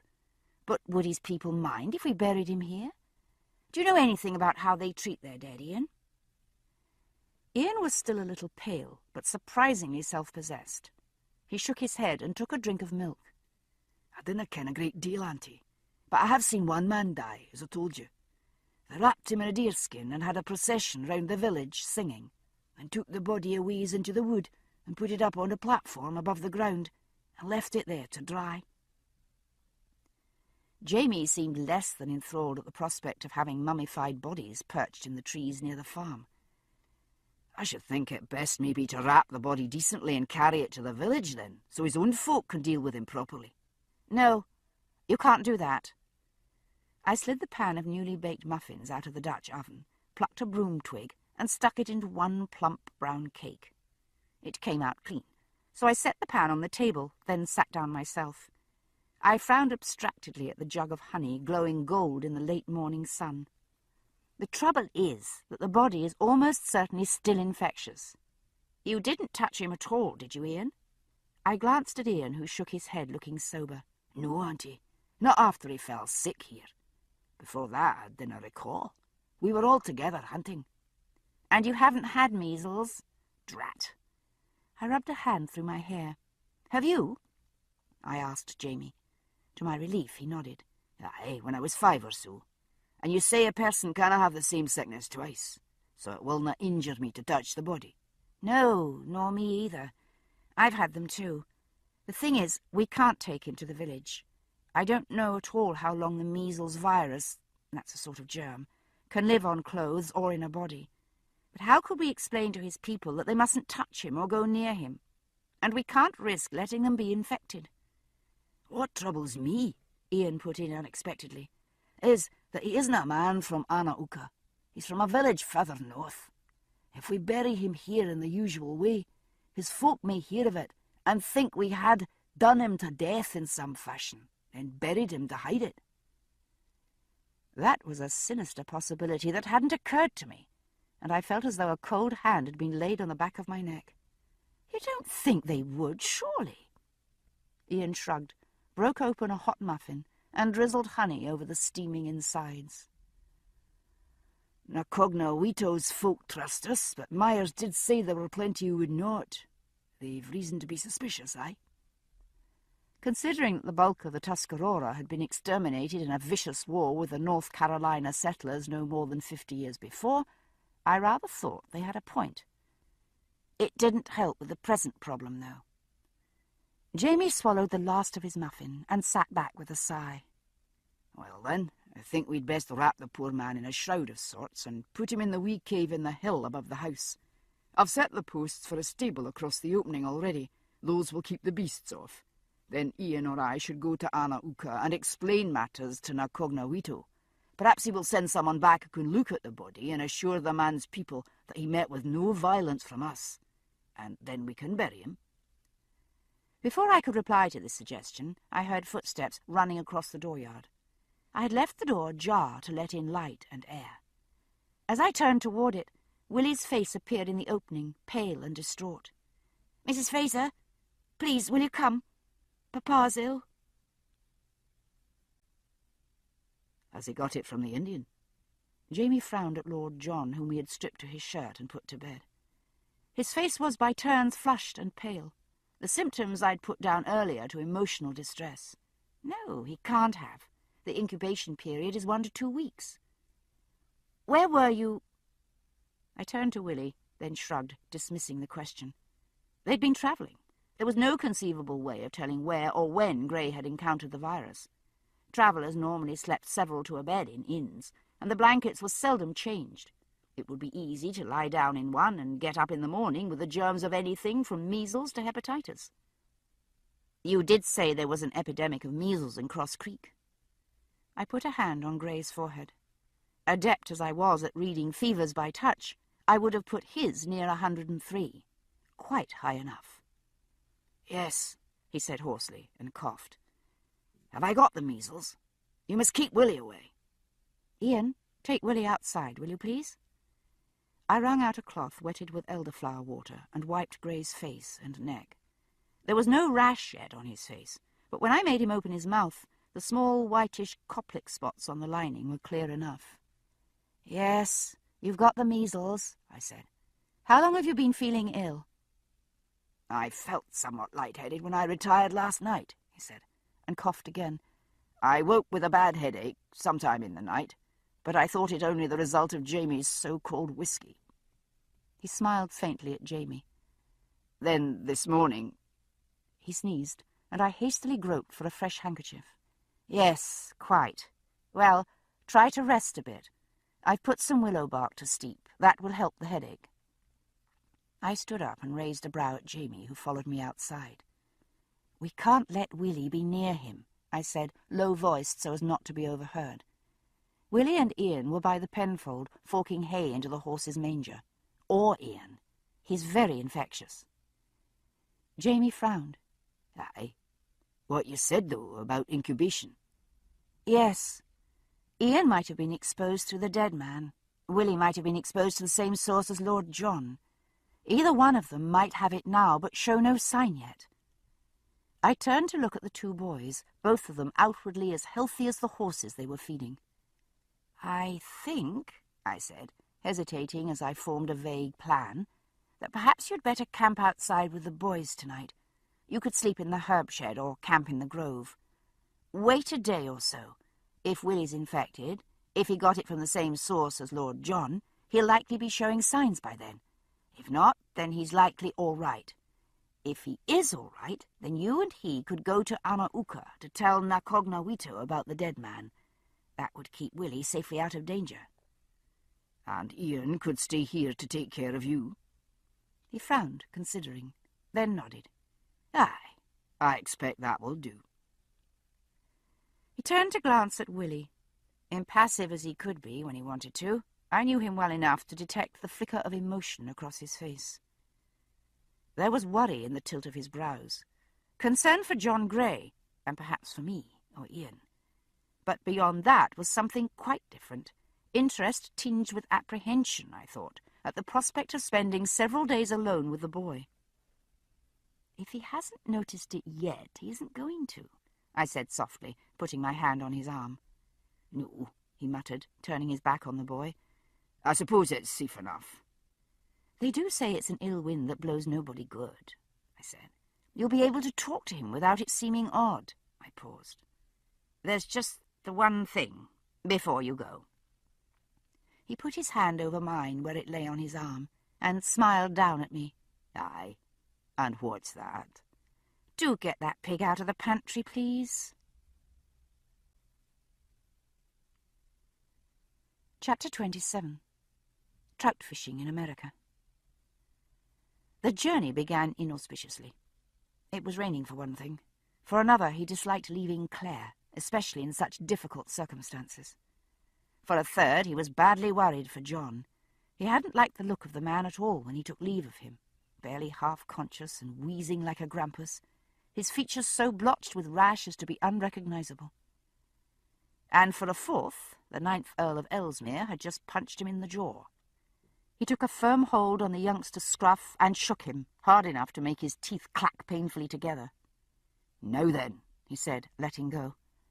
The boy staggered and sat down suddenly as he lost his balance. He glared down at the lad sitting in the mud by the penfold. They'd been having this argument on and off for the last 24 hours, and he had had enough of it. "I ken well enough what you said, but what I said is that you're coming with me. I've told you why, and that's all about it." The boy's face drew down in a ferocious scowl. He wasn't easily cowed, but then Jamie supposed that earls weren't used to folk trying, either. "I'm not leaving," the boy repeated. "You can't make me." He got to his feet, jaw clenched, and turned back toward the cabin. Jamie snaked out an arm, grabbed the lad's collar, and hauled him back. Seeing the boy draw back his foot for a kick, he closed his fist and punched the boy neatly in the pit of the stomach. William's eyes bulged, and he doubled over, holding his middle. "Don't kick," Jamie said mildly. "It's ill-mannered. And as for making you, of course I can." The Earl's face was bright red, and his mouth was opening and closing like a startled goldfish. His hat had fallen off, and the rain was pasting strands of dark hair to his head. "It's very loyal of you to want to stay by your stepfather," Jamie went on, wiping the water out of his own face. "But you canna help him, and you may do yourself damage by staying. So you're not." From the corner of his eye he caught a glimpse of movement as the oiled hide over the cabin's window moved aside, then fell. Claire, no doubt wondering why they were not already long gone. Jamie took the Earl by an unresisting arm and led him to one of the saddled horses. "Up," he said, and had the satisfaction of seeing the boy stick a reluctant foot in the stirrup and swing aboard. Jamie tossed the boy's hat up to him, donned his own, and mounted himself. As a precaution, though, he kept hold of both sets of reins as they set off. "You, sir," said a breathless, enraged voice behind him, "are a lout." He was torn between irritation and an urge to laugh, but gave way to neither. He cast a look back over his shoulder to see William also turned and leaning perilously to the side, half off his saddle. "Don't try it," he advised the boy, who straightened up abruptly and glared at him. "I wouldn't have liked to tie your feet in your stirrups, but I'll do it. Make no mistake." The boy's eyes narrowed into bright blue triangles, but he evidently took Jamie at his word. His jaw stayed clenched, but his shoulders slumped a little in temporary defeat. They rode in silence for most of the morning, rain drizzling down their necks and weighting the shoulders of their cloaks. Willie might have accepted defeat, but not graciously. He was still sullen when they dismounted to eat, but did at least fetch water without protest and pack up the remains of their meal while Jamie watered the horses. Jamie eyed him covertly, but there was no sign of measles. The Earl's face was frowning, but rashless, and while the tip of his nose was dripping, this appeared to be due solely to the effects of the weather. "How far is it?"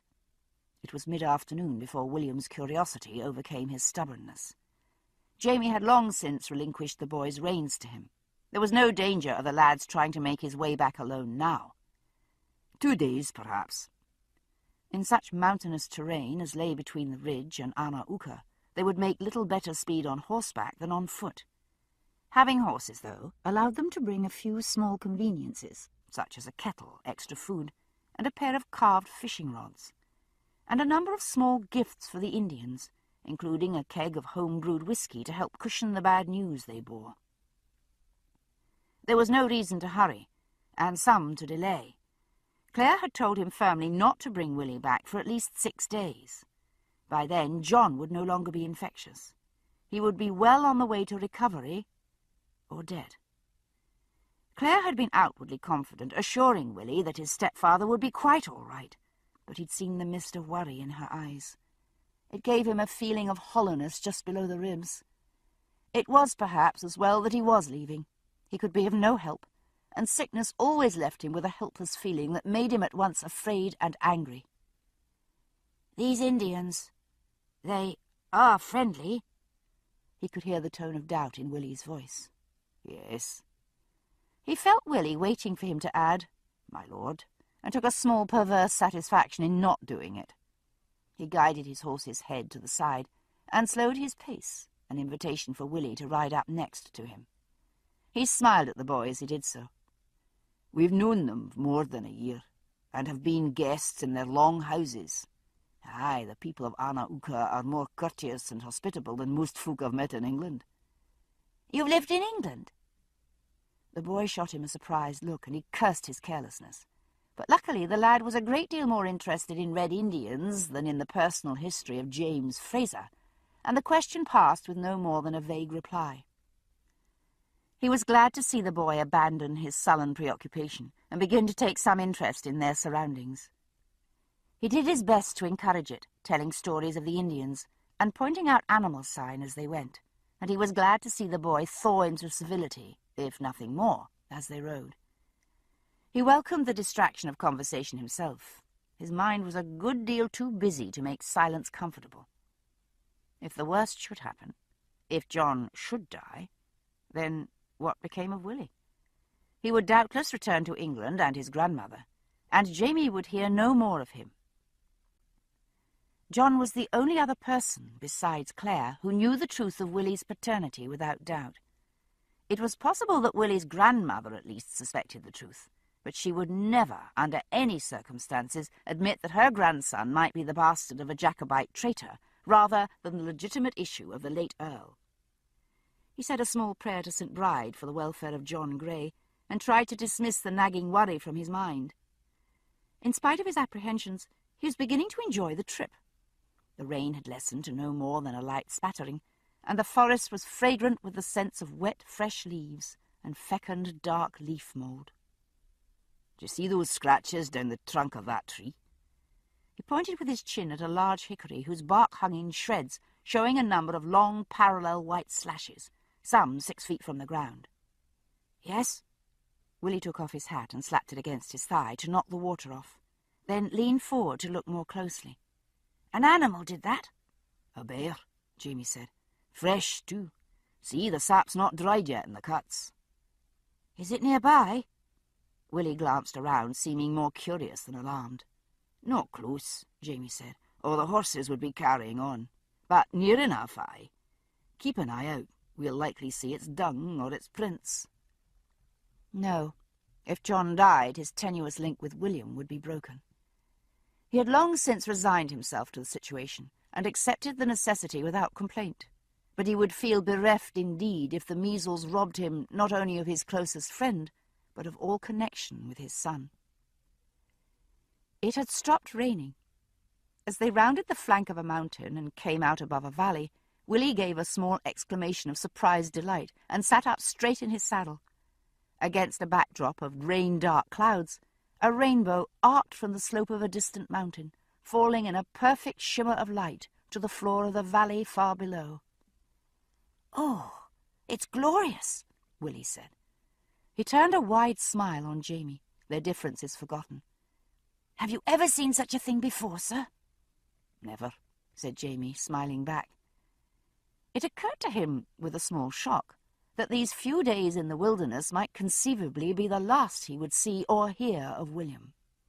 He hoped that he wouldn't have to hit the boy again. He always slept lightly in the wood, and the sound woke him at once. He lay quite still for a moment, unsure what it was. Then he heard the small, choked noise and recognized the sound of stifled weeping. He checked his instant urge to turn and lay a hand on the boy in comfort. The lad was making every effort not to be heard. He deserved to keep his pride. He lay still, looking up into the sweep of the vast night sky above, and listening. Not fright. William had shown no fear of sleeping in dark woods, and had there been a large animal nearby, the boy wouldn't be keeping quiet about it. Was the lad unwell? The sounds were little more than thickened breathing caught in the throat. Perhaps the boy was in pain, and too proud to say. It was that fear that decided him to speak. If the measles had caught them up, there was no time to waste. He must carry the boy back to Clare at once. "My lord," he said softly. The sobbing ceased abruptly. He heard the audible sound of a swallow and the rasp of cloth on skin as the lad wiped a sleeve across his face. "Yes," the Earl said, with a creditable attempt at coolness, marred only by the thickness in his voice. "Are you unwell, my lord?" He could tell already that it wasn't that, but it would do for a pretext. "Have you maybe taken a touch of the cramp? Sometimes dried apples take a man amiss." A deep breath came from the far side of the fire, and a snuffle as an attempt was made to clear a running nose unobtrusively. The fire had burned down to nothing more than embers. Still, he could see the dark shape that squirmed into a sitting position, crouched on the far side of the fire. Yes, I think perhaps I have got something of the sort." Jamie sat up himself, the plaid falling away from his shoulders. "It's no great matter," he said soothingly. "I've a potion that will cure all manner of ills of the stomach. Do you rest easy for a moment, my lord. I'll fetch water." He got to his feet and went away, careful not to look at the boy. By the time he came back from the stream with the kettle filled, Willie had got his nose blown and his face wiped, and was sitting with his knees drawn up, his head resting on them. He couldn't keep himself from touching the boy's head as he passed. Familiarity be damned. The dark hair was soft to his touch, warm and slightly damp with sweat. "A griping in your guts, is it?" he said pleasantly, kneeling and putting the kettle to boil. "Mm-hmm." Willie's voice was muffled in the blanket over his knees. "That passes soon enough," he said. He reached for his sporran and sorted through the proliferation of small items in it, coming up eventually with a small cloth bag that held the dried mixture of leaves and flowers Clare had given him. He didn't know how she'd known it would be needed, but he was long past the point of questioning anything she did in the way of healing, whether of heart or of body. He felt a moment's passionate gratitude to her. He'd seen her look at the boy, and knew how she must feel. She'd known about the lad, of course, but seeing the flesh-and-blood proof that her husband had shared another woman's bed wasn't something a wife should be asked to put up with. Little wonder if she was inclined to stick pins in John, him pushing the lad under her nose as he had. "It willna take more than a moment to brew up," he assured the boy, rubbing the fragrant mixture between his hands into a wooden cup, as he'd seen Clare do. She had not reproached him. Not with that, at least, he thought, suddenly remembering how she'd acted when she'd found out about Lear. She'd gone for him like a fiend then, and yet, when later she'd learned about Geneva Dunsany, perhaps it was only that the boy's mother was dead. The realization went through him like a sword thrust. The boy's mother was dead. Not just his real mother, who died the same day he was born, but the woman he'd called mother all his life since. And now his father, or the man he called father, Jamie thought with an unconscious twist of his mouth, was lying sick of an illness that had killed another man before the lad's eyes no more than days before. No, it wasn't fright that made the lad greet by himself in the dark. It was grief. And Jamie Fraser, who'd lost a mother in childhood himself, ought to have known that from the beginning. It wasn't stubbornness, nor even loyalty, that had made Willie insist on staying at the Ridge. It was love of John Grey and fear of his loss, and it was the same love that made the boy weep in the night, desperate with worry for his father. An unaccustomed weed of jealousy sprang up in Jamie's heart, stinging like nettles. He stamped firmly on it. He was fortunate indeed to know that his son enjoyed a loving relationship with his stepfather. There, that was the weed stamped out. The stamping, though, seemed to have left a small bruised spot on his heart. He could feel it when he breathed. The water was beginning to rumble in the kettle. He poured it carefully over the herb mixture, and a sweet fragrance rose up in the steam. Valerian, she'd said, and catmint, the root of a passion flower soaked in honey and finely ground, and the sweet, half-musky smell of lavender coming as an after-scent. "Don't drink it yourself," she'd said, casual in giving it to him. "There's lavender in it." In fact, it didn't trouble him, if he was warned of it. It was only that now and then a whiff of lavender took him unawares and sent a sudden surge of sickness through his wame. Claire had seen the effects on him once too often to be unwary of it. "Here."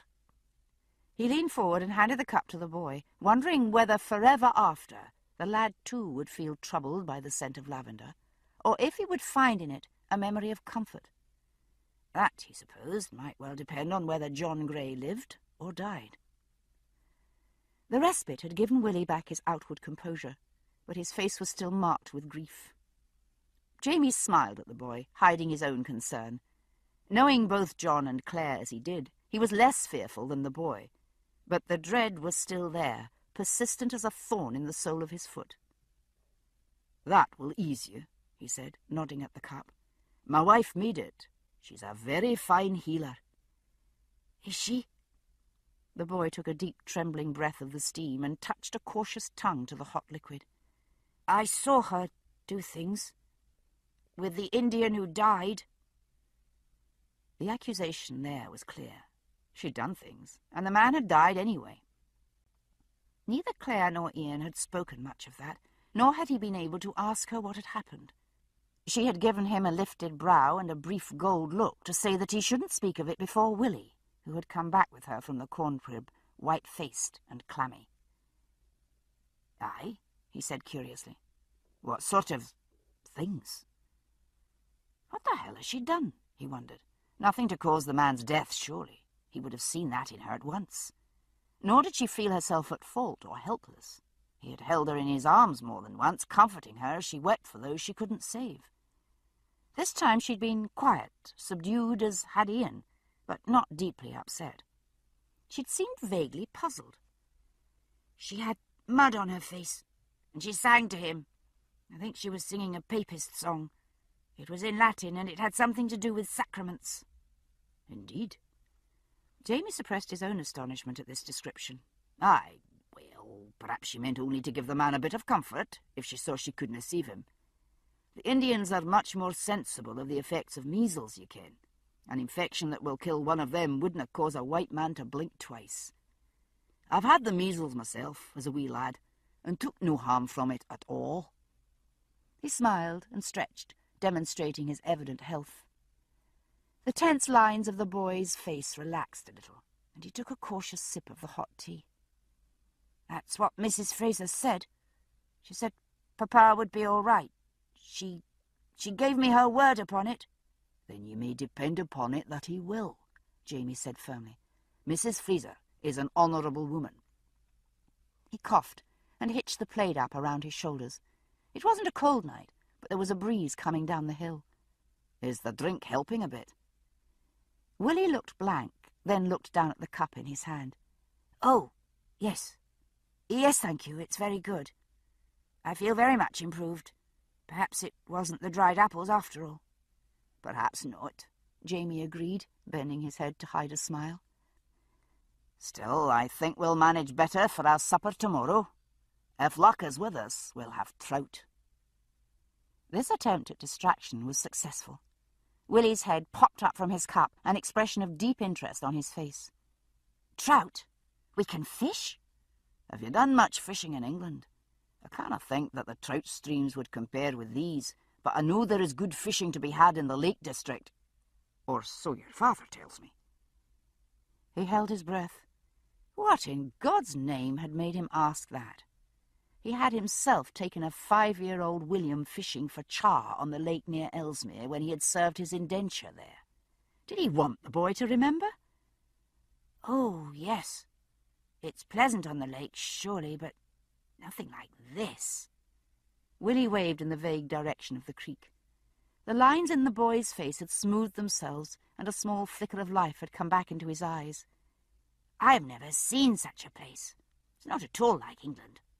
That it is not, Jamie agreed, amused.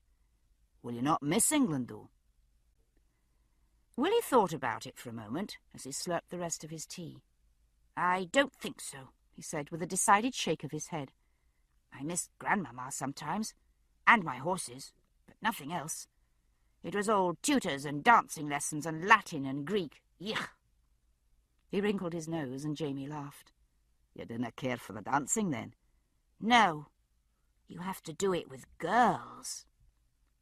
He shot Jamie a look under his fine dark brows. Do you care for music, Mr. Fraser? No, Jamie said, smiling. I like the girls fine, though. The girls were going to like this wee laddie just fine, too, he thought, covertly noting the youngster's breadth of shoulder and long shanks, and the long dark lashes that hid his bonny blue eyes. Yes. Well, Mrs. Fraser is very pretty, the Earl said politely. His mouth curled suddenly up on one side. Though she did look funny, with the mud on her face. I dare say. Will you have another cup, my lord? Claire had said the mixture was for calming. It seemed to be working. As they talked desultorily of the Indians and their strange beliefs, William's eyelids began to droop, and he yawned more than once. At last, Jamie reached over and took the empty cup from his unresisting hand. The night is cold, my lord, he said. Will you choose to lie next to me that we may share our coverings? The night was chilly, but a long way from cold. He had guessed right, though. Willie seized the excuse with alacrity. He couldn't take a lord in his arms to comfort him, nor could a young earl admit to wanting such comfort. Two men could lie close together without shame, though, for the sake of warmth. Willie fell asleep at once, nestled close against his side. Jamie lay awake for a long time, one arm laid lightly across the sleeping body of his son.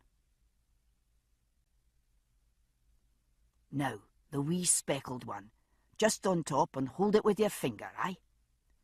He wrapped the thread tightly around the tiny roll of white wool, just missing Willie's finger, but catching the end of the woodpecker's down feather, so the fluffy barbs rose up pertly, quivering in the light air. You see, it looks like a wee bug taking flight. Willie nodded, intent on the fly. Two tiny yellow tail feathers lay smooth under the down feather, simulating the spread wing casings of a beetle. I see. Is it the colour that matters, or the shape? Both, but more the shape, I think. Jamie smiled at the boy. What matters most is how hungry the fish are. Choose your time right, and they'll strike anything, even a bare hook. Choose it wrong, and you might as well be fishing with lint from your navel.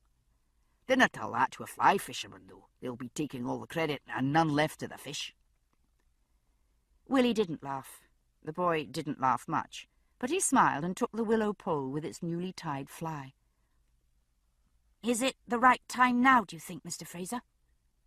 He shaded his eyes and looked out over the water. They stood in the cool shadow of a grove of black willow, but the sun was still above the horizon, and the water of the stream glittered like metal. Aye, trout feed at sunset. Do you see the prickles on the water? This pool's weaken. The surface of the pool was restless. The water itself lay calm, but dozens of tiny ripples spread and overlapped, rings of light and shadow spreading and breaking in endless profusion. The rings? Yes. Is that fish? Not yet. It's the hatching. Midges and gnats hatch from their cases and burst through the surface to the air. The trout will see them and come to feed. Without warning, a silver streak shot into the air and fell back with a splash.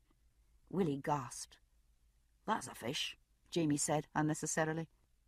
He quickly threaded his line through the carved guides, tied a fly to his line, and stepped forward. Watch now. He drew back his arm and rocked his wrist, back and forth, feeding more line with each circle of his forearm, until with a snap of the wrist he sent the line sailing out in a great lazy loop, the fly floating down like a circling gnat. He felt the boy's eyes on him, and was glad the cast had been good. He let the fly float for a moment, watching. It was hard to see in the sparkling brightness, then began slowly to pull the line in. Quick as thought, the fly went under. The ring of its disappearance hadn't even begun to spread before he had jerked the line hard and felt the answering savage tug in return. "You've got one! You've got one!" He could hear Willie dancing on the bank behind him with excitement, but had no attention to spare for anything save the fish. He had no reel, only the twig that held his spare line. He pulled the tip of the rod far back, let it fall forward, and gathered in the loose line with a snatch of the hand. Once more, line in, and then a desperate rush that took out all the line gained, and more. He could see nothing amid the flashing sparks of light, but the tug and pull through his arms was as good as sight, a quiver as live as the trout itself, as though he held the thing in his hands, squirming and wriggling, fighting. Free! The line went limp, and he stood for a moment, the vibrations of struggle dying away along the muscles of his arms, breathing in the air he had forgotten to take in the heat of the battle. "He got away! Oh, bad luck, sir!" Willie scampered down the bank, pole in hand, face open in sympathy. Good luck for the fish. Still exhilarated from the fight, Jamie grinned and wiped a wet hand over his face. Will you try, lad? Too late he remembered that he must call the boy Lord, but Willie was too eager to have noticed the omission. Face fixed in a scowl of determination, Willie drew back his arm, squinted at the water, and snapped his wrist with a mighty jerk. The rod sailed from his grasp and flew gracefully into the pond. The boy gaped after it, then turned an expression of utter dismay on Jamie, who made no effort at all to keep back his laughter. The young lord looked thoroughly taken aback, and not very pleased. But after a moment, one corner of his wide mouth curved up in wry acknowledgment. He gestured at the rod, floating some 10 feet from the bank. "Will it not frighten all the fish if I go in after it?" "It will. Take mine. I'll fetch that one back later." Willie licked his lips and set his jaw in concentration, taking a firm grip on the new rod, testing it with little whips and jerks. Turning to the pool, he rocked his arm back and forth, then snapped his wrist hard. He froze, the tip of the rod extended in a perfect line with his arm. The loose line wrapped itself around the rod and draped over Willie's head. "A very pretty cast, my lord," Jamie said, rubbing a knuckle hard over his mouth. "But I think we must put on a new fly first, aye?" "Oh." Slowly, Willie relaxed his rigid posture and looked sheepishly at Jamie. "I didn't think of that." Slightly chastened by these misadventures, the Earl allowed Jamie to fasten a fresh fly in place, and then to take him by the wrist to demonstrate the proper way of casting. Standing behind the boy, he took Willie's right wrist in his own, marvelling both at the slenderness of the arm and at the knobby wrist bones of size and strength. The boy's skin was cool with perspiration, and the feel of his arm much like the tingle of the trout on the line, live and muscular, vivid to his touch. Then Willie twisted free, and he felt a moment's confusion and a peculiar sense of loss at the breaking of their brief contact. "That's not right," Willie was saying, turning to look up at him. "You cast with the left hand. I saw you." "Aye, but I'm cack-handed, my lord. Most men would cast with the right. Candid? Willie's mouth curved up again. I find my left hand more convenient to most purposes than is the right, my lord. That's what I thought it meant. I'm the same. Willie looked at once rather pleased and mildly shamefaced at this statement. My mother said it wasn't proper, that I must learn to use the other as a gentleman ought. But Papa said no, and made them let me write with my left hand. He said it didn't matter so much if I should look awkward with a quill. When it came to fighting with a sword, I should be at an advantage. Your father is a wise man. His heart twisted with something between jealousy and gratitude. But gratitude was far the uppermost. Papa was a soldier. Willie drew himself up a little, straightening his shoulders with unconscious pride. He fought in Scotland, in the right... Oh. He coughed, and his face went a dull red as he caught sight of Jamie's kilt, and realized that he was quite possibly talking to a defeated warrior of that particular fight. He fiddled with the rod, not knowing where to look. Aye, I know. That's where I met him first. Jamie was careful to keep any hint of amusement from his voice. He was tempted to tell the boy the circumstances of that first meeting, but that would be poor repayment to John for his priceless gift, these precious few days with his son. He was a very gallant soldier indeed, Jamie agreed, straight-faced, and right about the hands as well. Have you begun your schooling with a sword, then? Just a little. Willie was forgetting his embarrassment in enthusiasm for the new topic. I've had a little whinger since I was 8, and learned feint and parry. Papa says I shall have a proper sword when we reach Virginia, now I am tall enough for the reach of Tierce and Longet. Ah, well then, if you've been handling a sword in your left hand, I think you'll have nae great trouble in mastering a rod that way.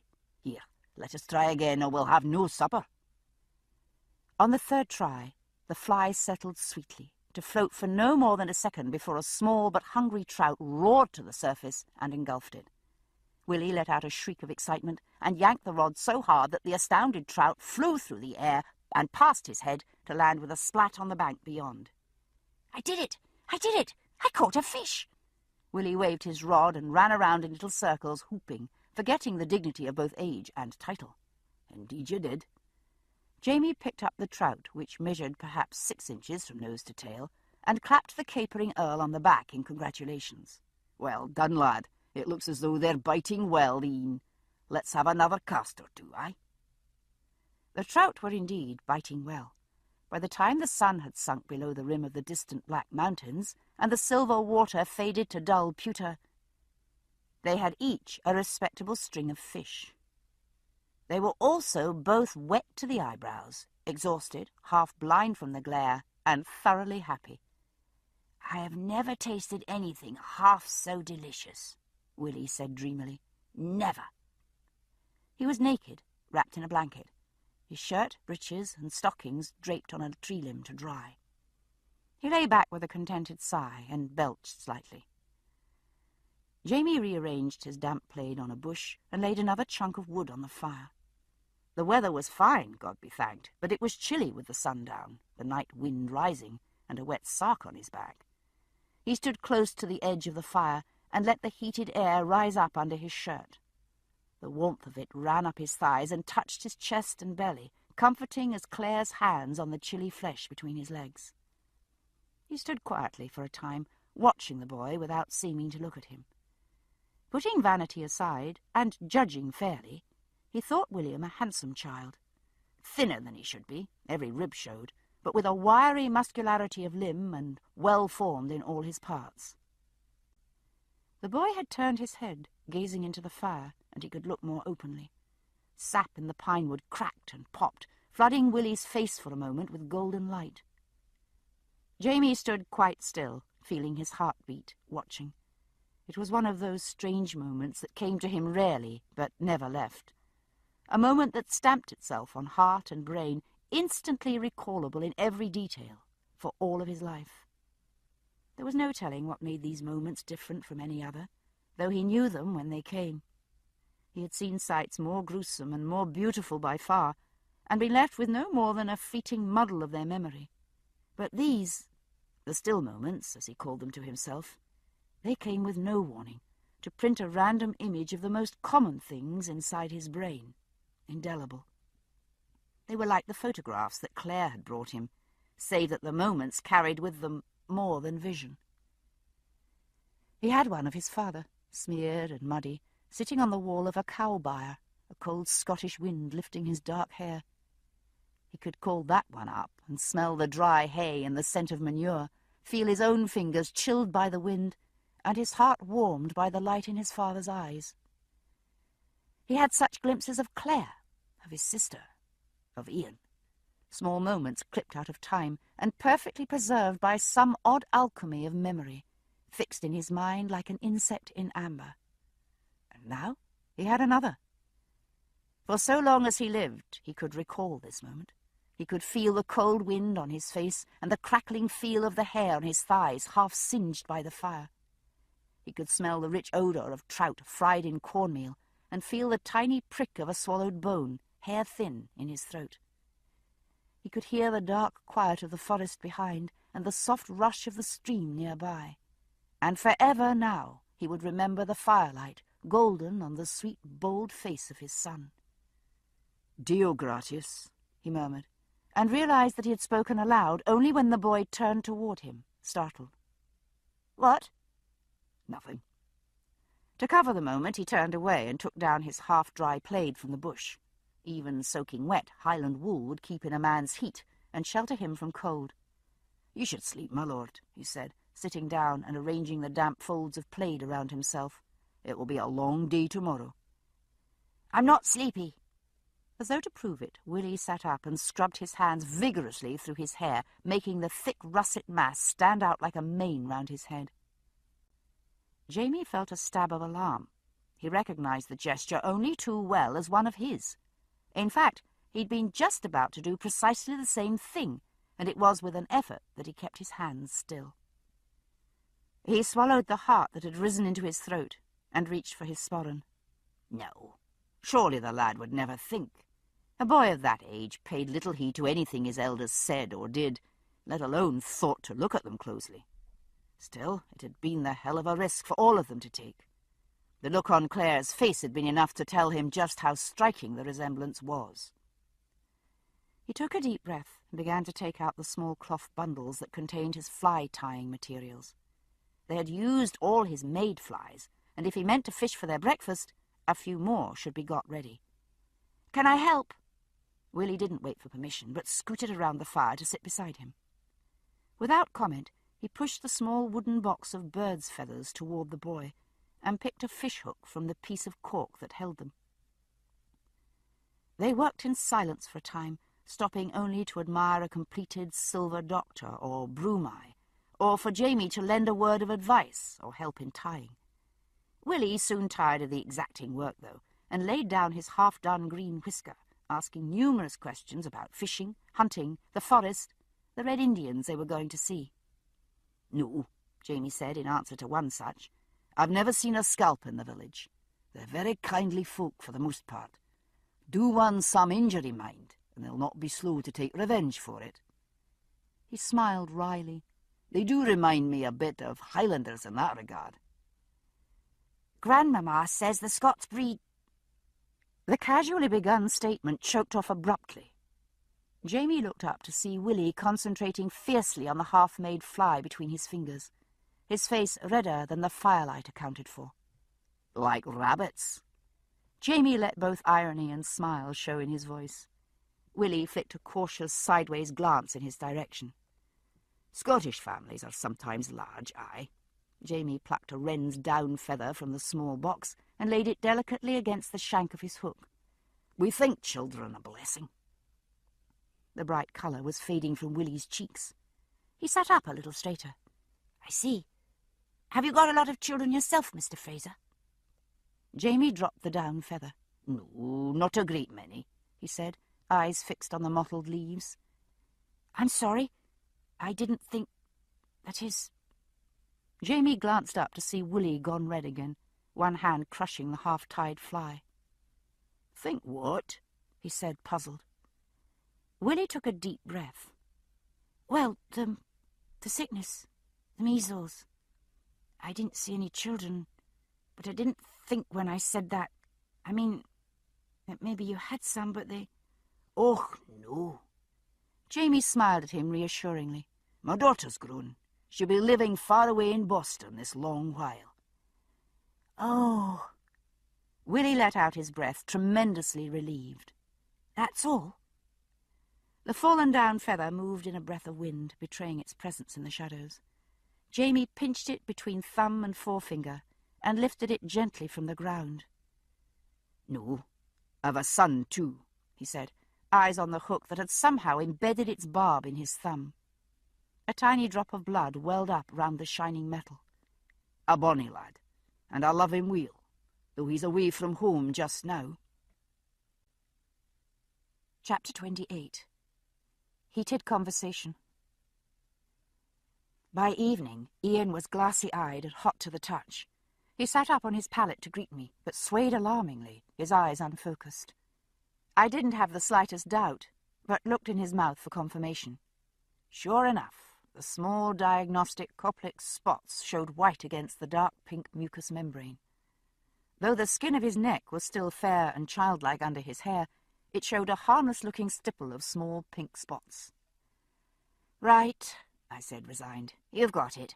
You'd best come up to the house so I can take care of you more easily." "I've got the measles. Am I going to die then?" he asked. He seemed only mildly interested, his attention concentrated on some interior vision. "No," I said matter-of-factly, trusting that I was right. "Feeling pretty bad, though, are you?" "My head hurts a bit," he said. I could see that it did. His brows were drawn together, and he squinted at even so dim a light as that provided by my candle. Still, he could walk, and a good thing too, I thought, as I watched him make his unsteady way down the ladder from the loft. Scrawny and stork-like as he looked, he was a good 8 inches taller than I, and outweighed me by at least 30 pounds. It was no more than 20 yards to the cabin, but Ian was trembling from exertion by the time I got him inside. Lord John sat up as we came in and made to get out of bed, but I waved him back. "Stay there," I said, depositing Ian heavily on a stool. "I can manage." I had been sleeping on the trundle bed. It was already made up with sheets, quilt, and pillow. I peeled Ian out of his breeks and stockings and tucked him up at once. He was flushed and clammy-cheeked, and looked much sicker than he had done in the dimness of his loft. The willow bark brew I had left steeping was dark and aromatic, ready to drink. I poured it off carefully into a cup, glancing as I did so at Lord John. "I'd meant this for you," I said, "but if you could stand to wait—" "By all means give it to the lad," he said, with a dismissive wave. "I can wait easily. Can I not assist you, though?" I thought of suggesting that if he really wanted to be helpful, he could walk to the privy rather than use the chamber pot, which I would have to empty. But I could see that he wasn't yet in any condition to be wandering round outside at night by himself. I didn't want to be explaining to young William that I had allowed his remaining parent, or what he thought was his remaining parent, to be eaten by bears, let alone take pneumonia. So I merely shook my head politely and knelt by the trundle to administer the brew to Ian. He felt well enough to make faces and complain about the taste, which I found reassuring. Still, the headache was obviously very bad. The line between his brows was fixed and sharp, as though it had been carved there with a knife. I sat on the trundle and took his head onto my lap, gently rubbing his temples. Then I put my thumbs just into the sockets of his eyes, pressing firmly upward on the ridge of his brows. He made a low sound of discomfort, but then relaxed, his head heavy on my thigh. "Just breathe," I said. "Don't worry if it's a bit tender at first. It means I've got the right spot." "It's all right," he murmured, his words a little slurred. His hand drifted up and closed on my wrist, big and very warm. "That's the Chinaman's way, no?" "That's right. He means Yi Tiang-cho, Mr. Willoughby," I explained to Lord John, who was watching the proceedings with a puzzled frown. "It's a way of relieving pain by putting pressure on some points of the body. This one is good for headache. The Chinaman taught me to do it." I felt some reluctance to mention the little Chinese to Lord John, seeing that the last time we had met, on Jamaica, Lord John had had some 400 soldiers and sailors combing the island in pursuit of Mr. Willoughby, then suspected of a particularly atrocious murder.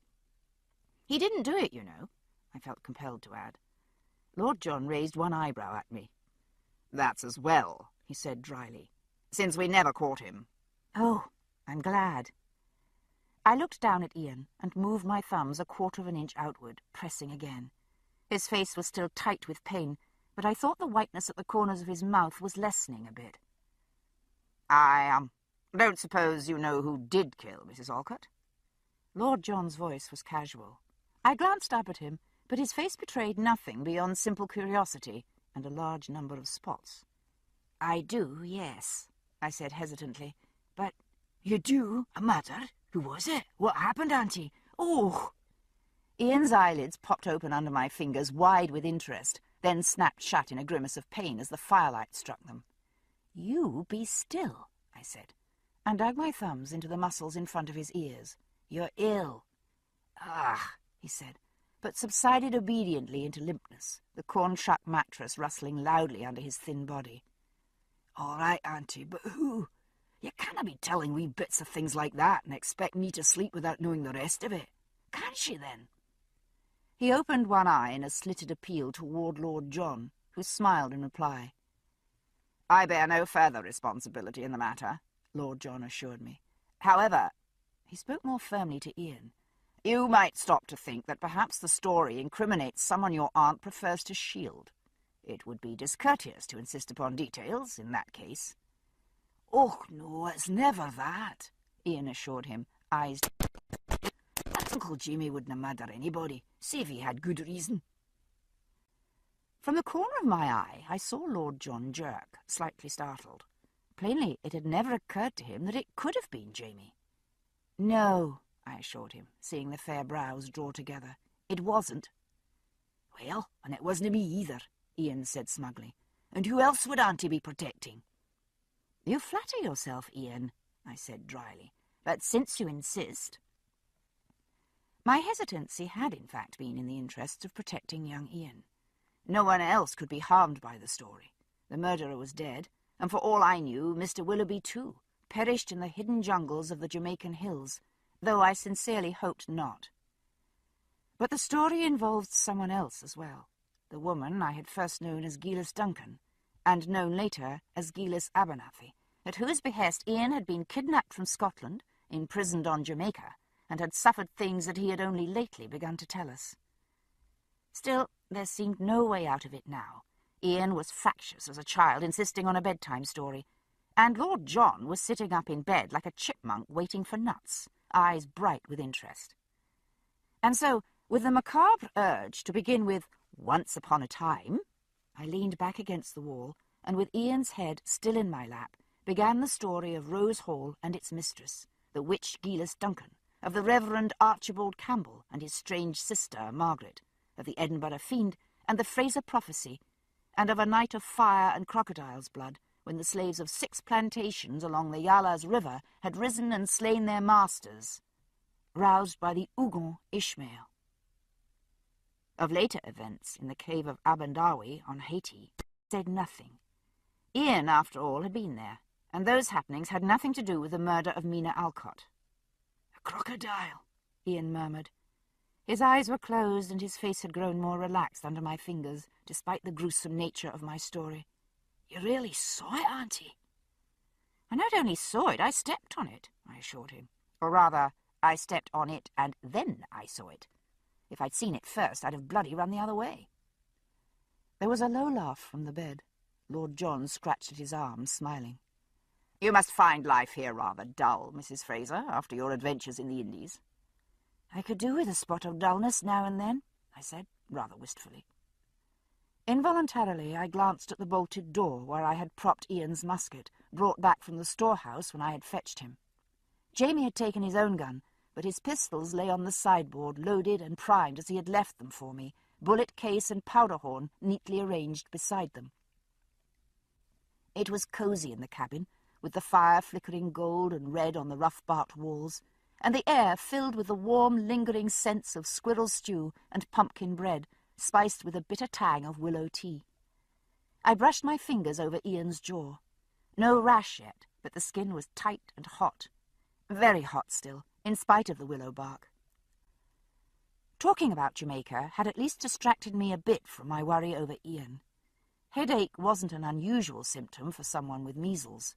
Severe and prolonged headache was. Meningitis and encephalitis were dangerous and all too possible complications of the disease. "How's the head?" I asked. "A bit better," he said. He coughed, eyes squinching shut as the spasms jarred his head. He stopped and opened them slightly, dark slits that glowed with fever. "I'm awfully hot, Auntie." I slid off the trundle and went to wring out a cloth in cool water. Ian stirred slightly as I wiped his face. His eyes closed once more. "Mrs. Abernathy gave me amethysts to drink for the headache," he murmured drowsily. Amethysts? I was startled, but kept my voice low and soothing. "You drank amethysts?" "Ground up in vinegar," he said, "and pearls in sweet wine, but that was for the bedding," she said. His face looked red and swollen, and he turned his cheek against the cool pillow, seeking relief. "She was a great one for the stones, young woman. She burned powdered emeralds in the flame of a black candle, and she rubbed my cot with a diamond. To keep it hard, she said." There was a faint sound from the bed, and I looked up to see Lord John raised up on one elbow, eyes wide. "And did the amethysts work?" I wiped Ian's face gently with the cloth. "The diamond did." He made a feeble attempt at an adolescent's bawdy laugh, but it faded into a harsh, rasping cough. "No amethysts here, I'm afraid," I said. "But there's wine, if you want it." He did, and I helped him to drink it, well diluted with water, then eased him back on the pillow, flushed and heavy-eyed. Lord John had lain down too and lay watching, his thick blonde hair unbound, spread out on the pillow behind him. "That's what she wanted with the lads, you ken," Ian said. His eyes were shut tight against the light, but he could clearly see something, if only in the mists of memory. He licked his lips. They were beginning to dry and crack, and his nose was beginning to run. "She said the stone grew in a lad's innards, the one she wanted. She said it must be a laddie who'd never gone wi' a lass, though. That was important. If he had, the stone wouldn't be right somehow.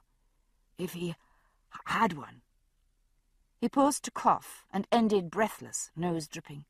I held a handkerchief for him to blow. "What did she want the stone for?" Lord John's face bore a look of sympathy. He knew only too well what Ian felt like at the moment, but curiosity compelled the question. I didn't object. I wanted to know too. Ian started to shake his head, then stopped with a groan. Oh, God, my head will split surely. Then I ken, man, she didn't see. Only that it was needful. She must have it to be sure." He barely got out the last word before dissolving into a coughing attack that was the worst yet. He sounded like a barking dog. "You'd better stop I began, but was interrupted by a soft thump at the door. Instantly I froze, wet cloth still in my hand.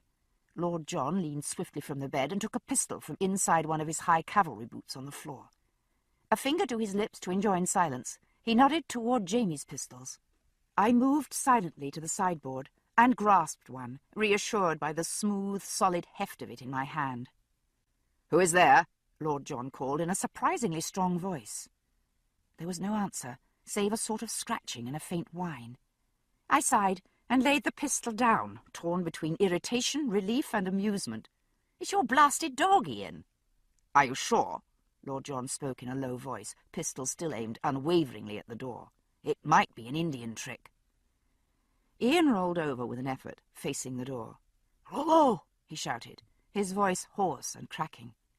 Horse or not, Rollo knew his master's voice. There was a deep, joyful wharf from outside, succeeded by frantic scratching at a height some 4 feet from the ground. "Beastly dog," I said, hurrying to open the door. "Stop that, or I'll make you into a rug or a coat or something." Giving this threat the attention it deserved, Rollo bounded past me into the room. Exuberant with joy, he launched his £150 from the middle of the floor and landed directly on the trundle bed, making it sway dangerously, joints screeching in protest. Ignoring a strangled cry from the bed's occupant, he proceeded to lick Ian madly about the face and forearms, the latter being flung up as a wholly inadequate defence to the slobbering onslaught. "Bad dog," Ian said, making ineffectual efforts to push Rollo off his chest, giggling helplessly in spite of his discomfort. Bad dog, I say. Down, sir. Down, sir, Lord John echoed sternly. Rollo, interrupted in his demonstrations of affection, rounded on Lord John, his ears laid back. He curled his lip and gave his lordship a good look at the condition of his back teeth. Lord John started and raised his pistol convulsively. Down, you evil, Ian said, prodding Rollo in the hindquarters. Take your hairy arse out of my face, you wicked beast. Rollo instantly dismissed Lord John from consideration and padded around on top of the trundle, turning 3 times and kneading the bedding with his paws before collapsing next to his master's body. He licked Ian's ear and with a deep sigh laid his nose between his large muddy paws on the pillow. "Would you like me to get him off, Ian?" I offered, eyeing the paws. I wasn't quite sure how I might move a dog of Rollo's size and temperament, bar shooting him with Jamie's pistol and dragging his carcass off the bed, so was rather relieved when Ian shook his head. "No, let him stay, Auntie," he said, croaking slightly. "He's a good fellow. Are you no a harach?" He laid a hand on the dog's neck and turned his head so his cheek lay pillowed against Rollo's thick ruff. "All right, then." Moving slowly, with a wary glance at the unblinking yellow eyes, I approached the bed and smoothed Ian's hair. His forehead was still hot, but I thought the fever was a bit lower. If it broke in the night, as it well might, it was likely to be succeeded by a fit of violent shivering, when Ian might well find Rollo's warm, hairy bulk a comfort. "Sleep well?" He was half asleep already, drifting into the vivid dreams of fever, and his "good night" was barely more than a murmur. I moved quietly about the room, tidying away the results of the day's labours. A basket of fresh-gathered peanuts to be washed, dried, and stored. A pan of dried reeds laid flat and covered with a layer of bacon grease to make rushlights. A trip to the pantry, where I stirred the beer mash fermenting in its tub, squeezed out the curds of the soft cheese a-making, and punched down the slow-rising salt bread, ready to be made into loaves and baked in the morning, when the small Dutch oven built into the side of the hearth would be heated through by the night's low fire. This ends Disc 19. Drums of Autumn, Disc 20.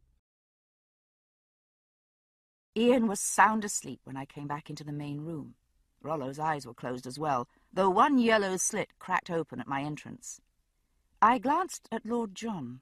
He was awake, but didn't look round.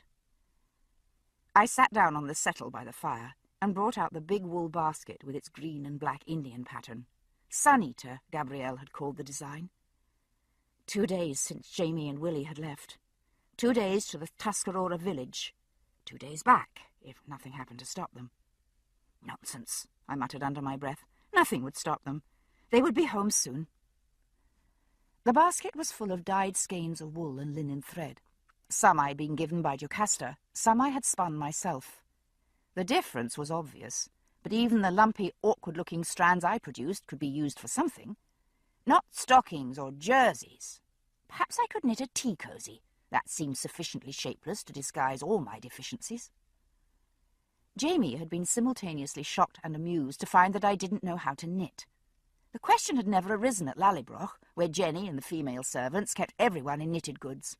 I had taken on the chores of still-room and garden, and never dealt with needlework beyond the simplest mending. "You canna click it at all," he said incredulously. "What did you do for your winter stockings in Boston, then?" "Bought them," I said. He had looked elaborately around the clearing where we had been sitting, admiring the half-finished cabin. "Since I didn't see any shops about, I suppose you'd best learn, eh?" "I suppose so." I dubiously eyed the knitting basket Jocasta had given me. It was well equipped with 3 long circular wire needles in different sizes, and a sinister-looking set of 4 double-ended ivory ones, slender as stilettos, which I knew were used in some mysterious fashion to turn the heels of stockings. "I'll ask Jocasta to show me next time we go down to River Run. Next year, perhaps." Jamie snorted briefly and picked up a needle and a ball of yarn. "It's no very difficult, Sassenach. Look, this is how you cast up your row." Drawing the thread out through his closed fist, he made a loop round his thumb, slipped it onto the needle, and with a quick economy of motion cast on a long row of stitches in a matter of seconds. Then he handed me the other needle and another ball of yarn. "There, you try." I looked at him in complete amazement. "You can knit?"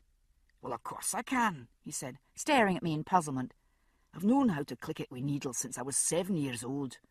Do they not teach bairns anything in your time?" "Well," I said, feeling mildly foolish, "they sometimes teach little girls to do needlework, but not boys." "They didn't teach you, did they? Besides, it's no fine needlework, Sassenach. It's only plain knitting. Here, take your thumb and dip it, so." And so he and Ian, who it turned out could also knit and was prostrated by mirth at my lack of knowledge, had taught me the simple basics of knit and purl, explaining, between snorts of derision over my efforts, that in the Highlands all boys were routinely taught to knit, that being a useful occupation, well suited to the long idle hours of herding sheep or cattle on the shillings. "Once a man's grown, and has a wife to do for him, and a lad of his own to mind the sheep, he maybe doesn't make his own stockings any more," Ian had said, deftly executing the turn of a heel before handing me back the stocking. "But even we laddies ken how, auntie." I cast an eye at my current project, some 10 inches of a woolly shawl, which lay in a small crumpled heap at the bottom of the basket. I had learned the basics, but knitting for me was still a pitched battle with knotted thread and slippery needles, not the soothing, dreamy exercise that Jamie and Ian made of it, needles clicketing away in their big hands by the fire, comforting as the sound of crickets on the hearth. Not tonight, I thought. I wasn't up to it. Something mindless, like winding up the balls of yarn. That I could do. I laid aside a half-finished pair of stockings Jamie was making for himself, striped, the show-off, and pulled out a heavy skein of fresh-dyed blue wool, still redolent with the heavy sense of its dyeing. Normally I liked the smell of fresh yarn, with its faint oily whiff of sheep, the earthy smell of indigo, and the sharp tang of the vinegar used to set the dye. Tonight it seemed smothering, added as it was to wood smoke and candle wax, to the close acrid smells of male bodies and the reek of illness, a mingled scent of sweaty sheets and used chamber pots, all trapped together in the room's stale air. I let the skein lie on my lap and closed my eyes for a moment. I wanted nothing so much as to undress and sponge myself with cool water, then slip naked between the clean linen sheets of my bed and lie still, letting the fresh, cool air blow through the open window across my face while I floated into oblivion. But there was a sweating Englishman in one of my beds and a filthy dog in the other, to say nothing of a teenage boy who was obviously in for a hard night. The sheets hadn't been washed in days, and when they were, it would be a back-breaking business of boiling, lifting, and wringing. My bed for the night, assuming that I got to sleep in it, would be a pallet made of a folded quilt, with my pillow a sack of carded wool. I would breathe sheep all night. Nursing is hard work, and all of a sudden I was bloody tired of it. For a moment of intense longing, I wanted them all just to go away. I opened my eyes, looking at Lord John with resentment. My little burst of self-pity faded, though, as I looked at him. He lay on his back, one arm behind his head, gazing somberly up at the ceiling. It might have been only a trick of the fire, but his face seemed marked by anxiety and grief, eyes shadowed with dark loss. All at once I felt ashamed of my ill temper. Granted, I hadn't wanted him here. I was annoyed at his intrusion into my life and the burden of obligation his illness had placed upon me. His very presence made me uneasy, to say nothing of William's. But they would go, soon. Jamie would be home, Ian would recover, and I would have back my peace, my happiness, and my clean sheets. What had happened to him was permanent. John Grey had lost a wife, however he might have regarded her. It had taken courage of more than one kind to bring William here, and to send him off with Jamie, and I didn't suppose the bloody man could help having caught the measles. I laid the wool aside for a moment, and got up to put the kettle on. A nice cup of tea all round seemed called for. As I straightened up from the hearth, I saw Lord John turn his head, my movement drawing his attention from his inward thoughts. "Tea?" I said, embarrassed to meet his eyes after my uncharitable thoughts. I made a small awkward gesture of interrogation toward the kettle. He smiled faintly and nodded. "I thank you, Mrs. Fraser." I took down the tea box from the cupboard and laid out 2 cups and spoons, adding the sugar bowl as an afterthought. No molasses tonight. When I'd got the tea made, I sat down near the bed to drink it. We sipped in silence for a few moments, an odd air of shyness hovering between us. At last, I set down my cup and cleared my throat. "I'm sorry. I had meant to offer you my condolences on the loss of your wife," I said, rather formally. He looked surprised for a moment, then bowed his head in acknowledgement, matching my formality. "It is a coincidence that you should say so at the moment," he said. "I had just been thinking of her." Used as I was to having other people take one look at my face and discern instantly what I was thinking, it was oddly gratifying to be able to do it to someone else. "Do you miss her greatly, your wife?" I felt a bit hesitant about asking, but he didn't seem to find the question intrusive. I might almost have thought that he had been asking it himself, for he answered readily, if thoughtfully. "I don't really know," he said. He glanced at me, one eyebrow raised. "Does that sound unfeeling?" "I couldn't say," I said, a little tartly. "Surely you know better than I whether you had feelings for her or not." "I did, yes." He let his head fall back on the pillow, his thick fair hair loose about his shoulders. "Or I do, perhaps. That's why I came, do you see?" "No, I can't say that I do." I heard Ian cough and rose to look, but he'd only turned over in his sleep. He lay on his stomach, one long arm drooping from the trundle bed. I picked up his hand, it was still hot, but not dangerously so, and put it on the pillow near his face. His hair had fallen in his eyes. I brushed it gently back. "You're very good with him. Have you children of your own?" Startled, I looked up to see Lord John watching me, chin propped on his fist. We have a daughter," I said. His eyes widened. "We?" he said sharply. "The girl is Jamie's." "Don't call her the girl," I said, unreasonably irritated.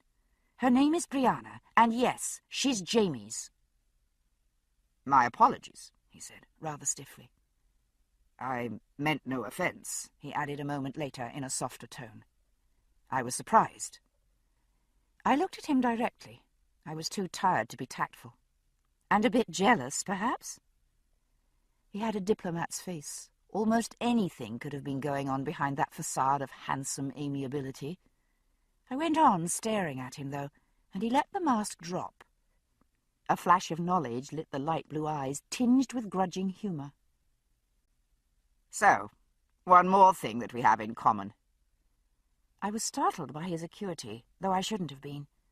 It's always discomforting to find that feelings you thought safely hidden are, in fact, sitting out in the open for anyone to look at. "Don't tell me you didn't think of that when you decided to come here." The tea was finished. I set the cup aside and took up my skein of wool again. He studied me for a moment, eyes narrowed. "I thought of it, yes," he said finally. He let his head fall back on the pillow, eyes fixed on the low-beamed ceiling. "Still, if I was human enough, or petty enough, to consider that I might offend you by bringing William here, I would ask you to believe that such offence was not my motive in coming." I laid the finished ball of yarn in the basket and took up another skein, stretching it across the back of a split-willow chair. "I believe you," I said, my eyes fixed on the skein, "if only because it seems rather a lot of trouble to go to. What was your motive, though?" I sensed the movement as he shrugged, rustling the sheets. "The obvious. To allow Jamie to see the boy." "And the other obvious?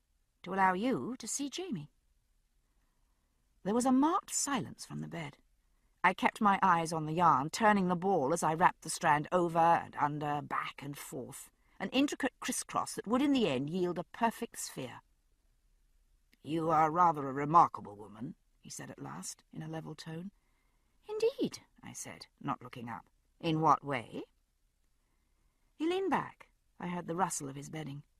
"You are neither circumspect nor circuitous. In fact, I don't believe I've ever met anyone more devastatingly straightforward, male or female." "Well, It's not by choice, I said. I came to the end of the thread and tucked it neatly into the ball. I was born that way. So was I, he said, very softly. I didn't answer. I didn't think he had spoken to be heard. I rose and went to the cupboard. I took down 3 jars, catmint, valerian, and wild ginger. I took down the marble mortar and tipped the dried leaves and root chunks into it. A drop of water fell from the kettle, hissing into steam. "What are you doing?" Lord John asked. "Making an infusion for Ian," I said, with a nod toward the trundle. "The same I gave you 4 days ago." "Ah, we heard of you as we travelled from Wilmington," Grey said. His voice was casual now, making conversation. "You are well known in the countryside for your skills, it would appear." I pounded and ground, and the deep, musky smell of wild ginger filled the room. "They say you are a conjure woman. What is that, do you know?" "Anything from a midwife to a physician to a caster of spells or a fortune-teller," I said, "depending on who's talking." He made a sound that might have been a laugh, and then was silent for a bit. "You think they will be safe?" It was a statement, but he was asking. "Yes. Jamie wouldn't have taken the boy if he thought there'd be any danger." "Surely you know that, if you know him at all," I added, glancing at him. "I know him," he said. "Do you indeed?" I said. He was quiet for a moment, bar the sound of scratching. "I know him well enough, or think I do, to risk sending William away with him alone, and to be sure he will not tell William the truth." I poured the green and yellow powder into a small square of cotton gauze and tied it neatly into a tiny bag. "No, he won't. You're right about that." "Will you?" I looked up, startled. "You really think I would?" He studied my face carefully for a moment, then smiled. "No," he said quietly. "Thank you." I snorted briefly and dropped the medicine bag into the teapot. I put back the jars of herbs and sat down with my blasted wool again. "It was generous of you to let Willie go with Jamie." "Rather brave," I added, somewhat grudgingly. I looked up. He was staring at the dark oblong of the hide-covered window, as though he could look beyond it to see the 2 figures side by side in the forest. "Jamie has held my life in his hands for a good many years now," he answered softly. "I will trust him with William's." "And what if Willie remembers a groom named Mackenzie better than you think? Or happens to take a good look at his own face and Jamie's?" 12-year-old boys are not remarkable for their acute perception," Grey said dryly. "And I think that if a boy has lived all his life in the secure belief that he is the 9th Earl of Ellesmere, the notion that he might actually be the illegitimate offspring of a Scottish groom is not one that would enter his head, or be long entertained there, if it did." I wound wool in silence, listening to the crackle of the fire. Ian was coughing again, but didn't wake. The dog had moved and was now curled up by his legs, a dark heap of fur. I finished the second ball of yarn and began another. One more, and the infusion would have finished steeping. If Ian didn't need me yet, I would lie down then. Grey had been silent for so long that I was surprised when he started to speak again. When I glanced at him, he wasn't looking at me, but was staring upward, seeking visions once again among the smoke-stained beams. "I told you I had feelings for my wife," he said softly. "I did. Affection, familiarity, loyalty. We had known each other all her life. Our fathers had been friends. I had known her brother. She might well have been my sister." "And was she satisfied with that? To be your sister?" He gave me a glance somewhere between anger and interest. "You cannot be at all a comfortable woman to live with." He shut his mouth, but couldn't leave it there. He shrugged impatiently. "Yes, I believe she was satisfied with the life she led. She never said that she was not." I didn't reply to this, though I exhaled rather strongly through my nose. He shrugged uncomfortably and scratched his collarbone. "I was an adequate husband to her," he said defensively. "That we had no children of our own, that was not my—" "I really don't want to hear about it." "Oh, don't you?" His voice was still low, not to wake Ian, but it had lost the smooth modulations of diplomacy. The anger was rough in it. You asked me why I came. You questioned my motives. You accused me of jealousy. Perhaps you don't want to know, because if you did, you couldn't keep thinking of me as you choose to. And how the hell do you know what I choose to think of you? His mouth twisted in an expression that might have been a sneer on a less handsome face. Don't I? I looked him full in the face for a minute, not troubling to hide anything at all. You did mention jealousy, he said quietly, after a moment. So I did.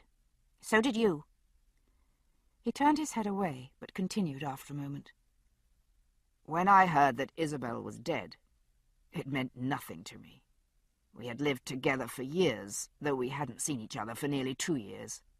We shared a bed. We shared a life, I thought. I should have cared, but I didn't.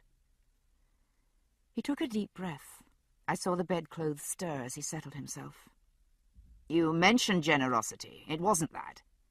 I came to see whether I can still feel, he said. His head was still turned away, staring at the hide-covered window grown dark with the night. Whether it is my own feelings that have died, or only Isabel. Only Isabel? I echoed. He lay quite still for a moment, facing away.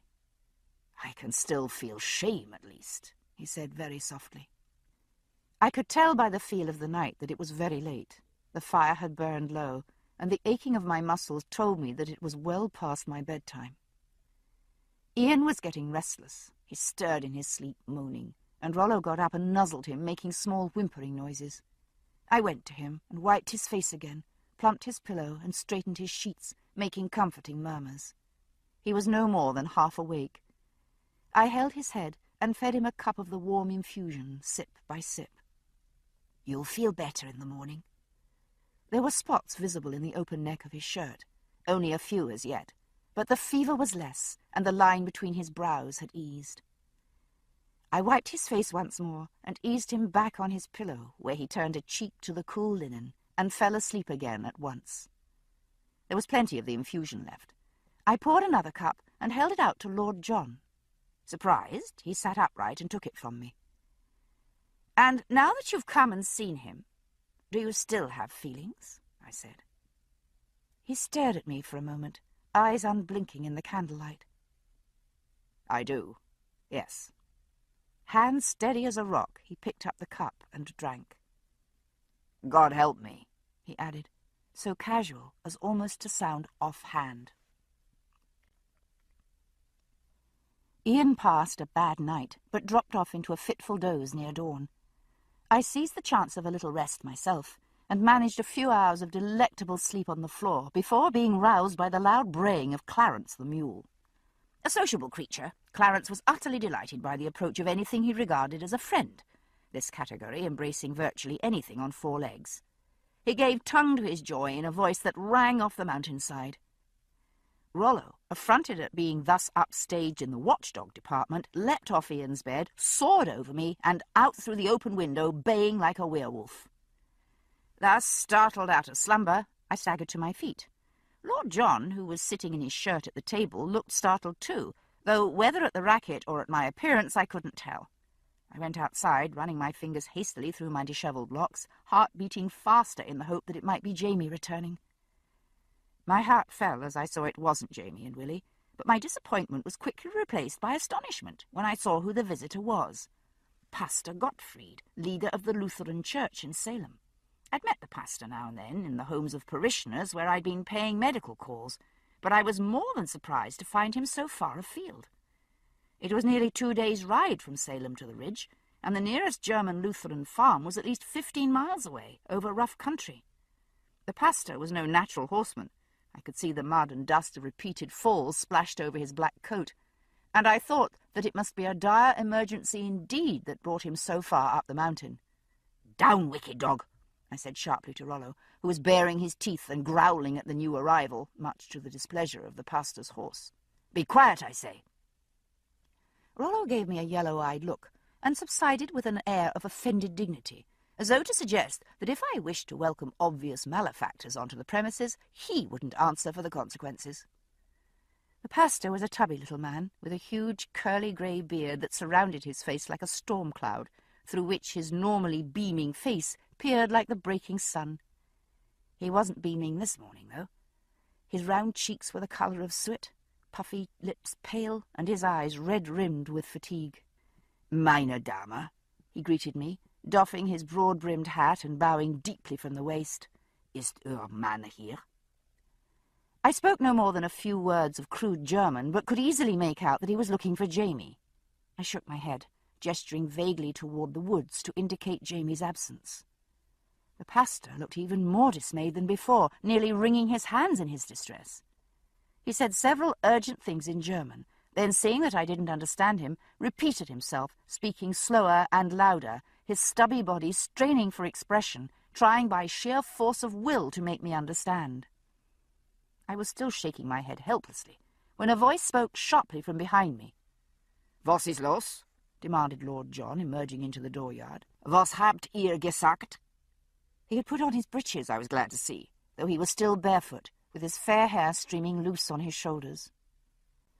The pastor gave me a scandalized look, plainly thinking of the worst, but this expression was wiped off his face at once by a further machine-gun rattle of German from Lord John.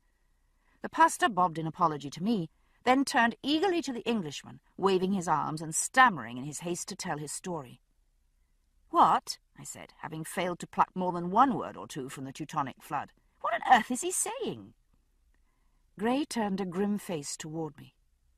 "Do you know a family named Müller?" "Yes," I said, immediate alarm flaring at the name. "I delivered a child to Petronella Müller 3 weeks ago." "Ah." Grey licked dry lips and glanced at the ground. He didn't want to tell me. The child is dead, I'm afraid. So is the mother." "Oh, no." I sank down on the bench by the door, swept by a feeling of absolute denial. "No, they can't be." Grey rubbed a hand over his mouth, nodding as the pastor went on, waving his small fat hands in agitation. "He says it was Masern. I think that would be what we call the measles." "Flecken so ähnlich wie diese?" he demanded of the pastor, pointing at the remnants of rash still visible on his face. The pastor nodded emphatically, repeating, "Flecken Masern, ja," and patting his own cheeks. "But what does he want Jamie for?" I asked, bewilderment added to distress. "Apparently he believes Jamie might be able to reason with the man, with Herr Müller. Are they friends?" "Not exactly, no. Jamie hit Gerhard Müller in the mouth and knocked him down in front of the mill last spring." A muscle twitched in Lord John's scabbed cheek. "I see. I suppose he's using the term reason with rather loosely, then." "Müller can't be reasoned with by any means more sophisticated than an axe handle," I said. "But what is he being unreasonable about?" Grey frowned. He didn't recognize my use of sophisticated, I realized, though he understood what I meant. He hesitated, then turned back to the small minister and asked something else, listening intently to the resulting torrent of Deutsch. Little by little, with constant interruptions and much gesticulation, the story emerged in translation. There was, as Lord John had told us earlier, an epidemic of measles in Cross Creek. This had evidently spread into the back country. Several households in Salem were afflicted, but the Müllers, isolated as they were, hadn't suffered infection until recently. However, the day before the first signs of measles appeared, a small band of Indians had stopped at the Müller farm asking for food and drink. Müller, with whose opinions of Indians I was thoroughly well acquainted, had driven them off with considerable abuse. The Indians, offended, had made, said Müller, mysterious signs toward his house as they left. When measles broke out among the family the next day, Müller was positive that the disease had been brought upon them by means of a hex placed on his house by the Indians he had rebuffed. He had at once painted anti-hexing symbols upon his walls and summoned the pastor from Salem to perform an exorcism. "I think that is what he said," Lord John added doubtfully, "though I'm not sure whether he means by that—" "Never mind," I said impatiently. "Go on." None of these precautions availed Müller, though, and when Petronella and the new baby succumbed to the disease, the old man had lost what little mind he had. Vowing revenge upon the savages who had brought such devastation to his household, he had forced his sons and sons-in-law to accompany him, and had ridden off into the woods. From this expedition they had returned 3 days ago, the sons white-faced and silent, the old man burning with cold satisfaction. "Ich war dort. Ich habe ihn gesehen," said Herr Gottfried, sweat trickling down his cheeks at the recollection. I was there. I saw. Summoned by hysterical message from the women, the pastor had ridden into the stable-yard to find 2 long tails of dark hair hanging from the barn door, stirring gently in the wind above the crudely painted legend, Rache. "That means revenge," Lord John translated for me. "I know," I said, my mouth so dry I could barely speak. "I've read Sherlock Holmes. You mean he—" "Evidently so." The pastor was still speaking. He seized me by the arm and shook it, trying to communicate his urgency. Gray's look sharpened at whatever the minister was saying, and he broke in with an abrupt question, answered by frenzied noddings. "He's coming here, Muller." Gray swung round to me, his face set in alarm. Terribly upset by the scalps, the pastor had gone in search of Herr Muller, only to find that the patriarch had nailed his grisly trophies to the barn, and then left the farm, bound, he had said, for Fraser's Ridge, to see me. If I hadn't been sitting down already, I might have collapsed at this. I could feel the blood draining from my cheeks, and was sure I looked as pale as Pastor Gottfried. "Why?"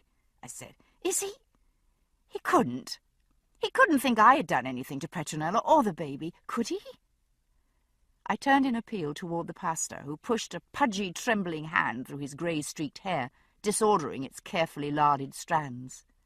"The clerical gentleman doesn't know what Muller thinks, or what his purpose is in coming here," said Lord John. He cast an interested eye over the pastor's unprepossessing form. Much to his credit, he set off alone, hell for leather, after Muller, and found him 2 hours later, insensible by the side of the road. The huge old farmer had evidently gone for days without food on his hunt for revenge. Intemperance was not a common failing among the Lutherans, but under the stimulus of fatigue and emotion, Muller had drunk deeply upon his return, and the enormous draughts of beer he had consumed had been too much for him. Overcome, he had contrived to hobble his mule, but then had wrapped himself in his coat and fallen asleep among the trailing arbutus by the road.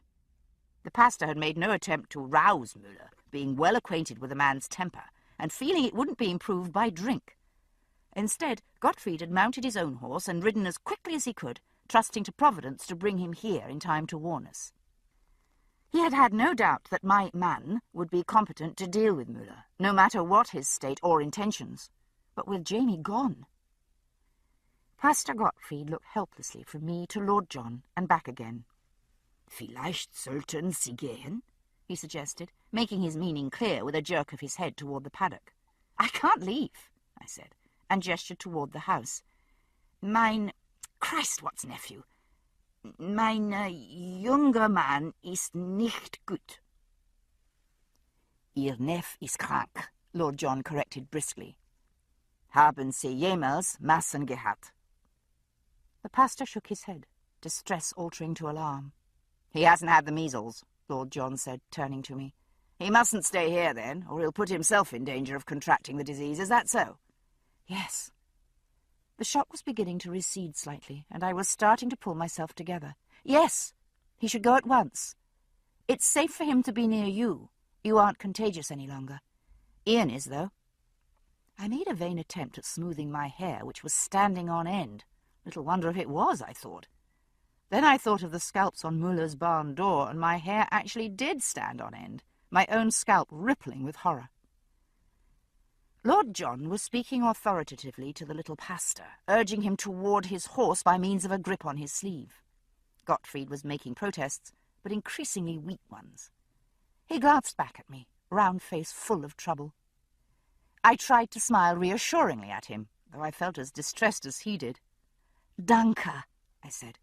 "Tell him it will be all right, will you?" I said to Lord John. "He won't go otherwise." He nodded briefly. "I have. I told him I'm a soldier, that I will not let any harm come to you." The pastor stood for a moment, hand on his horse's bridle, talking earnestly to Lord John. Then he dropped the bridle, turned with decision, and crossed the dooryard to me. Reaching up, he laid a hand gently on my tousled head. "Seid gesegnet," he said. "Benedicite." "He said," began Lord John. "I understand." We stood silently in the dooryard, watching Gottfried make his way through the chestnut grove. It seemed incongruously peaceful out here, with a soft autumn sun warm on my shoulders, and birds going about their business overhead. I heard the far-off knocking of a woodpecker, and the liquid duet of the mockingbirds that lived in the big blue spruce. No owls, but naturally there would be no owls now. It was mid-morning. Who, I wondered, as another aspect of the tragedy belatedly occurred to me, who had been the target of Muller's blind revenge? The Muller farm was several days' ride from the mountain line that separated Indian territory from the settlements, but he could have reached several Tuscarora or Cherokee villages, depending on his direction. Had he entered a village? If so, what carnage had he and his sons left behind? Worse, what carnage might ensue? I shuddered, cold in spite of the sun. Muller was not the only man who believed in revenge. The family, the clan, the village of whomever he had murdered, they would seek vengeance for their slain as well, and they might not stop with the Mullers, if they even knew the identity of the killers. And if they did not, but only knew the murderers to be white. I shuddered again. I had heard enough massacre stories to realize that the victims very seldom did anything to provoke their fate. They only had the misfortune of being in the wrong place at the wrong time. Fraser's Ridge lay directly between Muller's farm and the Indian villages, which at the moment seemed distinctly the wrong place to be. Oh, God, I wish Jamie were here. I wasn't aware that I had spoken aloud until Lord John replied. "So do I," he said, "though I begin to think that William may be far safer with him than the boy might be here, and not only by reason of the illness." I glanced at him, realizing suddenly how weak he still was. This was the first time he'd been out of bed in a week. He was white-faced under the remnants of his rash, and he was gripping the door jamb for support to keep from falling down. "You shouldn't even be up," I exclaimed, and grasped him by the arm. "Go in and lie down at once." "I'm quite all right," he said irritably, but he didn't jerk away or protest when I insisted he get back into bed. I knelt to check Ian, who was tossing restlessly on the trundle, blazing with fever. His eyes were shut, his features swollen and disfigured with the emergent rash, the glands in his neck round and hard as eggs. Rollo poked an inquiring nose under my elbow, nudged his master gently, and whined. "He'll be all right," I said firmly. "Why don't you go outside and keep an eye out for visitors, Rollo ignored this advice, though, and instead sat patiently watching as I wrung out a rag in cool water and bathed Ian. I nudged him half awake, brushed his hair, gave him the chamber pot, and coaxed bee-balm syrup into him, all the time listening for the sound of hooves and Clarence's joyful announcement that company was coming. It was a long day. After several hours of starting at every sound and looking over my shoulder at every step, I finally settled into the day's work. I nursed Ian, who was feverish and miserable, fed the stock, weeded the garden, picked tender young cucumbers for pickling, and set Lord John, who was disposed to be helpful, to work shelling beans. I looked into the woods with longing on my way from Privy to Goatpen. I would have given a lot simply to walk away into those cool green depths. It wouldn't have been the first time I'd had such an impulse. But the autumn sun beat down on the ridge, and the hours wore on in tranquil peace, without a sign of Gerhard Müller. "Tell me about this Müller," Lord John said. His appetite was coming back. He'd finished his helping of fried mush, though he pushed aside the salad of dandelion greens and pokeweed. I plucked a tender stalk of pokeweed from the bowl and nibbled it myself, enjoying the sharp taste.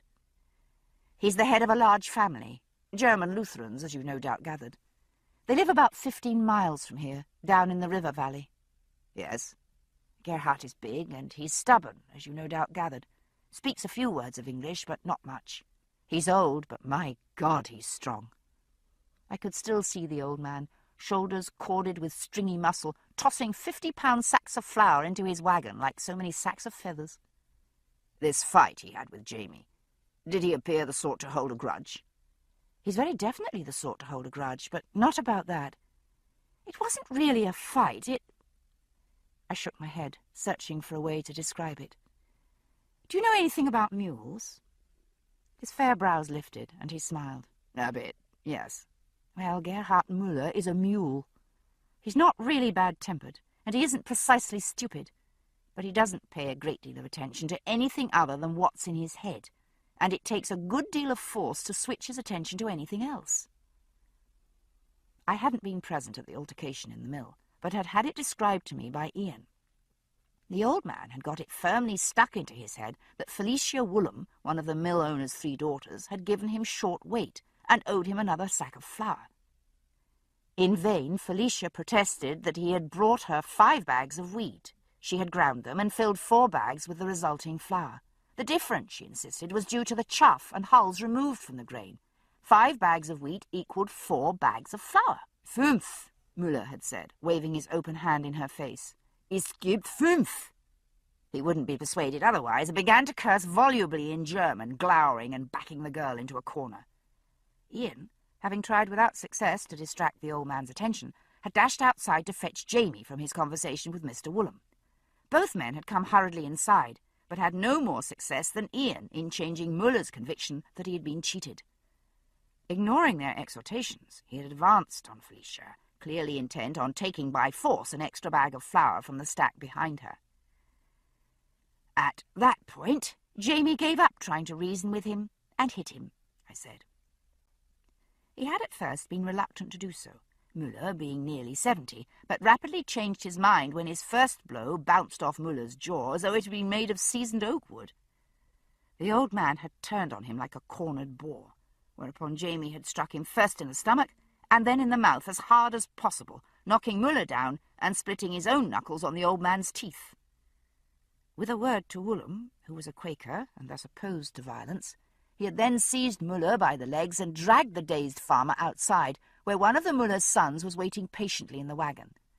Hauling the old man up by the collar, Jamie had pinned him against the wagon and held him there, talking pleasantly in German, until Mr. Woolham, having hastily rebagged the flour, came out and loaded 5 sacks into the wagon, under the gimlet eye of the old man. Müller had counted them twice, carefully, then turned to Jamie and said with dignity, "Danke, mein Herr." He had then climbed into the wagon beside his bemused son and driven away. Grey scratched at the remnants of his rash, smiling. "I see. So he appeared to hold no ill will." I shook my head, chewing, then swallowed. Not at all. He was kindness itself to me when I went to the farm to help with Petronella's baby. My throat closed suddenly on the renewed realization that they were gone, and I choked on the bitter taste of the dandelion leaves, bile rising in my throat. "Here." Grey pushed the pot of ale across the table toward me. I drank deeply, the cool sourness soothing for a moment the deeper bitterness of spirit. I set the pot down and sat for a moment, eyes closed. There was a fresh-smelling breeze from the window, but the sun was warm on the tabletop under my hands. All the tiny joys of physical existence were still mine, and I was the more acutely aware of them for the knowledge that they had been so abruptly taken from others, from those who had barely tasted them. "Thank you," I said, opening my eyes. Grey was watching me with an expression of deep sympathy. "You'd think it wouldn't be such a shock," I said, needing suddenly to try to explain. "They die here so easily, the young ones especially. It isn't as though I haven't seen it before, and there's so seldom anything I can do." I felt something warm on my cheek and was surprised to find it was a tear. He reached into his sleeve, pulled out a handkerchief, and handed it to me. It wasn't especially clean, but I didn't mind. "I did sometimes wonder what he saw in you," he said, his tone deliberately light. "Jamie." "Oh, you did? How flattering," I sniffed and blew my nose. "When he began to speak of you, both of us thought you dead," he pointed out. And while you are undoubtedly a handsome woman, it was never of your looks that he spoke. To my surprise, he picked up my hand and held it lightly. You have his courage, he said. That made me laugh, if only half-heartedly. If you only knew, I said. He didn't reply to that, but smiled faintly. His thumb ran lightly over the knuckles of my hand, his touch light and warm. He doesn't hold back for fear of skinned knuckles, he said. Neither do you, I think. I can't. I took a deep breath and wiped my nose. The tears had stopped. I'm a doctor. So you are, he said quietly, and paused. I have not thanked you for my life. It wasn't me. There isn't really anything much I can do for something like a disease. All I can do is to be there. A little more than that, he said dryly, and released my hand. Will you have more ale? I was beginning to see quite clearly what Jamie saw in John Grey. The afternoon passed quietly. Ian tossed and moaned, but by late afternoon the rash was fully developed, and his fever seemed to drop a little. He wouldn't be wanting food, but perhaps I could induce him to take a little milk broth. The thought reminded me that it was nearly milking time, and I stood up, with a murmured word to Lord John, and put aside my mending. I opened the cabin door and stepped out, directly in front of Gerhard Müller, who was standing in the doorway. Müller's eyes were a reddish brown and seemed always to be burning with an inner intensity.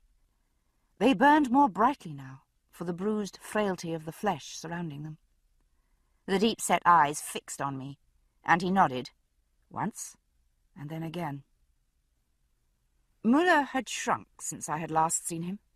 All his flesh had fallen away. Still a huge man, he was more bone than muscle now, cadaverous and ancient. His eyes were fixed on mine, the only spark of life in a face like crumpled paper. Herr Müller, I said. My voice sounded calm to my own ears. I hoped it sounded the same to him. Wie geht es euch? The old man stood swaying in front of me as though the evening breeze might knock him down. I didn't know if he had lost his mount or left it down below the ridge, but there was no sign of horse or mule. He took a step toward me, and I took one back involuntarily. Frau Clara, he said, and there was a note of pleading in his voice. I stopped, wanting to call out to Lord John, but hesitant. He wouldn't call me by my first name if he meant to do me harm. They are dead, he said. Mein Mädchen, mein Kind. Tears welled suddenly in the bloodshot eyes and ran slowly down the weather-beaten grooves of his face. The misery in his eyes was so acute that I reached out and took his huge, work-scarred old hand in mine. I know, I said. I'm sorry. He nodded again, his old mouth working. He let me lead him to the bench by the door, where he sat down quite suddenly, as though all the strength had gone out of his legs. The door opened, and John Grey came out. He had his pistol in his hand, but when I shook my head at him, he slid it at once into his shirt. The old man hadn't let go of my hand. He pulled, forcing me to sit down beside him. Gnädige Frau, he said, and suddenly turned and embraced me, hugging me tight against his filthy coat. He shook with soundless crying, and even knowing what he had done, I put my own arms around him. He smelled dreadful, sour and reeking with old age and sorrow, with beer and sweat and filth, and somewhere under all the other odours was the fetor of dried blood. I shuddered, caught in a web of pity, horror, and revulsion, but couldn't pull away. He let go, finally, and seemed suddenly to see John Grey, who was hovering nearby, not sure whether to intervene or not. The old man started at sight of him. Mein Gott, he exclaimed in tones of horror. hat Mersen. The sun was sinking fast, bathing the dooryard in bloody light. It struck Grey full in the face, highlighting the darkened spots on his face, flushing his skin with red. Müller turned to me and frantically seized my face between his huge horny paws. His thumbs scraped across my cheeks, and an expression of relief came into his sunken eyes as he saw that my skin was still clear. Gott sei Dank, he said, and letting go of my face began to rummage in his coat, saying something in German so urgent and so mumbled that I could make out no more than the occasional word. "He says he was afraid he would be too late, and is glad that he was not," Gray said, seeing my bewilderment. He eyed the old farmer with suspicious dislike. "He says he's brought you something, a charm of some kind. It will ward off the curse and keep you safe from the illness." The old man withdrew an object wrapped in cloth from the recesses of his coat and laid it in my lap, still babbling in German. "He thanks you for all your help to his family. He thinks you are a fine woman, as dear to him as one of his daughters-in-law. He says that—" Müller unfolded the cloth with shaking hands, and the words died in Gray's throat. I opened my mouth, but made no sound. I must have made some involuntary movement, for the cloth slipped suddenly to the ground, spilling out the sheaf of white-streaked hair to which a small silver ornament still clung. With it was the leather pouch, the woodpecker's feathers draggled with blood. Müller was still speaking, and Gray was trying to, but I was only dimly aware of their words. Inside my ears echoed the words I had heard a year before, down by the stream, in Gabrielle's soft voice, translating for Nyawene.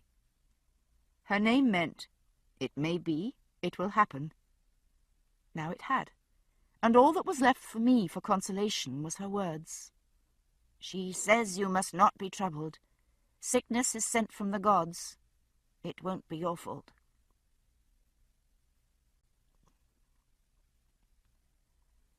Chapter 29. Charnel Houses. Jamie smelled the smoke long before the village came in sight. Willie saw him stiffen and tensed in his own saddle, glancing warily around them. "What?" the boy whispered. "What is it?" "I dinna ken." He kept his own voice low, though there was no evidence that anyone was near enough to hear them. He swung down from his horse and handed the reins to Willie, nodding toward a vine-covered cliff face whose foot was shrouded in brush. "Take the horses behind the cliff, lad," he said. "There's a deer path there that leads up to a spruce grove. Get well in among the trees and wait there for me." He hesitated, not wanting to scare the boy, but there was no help for it. "If I shouldn't come back by dark," he said, "leave at once. Dinna wait for the morning. Go back to the wee stream we just crossed, turn to your left, and follow it to a place where there's a waterfall. You'll hear it, even in the dark. Behind the falls is a wee cave. The Indians use it when they're hunting." A small rim of white showed all the way around the lad's blue irises. Jamie took a firm grip of the boy's leg just above the knee to impress the directions upon him, and felt a quiver run through the long muscle of the thigh. "Stay there till morning," he said, "and if I haven't caught you up by then, go home. Keep the sun on your left in the morning, on your right afternoon, and in 2 days give your horse his head. You'll be near enough home for him to find the way, I think." He took a deep breath, wondering what else to say, but there was nothing. "God go with you, lad." He gave Willie as reassuring a smile as he could muster, clapped the horse on the rump to start it, and turned toward the scent of burning. It wasn't the normal smell of village fires, not even of the big ceremonial fires that Ian had told him of, when they burned whole trees in the fire pit in the centre of the village. Those were the size of Beltane fires, Ian said, and he knew the crackle and size of such a blaze. This was much bigger. With great caution he made a wide circle, at last coming to a small hill from which he knew that he could gain a view of the village. As soon as he emerged from the forest's shelter, though, he saw it. Rolling plumes of grey smoke were rising from the smouldering remnants of every long house in the village. A thick brownish pall of smoke hung over the forest as far as he could see. He took a quick breath, coughed, and hastily drew a fold of his plaid across his nose and mouth, crossing himself with his free hand. He had smelled burning flesh before, and a sudden cold sweat bathed him at the memory of the funeral pyres of Culloden. His soul misgave him at the sight of the desolation below, but he searched carefully, squinting through the eye-stinging haze for any sign of life among the ruins. Nothing moved save the wavering smoke, its wraiths gliding silent, wind-driven through the blackened houses. Had it been the Cherokee or the Creek, raiding up from the south, or one of the remnant Algonquian tribes to the north, the Nanticotes or the Tutelos. A gust of wind smote him full in the face with a stink of charred flesh. He bent and vomited, trying to rid himself of his bone-deep knowledge of burnt crofts and murdered families. As he straightened up, wiping his mouth on his sleeve, he heard a dog bark in the distance. He turned and went quickly downhill toward the sound, his heart beating faster. Raiders wouldn't bring dogs. If there were survivors of the massacre, the dogs would be with them. Still he went as silently as possible, not daring to call out. That fire had been burning for less than a day. Half the walls were still standing. Whoever had set it was still nearby, without a doubt. It was a dog that met him, a big yellow mongrel, one that he recognized as belonging to Ian's friend, Onakara. Off its normal territory, the dog neither barked nor rushed him, but stood its ground in the shadow of a pine tree, ears laid back and growling softly. He walked toward it slowly, holding out his closed fist. "Balakma," he murmured to it. "Hold. Where are you people, then?" The dog extended its muzzle, still growling, and sniffed at the proffered hand. Its nostrils twitched, and it relaxed a little, nosing closer in recognition. He felt, rather than saw, a human presence, and looked up into the face of the dog's owner.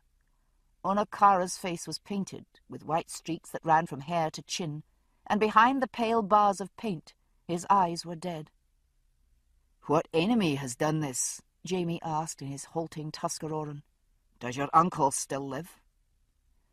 Onakara didn't answer, but turned and went back into the forest, followed by his dog.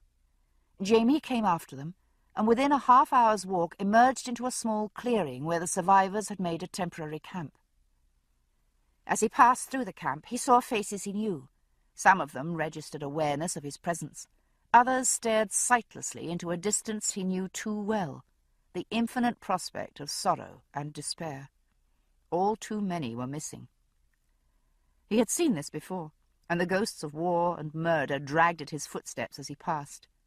He had seen a young woman in the Highlands, sitting on the doorstep of her smoking house with her husband's body at her feet. She had worn the same stunned look as the young Indian woman by the sycamore tree. Slowly, though, he became aware that something was different here. Wigwam shelters dotted the clearing. Bundles lay piled near the edges of the clearing, and horses and ponies were tethered among the trees. This was no hasty exodus of people plundered and fleeing for their lives. It was an orderly retreat, with most of their worldly goods neatly packed and brought along. What in God's name had happened in Anauka this day? Nakognawito was in a wigwam at the far side of the clearing. Onakara lifted the flap and silently nodded Jamie in. A sudden spark leapt in the older man's eyes as he entered, but then died at once as Nakognawito saw his face with the shadow of reflected grief on it. The chieftain closed his eyes for a moment and reopened them composed. "You have not met with her who heals, nor with the woman whose longhouse I dwelt in." Used to the Indian notion that it was rude to speak a person's name aloud, save for the sake of ceremony, Jamie knew he must refer to Gabrielle and old Nyawene. He shook his head, knowing that that gesture must destroy the last flicker of hope the other had held. It was no consolation, but he took the flask of brandy from his belt and offered that in mute apology for his failure to bring good news. Nakognawito accepted it, with a tilt of his head, summoned a woman who dug about in one of the bundles by the hide wall and produced a gourd cup. The Indian poured a quantity of spirit that would flatten a Scotsman, and drank deeply before handing the gourd to Jamie. He took a small sip for the sake of politeness, and handed back the gourd. It wasn't polite to come to the point of a visit at once, but he had no time for palaver, and he could see that the other had no heart for it. "What has happened?" he asked bluntly. "Sickness," Nakognawito answered softly. His eyes shone wetly, watering from the fumes of brandy. "We are cursed." Haltingly, the story emerged between the swallows of brandy. Measles had broken out in the village and swept through it like fire. Within the first week, a quarter of the people lay dead. Now, at the end, there were no more than a quarter left alive. When the sickness had passed, Nyawene had sung over the victims. When more fell sick, she had gone out into the forest in search of... Jamie's grasp of Tuscarora wasn't sufficient to interpret the words. A charm, he thought it was. Some plant. Or perhaps she looked for a vision that would tell them what to do, how to make amends for whatever evil had brought the sickness on them, or the name of the enemy who had cursed them. Gabrielle and Berta had gone with her because she was old and shouldn't go alone, and none of the three had come back. Nacognoweto was swaying very slightly as he sat, the gourd cup clasped in his hands. The woman bent over him, trying to take it away, but he shrugged her aside, and she let him be. They had searched for the women, but there was no sign. Perhaps they'd been taken by raiders. Perhaps they too had fallen ill and died in the forest. But the village had no shaman to speak for them, and the gods hadn't listened. "We are cursed." Nacognoweto's words were slurred, and the cup tilted dangerously in his hands. The woman knelt behind him and put her hands on his shoulders to steady him. "We left the dead in the houses and set fire to them," she said to Jamie. Her eyes were black with sadness, but some life still lurked within them. "Now we will go north, to Oglanithaka."